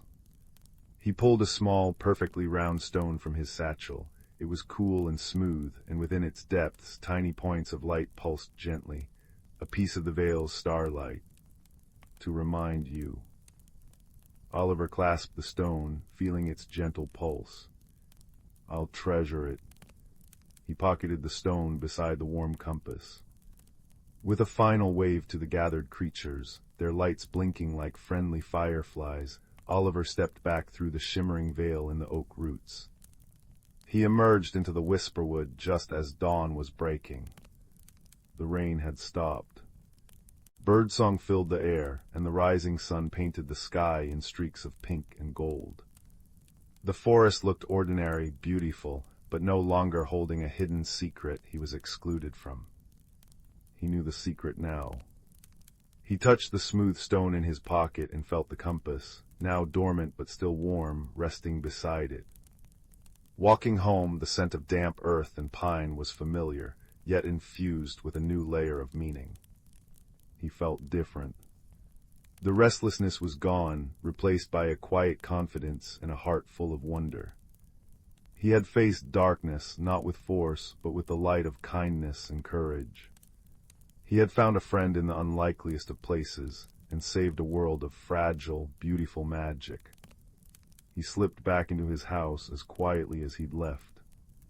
Up in his attic room, he placed the Heartwood Seeker back in its velvet nest within the cedarwood chest. He set the glowing stone on his windowsill, where it caught the first rays of the morning sun, pulsing softly. It was a beacon, a promise. As he crawled back into bed, the familiar scent of clean sheets and old books wrapped around him. The village below was waking up, the ordinary world beginning its day. Oliver closed his eyes, the images of the luminous valley, the brave little thornkin, and the radiant heartwood tree filling his mind. He had journeyed to a hidden world, faced a mystery, forged an unexpected friendship, and found his own light. The adventure was over, but the warmth of it, the gentle pulse of the Vale's starlight on his sill, and the quiet hum of the compass in its chest promised that magic was never truly far away. It lived just beyond the Vale, in the kindness of friends, and most of all within his own, newly discovered brave heart. Sleep, deep and peaceful and filled with shimmering dreams, claimed him as the sun rose fully, bathing his room in golden light. The first snowflake kissed Leo's cheek as he trudged home from the village woodpile, his breath puffing white in the twilight. Winter had descended like a silent owl over the valley, frosting rooftops and stiffening the brook's song into glassy whispers. Inside his cottage, the hearth lay dark and empty, the last embers swallowed by the morning's haste. Shivering, Leo dropped his armful of logs beside the cold stones, his fingers numb as twigs. That's when he saw it, nestled among the birch bark like a fallen star. A stone no larger than a sparrow's egg, pulsed with a gentle, russet glow. Warmth radiated from it, not the fierce heat of flame, but the soft comfort of sun-warmed sand. As he cupped it in his palms, the chill seeped from his bones, replaced by a honeyed drowsiness that smelled faintly of cinnamon and pine resin. That night Leo dreamed not of snow, but of a hidden valley where trees wore leaves of liquid gold, and a river sang in voices clearer than icicles. The stone became his secret. He carried it in his pocket, a tiny sun against winter's bite. Yet, as days passed, the dreams deepened. He'd wake with the phantom scent of damp earth and unseen blossoms, and the stone's glow would flicker urgently, casting dancing shadows that pointed, westward toward the whispering woods, a place villagers spoke of in hushed tones, where paths shifted and moonlight got lost. One brittle afternoon, the stone flared so brightly it cast Leo's shadow sharp against the wall, humming like a drowsy bee. A compulsion, soft but undeniable, tugged at his heart. Gathering his thickest woolens and a pouch of dried apples, Leo slipped into the gathering dusk, the stone a beacon in his mittened hand, its light painting the snow in hues of apricot and amber. The whispering woods lived up to their name. Ancient oaks, bearded with frost-strimed moss, groaned like old floorboards. Wind sighed through bare branches, carrying fragments of sound, a child's distant laughter, the chime of far-off bells, the mournful creak of wood straining under ice. Leo's boots crunched through the crusted snow, the stone's warmth a steady heartbeat against his ribs. Deeper in, the trees pressed closer, their trunks knotted into faces that seemed to watch him pass. Shadows pooled thickly, and the stone's light shrank, dimming to a worried ember. Panic, cold and sharp, prickled Leo's skin. He was hopelessly turned around, the familiar silhouettes of home swallowed by the forest's brooding silence. He stumbled, catching himself on a frost-slick boulder, his breath ragged. The stone flickered weakly, almost apologetic. A soft chittering like pebbles tumbling in a stream broke the stillness. From behind a curtain of frozen ivy, two eyes blinked, large, luminous, and the color of molten copper. A creature no taller than Leo's knee emerged. It resembled a pine marten, but its fur shimmered like spun moonlight dusted with embers, and delicate, fern-like fronds grew along its spine, glowing with the same inner warmth as Leo's stone. It tilted its head, whiskers twitching, then cautiously approached, sniffing the air near Leo's mittened hand where the stone pulsed.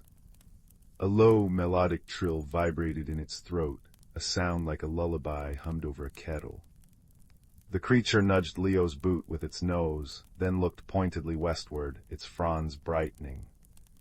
"Follow," the gesture seemed to say. Hope, warm and fragile, blossomed in Leo's chest. He named his guide Emberleaf. Their journey became a tapestry woven with quiet companionship and shared warmth. Emberleaf led with uncanny surety, navigating hidden deer trails and frozen streams where the ice sang thin, crystalline notes underfoot. They rested in hollows carpeted with dry, fragrant needles, sharing Leo's apples. Emberleaf would curl beside him, its fur radiating a gentle heat, its fronds casting a soft, dappled light that kept the biting cold at bay. Leo learned to read the subtle language of his friend, a flick of a frond for caution, a soft purr for reassurance, a bright flare of light when joy bubbled up, like the time they discovered a frozen waterfall transformed into a cathedral of glittering blue ice. Leo told Emberleaf stories of his village, the grumpy baker, the friendly blacksmith's daughter, the way smoke curled from chimneys on still mornings. Emberleaf listened, its copper eyes attentive, responding with chirps and trills that held the cadence of understanding. The stone in Leo's pocket hummed contentedly throughout, its light growing steadier, warmer, as if fed by their growing bond. The woods gave way to a landscape Leo hadn't dreamed of. They climbed a ridge where the wind howled, scouring the rock bare. Below, veiled by swirling mist, lay a valley untouched by winter. Leo gasped. Sunlight, impossibly golden for the season, bathed rolling hills draped in velvety, moss the color of limes. Trees, unlike any he knew, bore leaves that shimmered like beaten gold and silver, rustling with a sound like distant wind chimes. A river, clear as crystal, wound through the heart of the valley, its banks fringed with luminous blue flowers that glowed like captured starlight. The air itself was warm and thick with the scent of honey, wild thyme, and damp, rich earth. This was the source of his dreams, the heart song his stone had echoed. Emberleaf trilled triumphantly, its fronds ablaze with light, dancing a little jig on the sun-warmed rock before scampering down the hidden path into the valley. But the valley held a quiet sorrow beneath its beauty. The golden light seemed thin in places, fraying at the edges like old cloth. Patches of moss were dull and brittle. Some of the luminous flowers drooped, their light dimmed. Near the valley's heart stood an ancient, gnarled tree, its bark etched with spirals that seemed to swirl if stared at too long. At its base lay a depression, shaped perfectly for Leo's stone, empty, cold, and radiating a palpable sense of absence. Emberleaf approached the tree, nudging the hollow with its nose, then looking back at Leo with eyes wide and pleading. The stone in Leo's pocket surged with heat, humming like a plucked harp string. He understood. This was where it belonged. This valley, this hidden heart of warmth, was fading because its heartstone was missing. Hesitation pricked Leo. The stone was his warmth, his secret comfort against the harsh world outside. Could he really let it go? He looked at Emberleaf, who had nestled against the cold hollow, a small whimper escaping it. He looked at the drooping flowers, the fraying light. The stone pulsed in his hand, not possessively, but with a patient, ancient knowing. It wasn't his warmth, it was the valley's, borrowed, perhaps even misplaced.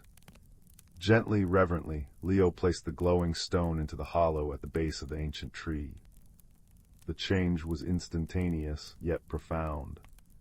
A deep, resonant thrum vibrated through the earth, up Leo's legs and into his bones.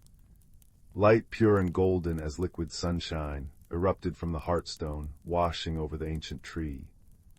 The spirals on its bark flared with light, swirling faster, alive. The light pulsed outward in a visible wave, rippling across the valley. Where it touched, dull moss sprang back into vibrant, velvety life. Drooping flowers straightened, their blue light blazing bright and steady. The very air seemed to thicken, warmer, sweeter. The golden leaves on the trees shimmered with renewed intensity, their chime-like rustle swelling into a joyful chorus. Emberleaf leaped up, its fur shimmering brilliantly, its fronds radiating waves of pure, coppery light. It bounded around Leo, trilling ecstatically, then pressed its warm forehead against Leo's knee in a gesture of pure gratitude. The sense of absence was gone, replaced by a profound, deep-rooted peace that settled over the valley like a warm blanket. Leo felt it seep into his own heart, a calm certainty, a warmth that had nothing to do with borrowed stones. As dusk painted the hidden valley in shades of lavender and rose, Leo knew it was time. Emberleaf guided him back to the ridge, its steps slower now. At the edge of the whispering woods, the little creature stopped. It nuzzled Leo's hand one last time, its fur impossibly soft and warm. Then, with a soft chirp that held the echo of wind chimes and flowing water, it turned and bounded back into the golden light, disappearing into the valley's embrace. Leo watched until the last glimmer of its fronds vanished. His pocket felt empty, yet his heart felt full. He turned towards home. The journey back through the whispering woods felt different. The groans of the trees sounded less like warnings and more like sleepy murmurs. The shifting path seemed clearer, almost welcoming. Moonlight, pure and silver, filtered through the branches, guiding his steps without the need for a stone's glow. He wasn't cold. The warmth from the valley, the warmth of Emberleaf's friendship, the warmth of doing what felt deeply right, lingered inside him, a gentle furnace against the winter night. He arrived at his cottage door as the first true stars pricked the velvet sky. Inside, the hearth was still dark. But as Leo knelt to build a fire, his fingers brushed against something small and smooth in his pocket. He drew it out. It was a tiny pebble, smooth as river glass, glowing with a soft, steady golden light, a parting gift nestled there unseen. A smile touched Leo's lips. He placed the little glowing pebble carefully on the mantelpiece. Then, with practiced hands, he built his fire. Flames caught, crackling softly, painting the room in dancing orange light that mingled with the pebble's gentle gold. Leo sat by the rekindled hearth, the combined warmth of fire and friendship seeping into his bones. He thought of the hidden valley, now restored, cradled in its golden light. He thought of Emberleaf, a spark of kindness in the vast, whispering woods. He thought of the heartstone, humming its ancient song where it belonged. Outside, the wind sighed against the window pane, a lullaby now, not a warning. The pebble on the mantel glowed steadily, a small, warm star in the quiet room. Leo's eyelids grew heavy, the crackle of the fire blending with the remembered chime of golden leaves. The chill of the world was still there, beyond the walls, but here within was a warmth built not just of flame, but of courage given, friendship found, and a small stone returned to its heart. He pulled his blanket closer, the scent of wood smoke and distant pine resin wrapping around him. As sleep finally claimed him, Leo drifted not into dreams of snow, but into a deep, golden peace, as steady and true as the glow on his mantle, as endless as the warmth now blooming in his own quiet heart. The fire whispered, the pebble hummed its low, contented note, and the long winter night held no fear, only the promise of gentle dreams. The fire crackled softly in the hearth, casting dancing shadows that leapt like shy sprites across the walls. Outside, a gentle wind sighed through the ancient oak tree, a lullaby for the sleeping world. Tonight, dear listener, we venture not to far-off mountains or stormy seas, but to a place much closer to home, where magic often hides in plain sight, waiting for a gentle heart to find it. Our story begins in the dusty, forgotten embrace of an attic. Young Milo, a boy with eyes the color of storm clouds and a quiet nature, often found solace in the attic. It was a world unto itself, smelling of old paper, dried lavender tucked away in forgotten drawers, and the comforting scent of seasoned wood.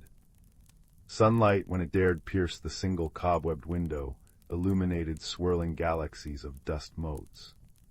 One rainy afternoon, seeking refuge from the drumming on the roof, Milo was carefully sorting through a battered old trunk that had belonged to his great-aunt Elspeth. Beneath layers of yellowed lace and bundles of letters tied with faded ribbon, his fingers brushed against something cool and smooth tucked into a corner of a worn sewing box. It wasn't thread or a thimble. It was a key. Not just any key, mind you. It was made of a warm, rosy copper, slightly tarnished, and shaped unlike any key Milo had ever seen.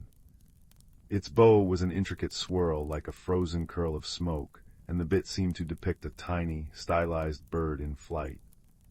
It felt strangely alive in his palm, humming with a warmth that wasn't quite temperature, more like a faint, comforting vibration. HMMMM, it seemed to sigh, softer than the rain outside. HMMMM. Now, what might you open? Milo whispered, the dust motes swirling gently in his breath. As if in answer, a soft thump sounded near the dormer window. A large ginger cat with wise, amber eyes materialized from behind a rolled-up rug. This was Marmalade, the attic's unofficial guardian, rarely seen downstairs. He stretched languidly, his purr rumbling like a miniature thunderstorm. Purr-ra-ra-ra-ra rumble. Found something shiny, have you, young Milo? Marmalade's voice was a deep, gravelly whisper, laced with the patience of countless naps. That little dreamer isn't for locks of wood or iron, that's a whisper key. A whisper key. Milo echoed, turning the warm copper over in his fingers. It pulsed gently. HMMMM. Indeed, Marmalade settled onto a sun-warmed patch of floorboards, tucking his paws neatly. It opens doors to things unseen, paths unheard, but only for those who listen with more than their ears. Great Aunt Elspeth knew its song. She used to say it measured journeys not in miles, but in heartbeats of courage purr. Milo felt a flutter, not of fear, but of profound curiosity mixed with a tiny spark of apprehension. What kind of journey? Before Marmalade could answer, a soft whoosh of air and the distinct tap-tap-tap of something light landing on a rafter announced another presence. A small, rather bookish-looking brown owl blinked down at them. His spectacles, tiny things made of wire and clear crystal, perched precariously on his beak. This was Ptolemy, known for his vast knowledge of attic lore and his tendency to doze off mid-sentence. Who? He inquired softly, tilting his head. Ptolemy, excellent timing, rumbled Marmalade. Young Milo has discovered Elspeth's whisper key. He seeks the nature of the journey it offers.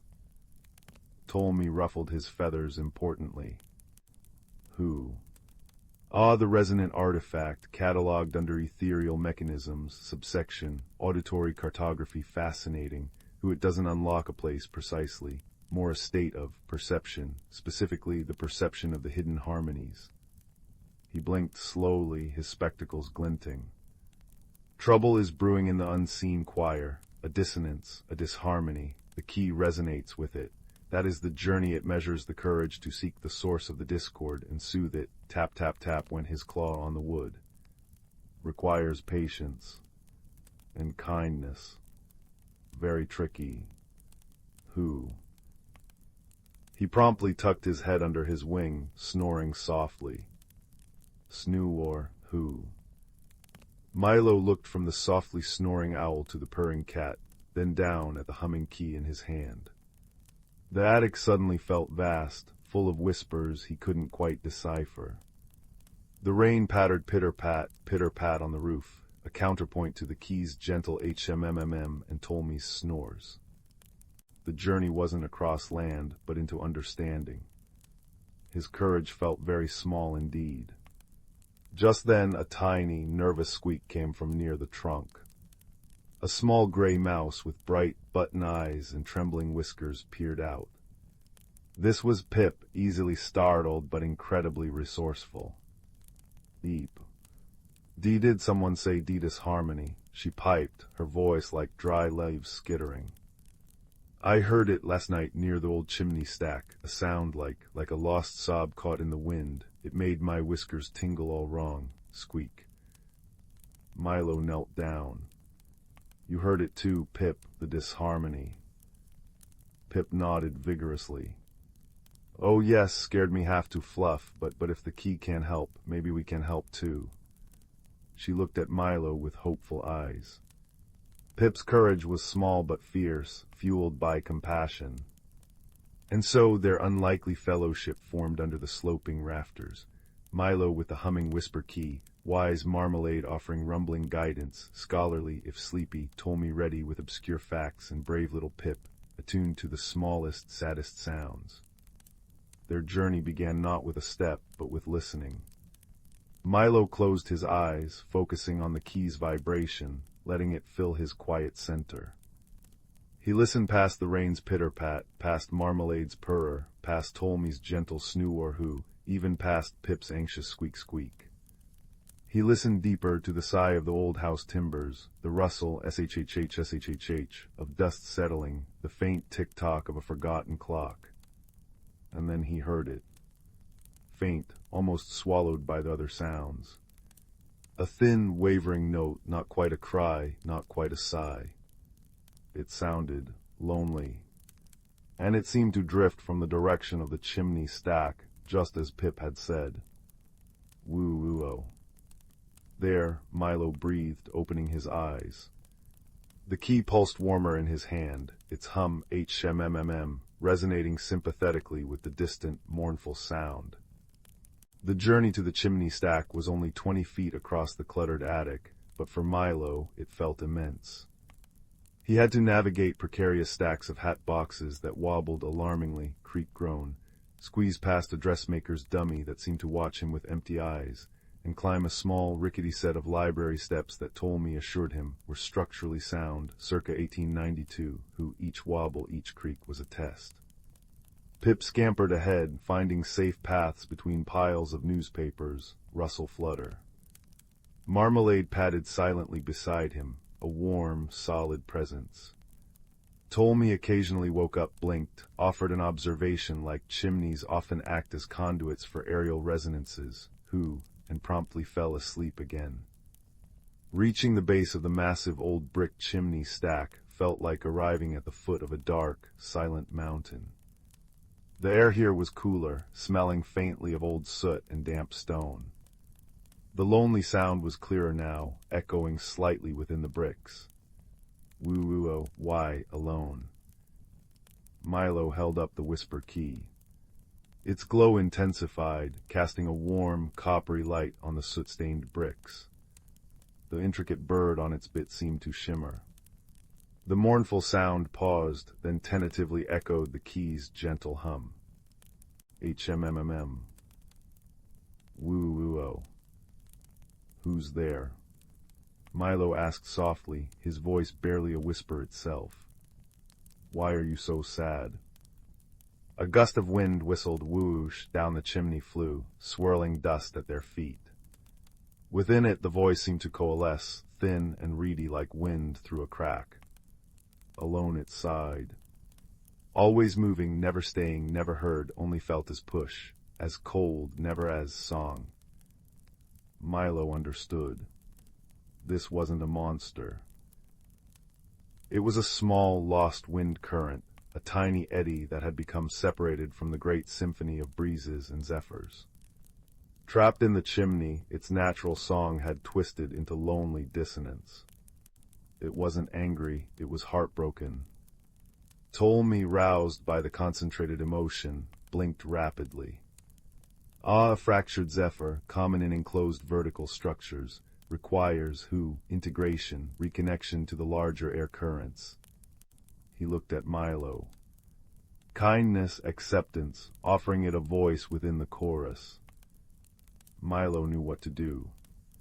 It wasn't about forcing or fixing. It was about listening, truly listening, and offering friendship. He sat down cross-legged on the dusty floorboards, the whisper key warm in his lap. Marmalade settled beside him, his purr deepening into a soothing drone, purr rumble. Pip cautiously crept onto Milo's knee, her tiny body trembling but determined. Ptolemy fluttered down to perch on a nearby crate, wide awake now, observing intently. Milo closed his eyes again, focusing on the key's resonance, letting it fill him with calm. He thought of the wind outside, the gentle sigh through the oak leaves, rustle hush, the playful tug on the washing line, flap snap, the soft whisper around the corners of the house, shhhhh. He poured this feeling of connection, of belonging to a vast, beautiful song, into the hum of the key. HMMMM, you belong. He began to hum himself softly, wordlessly. Not trying to overpower the Zephyr's lonely woo, but weaving around it, harmonizing with it. Marmalade's purr provided a deep, grounding bass note. Pip, encouraged, let out a tiny, brave whistle, tweet-wee. Ptolemy surprised everyone by adding a soft, rhythmic tap-tap-tap with his claw on the wood. It wasn't perfect music, but it was kind. It was welcoming.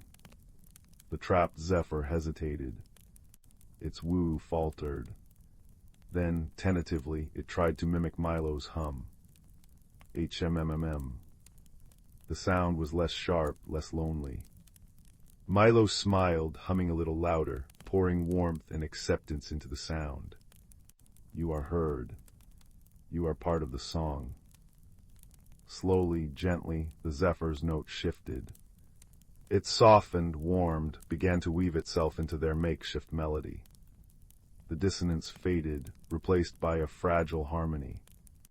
The air around the chimney stack stirred, not with a mournful gust, but with a gentle, hopeful breeze. HMMMMWoo, together. The whisper key in Milo's lap pulsed brightly once, then settled back into its warm, steady hum. The copper bird seemed to glow with satisfaction. Above them, high up the chimney, a faint clink-clink sounded the sound of the old, unused chimney cowl turning slightly in the wind outside. A path was opening. Listen, Milo whispered to the Zephyr. Hear your family calling. Outside, the wind had lessened its rain-soaked drumming. Now it sang a clearer song around the house, a gentle invitation. Come home, SHHHH, come home. The small Zephyr within the chimney swirled excitedly, whoosh swirl.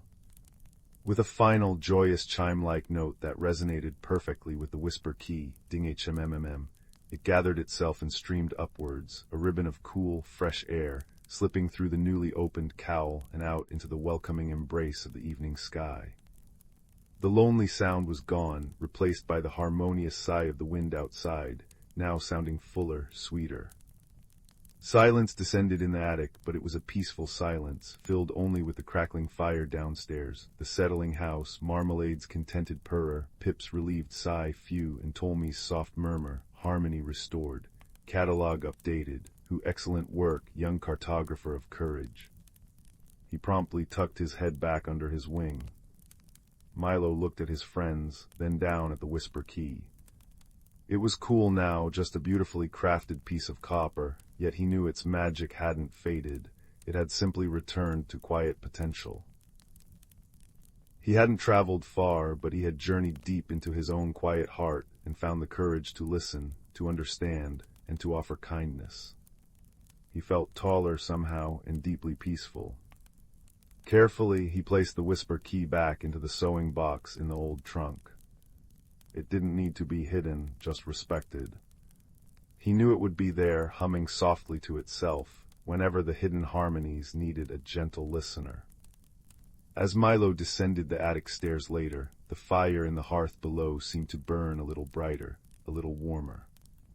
The rain had stopped, and through the window he could see the first stars peeking through the clouds. The wind sighed contentedly around the eaves, SHHHH sleep, a lullaby for the whole house. Marmalade followed him down, purring like a contented engine. Pip was already asleep in Milo's pocket, a tiny, warm weight. Even Ptolemy's soft snores, snoo or who, from the rafters above sounded like a peaceful counterpoint. The ordinary attic filled with forgotten things had revealed an extraordinary secret, that the greatest adventures often lie in listening closely, that courage is measured in kindness, and that even the smallest voice, when heard with a gentle heart, can restore harmony to the world. And as Milo settled by the fire, the flames dancing like captured sunlight, he knew that the warm hum of the whisper key and the memory of the Zephyr's grateful song would forever be a cozy secret tucked away in his heart, a gentle light against any future darkness. The fire crackled pop hiss, a comforting sound in the quiet night, reminding him that magic and kindness were always closer than they seemed. In the velvet-hued valley, where twilight lingered a little longer than anywhere else, there nestled a village called Willow. Its cobblestone streets curved like a contented cat's tail, lined with cottages whose thatched roofs wore caps of moss, and gardens where sunflowers turned their faces to greet passers-by. Yet that autumn an oddness settled over the village, soft as cobweb, persistent as the tick of a clock. Teapots brewed chamomile without fire, quilts rearranged themselves into peculiar patterns overnight, and the village's single clock tower began chiming 13 times at midnight. "It's the work of the willow wind," declared old Mrs. Nettle, stirring her lavender honey tea with a cinnamon stick.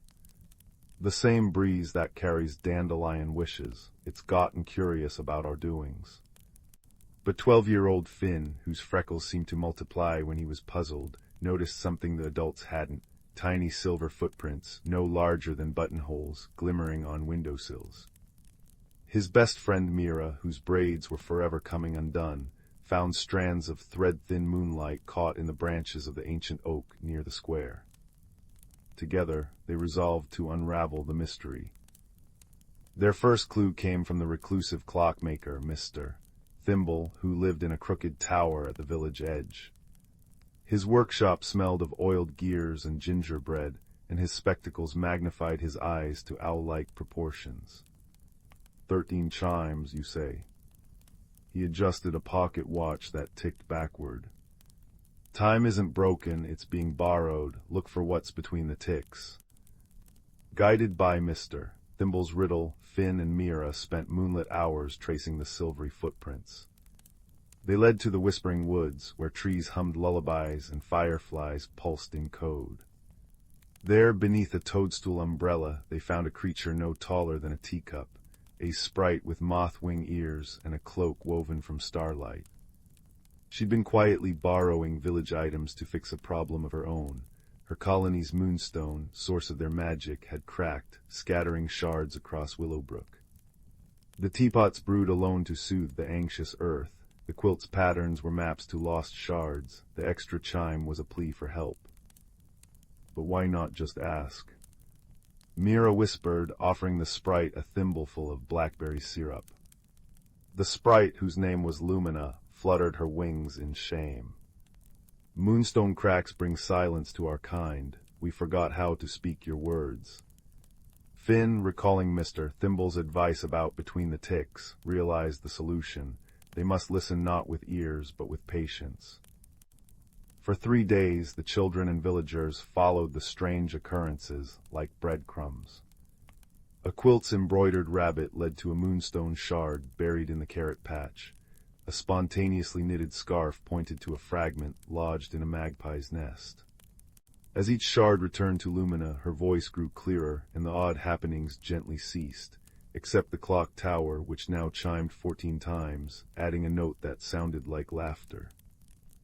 On the final night, the village gathered under the clock tower as Lumina's colony emerged from the woods, riding on hedgehogs and crickets. With the restored moonstone, they spun a new kind of magic, a bridge of glowing cobweb between their world and Willowbrook.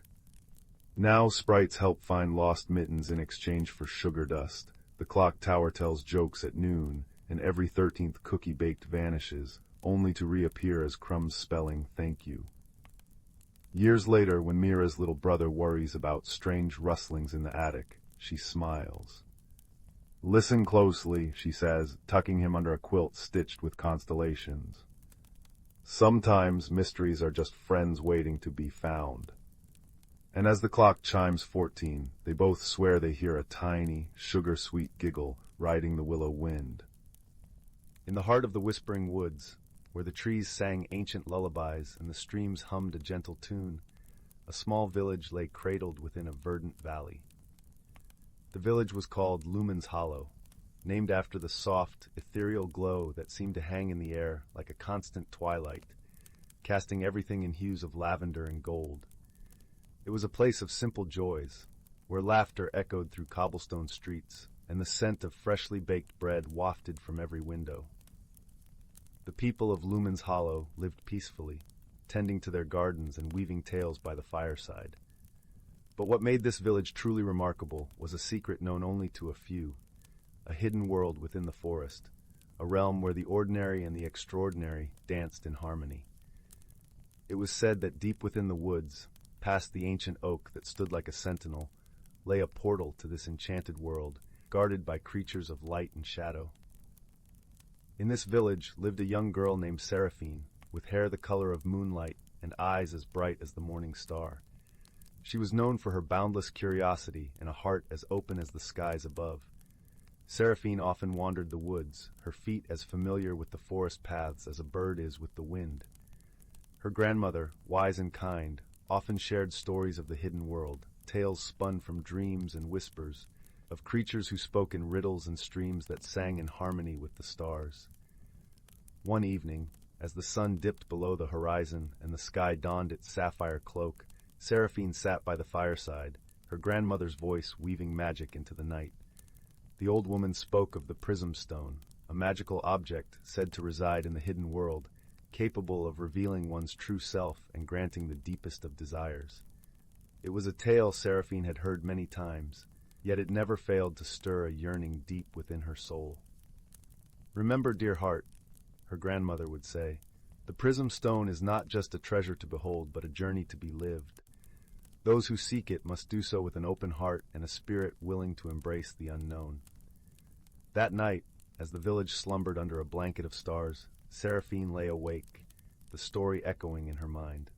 Her heart thrummed with a quiet determination, a longing to discover the hidden world and witness the prism stone's magic for herself. And so, with the first light of dawn, Seraphine set out on her journey, her steps guided by the soft whispers of the forest. The path through the woods was dappled with sunlight, the air sweet with the scent of wildflowers. As she walked, Seraphine felt a gentle tug, an invisible thread pulling her towards the ancient oak, its branches stretching towards the sky like arms in eternal supplication. The tree stood tall and wise, its bark etched with runes that glimmered faintly in the morning light. With a heart full of hope and a mind open to possibilities, Seraphine placed her hand upon the tree. To her amazement, the runes began to glow, a soft luminescence that spread across the bark like ripples on a pond. The air shimmered, and with a whisper of wind, a portal opened before her, revealing a world bathed in iridescent light. Stepping through the portal was like entering a dream. The hidden world was a tapestry of colors and sounds, a symphony of nature's wonders. Trees with leaves of silver and gold swayed gently, their trunks adorned with blossoms that sang with the voices of 1,000 birds. Streams of crystal-clear water wound through the landscape, their surfaces dancing with rainbows. Seraphine wandered deeper into this enchanted realm, her senses alive with the beauty around her. It wasn't long before she encountered her first companion, a creature as curious as herself. It was a fox, its fur a vibrant red that shimmered in the light, its eyes a deep, knowing amber. The fox approached with a cautious grace, its tail flicking like a brush, painting the air with curiosity. "Hello," Seraphine greeted softly, kneeling to meet the fox's gaze. "I am Seraphine. I'm searching for the prism stone." The fox tilted its head, a gesture both thoughtful and inquisitive. "The prism stone," it replied, its voice a gentle rustle like leaves in the breeze. "A treasure sought by many, found by few. Why do you seek it, young wanderer?" Seraphine pondered the fox's question, her heart speaking before her mind. "I wish to understand myself, to see the world with new eyes, and to help my village with whatever wisdom I might gain." The fox regarded her for a moment, its eyes reflecting the forest's quiet wisdom. "Very well," it said finally. "I will guide you, but remember, the journey is as important as the destination." Together they ventured further into the hidden world, the forest unfolding like a story with every step. Along the way, they met other creatures, an owl with feathers of starlight, a rabbit with eyes like pools of moonlit water, and a deer whose antlers glimmered with the essence of twilight. Each joined their journey, drawn by Seraphine's pure heart and the promise of the adventure ahead. As they traveled, the companions shared stories and songs, each revealing a piece of the world's magic. The owl spoke of the stars and their ancient wisdom, the rabbit of the earth's gentle embrace, and the deer of the balance between light and shadow. Through their tales, Seraphine began to understand the interconnectedness of all things, the delicate threads that wove the fabric of life. Days passed in a harmonious cadence, the journey a dance of discovery and friendship. Yet as they neared the heart of the hidden world, the path grew more challenging. The forest thickened, shadows deepening, as if testing Seraphine's resolve. Doubt flickered within her like a candle in a storm, but her companion's presence was a steady flame, guiding her through the darkness. one evening, as the sun dipped low, painting the sky in shades of fire and amethyst, the group arrived at a glade, its center dominated by a pool of still, glassy water. In its depths lay the prism stone, a gem of indescribable beauty, its facets catching the light and refracting it into a spectrum of color that danced across the glade like a living rainbow. Seraphine approached the pool with reverence, her heart a symphony of hope and wonder. As she gazed into the water, she saw her reflection, the girl she was and the woman she was becoming. The prism stone glimmered beneath the surface, its light merging with her own, revealing not just her face, but her essence, her dreams, her fears, her boundless potential. In that moment of clarity, Seraphine understood the true magic of the prism stone. It was not a treasure to be possessed, but a mirror of the soul, a guide to self-discovery and transformation. She realized that the journey itself had granted her the wisdom she sought, the friendships she forged, a testament to the power of kindness and understanding. With a heart full of gratitude, Seraphine turned to her companions, her voice a soft melody of joy. "Thank you," she said, her eyes shining with the light of 1,000 stars. "Thank you for guiding me, for teaching me, for being my friends." The fox, the owl, the rabbit, and the deer gathered around her, their presence a comforting embrace. "You have found what you sought, young wanderer," the fox said, its voice a gentle caress. "Remember this journey, and carry its lessons with you always." With a final lingering look at the prism stone, Seraphine turned back towards the portal, her steps light with newfound purpose. As she crossed into the familiar embrace of the whispering woods, she felt a change within her, a quiet strength, a deeper understanding of herself and the world. Returning to Lumen's Hollow, Seraphine found the village as she had left it, nestled in its valley beneath the twilight sky. Yet, everything felt different, imbued with a richness and depth she had not noticed before. She shared her journey and its lessons with the villagers, her stories weaving a tapestry of hope and possibility.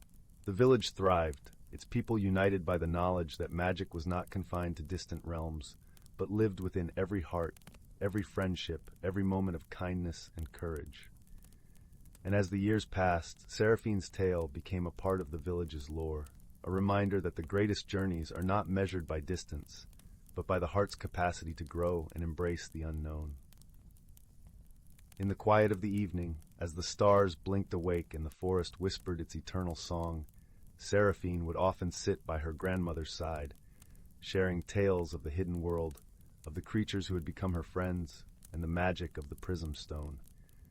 And though her hair turned silver with time, her eyes retained the sparkle of that young girl who once stepped into the unknown, guided by the gentle hand of wonder. And so, the story of Seraphine and the prism stone became a part of Lumen's Hollow, a testament to the power of friendship, the beauty of discovery, and the enduring magic of the heart. Under the watchful gaze of the ancient oak, the village thrived, a beacon of light and love in the heart of the whispering woods. As the village slumbered, cradled in the embrace of the forest, the hidden world remained, a secret known to those with the heart to seek it, a reminder that within every ending lies the promise of a new beginning. And in that truth, the village found peace, nestled beneath a sky that sang with the light of 1,000 stars, each a promise of dreams yet to be discovered. Deep within the whispering woods, where sunlight dripped like melted gold through ancient canopies, lived creatures unseen by human eyes. Here moss grew thick as velvet pillows, and the air hummed with the scent of pine resin and damp earth. At the forest's heart stood the grandmother oak, her bark etched with centuries of stories, roots weaving deep into the world's magic. She was the keeper of seasons, her branches holding the delicate balance between spring's blush, summer's hum, autumn's sigh, and winter's hush. Among her roots dwelled Thistle, a silver-furred badger whose paws knew every hidden pathway. His den smelled of dried lavender and warm soil, where fireflies nested in jars like living constellations. High in the oak's branches lived Pip, a quick-pawed squirrel with fur the color of autumn acorns. Her nest was lined with thistle down and moonbeam silk, and she spent dawns watching dew transform spiderwebs into necklaces of light.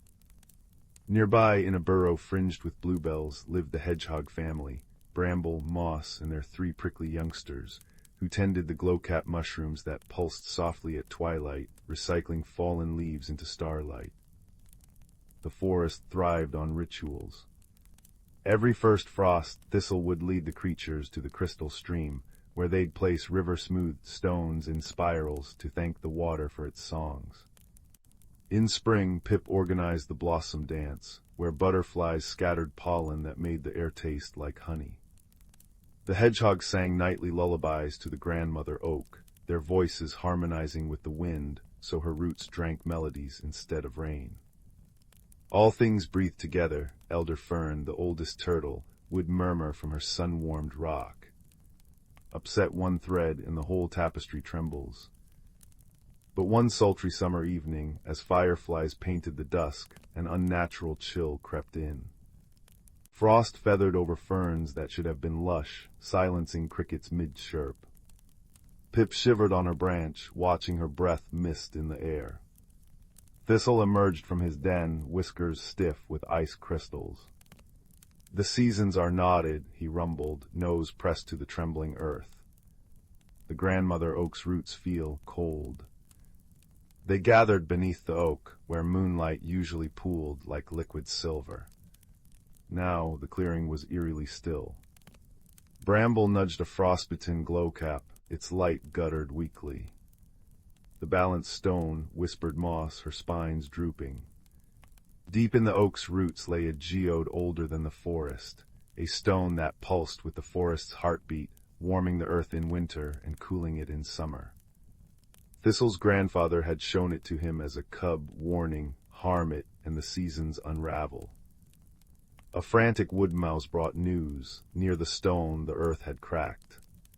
Young foxes, new to the forest, had chased a rabbit into the roots, clawing at the soil where the stone lay hidden.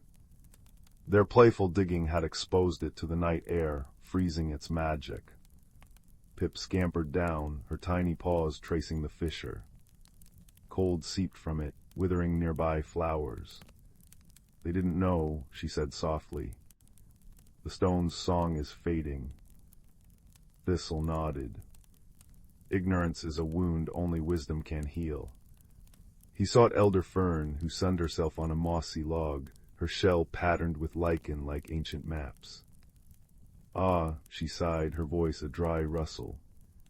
"The stone remembers warmth. It needs summer's breath to thaw." She described the sun petals, golden flowers that bloomed only on the highest sunbeam, storing sunlight in their velvet cores. "But they wilt by twilight. You must move as one." Hope flickered.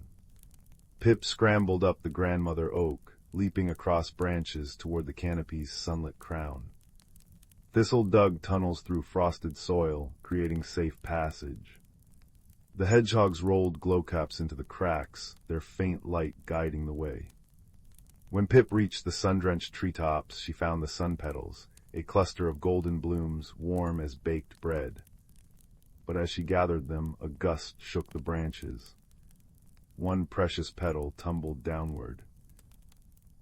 Below, the young foxes watched, ears flat with shame. The smallest, her fur russet as fallen leaves, saw the falling petal. With a yip, she darted forward, catching it gently in her mouth. Pip froze, but the fox placed the petal in Thistle's paw, whimpering, "We didn't mean to still the seasons." "Come," said Thistle gently. "Help us reweave what was frayed." Together they hurried to the exposed balanced stone, now glazed with ice. The hedgehogs lined the fissure with glowing mushrooms. Pip laid the sun petals on the stone's frozen surface, their warmth seeping into the geode. Thistle and the foxes pushed rich, dark soil over the roots, their paws working side by side. As the last shovelful settled, Bramble and Moss began a low, humming song, joined by the fox's hesitant yips and Pip's chittering melody. The grandmother oak's leaves shimmered, absorbing their voices. Slowly, the frost retreated like a shy creature. Warmth radiated from the stone, melting ice into dewdrops that glittered on spiderwebs. Flowers straightened, crickets resumed their symphony, and the glowcaps brightened, casting buttery light over the smiling faces. Elder Fern crept close, nudging the young foxes. Remember this night, wisdom isn't knowing everything, it's listening to the world's whispers. The foxes bowed their heads. We'll protect the balanced stone, promised the russet one, and teach others its song. Seasons flowed smoothly once more. Autumn arrived in a cascade of amber and crimson, leaves pirouetting to the hedgehog's harvest hymns. Winter wrapped the forest in snowy silence, the foxes now guarding the oak's roots while Thistle told tales of stars by the hearth. When spring returned, painting the woods in wildflower confetti, the creatures gathered beneath the grandmother oak. Pip strung dewdrop necklaces for the fox kits, while Bramble and Moss served nectar-sweetened hazelnuts on birch bark plates. As twilight deepened, fireflies rose like embers in a gentle wind, their light blending with the glow caps and the oak's soft luminescence. Thistle watched them, his old bones warmed by contentment. The forest breathed, a sigh of soil, rustle of leaves, ripple of stream, each note a thread in an eternal harmony. High above, the first star winked, casting silver over creatures curled in drowsy heaps, their dreams woven from the safety of roots and the promise of tomorrow's sun. And deep in the earth the balanced stone pulsed steadily, a warm, silent lullaby for the sleeping woods. Deep in the whispering woods, where trees hummed lullabies and streams giggled over polished stones, lay the village of Twinkle Hollow. Its cottages nestled inside toadstools with candy-striped roofs, and cobblestone paths glimmered with crushed stardust.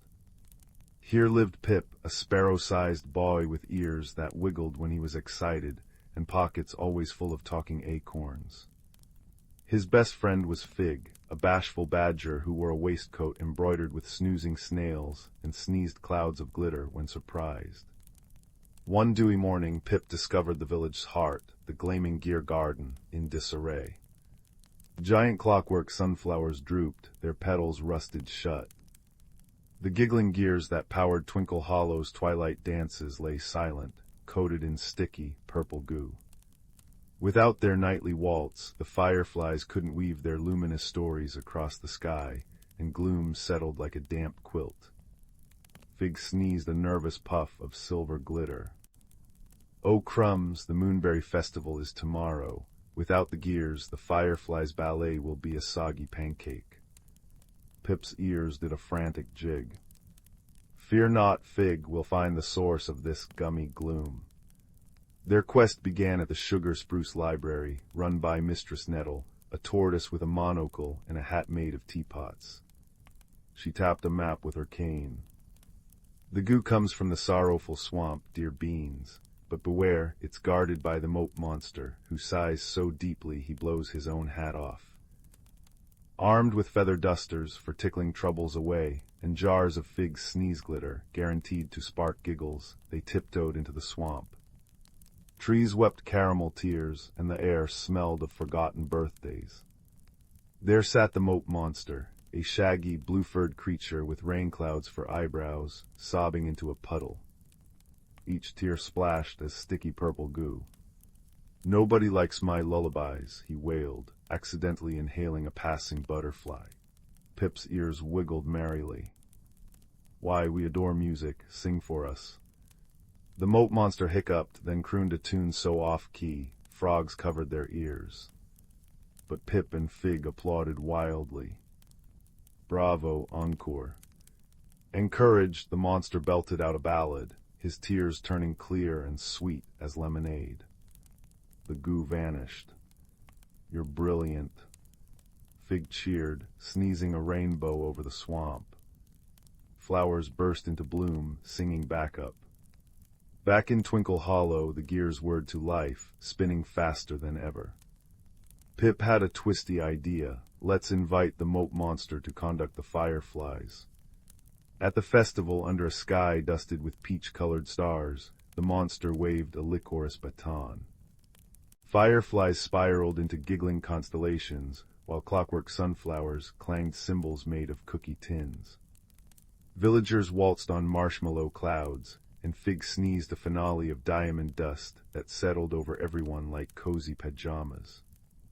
As the last note faded, Pip curled in a hammock woven from moonbeams, Fig snoring softly beside him. The moat monster, now the maestro of merriment, conducted the stars in a soft, humming lullaby. Twinkle Hollow shimmered, a promise that even the bluest sighs could become songs, and friendship was the stickiest, sweetest magic of all. And with that thought, dreams bloomed like shy violets in the heart of the night. The firelight dances on the hearthstones, casting long, flickering shadows that seem to sway in time with the gentle tick-tock of the old grandfather clock in the corner. Outside the snug cottage window, nestled deep within the whispering woods of Willowbrook, a soft rain patters against the glass like tiny, tapping fingers. Somewhere in the distance, the deep, resonant chime of the village clock tower sounds the hour, its melody mingling with the delicate ting-ailing of wind chimes hanging from Mrs. Maple's porch. Tonight, dear listener, we journey to Willowbrook, where a peculiar mystery has unfurled like a strange, new blossom. For 3 nights running, the stars over Willowbrook Meadow have begun to vanish. Not all at once, mind you, and not permanently. But as twilight deepened into true night, certain stars, always the brightest ones clustered near the constellation known as the Silver Teapot, would simply wink out. By dawn they'd be back, sparkling innocently as if nothing had happened. The villagers whispered, not with fear, but with a deep, shared curiosity. Old Man Hemlock swore his prize-winning moonflowers, usually a pale, luminous silver, had started shimmering with flecks of deep blue where the starlight touched them. Young Pip reported hearing faint, melancholic humming just before the stars disappeared, a sound like wind through distant, hollow reeds. Our protagonist is Fern, a quiet girl with eyes the color of moss after rain, and a remarkable talent for noticing things others overlooked. She spent her days sketching wildflowers in her notebook or listening to the stories spun by the village elders, especially the nursery rhymes Granny Willow hummed while knitting by the fire. Fern felt a tug in her heart at the thought of the missing stars. It felt less like a theft and more like a sadness hanging over the meadow. On the 4th evening, as the first brave stars pricked the velvet sky, Fern settled on her favorite mossy rock at the meadow's edge. She had her notebook, a small jar of fireflies, released at dawn, of course, and Granny Willow's rhymes circling in her mind. Starlight, star bright, first star I see tonight. Wish I may, wish I might, guide the lost back to the light. Silver teapot pouring grace. Find the path to time and space. Follow where the weaver's thread leads you from your lonely bed. As Fern watched, the familiar cluster near the silver teapot began to dim, one by one. And there it was, that faint, sorrowful humming, drifting on the cool night breeze that carried the scent of damp earth and night-blooming jasmine. It seemed to come not from the sky, but from within the meadow itself, near the ancient, gnarled sentinel oak.